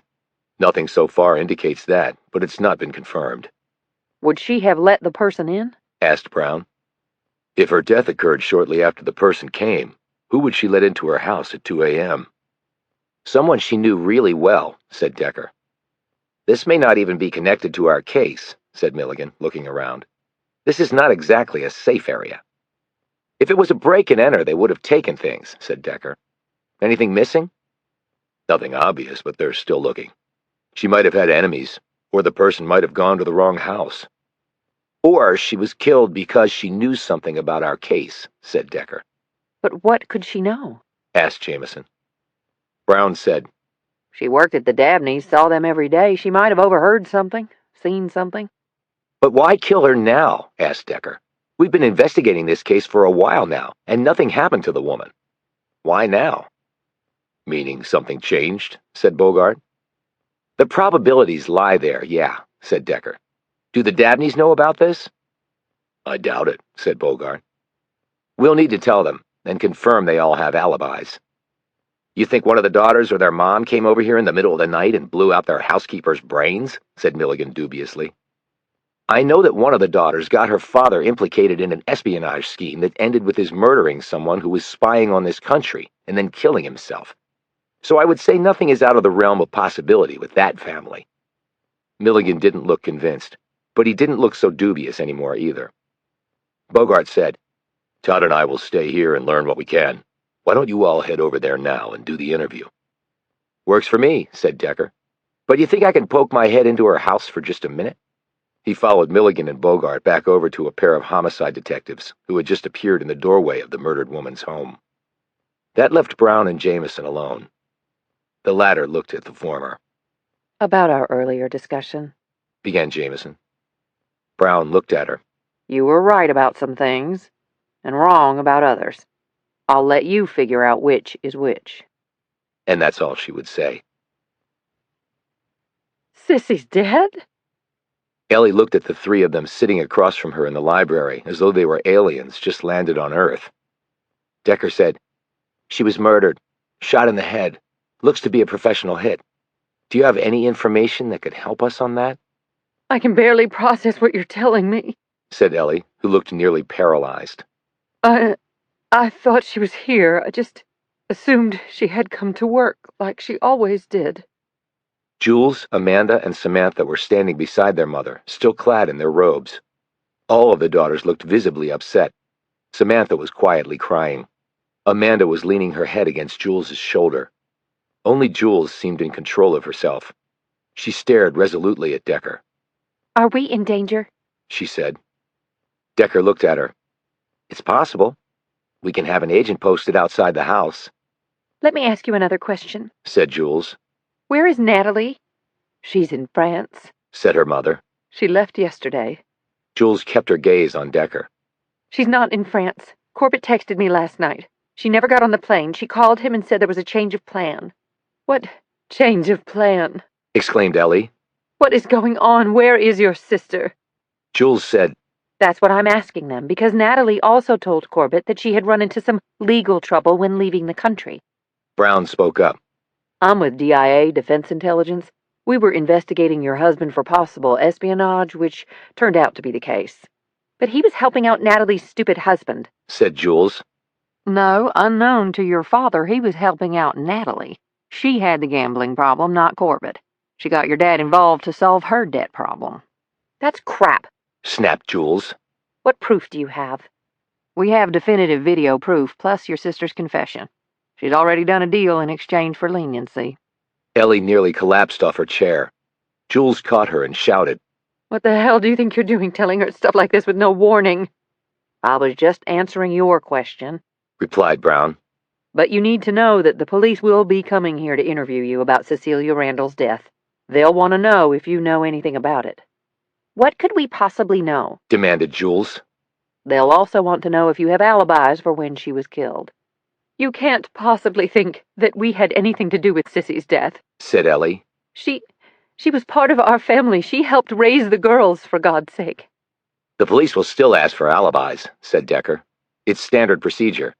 When was she killed? Asked Jules. Early this morning, say around 2 or so. Well, we were all here asleep. Said Jules. And each of you can verify that the others were here? Said Brown. Ellie said, I went to bed around 11. I heard Jules and Samantha come upstairs around midnight. I was reading and heard them talking. And I opened the door and said goodnight to Mom. Said Jules. And I did too. Said Samantha. And Jules and I are sharing a room. We have our own bedrooms, but I didn't want to be alone. I went to bed around 1, but I went back downstairs for my glasses and I checked on Mom. She was sound asleep, and so was Jules when I got back to the room. Okay, that accounts for you 3, said Brown, turning to Amanda. And you? Amanda abruptly sat down. I went up to bed before anyone else. I wasn't feeling well. I went to sleep and just woke up about an hour ago. So you didn't talk to or see anyone else? Brown looked at the others. Did any of you check on your sister last night? Oh, come on, barked Jules. Look at her. She's only got one arm. Do you really think she's capable of shooting a gun? And she's seen Sissy, maybe a handful of times over the last 10 years? Why in the hell would she kill her? Why would any of us, for that matter? We're not saying that you did. We're actually doing you a favor because when the police come and ask, you'll have ready answers. Jules seemed taken aback by this and sat next to Amanda and put an arm protectively around her. Ellie said, Where is Natalie? She's with the FBI right now. Is she going to prison? I have no way of knowing those details, said Brown. I can tell you that the possible charges against her are very serious. I would not be surprised if she didn't spend some time in prison. Oh my God, gushed Samantha. Amanda burst into tears. What the hell is going on? Our whole family is disintegrating right in front of us. Jules stared over at Brown. We didn't kill Sissy. We didn't know anything about what Nat may or may not have done. I still don't understand why Daddy killed himself. She pulled away from Amanda and put her head in her hands. In a trembling voice, Ellie said, Would you mind if we were just left alone for a while? We just need to be together as a family for just a little while. Decker, Brown, and Jamison stood. Decker said, We're going to figure this out, Mrs. Dabney, one way or another. But that won't bring back Walt or Sissy or change what will happen to Natalie. No, ma'am, it won't. They filed out, leaving the crushed Dabney family in the library. Outside, Brown turned to Decker. What do you think? I think something is off, but I don't know what it is. Chapter 58. You want to explain what you meant? Decker had climbed out of Brown's car and headed into the WFO. Jamison had stayed seated. When Decker looked back at her, she waved him on. He glanced at Brown and then walked to the entrance and disappeared inside. Brown eyed Jamison in the rear view. I thought I was pretty clear. Clear as mud. Right and wrong. You didn't say what about. You want to do this now? We can keep putting it off and the resentment will continue to build and maybe we get to a point where nothing the other says will matter. Brown put the car in park, undid her seatbelt, and turned to look at Jamison. You were right that I screwed up, but you were wrong that I don't care. I care what Decker thinks about me, and I care about Melvin, even though I haven't known him very long. I got a good vibe from him right away. We talked. A lot. He thinks the world of you and Decker. I would never hurt Melvin, and I know he would never hurt me. He's not that kind of a guy. Believe me, I know the kind that would. I've dated them. I have too, conceded Jamison. Look, I was pretty rough on you, and that wasn't fair. I'm used to things not being fair. My father was a good guy and a great soldier. He did wonderful things at DIA. But he wanted a son, not a daughter. But I was all he had. He didn't discourage me from joining the ranks, but it wasn't like he encouraged me either. Maybe he didn't care one way or another, but it still felt like someone had stuck a shiv between my ribs when I told him I'd joined DIA, and all he could say was, Are you sure you want to do that? Because isn't it time you settle down and start a family? I'd busted my ass to serve at the same agency he had, and that's all he could say. I bet that hurt like hell. Brown shrugged. Things are better gender-wise, sure, but they're far from perfect. Most guys I meet, when they find out what I do, they're either scared off or they try to prove they're more of a badass than I am. So that means I don't have many second dates, and at work, it's mostly guys wondering why I'm there, taking a slot that a man should have. Same with me, said Jamison. I'm surrounded by guys all day, and then there's Decker. He's a guy, but he's not really a guy. He's Decker. Brown smiled and then laughed. Somehow I know exactly what you mean. And Melvin is different, too. He's special, Alex. He wasn't intimidated by me at all. He's secure enough in his own skin to not be jealous of what I do. I agree with you that Melvin is very special, and he deserves someone special. And maybe that someone is you. Brown looked taken aback by this, but said, Thanks. That means a lot. Are we good? asked Jamison. I think we're as good as we're ever going to be. She paused. I heard what happened, that you saved Decker's life. Jamison glanced down at her waist, where she carried her gun. Brown said, It's not easy, Alex, and it never gets any easier. It's changed me, Harper. I'm never going to be the same. I killed someone. You didn't change, just a little part of you did. There's a big difference. But you can move forward at some point? You will move forward, Alex. I'm not saying it'll be easy, because it won't, but it will happen. Jamison gave her an appreciative smile, climbed out of the car, and walked into the WFO.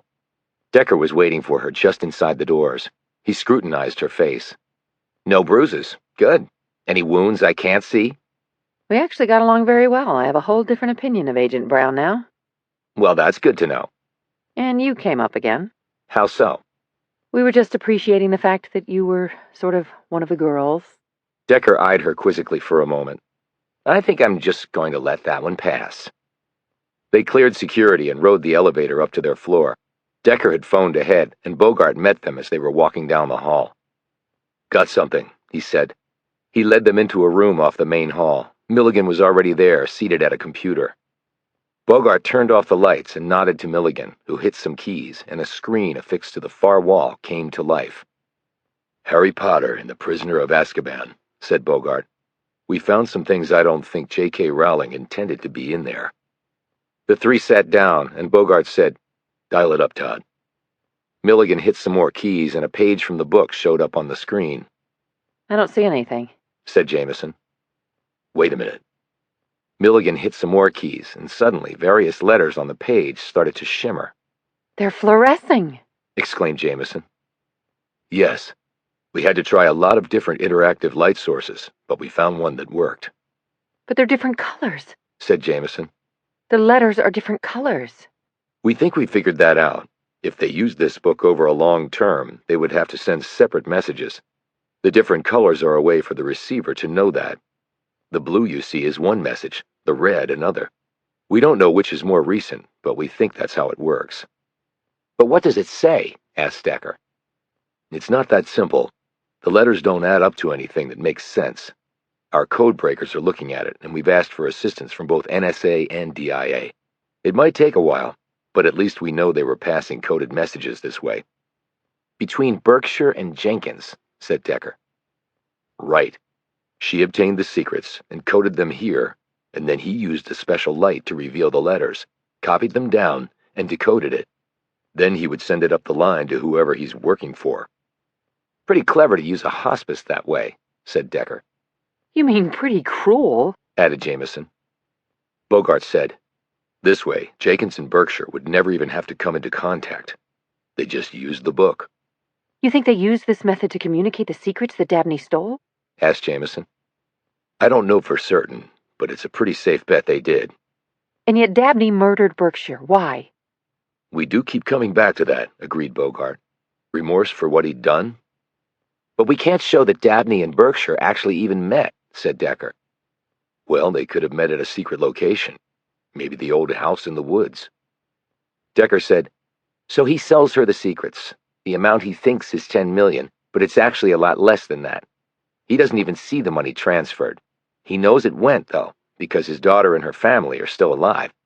Then he gets remorse, like you said, and kills Berkshire, and then himself. But why out in the open like that? And why would Berkshire have agreed to meet with him near the Hoover building? That was probably the last place she would want to go. I mean, wouldn't she have maybe smelled a setup? Maybe not, rejoined Bogart. I mean, he'd just done a deal with the woman. She might have thought he wanted to do another. A spy who uses a subterfuge, like a book at a hospice, so she doesn't even have to meet another spy she's been working with for a long time, decides to do a face-to-face with a guy she's maybe done one act of espionage with near the headquarters of the American agency tasked with catching spies? He looked at Bogart. Really, how much sense does that make? Not much, conceded Bogart. But it happened. No, maybe it didn't, replied Decker. Chapter 59. Sissy's dead? Decker stared across at Natalie. She had been formally charged, had lawyered up, and was being held because she was considered a flight risk. Because of the sensitive nature of the case, the sole court proceeding conducted so far had been done in the judge's chambers. The woman looked like she had aged 10 years since they had stopped her from flying out of Dulles. Decker nodded. He had asked to meet with Natalie alone. The others were waiting in another room. She was executed, actually. Why would anyone do that to her? She was our housekeeper. Since you were little? Yes, Sissy had worked for my parents since as long as I can remember. Well, someone did kill her. But why do you think it's connected to our family? I don't know for certain that it is, but I have to check out the possibility.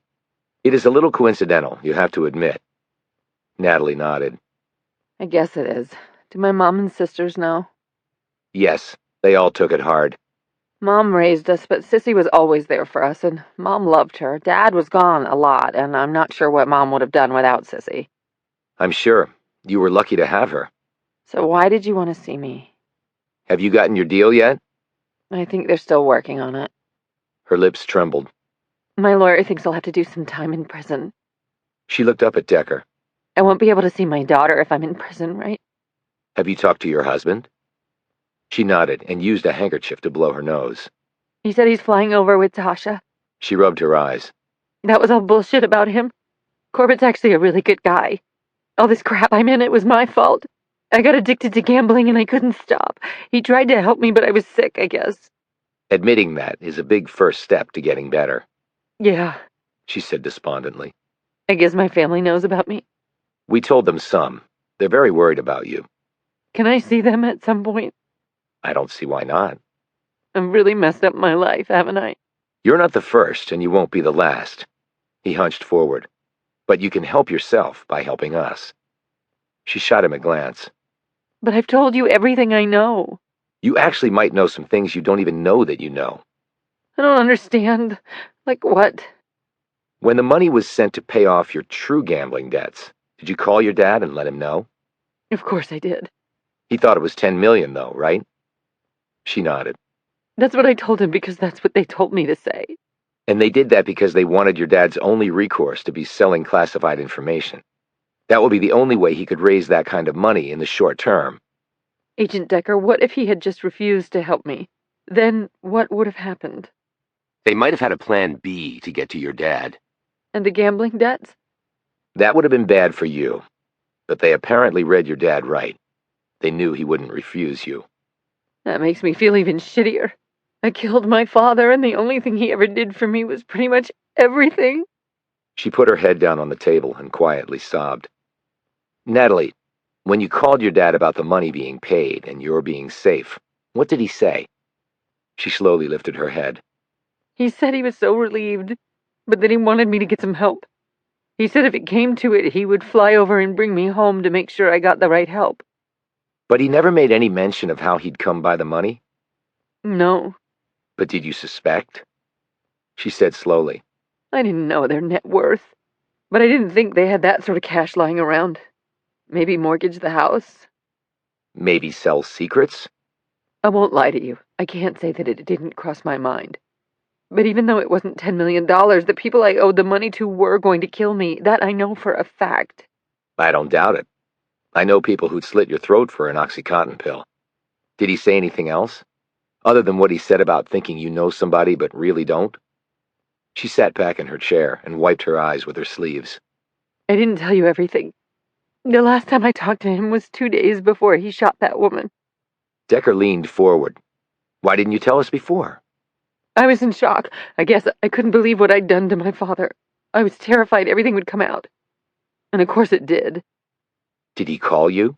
Yes. What did he say? He sounded so sad, so hopeless, when he was the biggest optimist I'd ever known. I just figured it was the cancer. He knew he wasn't going to be able to beat it. That would depress anyone, right? Right. What else? Prompted Decker. He said that whatever happened, I should remember our family as it was. The happy times.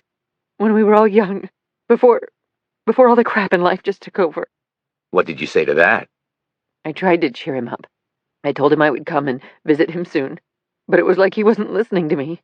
He said that when you're looking at the end of your life coming, it was the most clarifying moment he'd ever had. Clarifying moment? I wonder what he meant by that. I don't know. I tried asking him, but he just wasn't listening. I thought he was starting maybe to lose it. What else? Natalie choked back a sob. It was so stupid. He asked me if I remembered when I was a little girl, and we had all gone to Disney World. And I went on one of the rides, and I had a really bad asthma attack. I mean, really bad. They had to take me to a hospital in an ambulance. Mom was unhinged by it, so she stayed with my sisters while Dad rode in the back with me. He was very comforting because I was so scared. My dad was always so strong, so calm, no matter what. What did he say to you about that time? I told him I remembered it really well. I had nightmares about it for a year after. I literally thought I was going to die because I couldn't catch my breath. I had no idea why he was bringing that up now. So when I asked him, he said, "Remember, when the going got tough, who was there for you? Remember, your old man was right there holding your hand. Always think of me trying to do the right thing, honey. Always. No matter what." Why do you think he said that? He was dying. I didn't read any more into it other than that. I didn't know he was going to shoot someone 2 days later and then kill himself. I just thought he wanted me to remember him in a good way. He didn't have to tell me that. I would have done that regardless. I loved my dad. But now that you know what he did, does it change how you interpret his words on that call? Natalie looked at him curiously through bloodshot eyes. I hadn't really thought about it that way, I guess. Do you think it changes things? I think it might change everything, replied Decker. Chapter 60. Decker sat on the bleachers. Melvin Mars was right next to him. They were at a local D.C. high school football field, watching the varsity team practice. "Growing the kids bigger every year," said Mars. "They look like a college team." Decker nodded. The sky was overcast and a very fine drizzle had started. "They're running a pro set," said Decker. "Everybody wants to get to the NFL these days." "I think a lot of these kids would be okay with just getting a shot at a college education," said Mars. "You might be right about that. So you called me up to watch a high school football team practice?" "I talked to Harper Brown," said Decker. "Oh, right. Yeah. I went over to your hotel to check on you really early the other morning when you didn't answer your phone." "And you saw her leaving?" "Yeah. She told me. She also told me about Alex shooting that guy. Damn. How's she doing?" "She'll be okay." He paused. "So, you and Harper Brown?" "What do you want me to say? It just happened." "You don't owe me an explanation, Melvin. You're an adult. You can do what you want." "It's been a long time for me, Decker." "You going to see her again?" "Yeah, I plan to." "Good for you." "You mean that?" "Why go through life alone?" "Hey, hold on. I'm not popping the question or anything. We're just hanging out, having some fun. Nothing wrong with that. What about you?" "What about me what?" "You just said it. Why go through life alone?" "I'm not alone. I've got you, Alex, Bogart, Milligan. You know what I mean." "Hey, didn't you know Alex and I are like an old married couple? We argue a lot. About you." When Mars looked at him quizzically, Decker said, "Long story. Short answer is, we're both happy for you." "Thanks." Both men watched the players for a few minutes. Mars said, "Their wideout is one fast dude with moves and good hands. You see the post-route stutter he just did before taking you downtown? Reminded me of you. But then you could always just run over someone too, if the moves didn't work." "Yeah, well, that's ancient history." "You been thinking about what you want to do?" "Sure. No answers yet. Just taking it one day at a time. How's your case coming?" "It's taken a couple of twists, actually." "Things starting to gel for you yet?" "Just when they start to, something else comes along and screws it up." Mars patted Decker on the shoulder. "My money's still on you, bro." Decker said, "You want to go see someone who likes football?" "Sure. Who?" "You'll see." An hour later, they pulled into the parking lot of Dominion Hospice. Hospice, said Mars as they climbed out of the car. Come on, Melvin. Minutes later, they were sitting in Joey Scott's room. Mars stared down at the boy in obvious distress, but Decker said to Joey, "This is my friend Melvin Mars. He was an All-American running back at Texas and was a Heisman Trophy finalist a while back. He never got to play in the NFL, but he would have been a Hall of Famer." He pointed to the picture on Joey's nightstand. "Like your buddy Peyton there," Wow. said Joey. He held up his hand for Mars to shake. Nice to meet you, Mr. Mars. Mars's hand swallowed the boy's as he gently shook it. "Just call me Melvin," he said, glancing at Decker. Decker said, "Joey played football too. Would have been a heck of a player." "Yep, I can see that," said Mars. "I bet you were fast, Joey. You got that build." Joey nodded. I was really fast. He coughed and tried to sit up. Mars bent down to help him.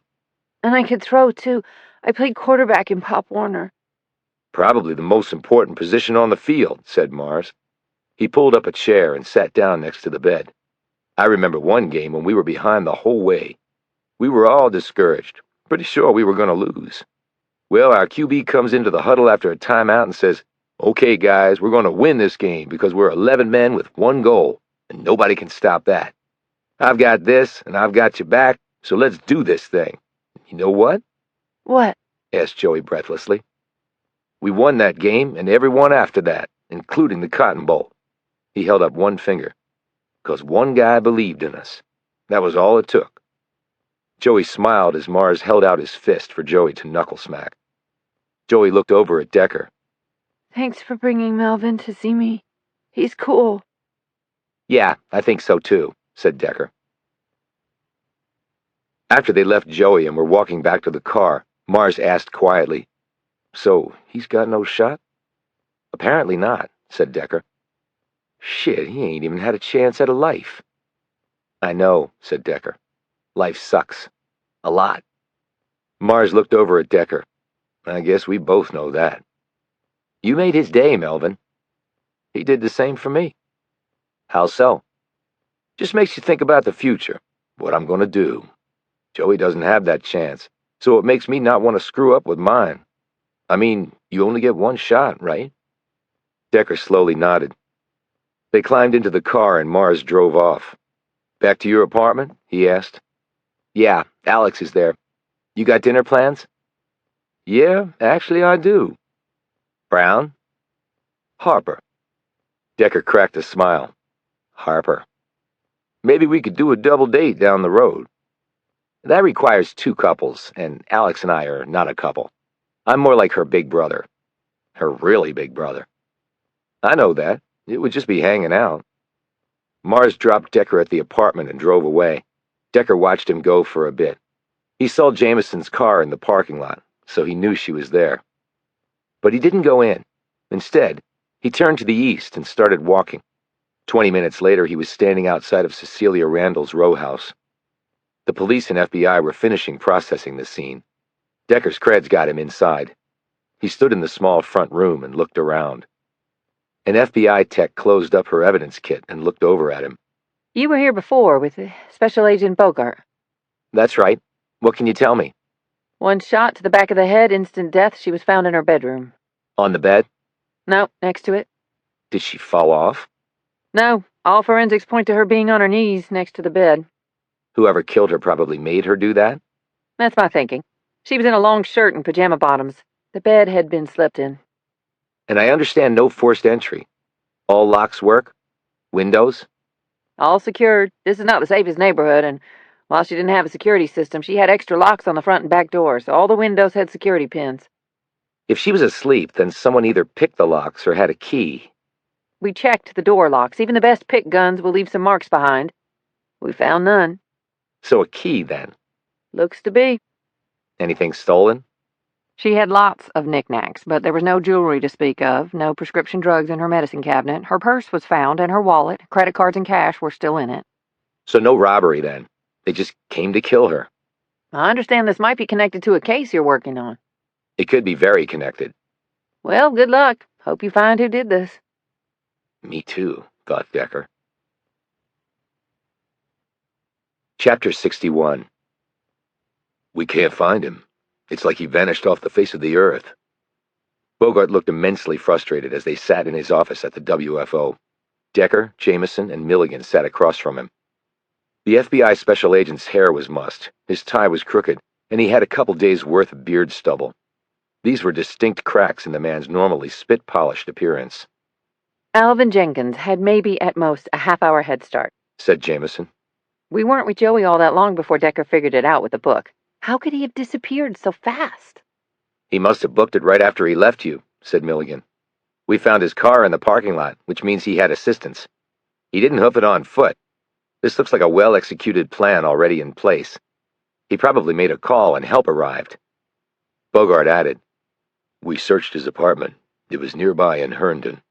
If you think Berkshire's place was bare bones, you should have seen Jenkins's digs. There was nothing in the fridge, one set of clothes in the closet, some underwear and toiletries. The furniture was all rented and came with the place. We still tore the place apart and took his toothbrush and other relevant material to run through our databases to try to get a match. Nothing's come back so far. Like Berkshire, I doubt he's on any database. But he got to work at the hospice, pointed out Jamison. They had to do some background checking there. Not as much as you might think, replied Milligan. The pay's not great and they have a hard time finding employees. I think they let things slide on the checking out phase. But like Berkshire, it could have all been falsified anyway. I can tell you that nothing has come back on this guy yet. Jamison looked at Bogart. So we've got nothing then? What we have is a mess, said Bogart. Decker answered, We have far more than nothing, even if it is messy right now. If we can just piece it all together. He eyed Bogart. Someone had a key to Cecilia Randall's home. No forced entry. She was asleep when the killer struck. She didn't let anyone in at that hour. The killer could have gotten a key any number of ways. Possibly, and we'll need to check them all out. You spoke with Natalie, said Milligan, and she told you the story about the ambulance ride her father recently brought up before everything happened. What do you think that meant? He was trying to tell her something. He couldn't do so directly without implicating her. Implicating her? Said Jamison. How so? He stole secrets to pay her gambling debts, or which he thought were his son-in-law's gambling debts. I doubt he told her how he was acquiring the money, but he knew it was paid because she was alive, and she told him everything was good on that. But in the course of getting the money to pay off that debt, Dabney ran into Berkshire, somehow, some way. I think, in fact, that Berkshire was in this from the beginning. I think she knew about the debts. Hell, maybe she and her cohorts encouraged Natalie's addiction, and thus got her to run up these massive debts, knowing she'd have to turn to her father for help. Wait a minute.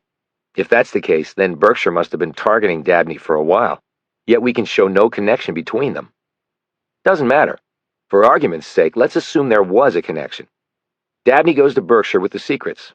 He sets his price. She agrees to it, knowing that it won't cost $10 million to resolve the debt.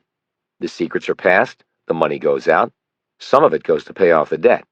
Hell, for all we know, whoever Berkshire was working for might have bought out the debt from the original source, so the payee and the payer might well be the same. So money-wise, it's a wash for them. Jamison said, So if the transaction was successfully completed between them, why would Dabney murder Berkshire? Because while she had the upper hand on him vis-a-vis the truth about the gambling debts, he knew something that she didn't. He paused. He knew he was dying.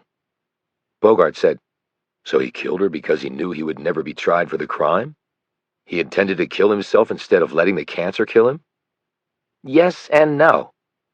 Jesus, Decker, this is getting more complicated than an algorithm, exclaimed Milligan. I think it's actually quite linear. Yes, that he wanted vengeance because she was a spy that he had sold secrets to and he couldn't live with that. He couldn't get the secrets back, but he could stop her from ever spying on this country again. Bogart interjected. Okay, that's the yes part. What's the no part? The no part is how he did it. He lured her somehow to the FBI building and shot her on the spot. Why did he do that? He wanted to send a message to someone, a clear message that enough was enough. He wasn't going to do this anymore, and they had better back off. Bogart sat up straight. Wait, you're saying they were going to make him spy for them again? Of course. Once they had him do it the first time, they had him for good. If he didn't cooperate, they would release incriminating information and evidence that would bury him. Berkshire would be long gone by then, so she wouldn't suffer, but Dabney would, and his family. Bogart nodded. So he decided to take the bull by the horns and cut off this possibility. Berkshire dead and him dead. And this was made possible because they didn't know he was already dying? Yes. I'd love to know the answer to 2 questions right now. What's that? Asked Bogart. What was Dabney trying to communicate to his daughter with the ambulance story, and why didn't he just tell her straight out? And the second question? Who was the damn clown? Chapter 62. You look miserable, said Jamison. She was driving and looking over at Decker, who was scrunched in the passenger seat. I'm not miserable, just in pain. I'm going to help you buy a new car, Alex. I can't take too much more of this. I think I'm getting blood clots in my legs. Remember when you used to take the seat out and just sit in the back? Not really practical, since it takes 4 tools and an hour to do that. What kind of car? She said animatedly. I don't care, so long as it's at least twice the size of this one, with decent leg room. The rain was pestering them again, snarling traffic and making gloomy thoughts seem even gloomier. Decker closed his eyes. So you said Melvin got to meet Joey Scott? Decker opened his eyes and nodded. When I told him that Melvin nearly won the Heisman and would have been in the Hall of Fame, I thought Joey was going to burst with excitement. I'm sure. That makes it even more awful that Berkshire would have used Joey like that. I mean, it would be heartless with any terminally ill patient, but Joey was the only kid in the whole place. And she sat and read to him just so she could use that book to communicate stolen classified information. Decker's response to this was extraordinary. Alex, turn the car around. We're heading to Virginia. Virginia, where? The hospice. Sally Palmer was still in her office. She explained that with the disappearance of Alvin Jenkins, she was having to work longer hours until he could be replaced. I can't imagine why he ran off like that, and the police won't tell me anything, she said crossly as she sat across from them in her office. I suppose you can't either, she added. You would suppose right, said Decker. Alvin Jenkins, when did he start working here? Alvin, only about 2 months ago. And when did Ann Berkshire start volunteering here? Palmer thought about this. Around the same time, actually. And when did Joey Scott come here as a patient? For this, Palmer had to consult her computer. That's funny. What? Asked Decker sharply. Well, Joey came here 9 weeks ago. That means all 3 of them around the same time. What a coincidence. I don't think it was a coincidence, said Decker. Palmer looked at him strangely, but Decker ignored this and plunged on. When we first met, you said that Joey was going to be adopted, but the couple pulled out when he got sick. That's right. Disgusting. How did you come by that information? Come by it? Who told you? Oh, it was the caseworker that came with Joey when he was admitted here. She told me she was as upset by it as I was.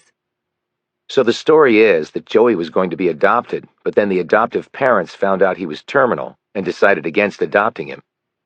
That's right. Do you have Joey's medical file? Yes. I know you can't share the details with us, per se, but can you tell us when he was diagnosed with leukemia? Palmer looked uncomfortable with this, but consulted her computer. Once more, her face displayed amazement. I don't understand. This doesn't make any sense. I'm surprised I didn't put 2 and 2 together before. About what? Said Jamison. Decker answered. Anyone with cancer is going to go through treatment, especially a child who could conceivably have his whole life ahead of him. With Joey's form of leukemia, he probably had been diagnosed years ago, had the whole spectrum of treatments until it was determined that nothing else could be done. Then he came here. So the couple that wanted to adopt Joey would have known all of this long ago. They would have had no reason to unadopt him. Palmer said emphatically. That's right. That's exactly right. Decker looked around. This is a nice hospice, a private hospice. How can an orphan like Joey afford this place? Oh, well, the couple I was talking about, they had some goodness in them. They've been paying the bills here for Joey. So they're paying the hospice bills of a kid they unadopted and never come to visit, said Jamison. How does that make sense? Decker said, It doesn't at one level, but it does at another. How did Joey end up coming to this place? He asked Palmer. It was the couple. They paid the bills, and so they got to pick the place. So Berkshire and Jenkins both started coming here after Joey was here. Yes, that's right, shortly thereafter, but Joey was here first. And Berkshire asked to read to Joey? Yes? How did she know he was even here? This puzzled Palmer. I'm not sure. I do remember her coming in and asking if we had any children. She said she wanted to bolster their spirits. I'm sure. And the only young child you had at the time was Joey? Why, yes, it's unusual for a little boy or girl to be in a hospice, but it does happen, unfortunately. Right, said Decker. As I said, I thought their paying his bills made up a little for them abandoning Joey. Yeah, well, you can stop thinking that, What? said a startled Palmer. Do you have their name and address? That's confidential. And I'm afraid I'm going to have to insist. Why? Because they've been using your hospice to pass stolen classified information to enemies of this country. If that doesn't work for you, we can always get a warrant and surround this place with a SWAT team. Your call. Chapter 63. Upper Massachusetts Avenue on the way to Maryland. It was the land of foreign embassies and enormous and vintage private residences. Old money and new dollars uneasily commingled here. Unless one had a net worth in excess of 9 figures, one did not get to live in this area.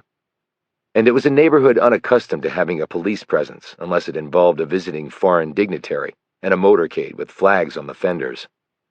Okay, Decker, I hope to hell you're right about this, said Bogart nervously. He, Milligan, and Jamison were seated in a parked car across the street from a 1930s Tudor-style mansion fronted by iron gates and a high stone wall. Decker said, I hope I am too. Let's do this. They got out and approached the house. Bogart spoke into a walkie-talkie. Everybody in place? All points covered? The response came and he nodded. Okay, he said. They reached the gates and Bogart punched the button on the call box. There was a screechy sound, but no voice came on. He hit it again with the same result. FBI, please open the gates. Again, there was no response. This is the FBI. Please open the gates or we will be forced to open them by force. Nothing. Nobody home? Wondered Bogart. He looked around and pulled out the walkie-talkie again. Preacher up. A minute later, a truck roared up and 2 men in SWAT gear climbed out. They unloaded a hydraulic-powered ram set up on a wheeled platform. Hit it, said Bogart. They powered up the ram, set it against the gate, locked the wheels down, and one of the men hit a button on a remote he held. The piston-powered punch shot forward and smacked the gate squarely in the middle. They broke open. Hit it, said Bogart into his walkie-talkie. A SWAT team poured out of the truck and dashed up the long drive. On the other sides of the property, other FBI agents scaled the wall and charged toward the mansion. Bogart, Milligan, Decker, and Jamison followed closely behind the SWAT team. They reached the front doors, where the lead agent pounded on the wood and announced the FBI's presence. There was no answer. Take it down, ordered Bogart. The portable ram was brought up, and it slammed against the doors, bursting them open. The agents poured through. It was an enormous house, with lots of places to hide, but they didn't have to look very hard. The library was a beautiful room, book-lined with a marble mantel topping a mammoth blackened fireplace. An ornate writing desk was set in the middle, a high-backed leather chair situated at the knee-hole. There was a black leather sofa against one wall, and 2 winged chairs on the other side of a wood and wrought iron metal coffee table that had probably set the owners back 5 figures. Not that they cared anymore. The man was in one of the chairs. The woman was sprawled across the couch. They each bore the blackened tag of a bullet entry smack in the middle of their foreheads. Alfred and Julia Gorski, said Bogart. They're taking care of loose ends, opined Milligan. Bogart said, We need to search this place from top to bottom. I'll call in the tag and bag team, said Milligan. He pulled out his phone and moved over to a far corner of the room. Bogart looked at Decker. So they used this dying kid as a means to pass classified material? Decker nodded. They knew Joey was dying. That's why they picked him to adopt. They never had any intention of doing that. They brought him to Dominion Hospice, and that's why Berkshire started going there. It was a perfect cover to pass the secrets. I mean, who would have suspected? We discovered that Jenkins got the job as the night manager when the woman who'd originally held the position didn't show up for work. I wonder when they'll find her body. Damn, this thing just keeps expanding, exclaimed Bogart, rubbing the back of his neck. So does the universe, replied Decker. A voice said, But the good news is we're dismantling their spy operation by default. They've now lost 4 operatives and counting. They turned to see Harper Brown standing in the doorway. She came forward and looked down at the couple. You know them? Said Bogart. I know of them. The Gorskys host charity balls, cut ribbons on hospital wings, throw great parties, one of which the head of my agency has attended. What's their background? Asked Bogart. They were immigrants from Poland, built a huge import-export company. I guess we know what they were importing and exporting now, said Jamison. I'm surprised if they're so prominent that they didn't get negative publicity for what they did with Joey, said Bogart. I mean, not adopting him. Brown said, That's why you have PR people, and they were paying for his stay at hospice. No one's going to ding them after that if anyone really even knew about it. They've funded construction of a new at-risk youth facility in Southeast. No one's going to hold one kid against them, as awful as that sounds. I wonder how the PR folks will spin their being spies, snapped Jamison. Bogart said to Brown, How did you end up here? Brown looked at Jamison. Alex called me and told me. I appreciate the heads up. You're welcome, said Jamison as Decker gave her a curious glance. Do you have any idea who the Gorskys could have been working for? Said Bogart. Obvious suspects are the Russians, of course, but you can't rule out the Chinese, the North Koreans, or some of the players in the Middle East. Jamison said, Would Middle Eastern terrorists use people like the Gorskys? You wouldn't think they would trust them. Lots of people who look like you and me have been radicalized, replied Brown. The same for North Korea and the Chinese, and sometimes it comes down to money. Well, if the Gorskys had been this rich for decades and have been spying this whole time, we might be able to rule out the Middle East, said Decker. That didn't come into play really until after 9/11. You'd be surprised, said Brown. Were the Gorskys in a position to actually steal the secrets? Asked Bogart. Or were they bankrolling those who did? The latter. Neither of the Gorskys could have come into contact with places where the secrets are actually located. But they also moved in high circles, and they came into contact with people who do have those secrets. Some at the highest levels. I'm talking politicians, military, bureaucrats, executive leadership of defense contractors. They've all probably been in this house at some point. That's a lot of very high-level possibilities, said Bogart. Just calling it like I see it, Agent Bogart. So we think the secrets that Walter Dabney stole moved through this network? I wouldn't be surprised to find that the Gorskys paid off Natalie's gambling debts in exchange for the classified information. It might have gone from Dabney directly to Berkshire. She then passed it along to Jenkins, and he on up the chain. She looked at Bogart. My people have broken the code in the Harry Potter book. And? There were at least 9 months of classified info on there in various colors that fluoresce. As we suspected, that included a backdoor into 3 highly sensitive DIA databases. That was what we believed Dabney stole. Our undercover ops overseas have been severely compromised. We've already lost 5 assets on the ground because of it. But Dabney wasn't stealing secrets 9 months ago, pointed out Bogart. His came later, when Natalie got into trouble with the gambling. He's obviously not the only spy they were working with, said Brown. But surely he wouldn't have had that information simply because he was a contractor to DIA, said Jamison. That sounds more like something you guys would keep internally. It absolutely was. But Dabney used his relationship with key people there to ferret out the entry passcodes for that data. We figured all this out after the fact, of course, but by then the damage was already done. What assets? Asked Decker. That might narrow down who's behind this. Syria and Libya. Does that help us take some players out of the equation? Said Decker. 30 years ago it might have, but Russia is so heavily invested in the Middle East's geopolitical equation that they could be behind it. Putin is ruthless, and he has firmly in mind a plan to make Mother Russia a global player once more. And to do that, he needs influence everywhere, particularly in the desert. And we can't rule out China either because they have similar goals. All you need is to see what they're doing in the South China Sea to understand that. And both countries are beefing up their military capabilities. And then you have Un in North Korea as a wild card who's determined to build a nuke that can reach the West Coast. Sounds like doomsday is coming sooner rather than later, said Jamison in a resigned voice.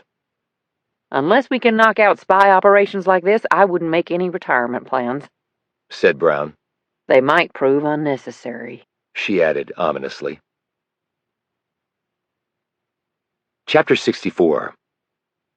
Decker was sitting on the couch with his eyes closed and his head tilted down. Jamison had just walked out of the bathroom dressed in a long shirt with gym shorts. She was brushing her teeth with one hand and carrying a small plastic bag of trash with the other. She padded barefoot down the hall, glanced at Decker, shrugged, and dropped the plastic bag into a large trash receptacle located on one side of the kitchen island. That's when the knock came at the door. Jamison looked around and observed that Decker did not appear to have heard the knock. She tried to speak, and watery toothpaste dribbled out of her mouth. She caught it in one hand and hurried over to the sink. She rinsed out her mouth. The knock came again. Decker, can you get the door?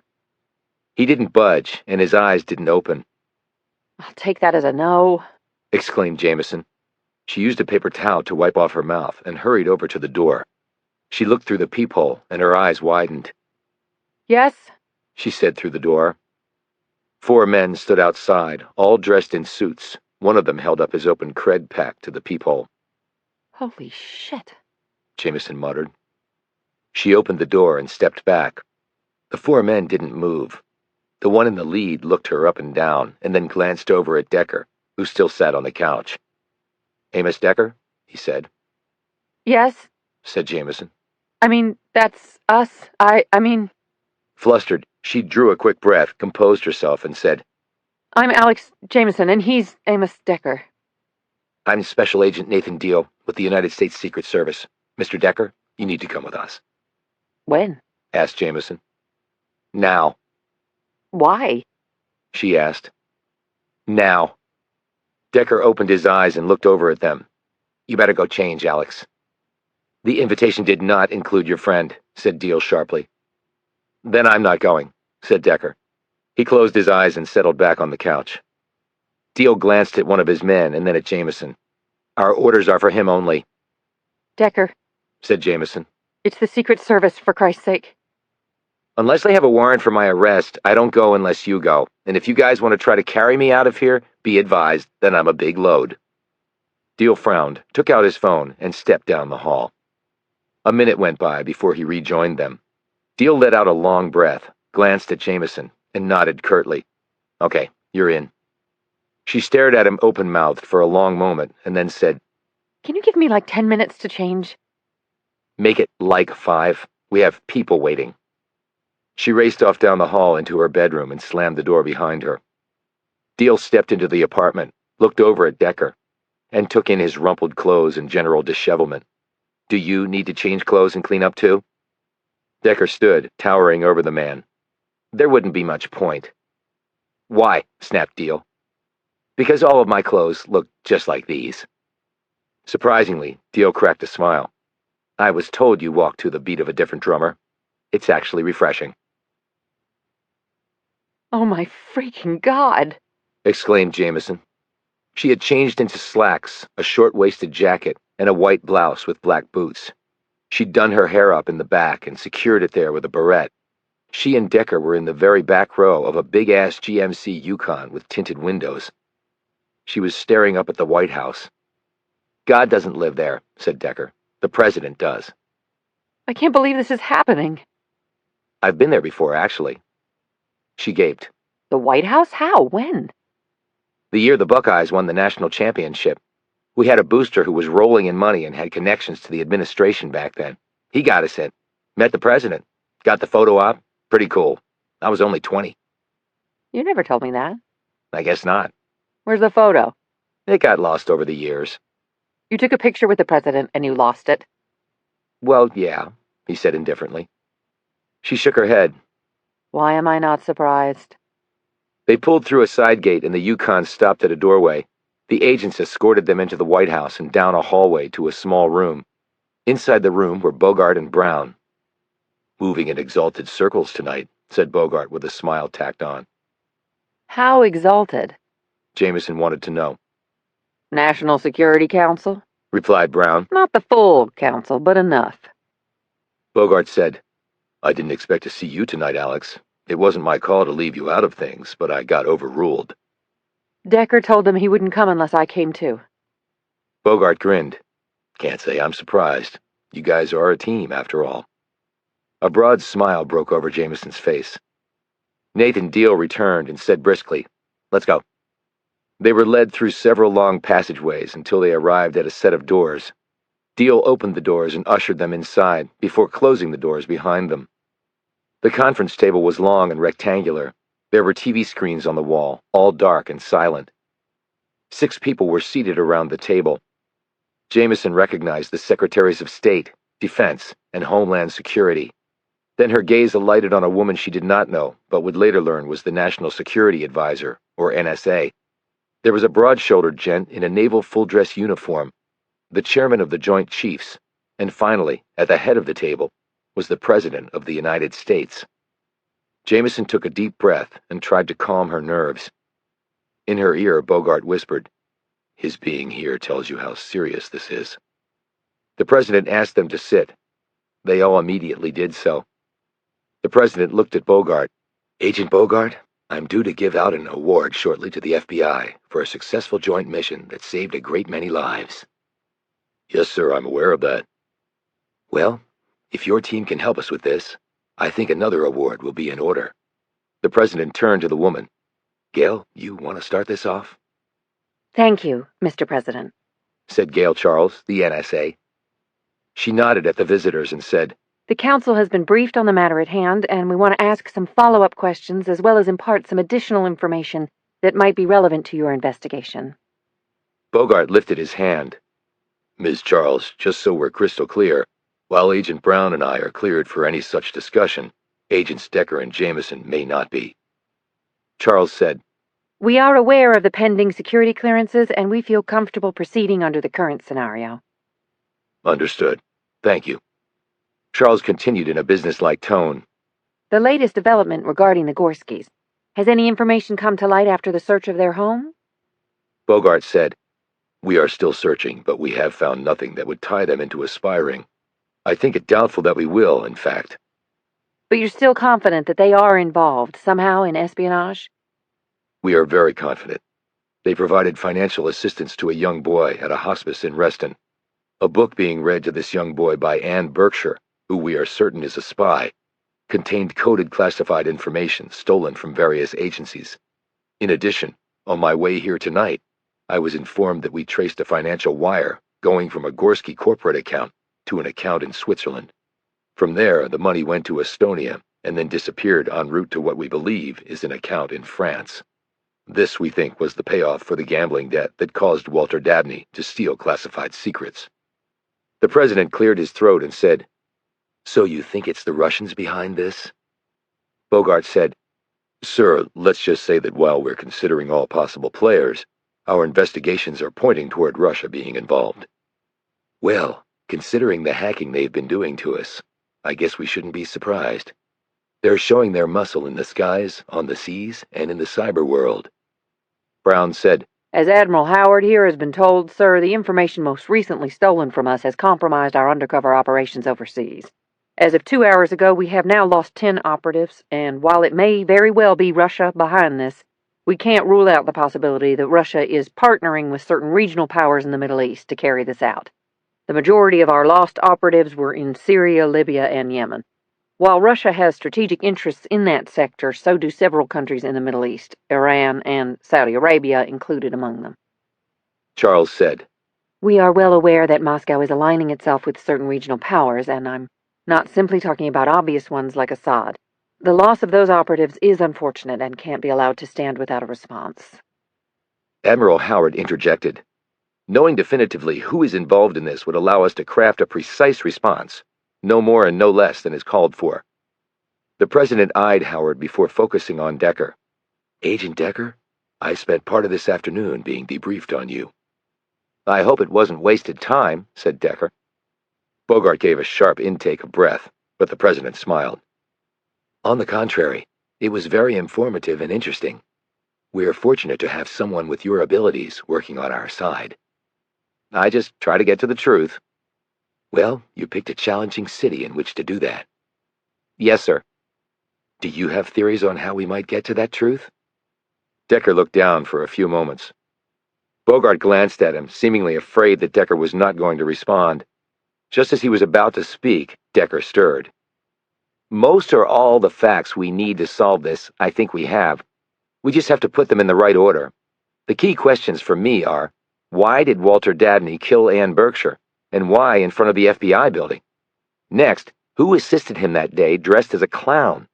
How did Walter Dabney, who Agent Brown does not believe ever stole classified information before now, come to hook up with a longtime spy like Ann Berkshire in the first place?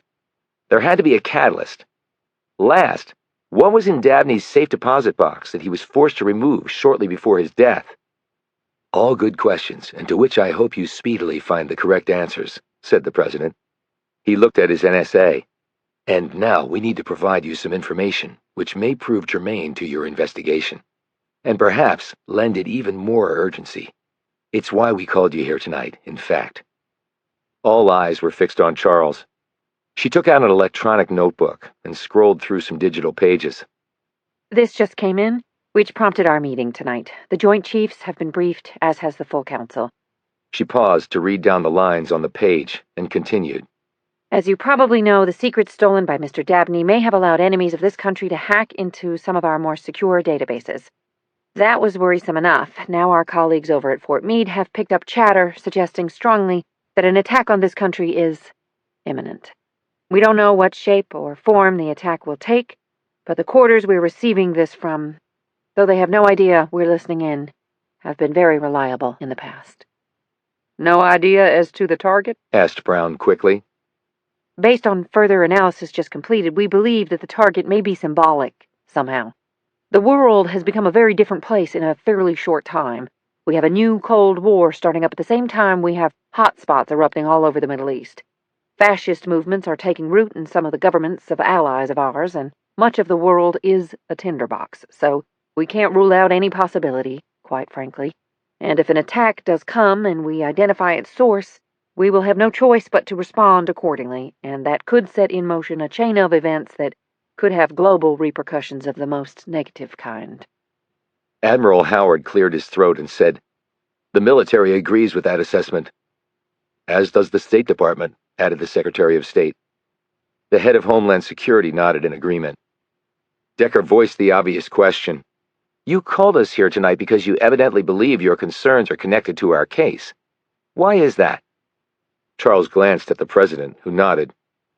She turned to Decker and said, Because the chatter we intercepted was all Arabic, except for one word. What word? It was a name, rather. What name? Asked Bogart. Dabney. Chapter 65. I've got to call my mom, said Jamison when they got back to their apartment. Why? Asked Decker. Do you really have to ask? She said incredulously. I just met the president. That meeting was classified, Alex. You can't talk about it to anyone. You can't even acknowledge it ever happened. Jamison looked doubtfully at her phone. Maybe I could tell a little white lie and say we just ran into each other? You just ran into the President of the United States? Where? At the gas station? Or a Starbucks? She put her phone down. I guess you're right. Decker took off his jacket and hung it up on a peg by the door. Dabney, he said. I know, that's really weird to hear all those words in Arabic and then to hear that name. Freaky. Decker sat down on the couch and put his feet up on the coffee table. Jamison perched on the arm of the couch. I wonder if Melvin and Harper have gone on a second date yet. Yeah, I'm surprised she didn't bring it up in the Situation Room at the White House. The president was probably wondering, too. She cuffed him on the shoulder. You know what I mean. I just don't like to get caught up in other people's lives like that. But getting caught up in other people's lives is a really big part of most people's lives, Decker. Not mine. She sighed. The meeting tonight puts things in a whole new perspective. I mean, if an attack on this country is planned, we need to solve this thing really soon. Decker closed his eyes. She stared at him in disbelief. Are you going to zone out on me? If so, I'll just go to my room and go to sleep. Okay. Good night. She pushed his legs out of the way, sat down next to him, and said, Damn it, Decker, will you please talk to me? He looked at her, clearly annoyed. What do you want me to say, Alex? Our country is going to be attacked. What are we going to do to stop it? I'm thinking about it. I am working on it, but I'm not a magician. But everyone thinks you are, me included. The things you can do, it's amazing. You never fail. I actually fail lots of times, and I'm not a damn machine. So if you're worried about the sky falling, don't look to me to fix it. He abruptly stood, grabbed his jacket, and headed out. Decker, wait. I didn't... But he had already slammed the door behind him. He trotted down the stairs and out into the coolness of the night, and he started walking, each exhaled breath releasing tiny clouds into the sky. He was angry, and he didn't want to be. He knew that Jamison was actually complimenting him, voicing her complete confidence in his abilities, but he was feeling the pressure of preventing an attack. Even in his altered state, where he didn't get normal social cues, he clearly understood what was at stake. This was a long way from being a PI in a Rust Belt town back in Ohio, hustling for clients in all the wrong places. Not that long ago, I was living in a cardboard box. Now I'm supposed to be the savior of the country? How effed up is that? He shoved his hands into his pockets, pointed his head down, and kept walking. He reached the river and stood and looked out over the expanse of water. It mirrored his thoughts, dark, murky, deep. He had to get traction on this case, something to hang on to. There were so many moving parts, and just when he thought he had something, it fell apart, or was overtaken by a new development. Was that intentional? Are they trying to keep us reactive? He shut his eyes and let the frames roll through. It occurred to Decker that this process was like how the old-time animators would do their job, drawing slightly different versions of a character on multiple pieces of paper that you would then flip through to show motion. Well, he was hoping for some motion of the forward variety. He decided to begin at the beginning. One more time. And something had just occurred to him. It had to do with real estate. He made the phone call, and on the third ring, Faye Thompson, Walter Dabney's partner, picked up. What is it? She said when Decker identified himself. I was just wondering about something. Look, I'm up to my ass in lawyers and federal investigators. I don't have time. If you cooperate, it will look better for you, interjected Decker. He heard her sigh, and then she said, What do you want to know? When you joined the firm, it was doing well? Yes, very well. How about when Dabney first started out? Was he in the same office space you're in now? Of course not. It was only him way back when. So he didn't need that much space, and he couldn't have afforded it anyway. Because he was building up his business. Yes, it takes a lot of work and hard times to build something like Walter did. He started out on a shoestring and slowly built from there. He maxed out his credit cards more than once, I heard. But he was hugely successful in the end. So money was tight. Well, if you have plenty of cash, why would you max out your credit cards? She said snidely. Right. I understand that he had a yellow Porsche when he still worked at NSA. I know nothing about that. Are we done here? She added. I had one more question about his house, but Thompson had already hung up on him. Next, Decker used his phone not to make a call, but to order an Uber. Jamison had set an account up on his phone a few weeks ago. 5 minutes later, he was heading to Virginia. It seemed chillier on this side of the Potomac as the car pulled up the stately drive. The car stopped in front of the house, and Decker got out. His knock was answered by Samantha. She looked like she had been crying. What do you want? She said in an unfriendly tone. Is your mother here? She's in bed. Can't you leave us alone? I wish I could, said Decker, but I can't. Can I come in? Why? Please? She stepped to the side and allowed him to pass. She closed the door and stared up at him. Well, So you all have lived here since you were little? yes. In this house? Yes. Jules came out of another room and saw Decker. What are you doing here? She demanded. Just asking a few questions, What does our living in this house when we were little have to do with a damn thing? said Samantha. I'm not sure at this point. So your parents have lived here for what, 35 years? Jules said, About that, I guess. I'm 37, and it's the only place I remember. I saw some family photo albums in the library. Do you mind if I look through them? Why? Said Jules.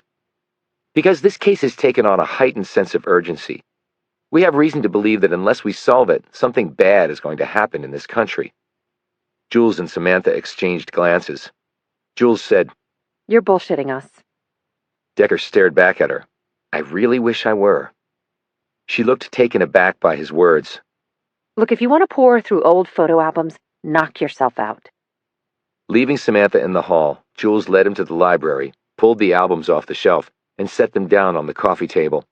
When she started to leave, Decker said, Do you mind sitting here with me to answer questions I might have?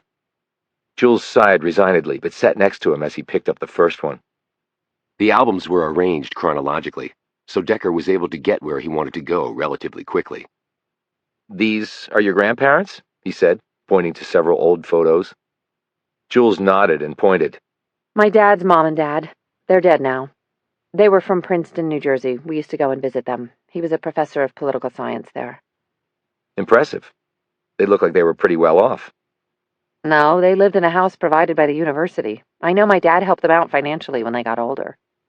He pointed to another photo. And these folks? My mom's parents. They lived in Oregon. Did you visit them out there? No, I never knew them. They had a small farm. They died in a mudslide when my mom was little. It swept the entire property away, the house, barn, everything. Her parents' bodies were never found. She was at school, or she would have been killed too. After that, she went to an orphanage, then came east when she was an adult. How did your parents meet? Jules's features softened. It was sort of romantic, actually. My dad was working in Maryland right out of college. My mom worked as a waitress at a cafe near there. She was putting herself through college. Some of the people at Dad's work would go there for breakfast and lunch. She would wait on him, and they struck up a friendship. Mom was a knockout back then, and I'm pretty sure she had plenty of suitors. When she got off work one night, he was waiting in the parking lot with flowers and tickets to a play at the National Theater. Needless to say, they hit it off. The rest is history. Very nice. So your mom didn't come from money? From money? No, not that I know of. Why? Just something somebody said. It's not important. He closed the album. Anything else? Asked Jules. Have you heard from Natalie? Jules nodded. She sounded okay. She said she was so sorry for everything. And what did you say to that? Jules shrugged. I hate what she did. I mean, it totally destroyed our family. But she's still my sister. I get that. Family is family. He rose. She said, Have you found who killed Sissy? Not yet. Still working on it. I don't understand any of this. I really don't. Well, you wouldn't be alone on that. Decker left the house, then turned around to look at its exterior. He should have seen this before, he knew. He had two possible conclusions. Now, he just had to see which one was right. Chapter 66. $849,000, said Milligan. They closed on the property a little over 35 years ago. Tax tables show it's worth probably 4 times that now, and even more on the open market. Wish I had that kind of asset in my retirement future. Decker looked over his shoulder. They were in Milligan's office at the WFO. Decker had returned home the previous night and apologized to Jamison for walking out. She had, in turn, apologized to him for her comments. We're all under a lot of pressure, She'd said. but you probably more than anybody else. I didn't mean to add to your burden. And they had left it at that. Decker looked at the computer screen and said, 35 years ago, a couple years after Jules was born. Right. And Dabney was still working at the NSA? Right. He'd been there about 4 years by then, started right out of college. He left to start his own firm 6 years later. Do we know what his salary was at NSA? Ballpark, yes, and to jump to answering your obvious next question, it could not have supported the purchase of that house. So at age 26, he bought a mansion. Definitely should have been a red flag for someone. Do we know if they paid cash or took on debt? That's the rub. The documents I found showed that they put $400,000 down and financed the rest. His wife had a job back then, too. She worked at a real estate firm as a realtor. Could her income have covered it? Not all of it, no. Not even combined with his. But where did the $400,000 down payment come from? You would think the NSA would have asked the same question. Maybe they did, and it was satisfactorily answered, replied Decker. Maybe, said Milligan. And we can try to ask them, but my experience is you don't get fast answers from those guys, if you get answers at all. Bogart's been trying to get them to respond to questions about Dabney, and so far, all he's gotten back is silence. He looked at Decker. What made you think about all this? Big expensive house, purchased by a young couple without a lot of money. Pretty basic. I guess we should have seen that too. But it's all perspective, I suppose. Dabney was super successful over the years, and his house just sort of fit the picture of that success. I didn't think about the timing of the purchase all those years ago. Cecilia Randall also told me that Dabney bought a yellow Porsche around the same time as they closed on the house. And she said that she thought Mrs. Dabney came from money, the way she dressed and conducted herself.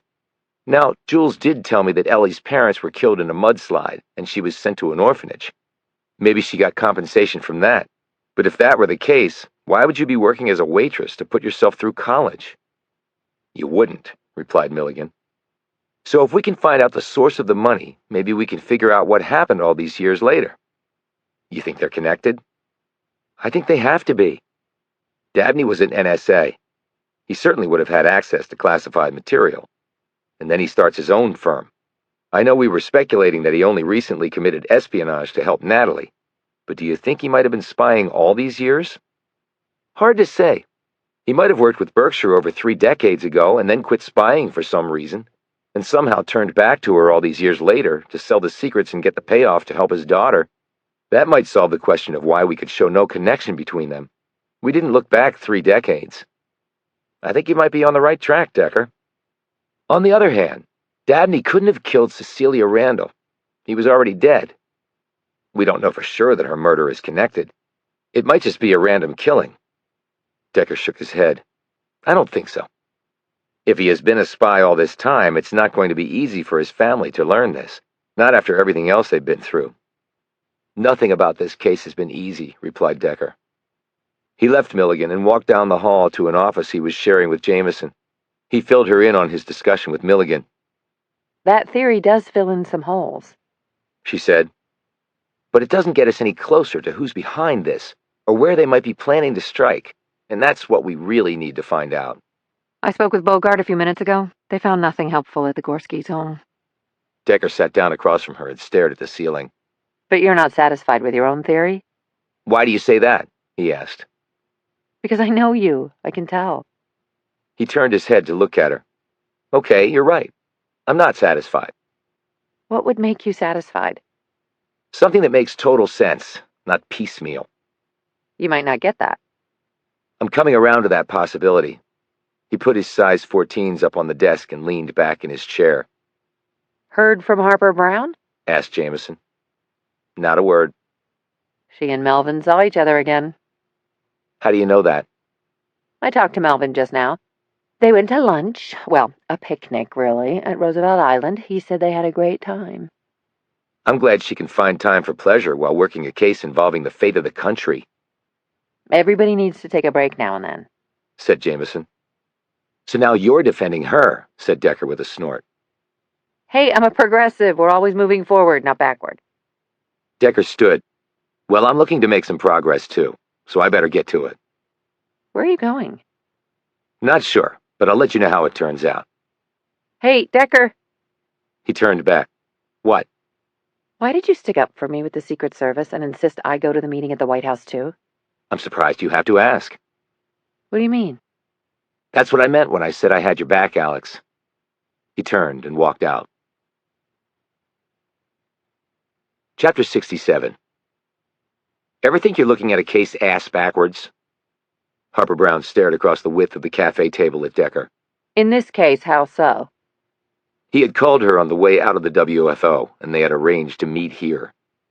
Dabney kills Berkshire, and then himself.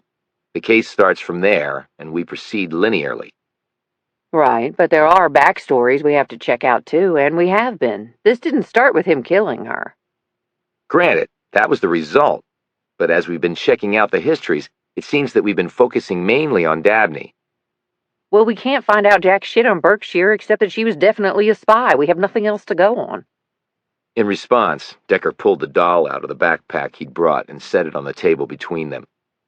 "We have this." She stared at it momentarily before looking up at him in disbelief. This? A doll? We already know it was probably used to transfer stolen secrets in the hidden compartment, but so what? "Why a doll?" Why not? "Let's play this out logically. You steal secrets, put them in the doll, and carry it to another person, presumably Berkshire. Right. So again, why a doll?" Why not? It's innocuous. Most people wouldn't give it a second look. "Well, they might if a guy was carrying it around. It's too large to put in your pocket, and a bag might be searched." So you're saying the other person was probably a woman? "Either a woman or maybe a man with a little girl." Wait, do you mean Walter Dabney? "It's possible. The doll might have belonged to one of his daughters. The Bureau determined that this doll was manufactured about 30 years ago. So the Dabney girls are the right age for that. And like you said, it's innocuous. Who would suspect a little girl with a doll of transporting secrets? And these people seem to like using kids as cover. Look at Joey Scott in the book." Brown looked thoughtful. That's true. So do we ask the daughters directly about the doll? "Yes, we do," Where did you get that? asked a stunned Jules. Decker and Brown were seated in the living room with Jules, her mother, and her two sisters. Ellie exclaimed. Jules, isn't that your doll? Missy? Jules took it from Decker and held it. You're sure it's yours? Said Brown. In response, Jules sniffed the hair and then looked at the doll's left foot. See the red dots on the shoe? I spilled paint on it when I was little. It wouldn't come out, and I recognized the smell of her hair. Where did you get it? During the course of the investigation, answered Decker, taking the doll back. When do you remember having it last? Jules sat back. I don't know. I didn't take it to college. Her cheeks reddened. I actually wanted to, but changed my mind. I didn't think to check on it since I got here. So the doll stayed here, in the house? Said Brown. Ellie said, We've kept the girls' bedrooms exactly as they left them for when they come back. They all had dolls. I thought they were all still there. Her voice broke off. Sissy kept every room neat and organized. Can we see them? Asked Decker. Jules led them up to the bedrooms. After she left them, Decker and Brown found 3 dolls with the same secret compartments behind the batteries. Shit, said Brown. This was Spy Central, apparently. 4 daughters and 4 dolls with secret compartments. This confirms that Walter Dabney must have known Berkshire. They were working together. And that explains how they afforded a place like this all those years ago. Decker looked at her. So you thought of that too? I have my moments of epiphany, she said modestly. Let's check the Dabney's bedroom. It was far larger than the daughters' spaces, with an attached sitting room and a fireplace. They searched the bedroom, then the 2 large closets. Ellie's was a spacious walk-in. Decker next looked in the ensuite bathroom and went through the drawers in the medicine cabinet, where there were a number of prescription bottles. These included heart meds and cholesterol-lowering drugs, and an asthma inhaler. Sucks getting old, thought Decker. He closed the door of the medicine cabinet and rejoined Brown in the bedroom. No dolls, she said. They went back downstairs, carrying all the dolls, and re-entered the room where the Dabney women were still sitting. Jules was holding her old doll. What are you doing with those? Asked Samantha, indicating the dolls. We need to take them with us, said Brown. Why? Asked Samantha. They're evidence. Samantha was about to say something, but she glanced at Jules and sat back. Decker sat across from Jules.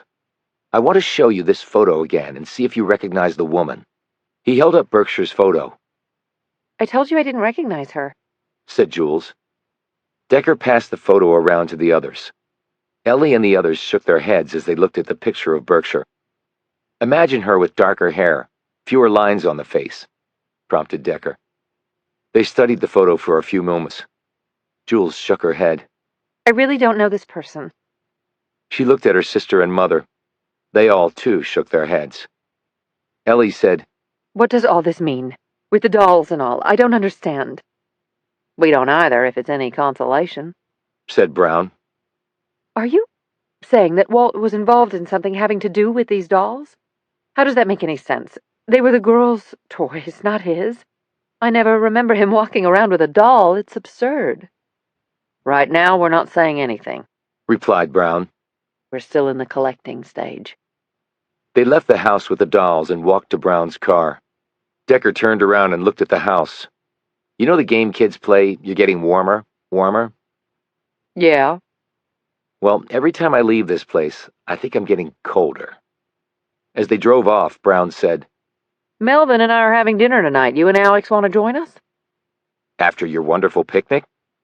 Brown actually blushed at this comment.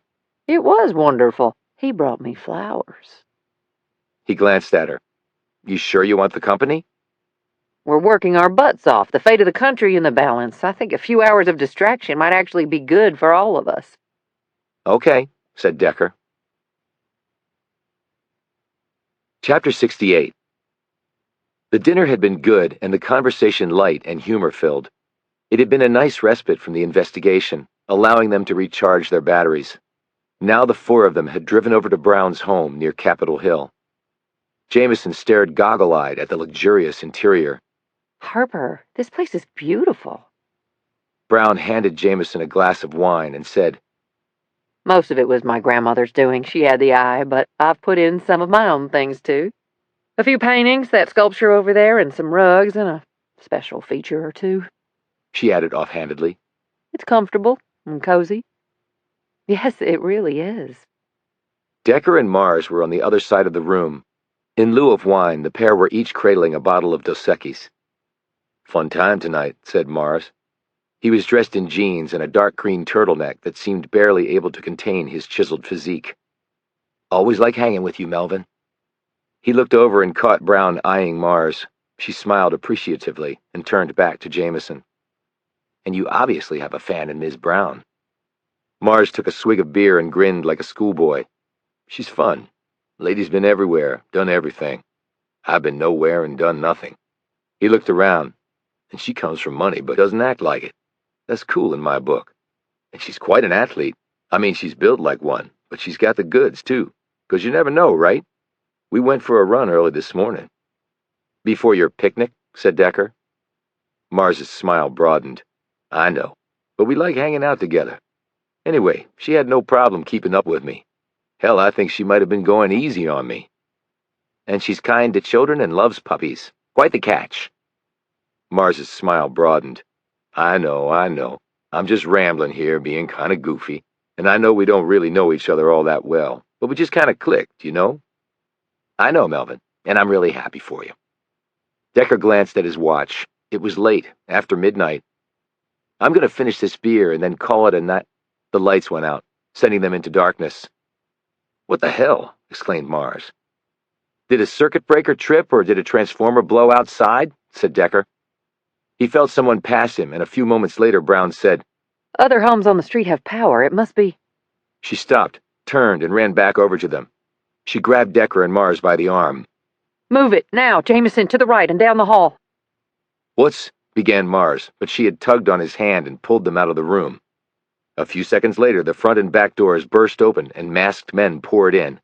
They had short-barreled MP5s and night vision goggles, and they opened fire as they swarmed through the house. As Brown and the others sprinted down the hall, Decker, who was bringing up the rear, turned and emptied half his mag. Bullets whizzed past him, exploding a lamp, ripping chunks of plaster off the wall, shredding paintings, and causing bursts of fabric and filling to erupt from furniture. Decker emptied the rest of his ammo, and Jamison opened fire too as they fled down the hall. Brown kicked open a door at the end of the hall and pushed them all through it. She slammed the door shut and turned the lock. Over here, quick! Bullets thudded into the door, but none burst through. Decker glanced at her. Steel lined, she hissed back. Brown took out her phone, hit a key, and a section of the wall swiftly opened. Behind it was a metal door. This opened on whisper-quiet hydraulics. Get inside now, she urged. Hurry! They hustled into the revealed room, and Brown hit another key on her phone. The door closed, and the section of wall slid back into place. A light came on in the room, and Decker and the others looked around. There was a TV screen on one wall. It obviously had feed from just outside the door, because they could all see the room they had just been in. As they watched, the door to the room burst open and the armed men moved inside. Decker said, "We need to call the cops." My security system automatically did that when I activated the door to the safe room. So that's what this is. Said Jamison, gazing around. A safe room? Steel-wrapped, soundproof, bomb-proof, bulletproof, with its own air supply, independent power source, and enough food and water for a week. Plus a portable potty. Is this room you're doing? Said Jamison. It's one of the special features I mentioned. You need a safe room? Asked Decker.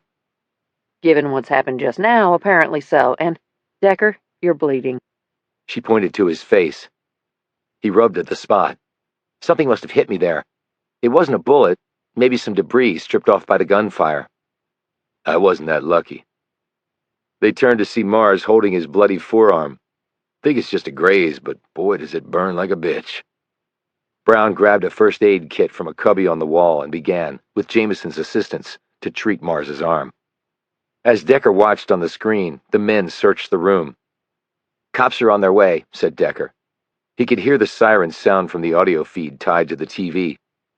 Frustrated at not finding them, the masked men sprayed the walls with gunfire, yet none of it could penetrate the shelter they were in.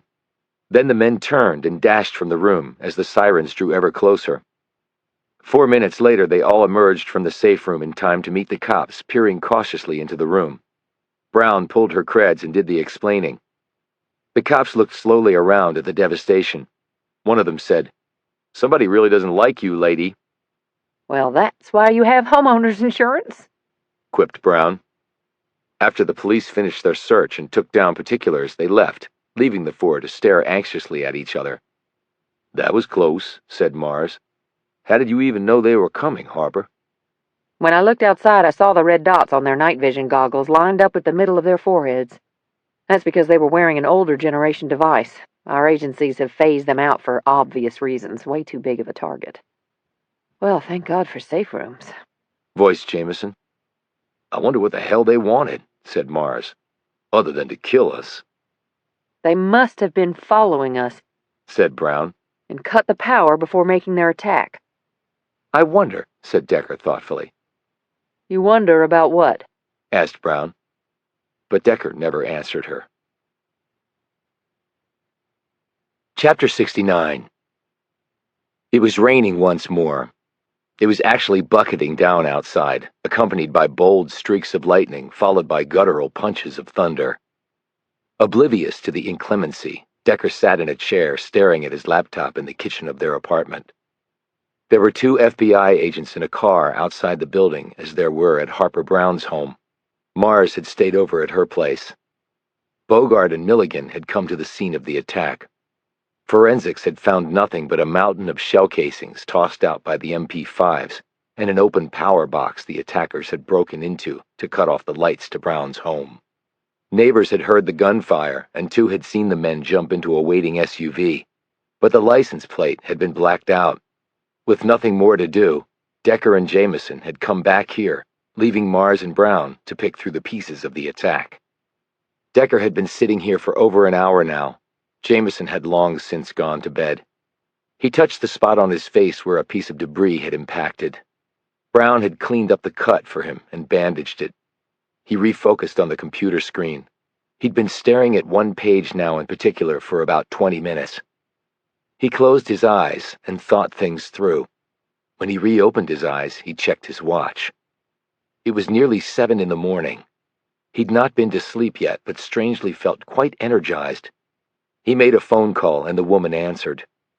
A minute of conversation later, he snagged Jamison's keys off the hook, waved to the FBI agents in their car, hustled across the parking lot, getting drenched in the process, and climbed into her car. He drove to the Hoover building and, by prearrangement, met the M.E., Lynn Wainwright, in the autopsy room. She was dressed in scrubs, and her eyeglasses hung at the end of a chain across the front of her chest. She yawned and said, It was a bitch getting in this morning. DC drivers and rain do not mix well. Right. So what's up? Had some questions. Wanted to do it face to face. That I figured.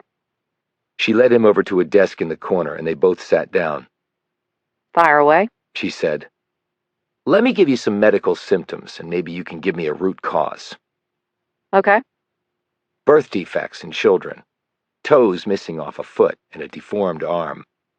Okay. There could be lots of reasons for that. I'm not finished. Add to that asthma in all the kids. That narrows things down a little, but not enough, Decker. Where are you going with this? Let me add to that some medications. He had written them down from memory and handed over the slip of paper. Wainwright ran her eye down the list. She pointed with her finger. That one's for a liver condition, this one for kidney disease. The Lipitor's for high cholesterol, because of the TV commercials, most people know that. Zoloft is for depression, and that one is to increase bone density. Decker nodded. Anything in Dabney's post-mortem results that struck you? Not really. We got the blood work and tox screens back. As I told you before, he was on painkillers, but he had no other drugs in his system, in case you were wondering whether he was high on something when he did what he did. None of the prescription bottles were under his name. They were all under his wife's. He was actually in decent shape, except for the brain tumor, of course. Absent that, he was probably good for at least another 20 years. Luck of the draw. Bad luck, Amended Wainwright. Yeah, he said absently, staring off. She said, What are you thinking? I'm just wondering why such a healthy-looking family has so many physical and medical issues. Well, the asthma can be inherited. One of the daughters said it was her mother that had it, not the father. Right. Dabney's lungs, nasal passages, and esophagus were clear. I didn't detect any irritability of the lining in any of those places that would indicate any sort of asthma or other pulmonary issue. So that leaves his wife and all her meds. Look, this country is overly medicated, from kids to seniors. My mother took 24 pills a day for the last 3 years of her life, and she had friends who took even more. And it seems that every other kid today is on Ritalin, or something like that. It's ridiculous, but it's also true. I get that, said Decker, but it's still bugging me, and I don't have an abundance of leads on this. So you might be grasping at straws. I might be, but I prefer to think that I'm closing in on finding the needle in the haystack. Chapter 70. Decker's knees were aching, partly from the rain, partly from old football injuries, and partly from the fact that they were crammed up against the dashboard of Jamison's clown car, with the steering wheel basically resting in his crotch. I really have to get my own damn ride.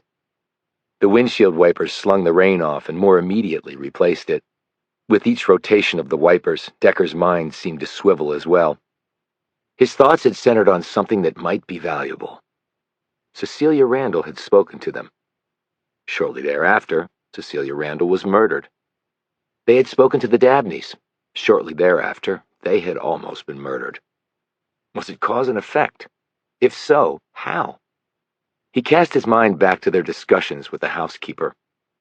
She had thought that Ellie Dabney had come from money. Turns out she hadn't. So how did that explain the house purchase and Walter Dabney buying a Porsche while still working at the NSA as a low-level grunt? That could be explained by Dabney spying. Ellie Dabney had myriad health issues, miscarriages among them. 3 of the daughters were tall and athletic-looking, but were hampered by breathing problems. Samantha was missing toes, Amanda part of an arm. The Dabneys were wonderful people, Randall had told them, none better in her mind. And then someone had put a bullet in her head. Then he and Brown had talked to the Dabneys about the doll. They had found the other dolls with the same hidden compartments. They had left there, gone to dinner, come back to Brown's, and very nearly been massacred by a team of killers with submachine guns. Again, cause and effect? And in both instances, the cause perhaps had been conversations at the Dabney house. Is the place bugged? Maybe by whoever had ambushed Decker at Berkshire's old house in the woods, and was the same force behind the hit team last night. And then there were the dolls. How exactly did they come into play? As Ellie had said in defense of her husband, Walter Dabney had not walked around with dolls.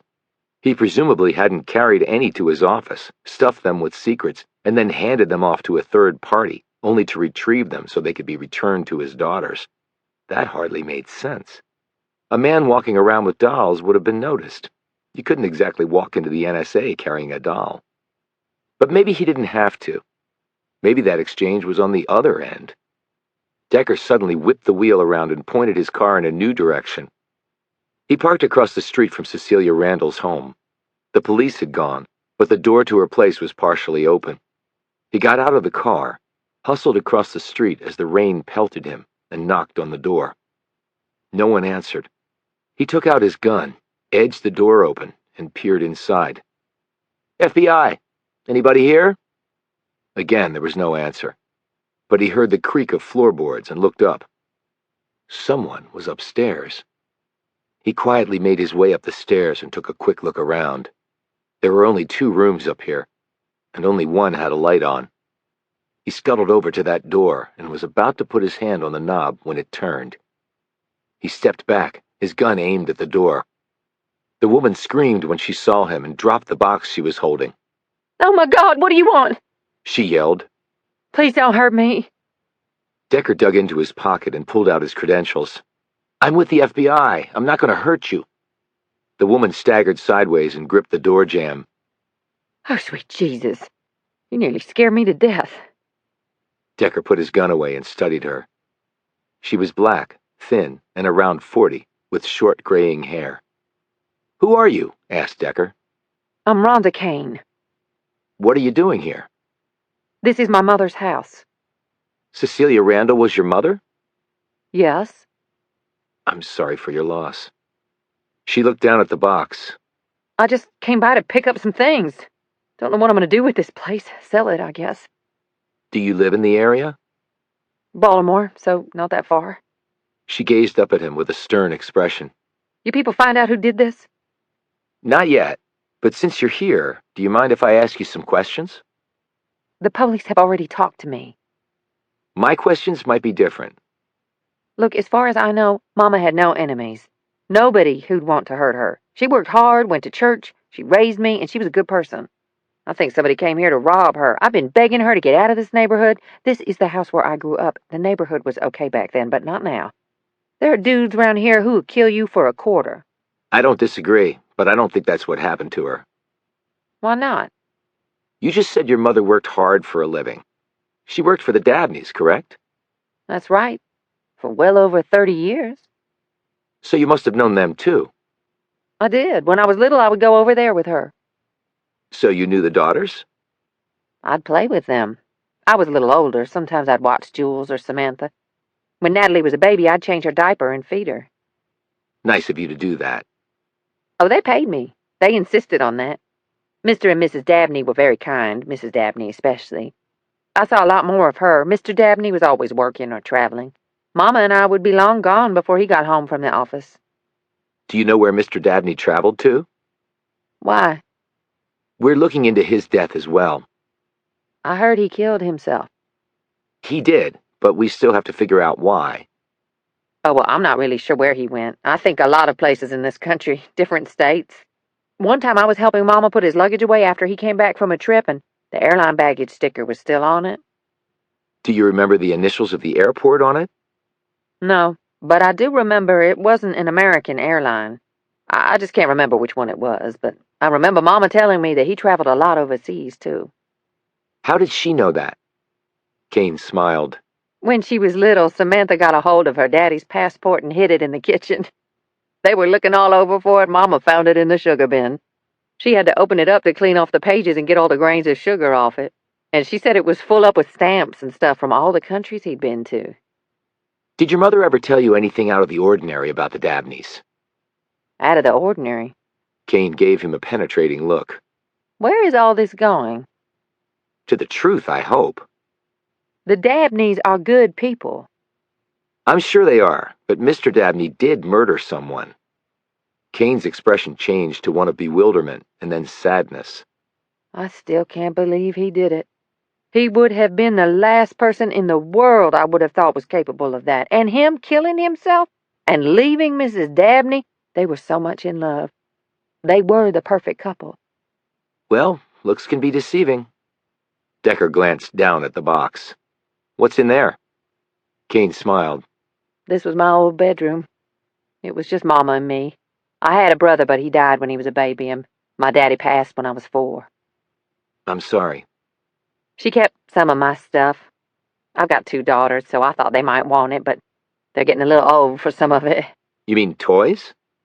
Yeah. She stepped back and opened the door more fully. Decker saw a neatly made bed, a white chest of drawers, and 2 tall shelves packed with items. These days, if you can't hook up to the internet, kids don't want it. Dr. Seuss books, easy bake oven puzzles, even dolls. Now it has to be that American Girl thing. Do you know how much those cost? Mine were way cheaper and just fine. All you had to do was use your imagination. Decker was only half listening. On one shelf, he was staring at a series of dolls all lined up in a row. Are those your old dolls? Yes. Did you know that they're exactly like the ones the Dabney daughters have? Are they? Well, I guess that makes sense. Why? Because the Dabneys bought them for me. Chapter 71. They all have the same secret compartments, said Milligan. Decker was standing next to him while Bogart sat in his desk chair. Jamison and Brown were seated across from Bogart. Jamison said, So Cecilia Randall's daughter's dolls were identical to those of the 4 Dabney girls, and they all had places to hide stolen information? Decker nodded and picked up 2 of the dolls. This is Missy, which was Jules Dabney's doll. This doll belonged to Randall's daughter, Rhonda. Care to try to tell them apart? They all drew forward and looked at the 2 dolls. There's even paint on the same shoe, said Brown. Decker said, Smell the hair of each. Brown and Jamison did so. Jamison said, They smell the same. Exactly. Jules identified her doll by the paint and the smell. My daughter used to do the same thing with the smell test. Lots of little kids do.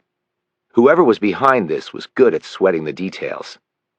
Brown said, So does that mean Randall was also part of the spy ring? Hell, she must have been. Not necessarily, said Decker.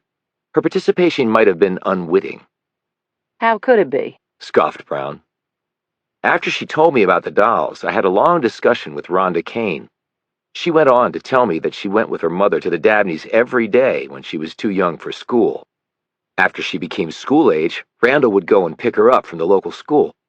Apparently, the Dabneys arranged for her to attend a school near their house. Randall would bring her back to the Dabneys, and she would stay there and play or do her homework until it was time to go home. When she got older, she helped with the kids and did some babysitting. She even helped her mother with tasks around the house. This was all after school as well, but she was there most days. But as she got older, surely she didn't carry a doll around with her, said Jamison. No, she didn't. But for years she did. And she couldn't tell me for certain whether the dolls were ever switched. I couldn't really get into it with her without revealing confidential elements of the investigation, so I didn't go there. Okay, but let's say the dolls were used to convey stolen information, said Brown. How do you see it playing out? How did they do it? Walter Dabney brings secrets home from work. I don't know how he got them out of NSA, but we know that people in the past have succeeded in doing that. Once he started his own business, taking secrets home would be much easier. Next, he has to get them to his buyer or handler. He puts them in one of the dolls. When Rhonda Kane comes with her doll, it gets switched out somehow. Rhonda takes her doll home. She told me that when she was little, she would take her doll to school sometimes, or else her mom would bring it with her to work so she could play with it when she got to the Dabneys. And when I asked her about it, she said that she would rotate her dolls out, play with one day and another the next, so they wouldn't get lonely. And then what would happen? Asked Brown. If Cecilia Randall isn't in on it? When Randall went to work, someone could come into their house, take the information from the doll, and leave. She had no security system. It would have been easy enough. That could work, observed Bogart. That way Dabney never has to come into contact with the other person. Cecilia Randall was the go-between and would never have even known it. And it wasn't like they were doing the doll thing every day. Dabney might have had a system in place that would somehow alert the other party when something would be in the doll. And when the kids got older and the dolls stayed on the shelf, Dabney probably turned to another technique, said Bogart, like Berkshire and her use of the book. Brown said, So this guy has been spying and selling out this country for well over 30 years? Looks to be, said Bogart. You would have thought he would have been caught at some point, noted Milligan. I mean, other spies, even ones who got away with it for years, were eventually found out. We know about them because they got caught, pointed out Decker. There could be lots of spies out there who were never caught. Brown nodded. So Dabney's weak spot was his daughter. He thought she was in danger, and maybe he moved faster than he wanted to. Or else he had stopped spying and was rusty. Either way, he seeks out an old contact to do the deal to help Natalie, but we caught on to it this time. But too late to stop him from selling the secrets and then killing Berkshire and then himself. Well, another factor that was different was that Dabney knew he was dying, said Bogart. We've already speculated that maybe by killing Berkshire and then himself, he was trying to make amends for all the wrong he'd done over the years, added Jamison. Bogart looked over at Decker. What do you think about that? Decker didn't answer right away. When he did, his tone was distant, as though he wasn't even speaking to them. It all makes sense, but I'm not convinced it's what happened. But why not? Asked Brown. Why don't you think it's the right theory? It leaves too many questions unanswered. Principally, who ambushed me and took the flash drive? And who killed Cecilia Randall? Because I think it may be the same people who set up Walter Dabney to steal the secrets to rescue his daughter. Well, it could be the spy ring that had worked with Dabney in the past, said Brown. Let's say he stole secrets for years, but then retired. They weren't happy about that, but if they went after him, he could retaliate and blow their cover. But then Natalie gets in trouble gambling, and they see a way to manipulate him into spying again. If he believed she owed $10 million, he would know that the secrets he would have to sell would be major ones. And they were. He provided a back door into our secure databases. And you're sure about that? Asked Decker. What? Yes. How can you be? Because we traced the stolen information to Dabney. He had access. His passcodes were on various entry points that he knew because of the work he did with DIA. It couldn't have been someone else at his firm. There was also a biorhythmic security threshold, Decker. It was Dabney, plain and simple. It was a complicated electronic trail, which is why we didn't get to him before he accomplished what he set out to do. So the recipients of this information have had the backdoor access for a while now. Yes. And they could have learned certain secrets already. Undoubtedly they did. Any in particular of special importance? They're all important. Granted, but anything really important come to mind? I already told you that it included overseas assets, and as I said, a number have already been killed. Anything else? She sighed and thought about the question. It wasn't all having to do with DIA, actually. There was information involving other agencies, NSA, CIA, internal reports from the Joint Chiefs, DEA, even the FBI. Having to do with what?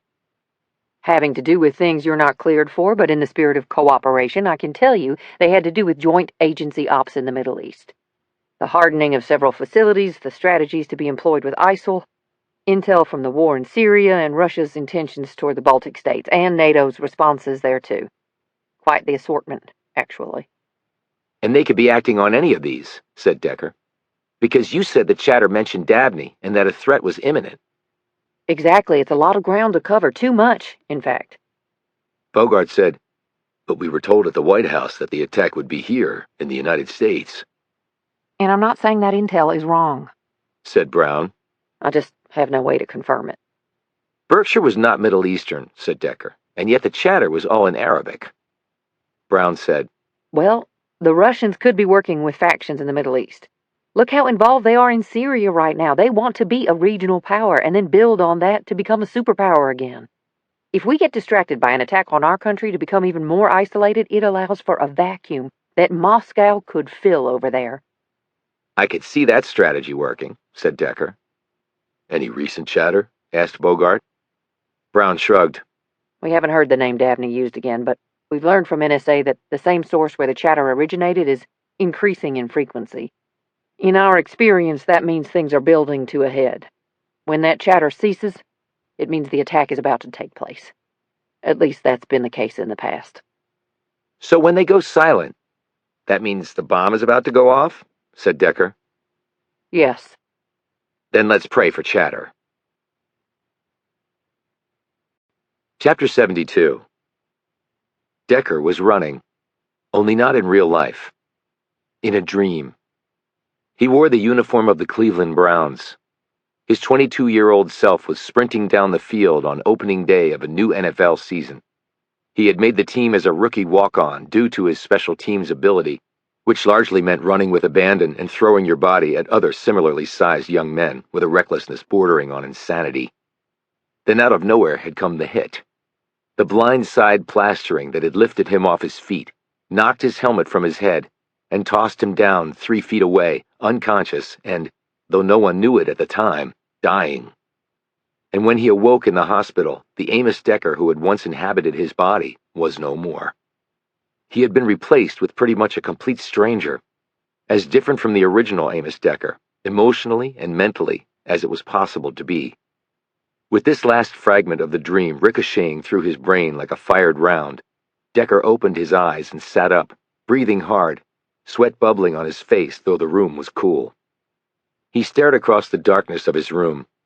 Outside he could hear car traffic, and a few moments later the throaty roar of a plane doing its climb out after lifting off from National Airport. Some rain drizzled at his window. Still, he stared across the room, his thoughts remaining on that football field, on the person he used to be.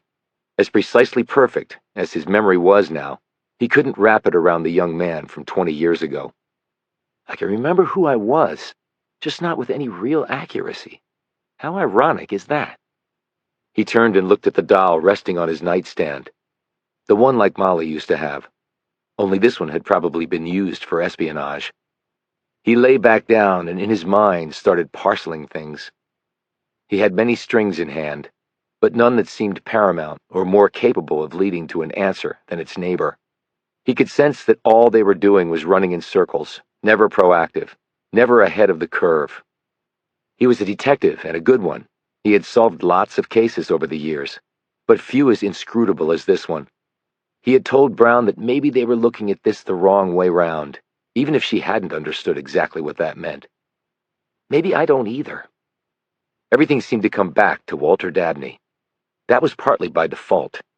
They had been able to thoroughly dig into his past, whereas they had had far less to go on when it came to Berkshire. By far his biggest asset was his memory, so he turned to it once more. His eyes closed, and the frames flipped past. There was something that someone had said. He wasn't sure it was even related. For some reason it seemed an outlier comment, but perhaps with a secondary meaning that would shed light on something. The frames slowed, and his brow furrowed. It was almost like the reels of a slot machine clacking away and then slowing as the cycle neared its end, showing you to be either a loser or a winner, if the images all lined up perfectly. Come on, line up for me. Make me a winner. I could use it. Surprisingly, the image of Melvin Mars came into his head. They had been talking about something at Harper Brown's house right before they had been attacked. The clacking sound diminished. The frames continued to slow. Mars had said something about Brown. It had sounded perfectly innocuous when he had said it. It had flowed very naturally from the conversation they had been having. It wasn't related to the case at all. 1, 2, 3. The clacking slowed down more. The whirring images, too, so that Decker could start to see a firm image taking shape. Mars had been telling Decker how impressed he'd been with Brown, how well-traveled she was, but how she put on no airs even with all the wealth she possessed. Mars had said he had admired that. He liked hanging with her. She was fun and cool, and she made him feel good. But no, it was not that. It was something else. It was like he was holding a piece of flypaper, and bits of confetti, representing the facts of the case, were swirling in the air. If he could just get them to drop down and stick to the flypaper, things might start making sense. More clacking and more spinning images. 5, 6, 7, 8. Jackpot. The single word burst into his head, jumping out in the same way the highlighted ones in the Harry Potter book had leapt from the page. He sat up so fast he became a little dizzy. Athlete. Chapter 73. Decker walked out of the FBI morgue after having talked to Lynn Wainwright again. He had had new questions, and she had given him helpful answers. He went to the WFO, sat at a computer, and started searching. The information started to flood in. and the pieces started dropping into place at an increasing pace. It was like the dam had opened, and the water was flowing freely. Finally. He found terms he had never encountered before, including several he couldn't come close to pronouncing.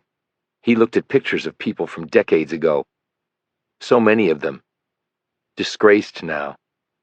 Diseased now. In pain. Dying before their time. It had all been monstrous, and the world had largely looked the other way. But it had obviously given others opportunities, and they had seized them. And he had also remembered something else. A picture where a picture should never have been. He should have seen it before, but he hadn't. It had seemed unimportant, when he should have realized that there was no such thing as something unimportant in an investigation. He got up, walked out, and headed to Bogart's office. The FBI agent was there with Milligan and Jamison. They told him that Agent Brown was on her way. Decker said, "Tell her to meet us at the Dabneys." "Why?" asked Bogart. "What's there that we need to go back?" "Pretty much everything." 30 minutes later, they pulled up in front of the impressive mansion. Brown's BMW was already parked near the front door. She got out as they headed to the house. "What's up?" asked Brown. "Why are we here?" Milligan pointed at Decker. "Because of him." Jules answered the door. Decker said, "We need to speak to your mother." "She's not here. "Where is she?" If you must know, she's at my father's grave." "Where's that?" asked Decker. "Can't you just leave her alone?" "Where is it?" Decker asked again. Jules hesitated and then told him. "One more thing," said Decker. "I need to look at one of the photo albums you showed me earlier." They pulled into the cemetery through a set of open wrought iron gates. Brown had left her car at the Dabneys' home and ridden over with them. "I hate cemeteries," said Jamison. "Buried in the dirt, and eventually people stop coming to see you. No thank you. I'm being cremated." "I think you've got a while to think about that," noted Bogart. He steered the car down a side road using the directions Jules had given them. A Jaguar convertible was parked at the curb. As they pulled up, they saw Ellie Dabney sitting on a stone bench in front of her husband's freshly dug grave. The tombstone was not up yet. As they all got out of the car, Brown said, "Decker, are you going to tell us what's going on?" "You're going to hear everything in about 2 minutes," he replied. He led them up a path until they reached Ellie. She looked up at them with unfriendly eyes. "Jules called me to say you were headed here. I don't mean to be rude, but I'm visiting my husband. I would appreciate some privacy." "I can understand that," said Decker. "Unfortunately, this can't wait." He sat down on the bench next to her as the others encircled them. From his pocket, Decker took out a photo and held it out to Ellie. "My parents," she said. "Where did you get it?" "They died in a mudslide?" "Yes, it was horrible." "And everything was washed away? The house, the barn, them? Their bodies were never found. That's what Jules told us." "If I hadn't been at school, I would have died too." "So you lost everything? Your family? All your possessions?" "Yes, I had nothing left except the clothes on my back. I had no family left. I was sent to an orphanage." Decker nodded. "So where did this photo come from then?" Ellie started to say something, but then stopped. She cleared her throat and said, "Fortunately, I had it with me. I carried it with me always." Decker nodded. "I thought you might say that." "Because it's the truth." "I spoke this morning with a medical examiner from the FBI. Fortuitously, she had an uncle who worked as a team physician for the U.S. Olympic team back in the 70s. He told her about what went on back then, with other countries, and she educated me about it this morning." Ellie said nothing. Decker said, "Stasi, 1425? Ring a bell?" Ellie's eyes widened, but it was barely noticeable. But Decker noticed. "What? She said sharply. What is that?" "You already know, but for the benefit of the others, it's the name of the East German program that built up a powerhouse Olympic team by giving anabolic steroids to mostly unwitting athletes. Translated into English, it means State Plan 14.25. "East Germany? What has that got to do with me? I was born in Oregon." Oral turinabol was the steroid of choice for the East Germans. It has another name that, frankly, I can't even begin to spell, much less pronounce. It was a real turbocharger for athletic performance, but without some of the worst side effects. Still, it did have side effects. You remember the East German female swimmers from the 70s? They had facial hair, deep voices, and huge muscles. One American swimmer complained about it quite vocally, but everyone put her down as a sore loser. Turns out she was absolutely right, but the Germans still won all the gold. An interesting history lesson, said Ellie slowly. But what the hell does it have to do with me? I'm not East German, and I was certainly never in the Olympics. But my guess is you were in the National Athletic Youth Program they had over there. You were being groomed for the Olympics. From an early age, probably. You have the perfect athletic shape. Tall, lean, muscled. Over the years, you were given oral turinabol, or something like it, along with all the other hopefuls. They wanted to build something akin to Hitler's perfect Aryan race. But even with that kind of chemical help, it's a tight funnel on the road to the top in any sport. I know that better than most with my football career.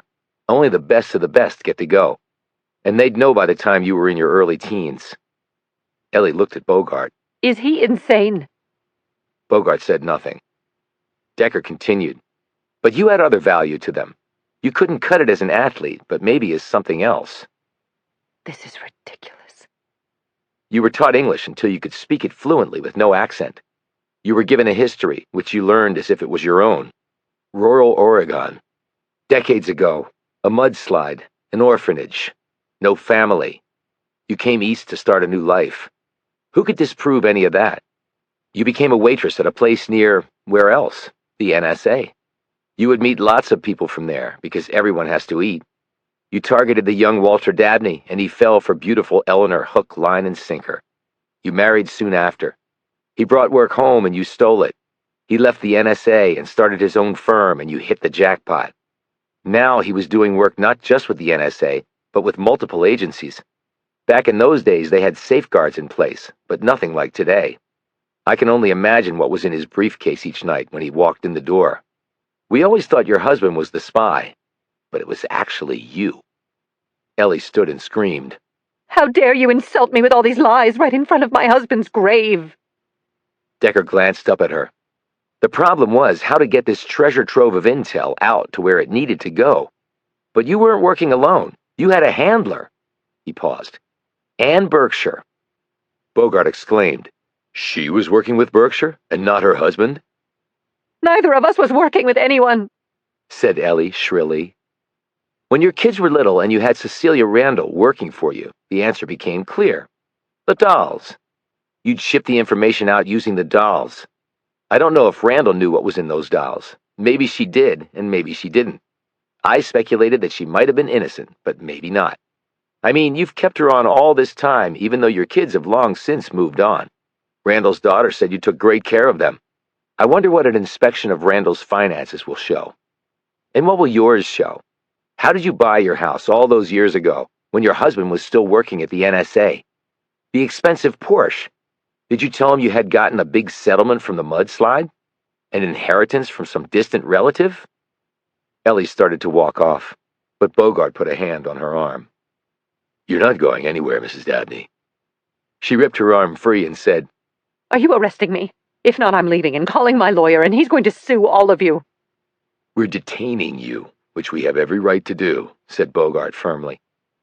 She glared at him and then folded her arms over her chest and gazed off into the distance. Decker said, After the dolls became useless because the kids grew up, I guess you could have gotten rid of them, but you were perhaps afraid that someone might find the hidden compartments. Better just to keep them. Just because you say something does not make it true. When did you realize that the anabolic steroids were responsible for the stillbirth and the miscarriages? And your health problems, and your daughter's health issues and birth defects? I understand that Jules and Samantha have had trouble in that department. I had no control over that. It was genetics. It was natural. There was nothing natural about it. It was chemical-based. I wondered how such fit-looking people could all have such bad health. So I decided to trace the source back, and I did. To you. She slowly turned to look at him. It must have been a shock when all the stories came out about Stasi, about oral turinabol. It causes both liver and kidney disease, bone density loss, high cholesterol, and asthma, all conditions which you have and for which you're currently taking medications. Ellie pursed her lips but still said nothing.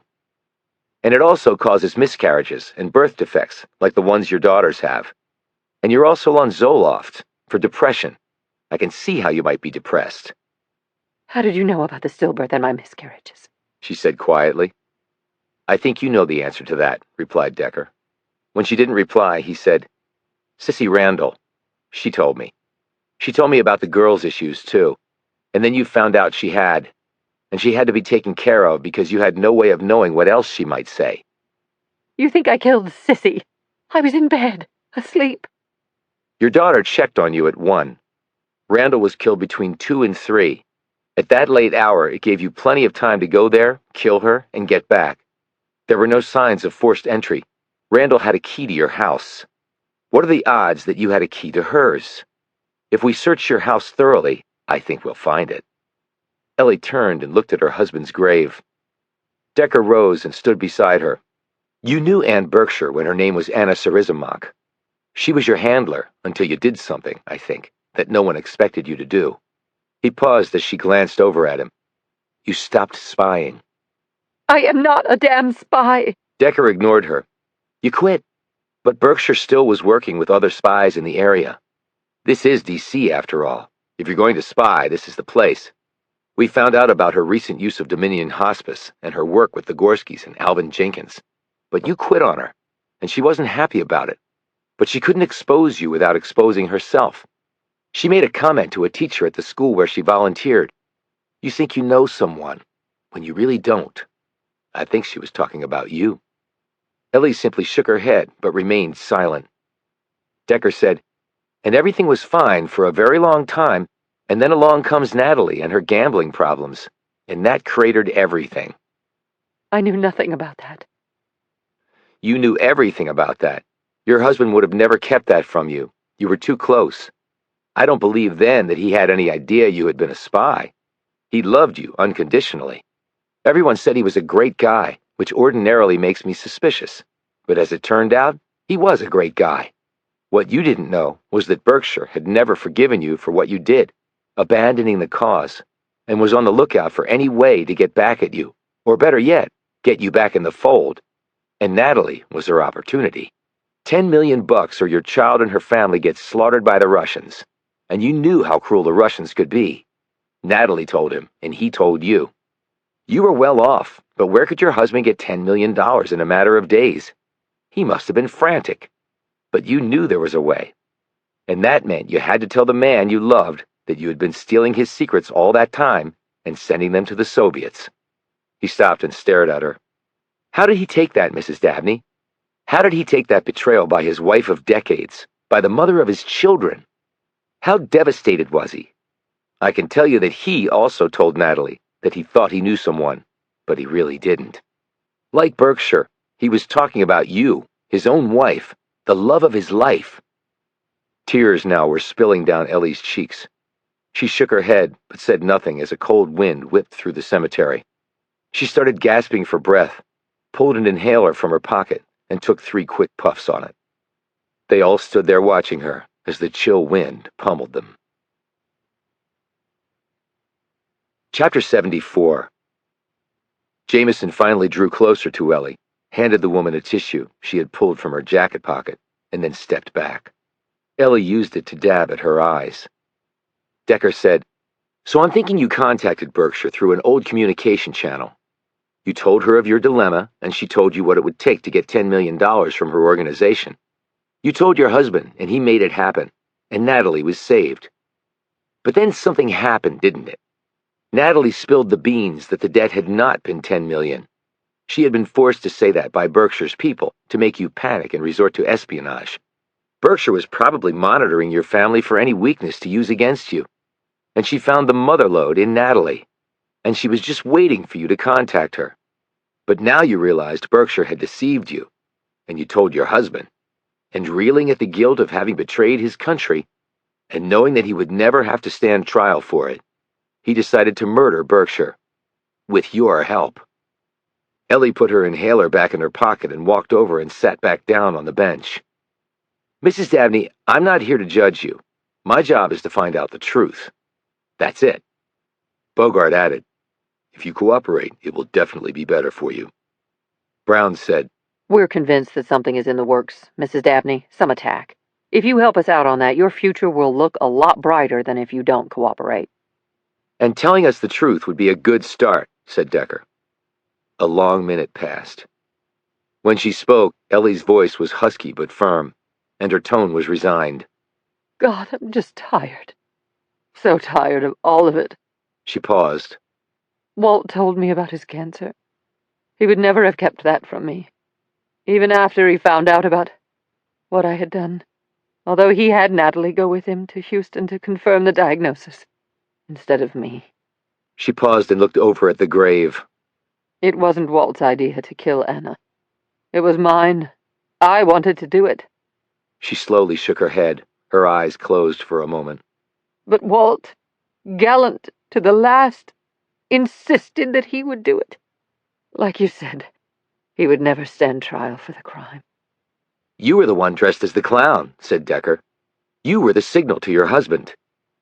Ellie wiped her eyes with the tissue. I had parked my car in a garage near the FBI building. I went in there, changed out of the costume, got in my car and drove home. I knew what Walt was going to do. I cried all the way. It was like I was in some sort of nightmare. My mind was numb. Bogart said, before he killed Berkshire, we saw a woman on a video with your husband removing items from his safe deposit box. I don't know for sure, but I assume it was one of Anna's people. You don't know this, but they tried to recruit Walt after he stole the secrets to pay for Natalie's debts. Anna always played the long game. Getting back at me was a secondary goal. Getting Walt as part of her spy ring would have been a great coup for her. They met with him, told him some things. Walt would never have done that. But Walt was a brilliant man. He and Anna were evenly matched there. He played along because he had his own plan. He later videotaped himself, naming names and talking about the secrets he stole so your government would be warned to bring down Anna's spy ring. But they somehow found out about his plan and took the evidence. Did he name you as part of the spy ring? Asked Bogart. No, he wanted me to be spared from that. A very understanding man. Snapped Brown. Considering how cruelly you had used him all those years. Ellie looked up at her. You have spies working for you, do you not? Yes. Do they infiltrate places and pretend to be something they're not? That happens, Admitted Brown. And you believe they are doing important work on behalf of their country? Of course, they're incredibly dedicated and brave. So in your eyes, spies are only incredibly dedicated and brave when they're working for the Americans. Brown flinched but said nothing. Decker said, so with that video evidence gone and your husband's plan ruined, is that when you two decided to kill Berkshire instead? She nodded. After my athletic hopes ended back in East Germany, I was recruited by the MFS, the East German Ministry for State Security. She added when they looked confused. They worked closely with Moscow and the KGB. They had formed a joint intelligence program that would deliver agents into the United States, not as foreigners, but with the background to make them appear to be citizens. It was thought that in this way we would have more paths to success. I was put in the most intense training for years. It was also during that time that I met Anna, who was also in the same joint program, but on the KGB side. She was brilliant and cunning and dedicated to the cause of the Soviets. I was the spy and she was my handler. We never became friends. That was not the desired relationship. We became something much stronger. We were operatives whose lives would be forfeited the instant we were discovered. That bond is very strong, nearly unbreakable. I can see that, said Brown, drawing a quick glance from the others. Ellie continued. I was indoctrinated. I won't say brainwashed because I was proud to serve my country, and I did so faithfully for years. The money for the car and the house, I told Walt it was from a trust fund set up for me by the logging company that was at fault for the mudslide that killed my parents. I told him it had been earning interest and dividends all that time, until it was worth hundreds of thousands of dollars. Decker said, okay, although I'm surprised he didn't want to save it and put it into the business he was probably planning on starting even back then. She smiled wistfully. That was our little compromise. He got the car of his dreams, and I got the house of mine. I had passed by our home often in the past, when it was owned by others. I always loved it. Back in my country, I lived in a one-bedroom flat. To have such a house, well, it seemed impossible. But for me, it could be possible. I can see that. She turned to Decker. And then something happened. You found out about the anabolic steroids, he said, and what they had done to you and your children? She waved this off dismissively. No, I had long since learned of that. Yes, I was devastated by the stillbirth and the miscarriages, and by how my girls suffered. But there was nothing I could do about that. But I could do something about what I came to this country to do. I could stop spying. And what was the catalyst for that? Asked Bogart. She smiled, the expression on her face both tragic and wistful. I realized that I loved my family more than I loved my country, she said simply. And each day that went by, I was terrified that they would find out who I really was. So I stopped doing it. I turned my back on my country, and you're right, Anna was livid. But I didn't care. She threatened to expose me, but I had taken steps to protect myself. I had information, evidence that would have crippled her operation. So we reached a détente, and that was how things stood. She let out a long breath. Until Anna outwitted me by using Natalie. She stood and walked over to Dabney's grave. Even after Anna was gone, her circle was still in place, and they contacted me. Like Walt, they wanted me to spy once more. Even with Walt dead, they had positions for me that would help them. I didn't answer them. I thought if I said no, they would kill all of us. But they've been watching us. And you kept coming back. I also believed they bugged my house. They must have heard things. Like when we found the dolls? Said Decker. She nodded. Brown interjected. They wasted no time on that one. They hit us the same night. How did Anna end up with Jules' doll? Asked Decker. Did she have it all this time, or was it more recent? She demanded it from me in return for helping with Natalie. I guess she considered it a symbolic victory, considering how we had used them for our spying. Decker looked at her. It's funny, he said. What is? Ellie demanded. Jules told me she believed you were incapable of keeping secrets from the family. She was obviously wrong about that. Did Cecilia Randall knowingly help you with the dolls and the spying? No, she knew nothing about it. Did you kill her? Asked Decker. She shook her head. I could never do that. But her house key, which we kept in the kitchen, went missing. I can only think that Anna's people heard something that she said that distressed them, and they killed her. I think you might be right about that, said Decker. She told us about your coming from money and your family's health issues. They were probably worried she might say something else that would make us suspicious. Bogart walked over to Ellie and said, Eleanor Dabney, I'm arresting you on the charge of espionage against the United States. He read off her Miranda rights as Milligan handcuffed the woman. No more tears passed down her face as this was being done. She looked once more over at her husband's grave. I'm sorry, Walt, for everything. Before Bogart and Milligan led her away, Decker said, Mrs. Dabney, I have another question. What is it? She said wearily. Why did your husband shoot Berkshire in front of the FBI building? Was that your choice or his? I had arranged to meet with Anna that day, only she didn't know that she instead would be running into Walt. But to answer your question, it was Walt's idea to meet her there. The actual meeting place I had given Anna was to be around the corner at a cafe. But Walt told me that after I signaled him, he was going to confront Anna in front of the FBI building and shoot her there. And then kill himself? Said Decker. She nodded, looking down at the ground. You're an amazing actress, said Jamison. When you were at your husband's bedside at the hospital, I never would have guessed that any of it was an act. In a quavering voice, Ellie said, I had just lost the only man I had ever loved.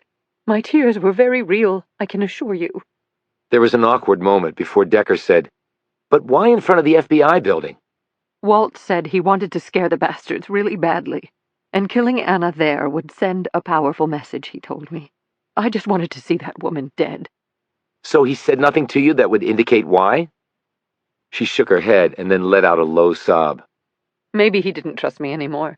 And who could blame him? She was led away by Bogart and Milligan, but Decker didn't follow. He walked over and stood next to the grave. Jamison and Brown sat down on the bench and watched him. Brown whispered, What do you think he's thinking? The Lord only knows, replied Jamison. I have never, ever been able to get inside that mind of his. At the grave, Decker looked down at the freshly turned earth. I'm sorry, Mr. Dabney. You deserved better. A lot better. Chapter 75. Do the daughters know? Asked Jamison. She was looking across at Decker in their office at the WFO. He nodded. They were stunned, to put it mildly. It's like they've been hit with one tsunami after another. They won't be able to see her for a while, but Bogart has informed them of everything. They're getting her a lawyer. She's going to need a really good one. She helped us. She told us a lot. Decker looked over at her. She's in her 60s, and in addition to the espionage, she conspired to kill Berkshire. So even with favorable treatment, it's doubtful she's coming out of prison alive. I know, but talk about being caught between a rock and a hard place. She chose to become a spy. Oh, come on. It was the Soviet Union. Do you really think she had a choice? They would have shot her or sent her to Siberia if she'd refused. It doesn't matter, Alex. The law doesn't make exceptions for that. They searched the house and found multiple surveillance devices. That's how they knew what was going on. They were all wireless and could be picked up by someone sitting in a car a quarter-mile away. She slumped back in her chair and fiddled with a pen taken from a holder on her desk. What did you mean when you were asking her why Dabney had chosen the FBI building to shoot Berkshire? Because I wanted to know if she had the answer. Well, I know that, but why do you think that's important? Because it's inexplicable. Right. And you don't like inexplicable. Like Ann Berkshire, everything we know about Walter Dabney shows that he's a person who does nothing without a good reason. He was smart, accomplished, methodical, focused. It's not easy to build the sort of business he did. You remember he had put together a video and other evidence to try to nail these bastards. He wanted to beat them at their own game. He'd worked in the intelligence field his entire adult life. He knew how much damage these people could do with what he had given them. He wanted to try and make it right before he died. And I don't think that plan simply included blowing Berkshire's head off. But Mrs. Dabney answered you. He said he wanted to send a message to those people. I know that is what she said he told her. Are you saying you don't believe her? What reason would she have to lie to us now? I don't know. And we're almost out of time. What do you mean? Brown texted me. The chatter has gone silent. The prep is done. They're ready to execute the plan. Oh, shit. Oh, shit, he repeated. Decker set the beer down and wiped his mouth. Mars mirrored this move next to him at the bar they were in. As he put his beer down, he winced. How's the arm? Asked Decker. Hurts a lot less than when you hit me on that screen pass back in college. You're just trying to cheer me up. That was the only time I tackled you all game. Still, a good hit. Yeah, you hit me so hard about 15 times that I stayed in bed for 3 days because I couldn't feel any part of my body. Decker refocused on his beer, but his attention was obviously far away. Things not going so good? Asked Mars. I wish I could tell you, but you're not cleared for it. Hell, I'm probably not cleared for it either. Nothing you can tell me? You could say we only half finished the job, and the most important half is still out there. Alex was a little more forthcoming. She said there was big shit maybe going down soon, only you guys didn't know what. That sums it up pretty well, actually. Mars took another sip of beer. Anything I can do? You got a miracle in your pocket? Not last time I looked. Then no, I don't think there's anything you can do. That bad, huh? That bad. You seen Harper since the shootout at her house? No. How come? I think she wants to cool things, at least for now. Decker looked surprised. Why? I thought she liked you. Mars sighed. She does. Maybe too much.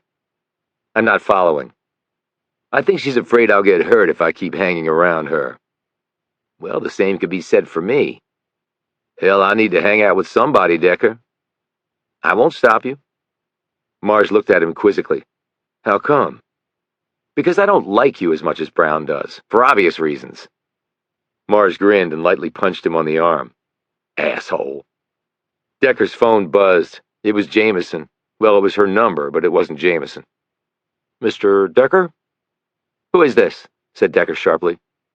The voice said, Irrelevant to the matter at hand. What is relevant is that Miss Jamison is a guest of ours. Decker stood. Where's Alex? What do you want? Excellent question. The answer to that would be you. I want to talk to Alex, now. Mars had put his beard down and was standing next to Decker, looking concerned. A moment later, Jamison came on the phone. Her voice was shaky. It's me, Amos. Where are you? I don't know. I was getting out of my car when... There was a scuffle and the man's voice came on again. She's alive for now. You're a very intelligent man, so you know what I'm going to ask you next. Where? Not quite that easy, since we don't want your mates at the FBI to join the party. How then? We understand that you have a good memory. What of it? I'm going to talk fast. Don't forget a thing. Your friend won't appreciate it. The man spoke for about a minute. Decker clicked off and looked at Mars. I gotta go. So do I. See you later. No, I mean I'm going with you. That's not gonna happen, Melvin. Then your ass ain't leaving this bar, Decker. Melvin, I heard what you said on the phone. Alex is in trouble, so it's either we both go or neither one of us is going. Do you remember the last time we went somewhere to meet somebody? Considering we almost got blown to shit, yeah, I remember. Well, these people have no incentive to let any of us live. Never doubted it. And you're still in? Like you gotta ask. Lead the way, dude. Chapter 76. The instructions Decker had been given were complicated, which didn't surprise him. First, a bus that carried him west. Next, a rental car in his name waiting for him at an airport. Then he drove according to the directions he'd been given. He passed rolling hills and flat expanses. The trees bent under blustery winds, which grew stronger the farther he went. It was colder, and the sky had swiftly changed from clear to foreboding. He looked behind to see if there were any headlights back there. He was armed, but knew that would be useless once he reached his destination. They held all the cards, since they had Jamison. He slowed as he came to the junction he'd been looking for. He pulled off the road. A van was waiting there. It blinked its lights. He got out, and the side door of the van slid open. A man crouched there, aiming a gun at him. He had on no mask, so Decker could clearly see his features. Well, that wasn't good. They obviously weren't worried that he was going to live to tell anyone anything. The man flicked his gun at Decker, and he walked over to the van. His legs were stiff from the long drive, and he tripped over his feet, hitting the dirt right next to the van. The man didn't move to help him. Decker gripped the side of the van as leverage to hoist his bulk back up, while the man kept his gun trained on him all the way. Not very light on your feet, are you? Said the man snidely. I guess not, said Decker, a bit out of breath. Two other men climbed out of the back of the van. They searched him thoroughly, even using an electronic wand, but found only his gun and no tracking devices. His hands were bound with zip ties, and he was pushed roughly into the van. The door was closed, and the van pulled onto the road and sped off. The men said nothing, and Decker was not inclined to conversation. The van had no windows, so he couldn't see where they were going. Not that it mattered. I just want to see Alex, alive. They drove for about a half hour, and finally the van pulled to a stop. The door opened, and Decker was hustled out.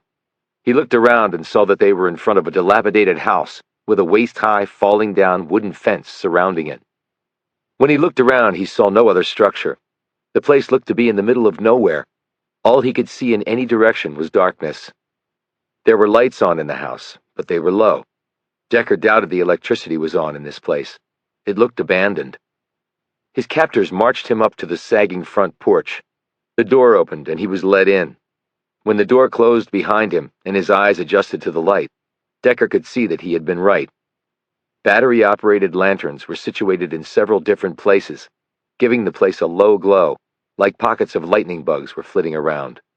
The room smelled of mildew and decay. As soon as he saw her, he couldn't take his gaze off her. Alex was seated on a couch whose stuffing guts were spilling out through holes in the cushions. She had on a gag, but her eyes were staring back at Decker. He finally drew his gaze from her and looked around. 5 other men and 1 woman were standing around in the small room.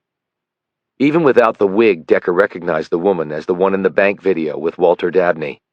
He was surprised to see that 2 of the men looked Middle Eastern. The woman moved forward and appraised Decker. "You are stubborn," she said, her accent pronounced. Decker held her gaze. "You're much younger than Anna. Are you her protege? Since she's dead, I guess you can move up now." Her features turned ugly.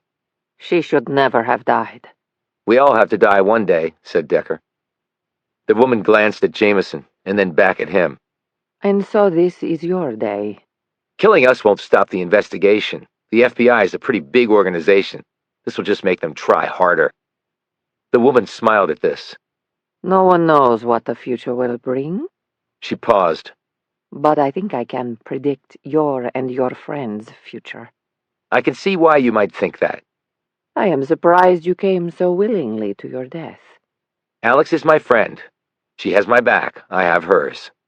"Then this is good. So you can die together, you and your friend." "Maybe one day, but I don't think today." "You have no control over that." "That's true. "Then you speak nonsense." Believe what you want to." The woman's features turned suspicious. She said something to one of the men in another language that Decker didn't recognize. The man answered her and looked toward the window. He motioned for 2 of the men to check outside. The woman looked back at Decker. "You are either very stupid or very brave." "Right now, I'm not sure I'm either, actually." The woman pulled a gun from her pocket and placed it against Decker's forehead. The door to the house opened as the men came back inside, shaking their heads and gesticulating with their hands. The woman smiled at Decker. "No, let us go with very stupid, shall we?" There were 2 windows in the room in addition to the door. All 3 were blown inward and mini explosions rained over them, the smoke dense and acrid. The woman holding the gun screamed as she dropped it and fell to her knees. Jamison slid sideways off the couch. The other men toppled to the floor. Decker could see something at one of the windows, but only for an instant before his eyes closed, and he too fell heavily to the floor. Chapter 77. "Flashbangs really suck, Ross." Decker was sitting up in a chair, still looking woozy. Bogart patted him on the shoulder. "Sorry, it was the best we could do. And I'd think you'd agree it's better than being dead." They were at an FBI field office 50 miles from the place where the kidnappers had taken Jamison. Melvin Mars was on the other side of him. He said, "I think it was a good thing you didn't rely on me to get you out of that jam, Decker." Decker rubbed his ears and said, "It was enough that you were willing to walk the plank with me, but you're right. I figured we'd need the big guns." Bogart said, "You did the right thing calling us in, Decker. We put the plan together pretty quickly. It was crazy and risky as hell. but it worked." Bogart held up a small device. You did a good job planting it." "I tripped over my own big feet and fell next to the van. I used that opportunity to stick it under the side step.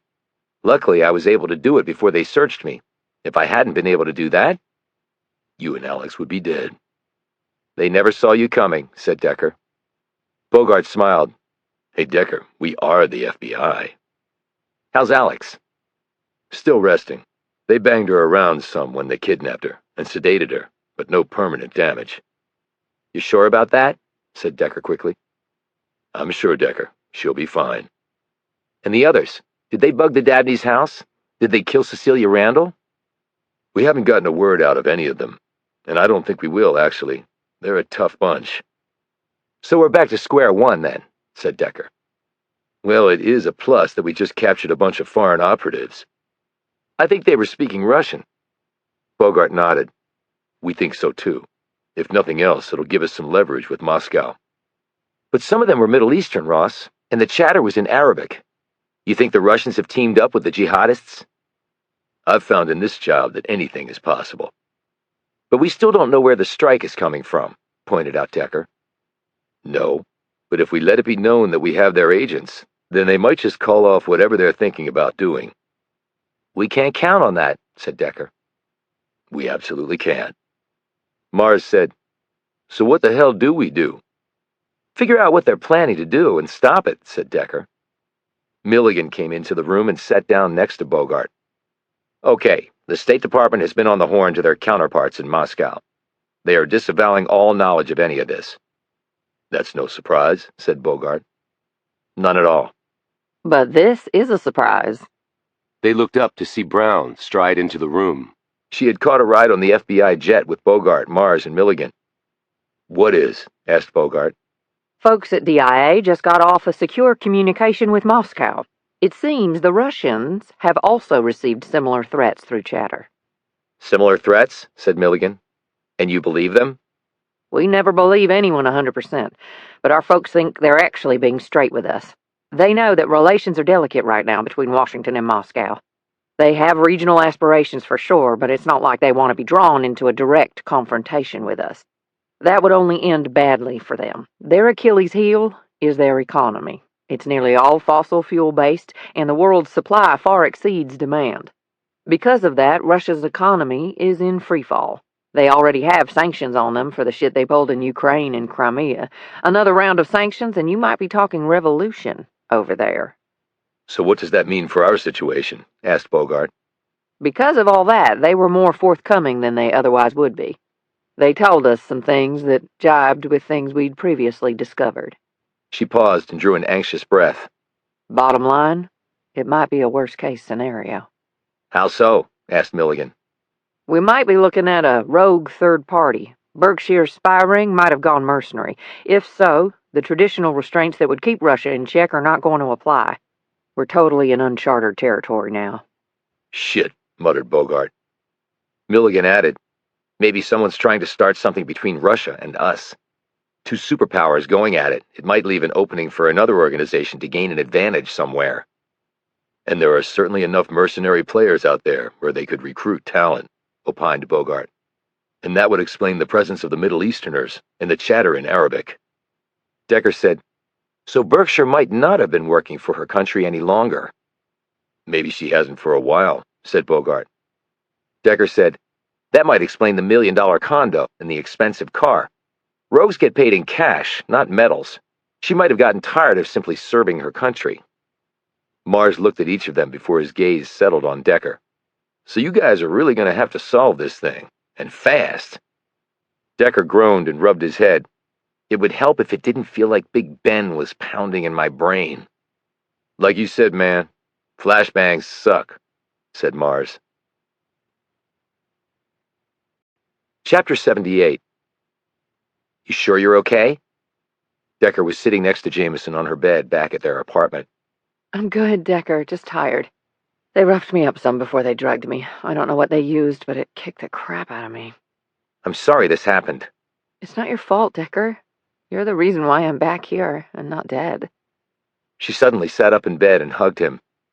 Decker looked surprised by this, but finally patted Jamison on the back. She released him and said, Bogart told me how things stand. This rogue organization, we don't know what they're targeting. No, we don't. And whatever it is will happen soon. Even though you captured some of their people?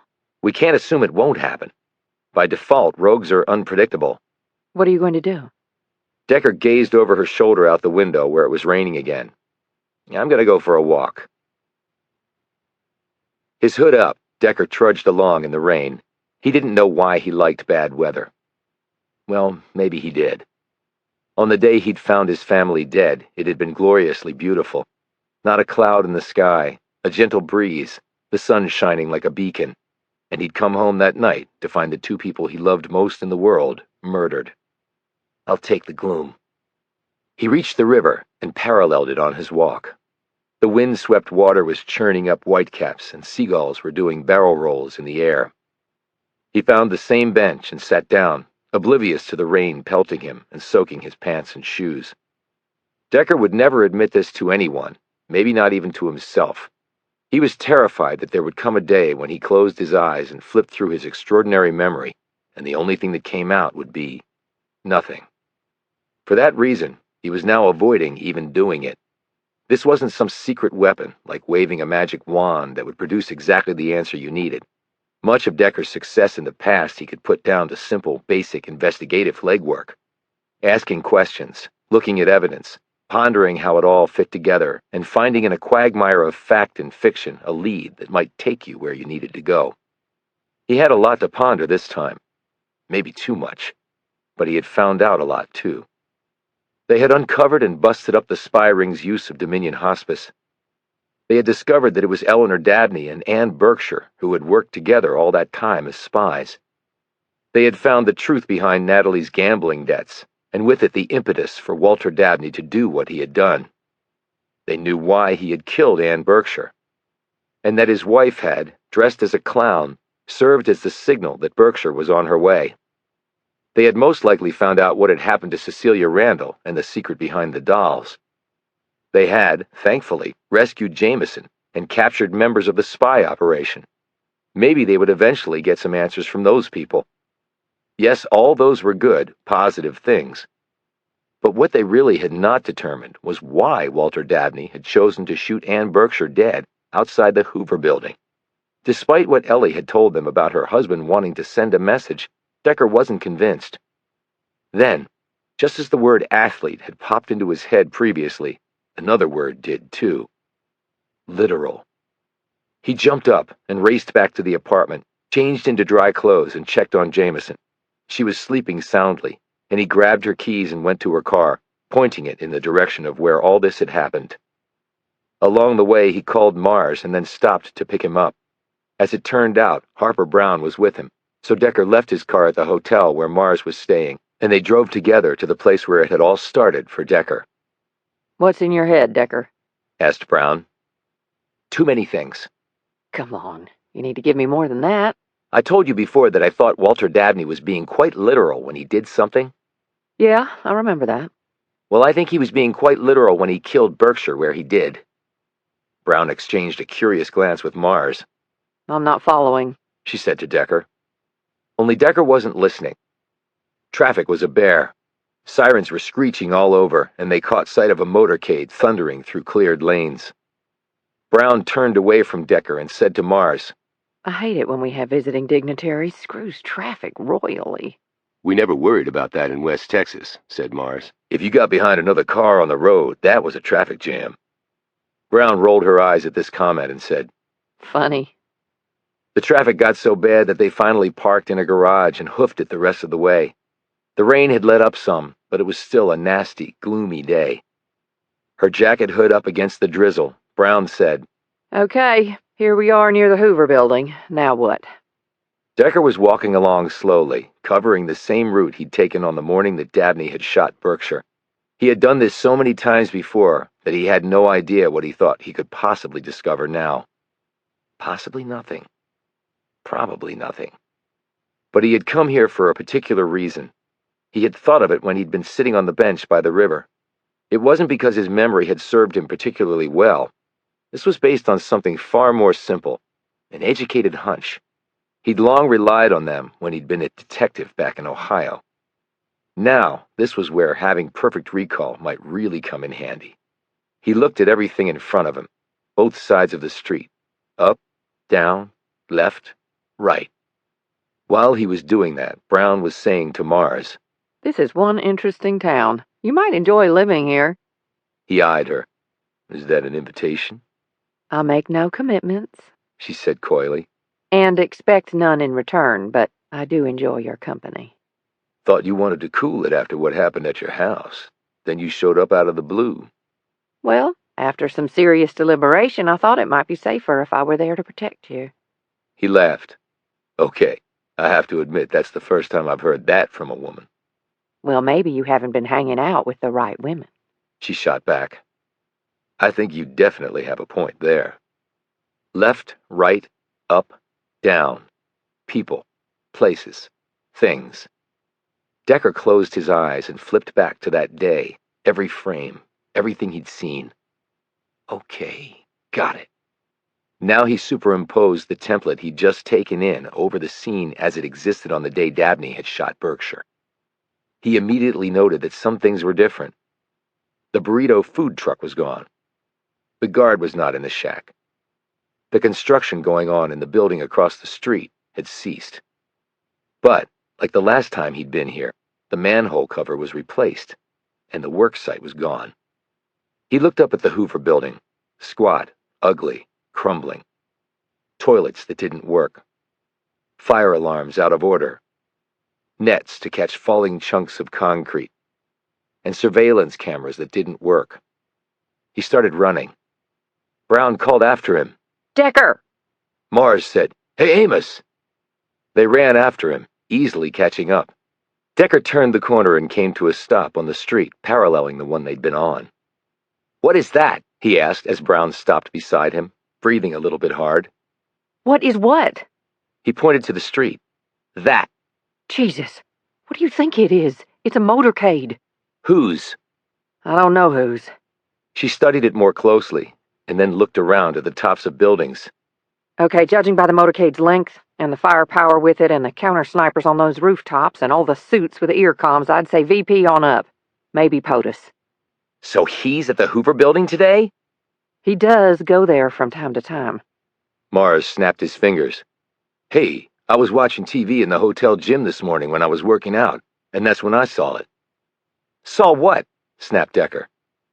"The president was coming here today to give out some award. It had to do with something we did with the Brits and the Germans. The prime minister and that lady who's the head of Germany are there, too."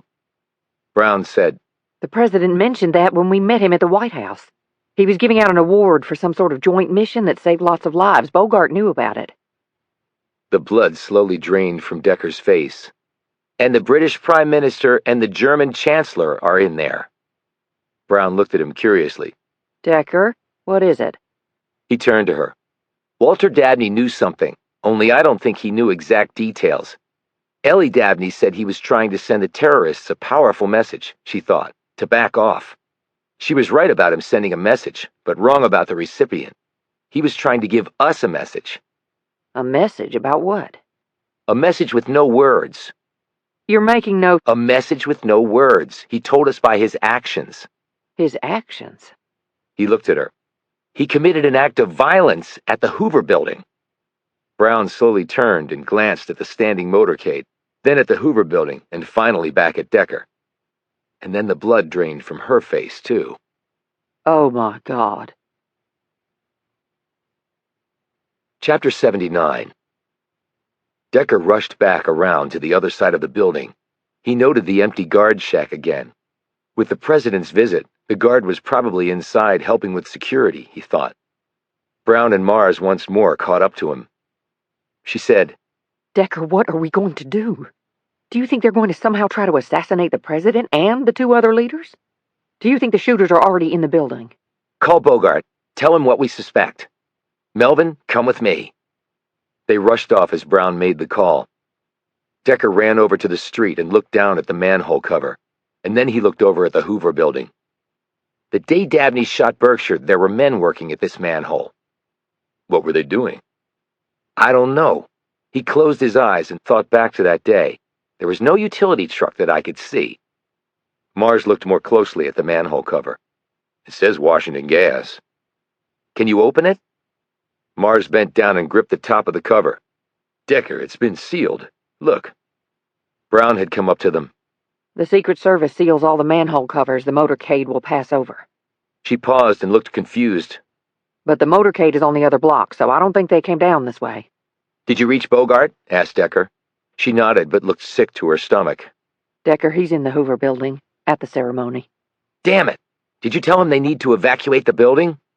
I told him what you suspected, but Decker, he can't stop the ceremony and evacuate the building based on that. He said to call him back if we come up with something else. What, like when the president's dead? Snapped Decker. In a calming voice, Mars said, Decker, what else do you remember from that day? Decker focused on him. I remember a utility truck going into the FBI building, and the guard told me that most of the exterior surveillance cameras are out of order. Anything else? Decker glanced sharply at the building across from the Hoover. There were workmen carrying materials into that building. He led them over to it, and they tried to peer through the windows, but they were taped over with thick paper on the inside. Decker tried the door. It was locked. He stepped back and looked up. I don't think there's anyone in this building. It's being renovated, said Brown, pointing at a sign on one of the windows. Then you think people would be working here, wouldn't you? She looked confused. Do you think there's a sniper's nest in there? But the motorcade is on the next street over. They'd have no shot from here. Decker said, "Call the gas company and find out if they had a team out here working on any lines under that manhole on the day Berkshire was killed." That might take some time. "Just do it," snapped Decker. Decker pulled his phone and called Bogart. The FBI agent answered and, speaking in a low voice, said, "Decker, I already told Brown I can't evacuate. The ceremony just started." "But," Decker interrupted, "what was the meeting about that Dabney was supposed to attend at the FBI when he shot Berkshire?" "What? "The meeting. What was it for?" Why does it matter? He obviously never intended to be there." "But he picked that day to kill Berkshire, Ross, so just tell me," snapped Decker.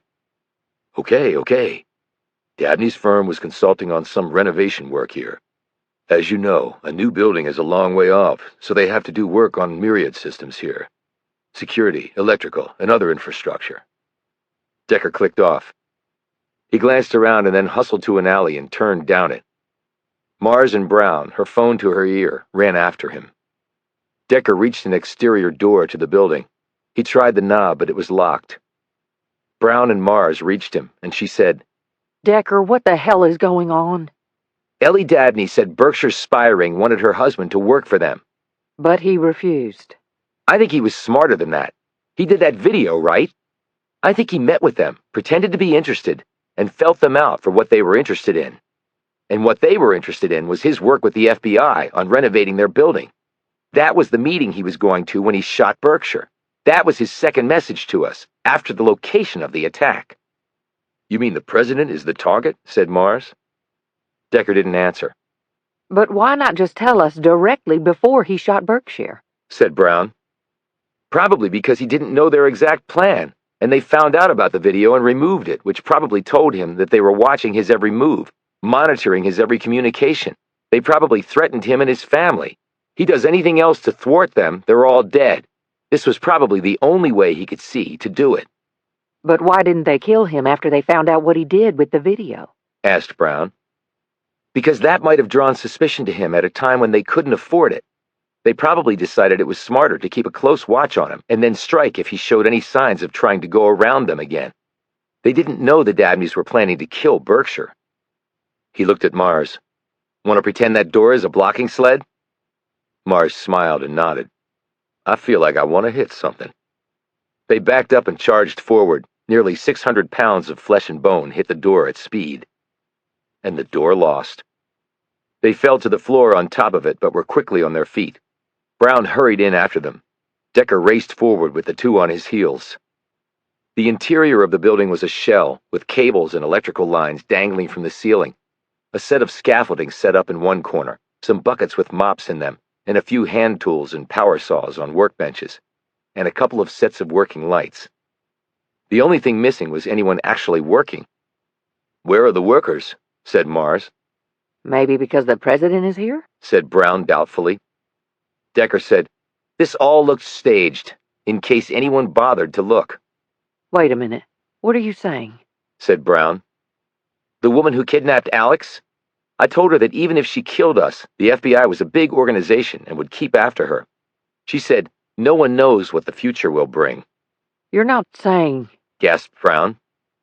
"The target isn't just the president and the two other leaders. They're just the bonus. They told us the target might be symbolic. Well, the Hoover building is pretty symbolic." There are 11,000 people in that building. Brown exclaimed. "This way," Decker barked. He was pointing to a set of stairs leading down. As they raced down the steps, he said, "Anything from the gas company?" You won't be surprised to learn that they put me on hold. I'm currently listening to the Bee Gees. They raced down 2 flights until they reached the basement. This, too, was an open shell. They looked around until Mars said, "Over here." They joined him at the spot. They were staring at a huge spool of cable against one wall. It was taller than Decker. What would this be doing down here? Asked Brown.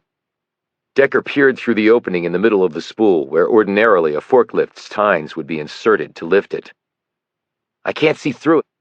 He stuck his arm in and felt around. "It's been filled with something. It feels like concrete." Why would they have done that? Asked Brown. Decker tried to look behind it, but the spool was set right against the wall. "One reason would be to completely cover up whatever might be behind it," he replied. He looked at Mars. Ready? He and Mars put their shoulders against one side of the spool, squatted down, and started pushing. The spool was immensely heavy, but the two men were enormously strong and, at least in their youths, accustomed to pushing large objects around.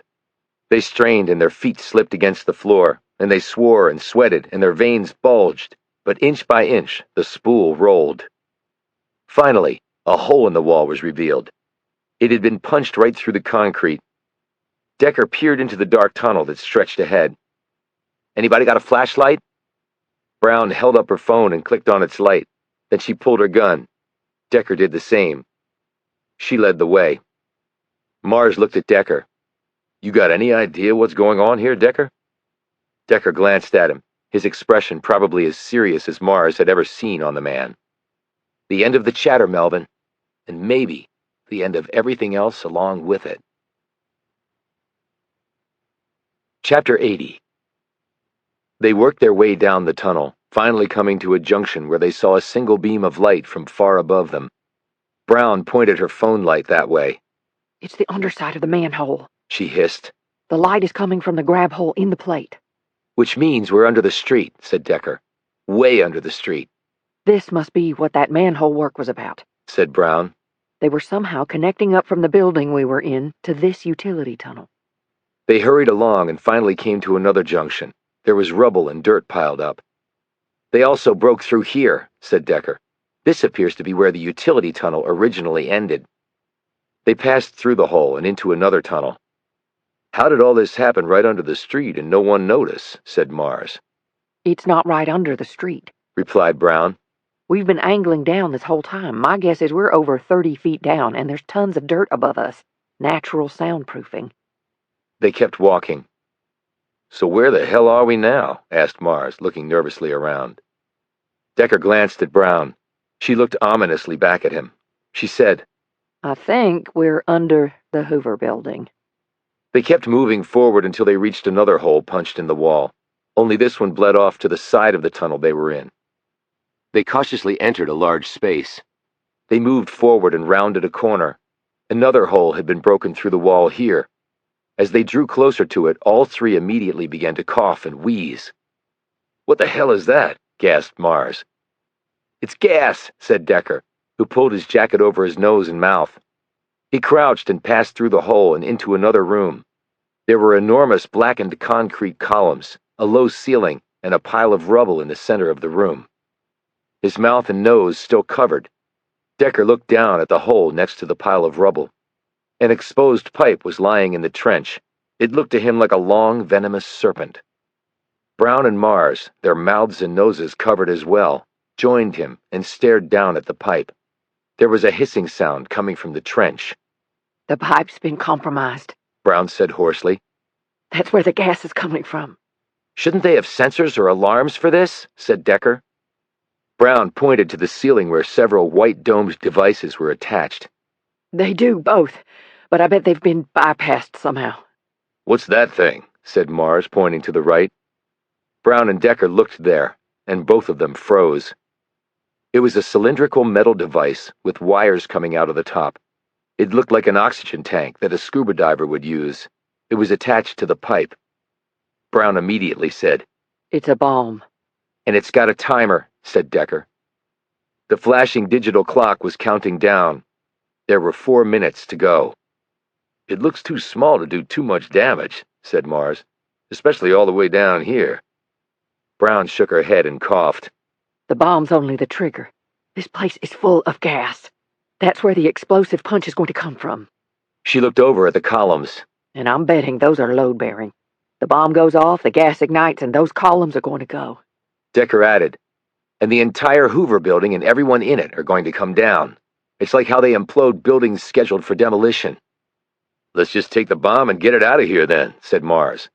He reached for it, but Brown grabbed his hand. No. Do you see those blue wires? They're accelerators. You take it off the pipe, the countdown clock goes to 0, and boom. How do you know that? She was a bomb specialist in the Army, answered Decker. Brown said, Decker, you've got to call Bogart and tell him to get the president out of here, and then evacuate this place. Now. Don't make the call from in here. I have no idea if something in the phone might either set off the gas or accelerate the countdown, and you probably can't get reception here anyway. But... Decker, move your ass. This is what I did for a living. Go. It's the president, for God's sake. Okay, but... Just go. I'm staying with you, said Mars. I can help. You can do jack shit. Now go with Decker. I'll be along when I'm done. But Harper... She screamed. Damn it, Melvin. I've got 3 minutes to do this. Get out of here. Decker grabbed Mars's arm and pulled him away. They reached the hole and went through it. Mars looked back at Brown, coughing and wheezing, her jacket over her nose and mouth as she squatted over the bomb. Then he and Decker raced down the tunnel. When they were far enough away from the gas, he got a signal and called Bogart. All Bogart said was, "Got it." Decker looked at his watch. Mars did too. 2 damn minutes, he said, staring at Decker. I got to go back, Decker. I got to go help her. Me too. They ran back down the tunnel. When they got close, the gas was now so thick that they clutched their heads and staggered. Mars hit the wall, and Decker nearly sank to his knees, his head pounding. Come on, screamed Mars, righting himself. They stumbled down the tunnel, reached the hole, and fell through it. Both men were violently sick to their stomachs. Harper, called out Mars. He had dropped his phone and couldn't see in the darkness. Far above, Decker thought he heard rumblings. They were evacuating the building, his muddled mind realized. He and Mars got up and staggered forward, but they were now both disoriented as the gas overwhelmed their brains and their lungs. We've got to find her, fast, said Decker, before we pass out. Over there, Mars managed to say. They crawled forward. The pile of rubble was still there, but there was no sign of Brown. Gasping, Mars reached the hole first. Decker joined him a second later. They both stared down at the burning red numbers on the detonator. They were not moving. They were stuck at 4 seconds. 2 wires had been pulled free from the device. Where's Harper? Gasped Mars. Decker, his jacket pulled over his mouth and nose, looked groggily around. Harper Brown had fallen into the tunnel 2 feet from the bomb, her body wedged between the pipe and the wall. Decker reached down, grabbed her arm, and pulled. Mars saw what he was doing, jumped across the hole, and helped him. With their combined strength, they quickly pulled her up. Mars slung her over his shoulder. They stumbled to the hole in the wall and then picked up speed, racing along and occasionally bouncing off the walls of the tunnel. When they were far enough away to where they couldn't smell the gas, they stopped and Mars set Brown down. They sucked in air, their heads clearing. Brown's eyes were closed. She was turning blue, and there was something else. Decker, she's not breathing, screamed Mars. He dropped to the floor of the tunnel and started performing CPR, pumping her chest. Help me, Decker! Help me! Decker dropped down next to him and started breathing into Brown's mouth after pinching closed her nose. Come on, breathe, pleaded Mars. Please, Harper, please. Don't go. Don't leave. He kept pumping. And Decker kept breathing. And despite all that, Harper Brown remained still. Chapter 81. Decker was in a suit and tie. His hair was cut and neatly parted at the side, and plastered down with lots of hair gel. Melvin Mars was next to him, dressed as formally as his friend. Behind them was Jamison, in a black dress and matching stockings. Decker checked his watch. It's time. They walked down the hall to an auditorium. It was full, and Bogart and Milligan were already there in the front row. Bogart looked up and caught their eye. He indicated the empty seats next to them. On the raised dais was a podium with a microphone. Behind that was the United States flag on one side and the flag of the DIA on the other. On the wall behind was the DIA's seal. Decker stared at the seal, and his mind went back to the first time he'd seen it and how Brown had described it to him. The black represented the unknown, while the flames and eagle represented knowledge and intelligence. And didn't those seem in short supply these days? Yet they had broken through the unknown, hadn't they? But everything came with a price. The director of the DIA appeared from the left side of the stage and approached the podium. He brought the ceremony to order and gave a few introductory remarks. Then he turned it over to a man who came out from stage right. Everyone in attendance instantly rose to his or her feet. Those in uniform saluted. The President of the United States walked to the lectern. He had no teleprompter, and he carried no notes. He adjusted the mic and looked out over the audience. Though exactly what happened at the Hoover Building has been largely kept classified for obvious reasons, we are here today to honor a patriot who acted with great heroism, without regard for her personal safety, and whose unselfish acts saved a great many people. As you know, this award is ordinarily given out by the Office of the Director of National Intelligence. However, since I number myself among those that she saved, I owe our recipient a great personal debt, one which I'm afraid I will never be able to repay. As some of you already know, her name will today be added to the DIA's Torchbearers Wall, not far from her father's. In the front row, Mars put a hand over his eyes and bowed his head. Decker put a supportive hand on his shoulder. The President continued, "Thus, it is with tremendous honor and the greatest respect that I present to Major Harper C. Brown the highest honor the national intelligence community can bestow, the National Intelligence Cross for valor and heroism above and beyond the call of duty." As one, the crowd rose to its feet as Harper Brown, in her full-dress uniform, appeared from backstage and wheeled herself out to the podium. From the chair, she crisply saluted the President. He returned the salute, presented the award, draping it around her neck, and then shook her hand. They both turned to the audience as the President said, "Major Harper Brown, your National Intelligence Cross Award recipient." Everyone in the room cheered, with Melvin Mars perhaps the loudest of all. Brown looked over the crowd, waved, and smiled even as the tears rolled down her cheeks. Then her gaze searched for and found Decker. She smiled and her eyes crinkled. He smiled and gave her a salute. Then she spotted Mars next to him. She winked. He grinned. When she looked away, Decker said, "The doctors think she'll be back to full strength pretty soon." "Thank God for that." "Why were you crying before, Melvin?" "Damn, Decker, we almost lost her. The EMTs told us she'd probably died, but that we brought her back. It was that close." "I know, but she's alive, Melvin. Keep focusing on that." He looked over at Jamison, who was still clapping and grinning. He caught her eye and she said, She looks great, doesn't she? "Never better," said Decker, grinning. "And you don't look bad in a suit and tie," added Bogart. Milligan nodded appreciatively. "In fact, you're starting to look like a real FBI agent, Decker. Maybe we need to start holding you to a dress code." Decker's smile faded, and he stopped clapping. Decker, Mars, and Jamison got out of the car in front of Dominion Hospice. Mars was holding a box. Jamison said, "We're going to Harper's for dinner tomorrow night, don't forget." "Already bought the wine," said Mars. "And she lost the wheelchair for good. They said she had some temporary weakness because of what happened with the gas, but she's all fine now." "And does that mean you're moving to the area permanently?" asked Jamison coyly. "Already got a contract down on a house that, what do you know, is only a couple blocks from her. We can go running together."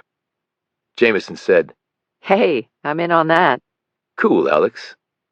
Mars looked at Decker. "How about you?" "How about me what?" he groused. "You want to run with us?"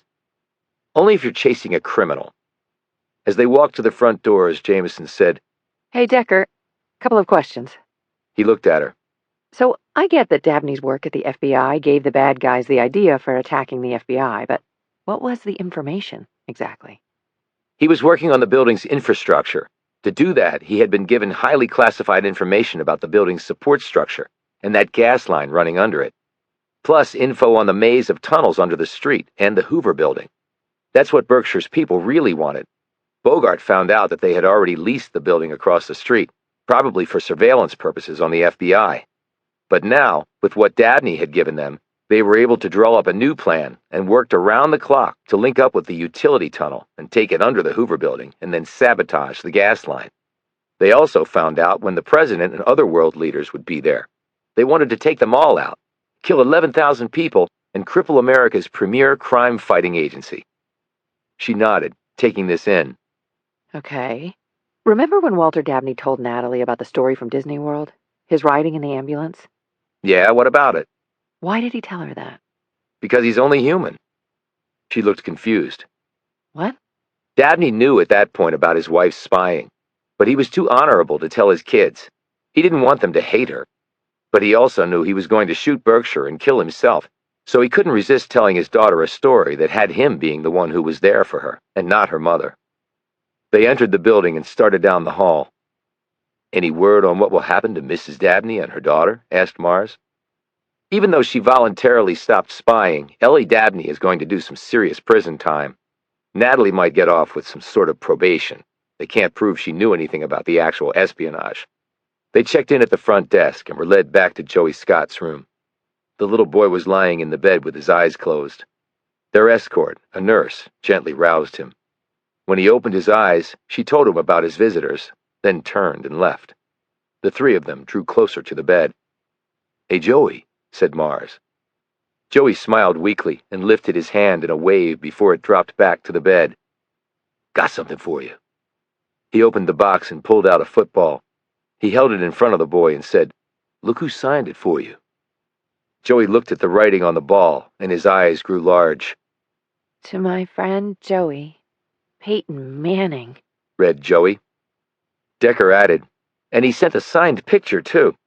He held up the framed photo so Joey could see it. "I'm going to put it on your nightstand. You can look at it whenever you want." They all drew up chairs and sat next to the bed. Mars placed the ball next to Joey. The little boy put his hand on the pigskin and rubbed the spot where Manning had signed. Jamison whispered to Mars, how did you score that? "Friend of a friend who works at the NFL. They told me that when Manning heard about Joey, he wanted to fly out here and meet him. I think he's actually going to do that." Wow. said Jamison. She took a book from her bag and opened it to a certain page.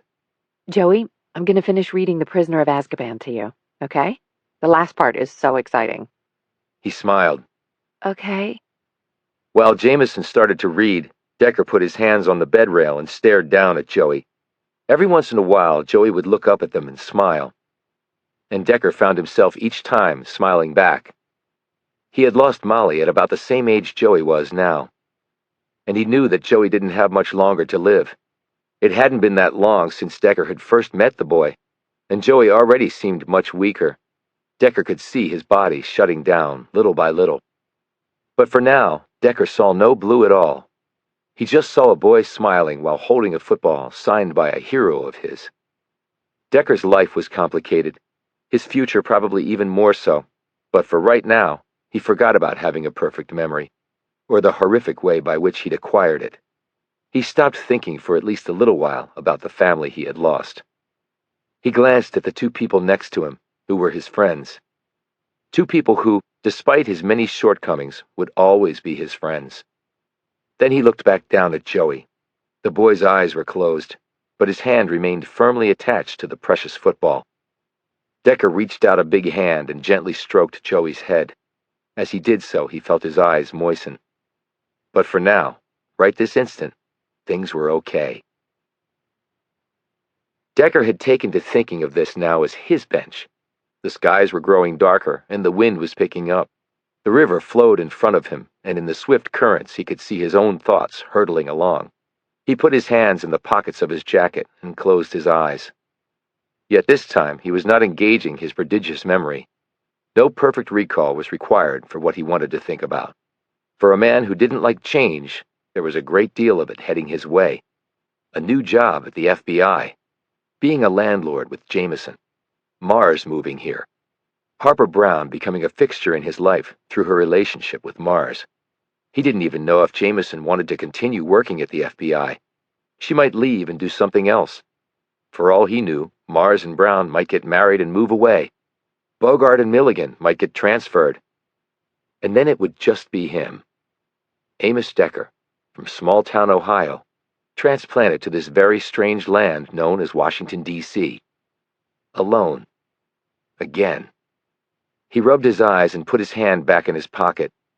The good moment sitting with Joey Scott had been a welcome one, but it was now over. Though he could never equate what he was going through with the terminal illness that the little boy was enduring, Decker knew that his future was crowded with uncertainty. His damaged mind could change at any time. He could morph into yet another person as unrecognizable as the one he was now, eroding even further the person he used to be. The sheer force of his memories could end up destroying him. He could be living in a cardboard box again. He could be alone, with nothing and no one. As the anxiety he was feeling built, he closed his eyes and took several deep breaths. Just keep it together, Decker. Just keep it together. You look like you could use this. He opened his eyes and saw Jamison standing there. She had 2 cups of takeout coffee. She handed one to him and sat down on the bench. "How'd you know where I was?" he asked, rubbing his eyes again and not looking at her. I have my little sources. She said, smiling and then taking a sip of her coffee. It's pretty here. "Is it?" asked Decker. She glanced at him. You look like you have a lot on your mind. "Just the usual." There is nothing usual about you. He drank his coffee and said, "So Melvin moving here? Him and Brown a couple? What about you?" What about me what? Trying to keep his voice nonchalant and failing miserably, Decker said, "You gonna stick with the FBI?" Are you? "I don't have anything else in my life, Alex." I think you have a lot more in your life than you think. "So you'll stay?" If you do, I do. He looked at her strangely. "That simple?"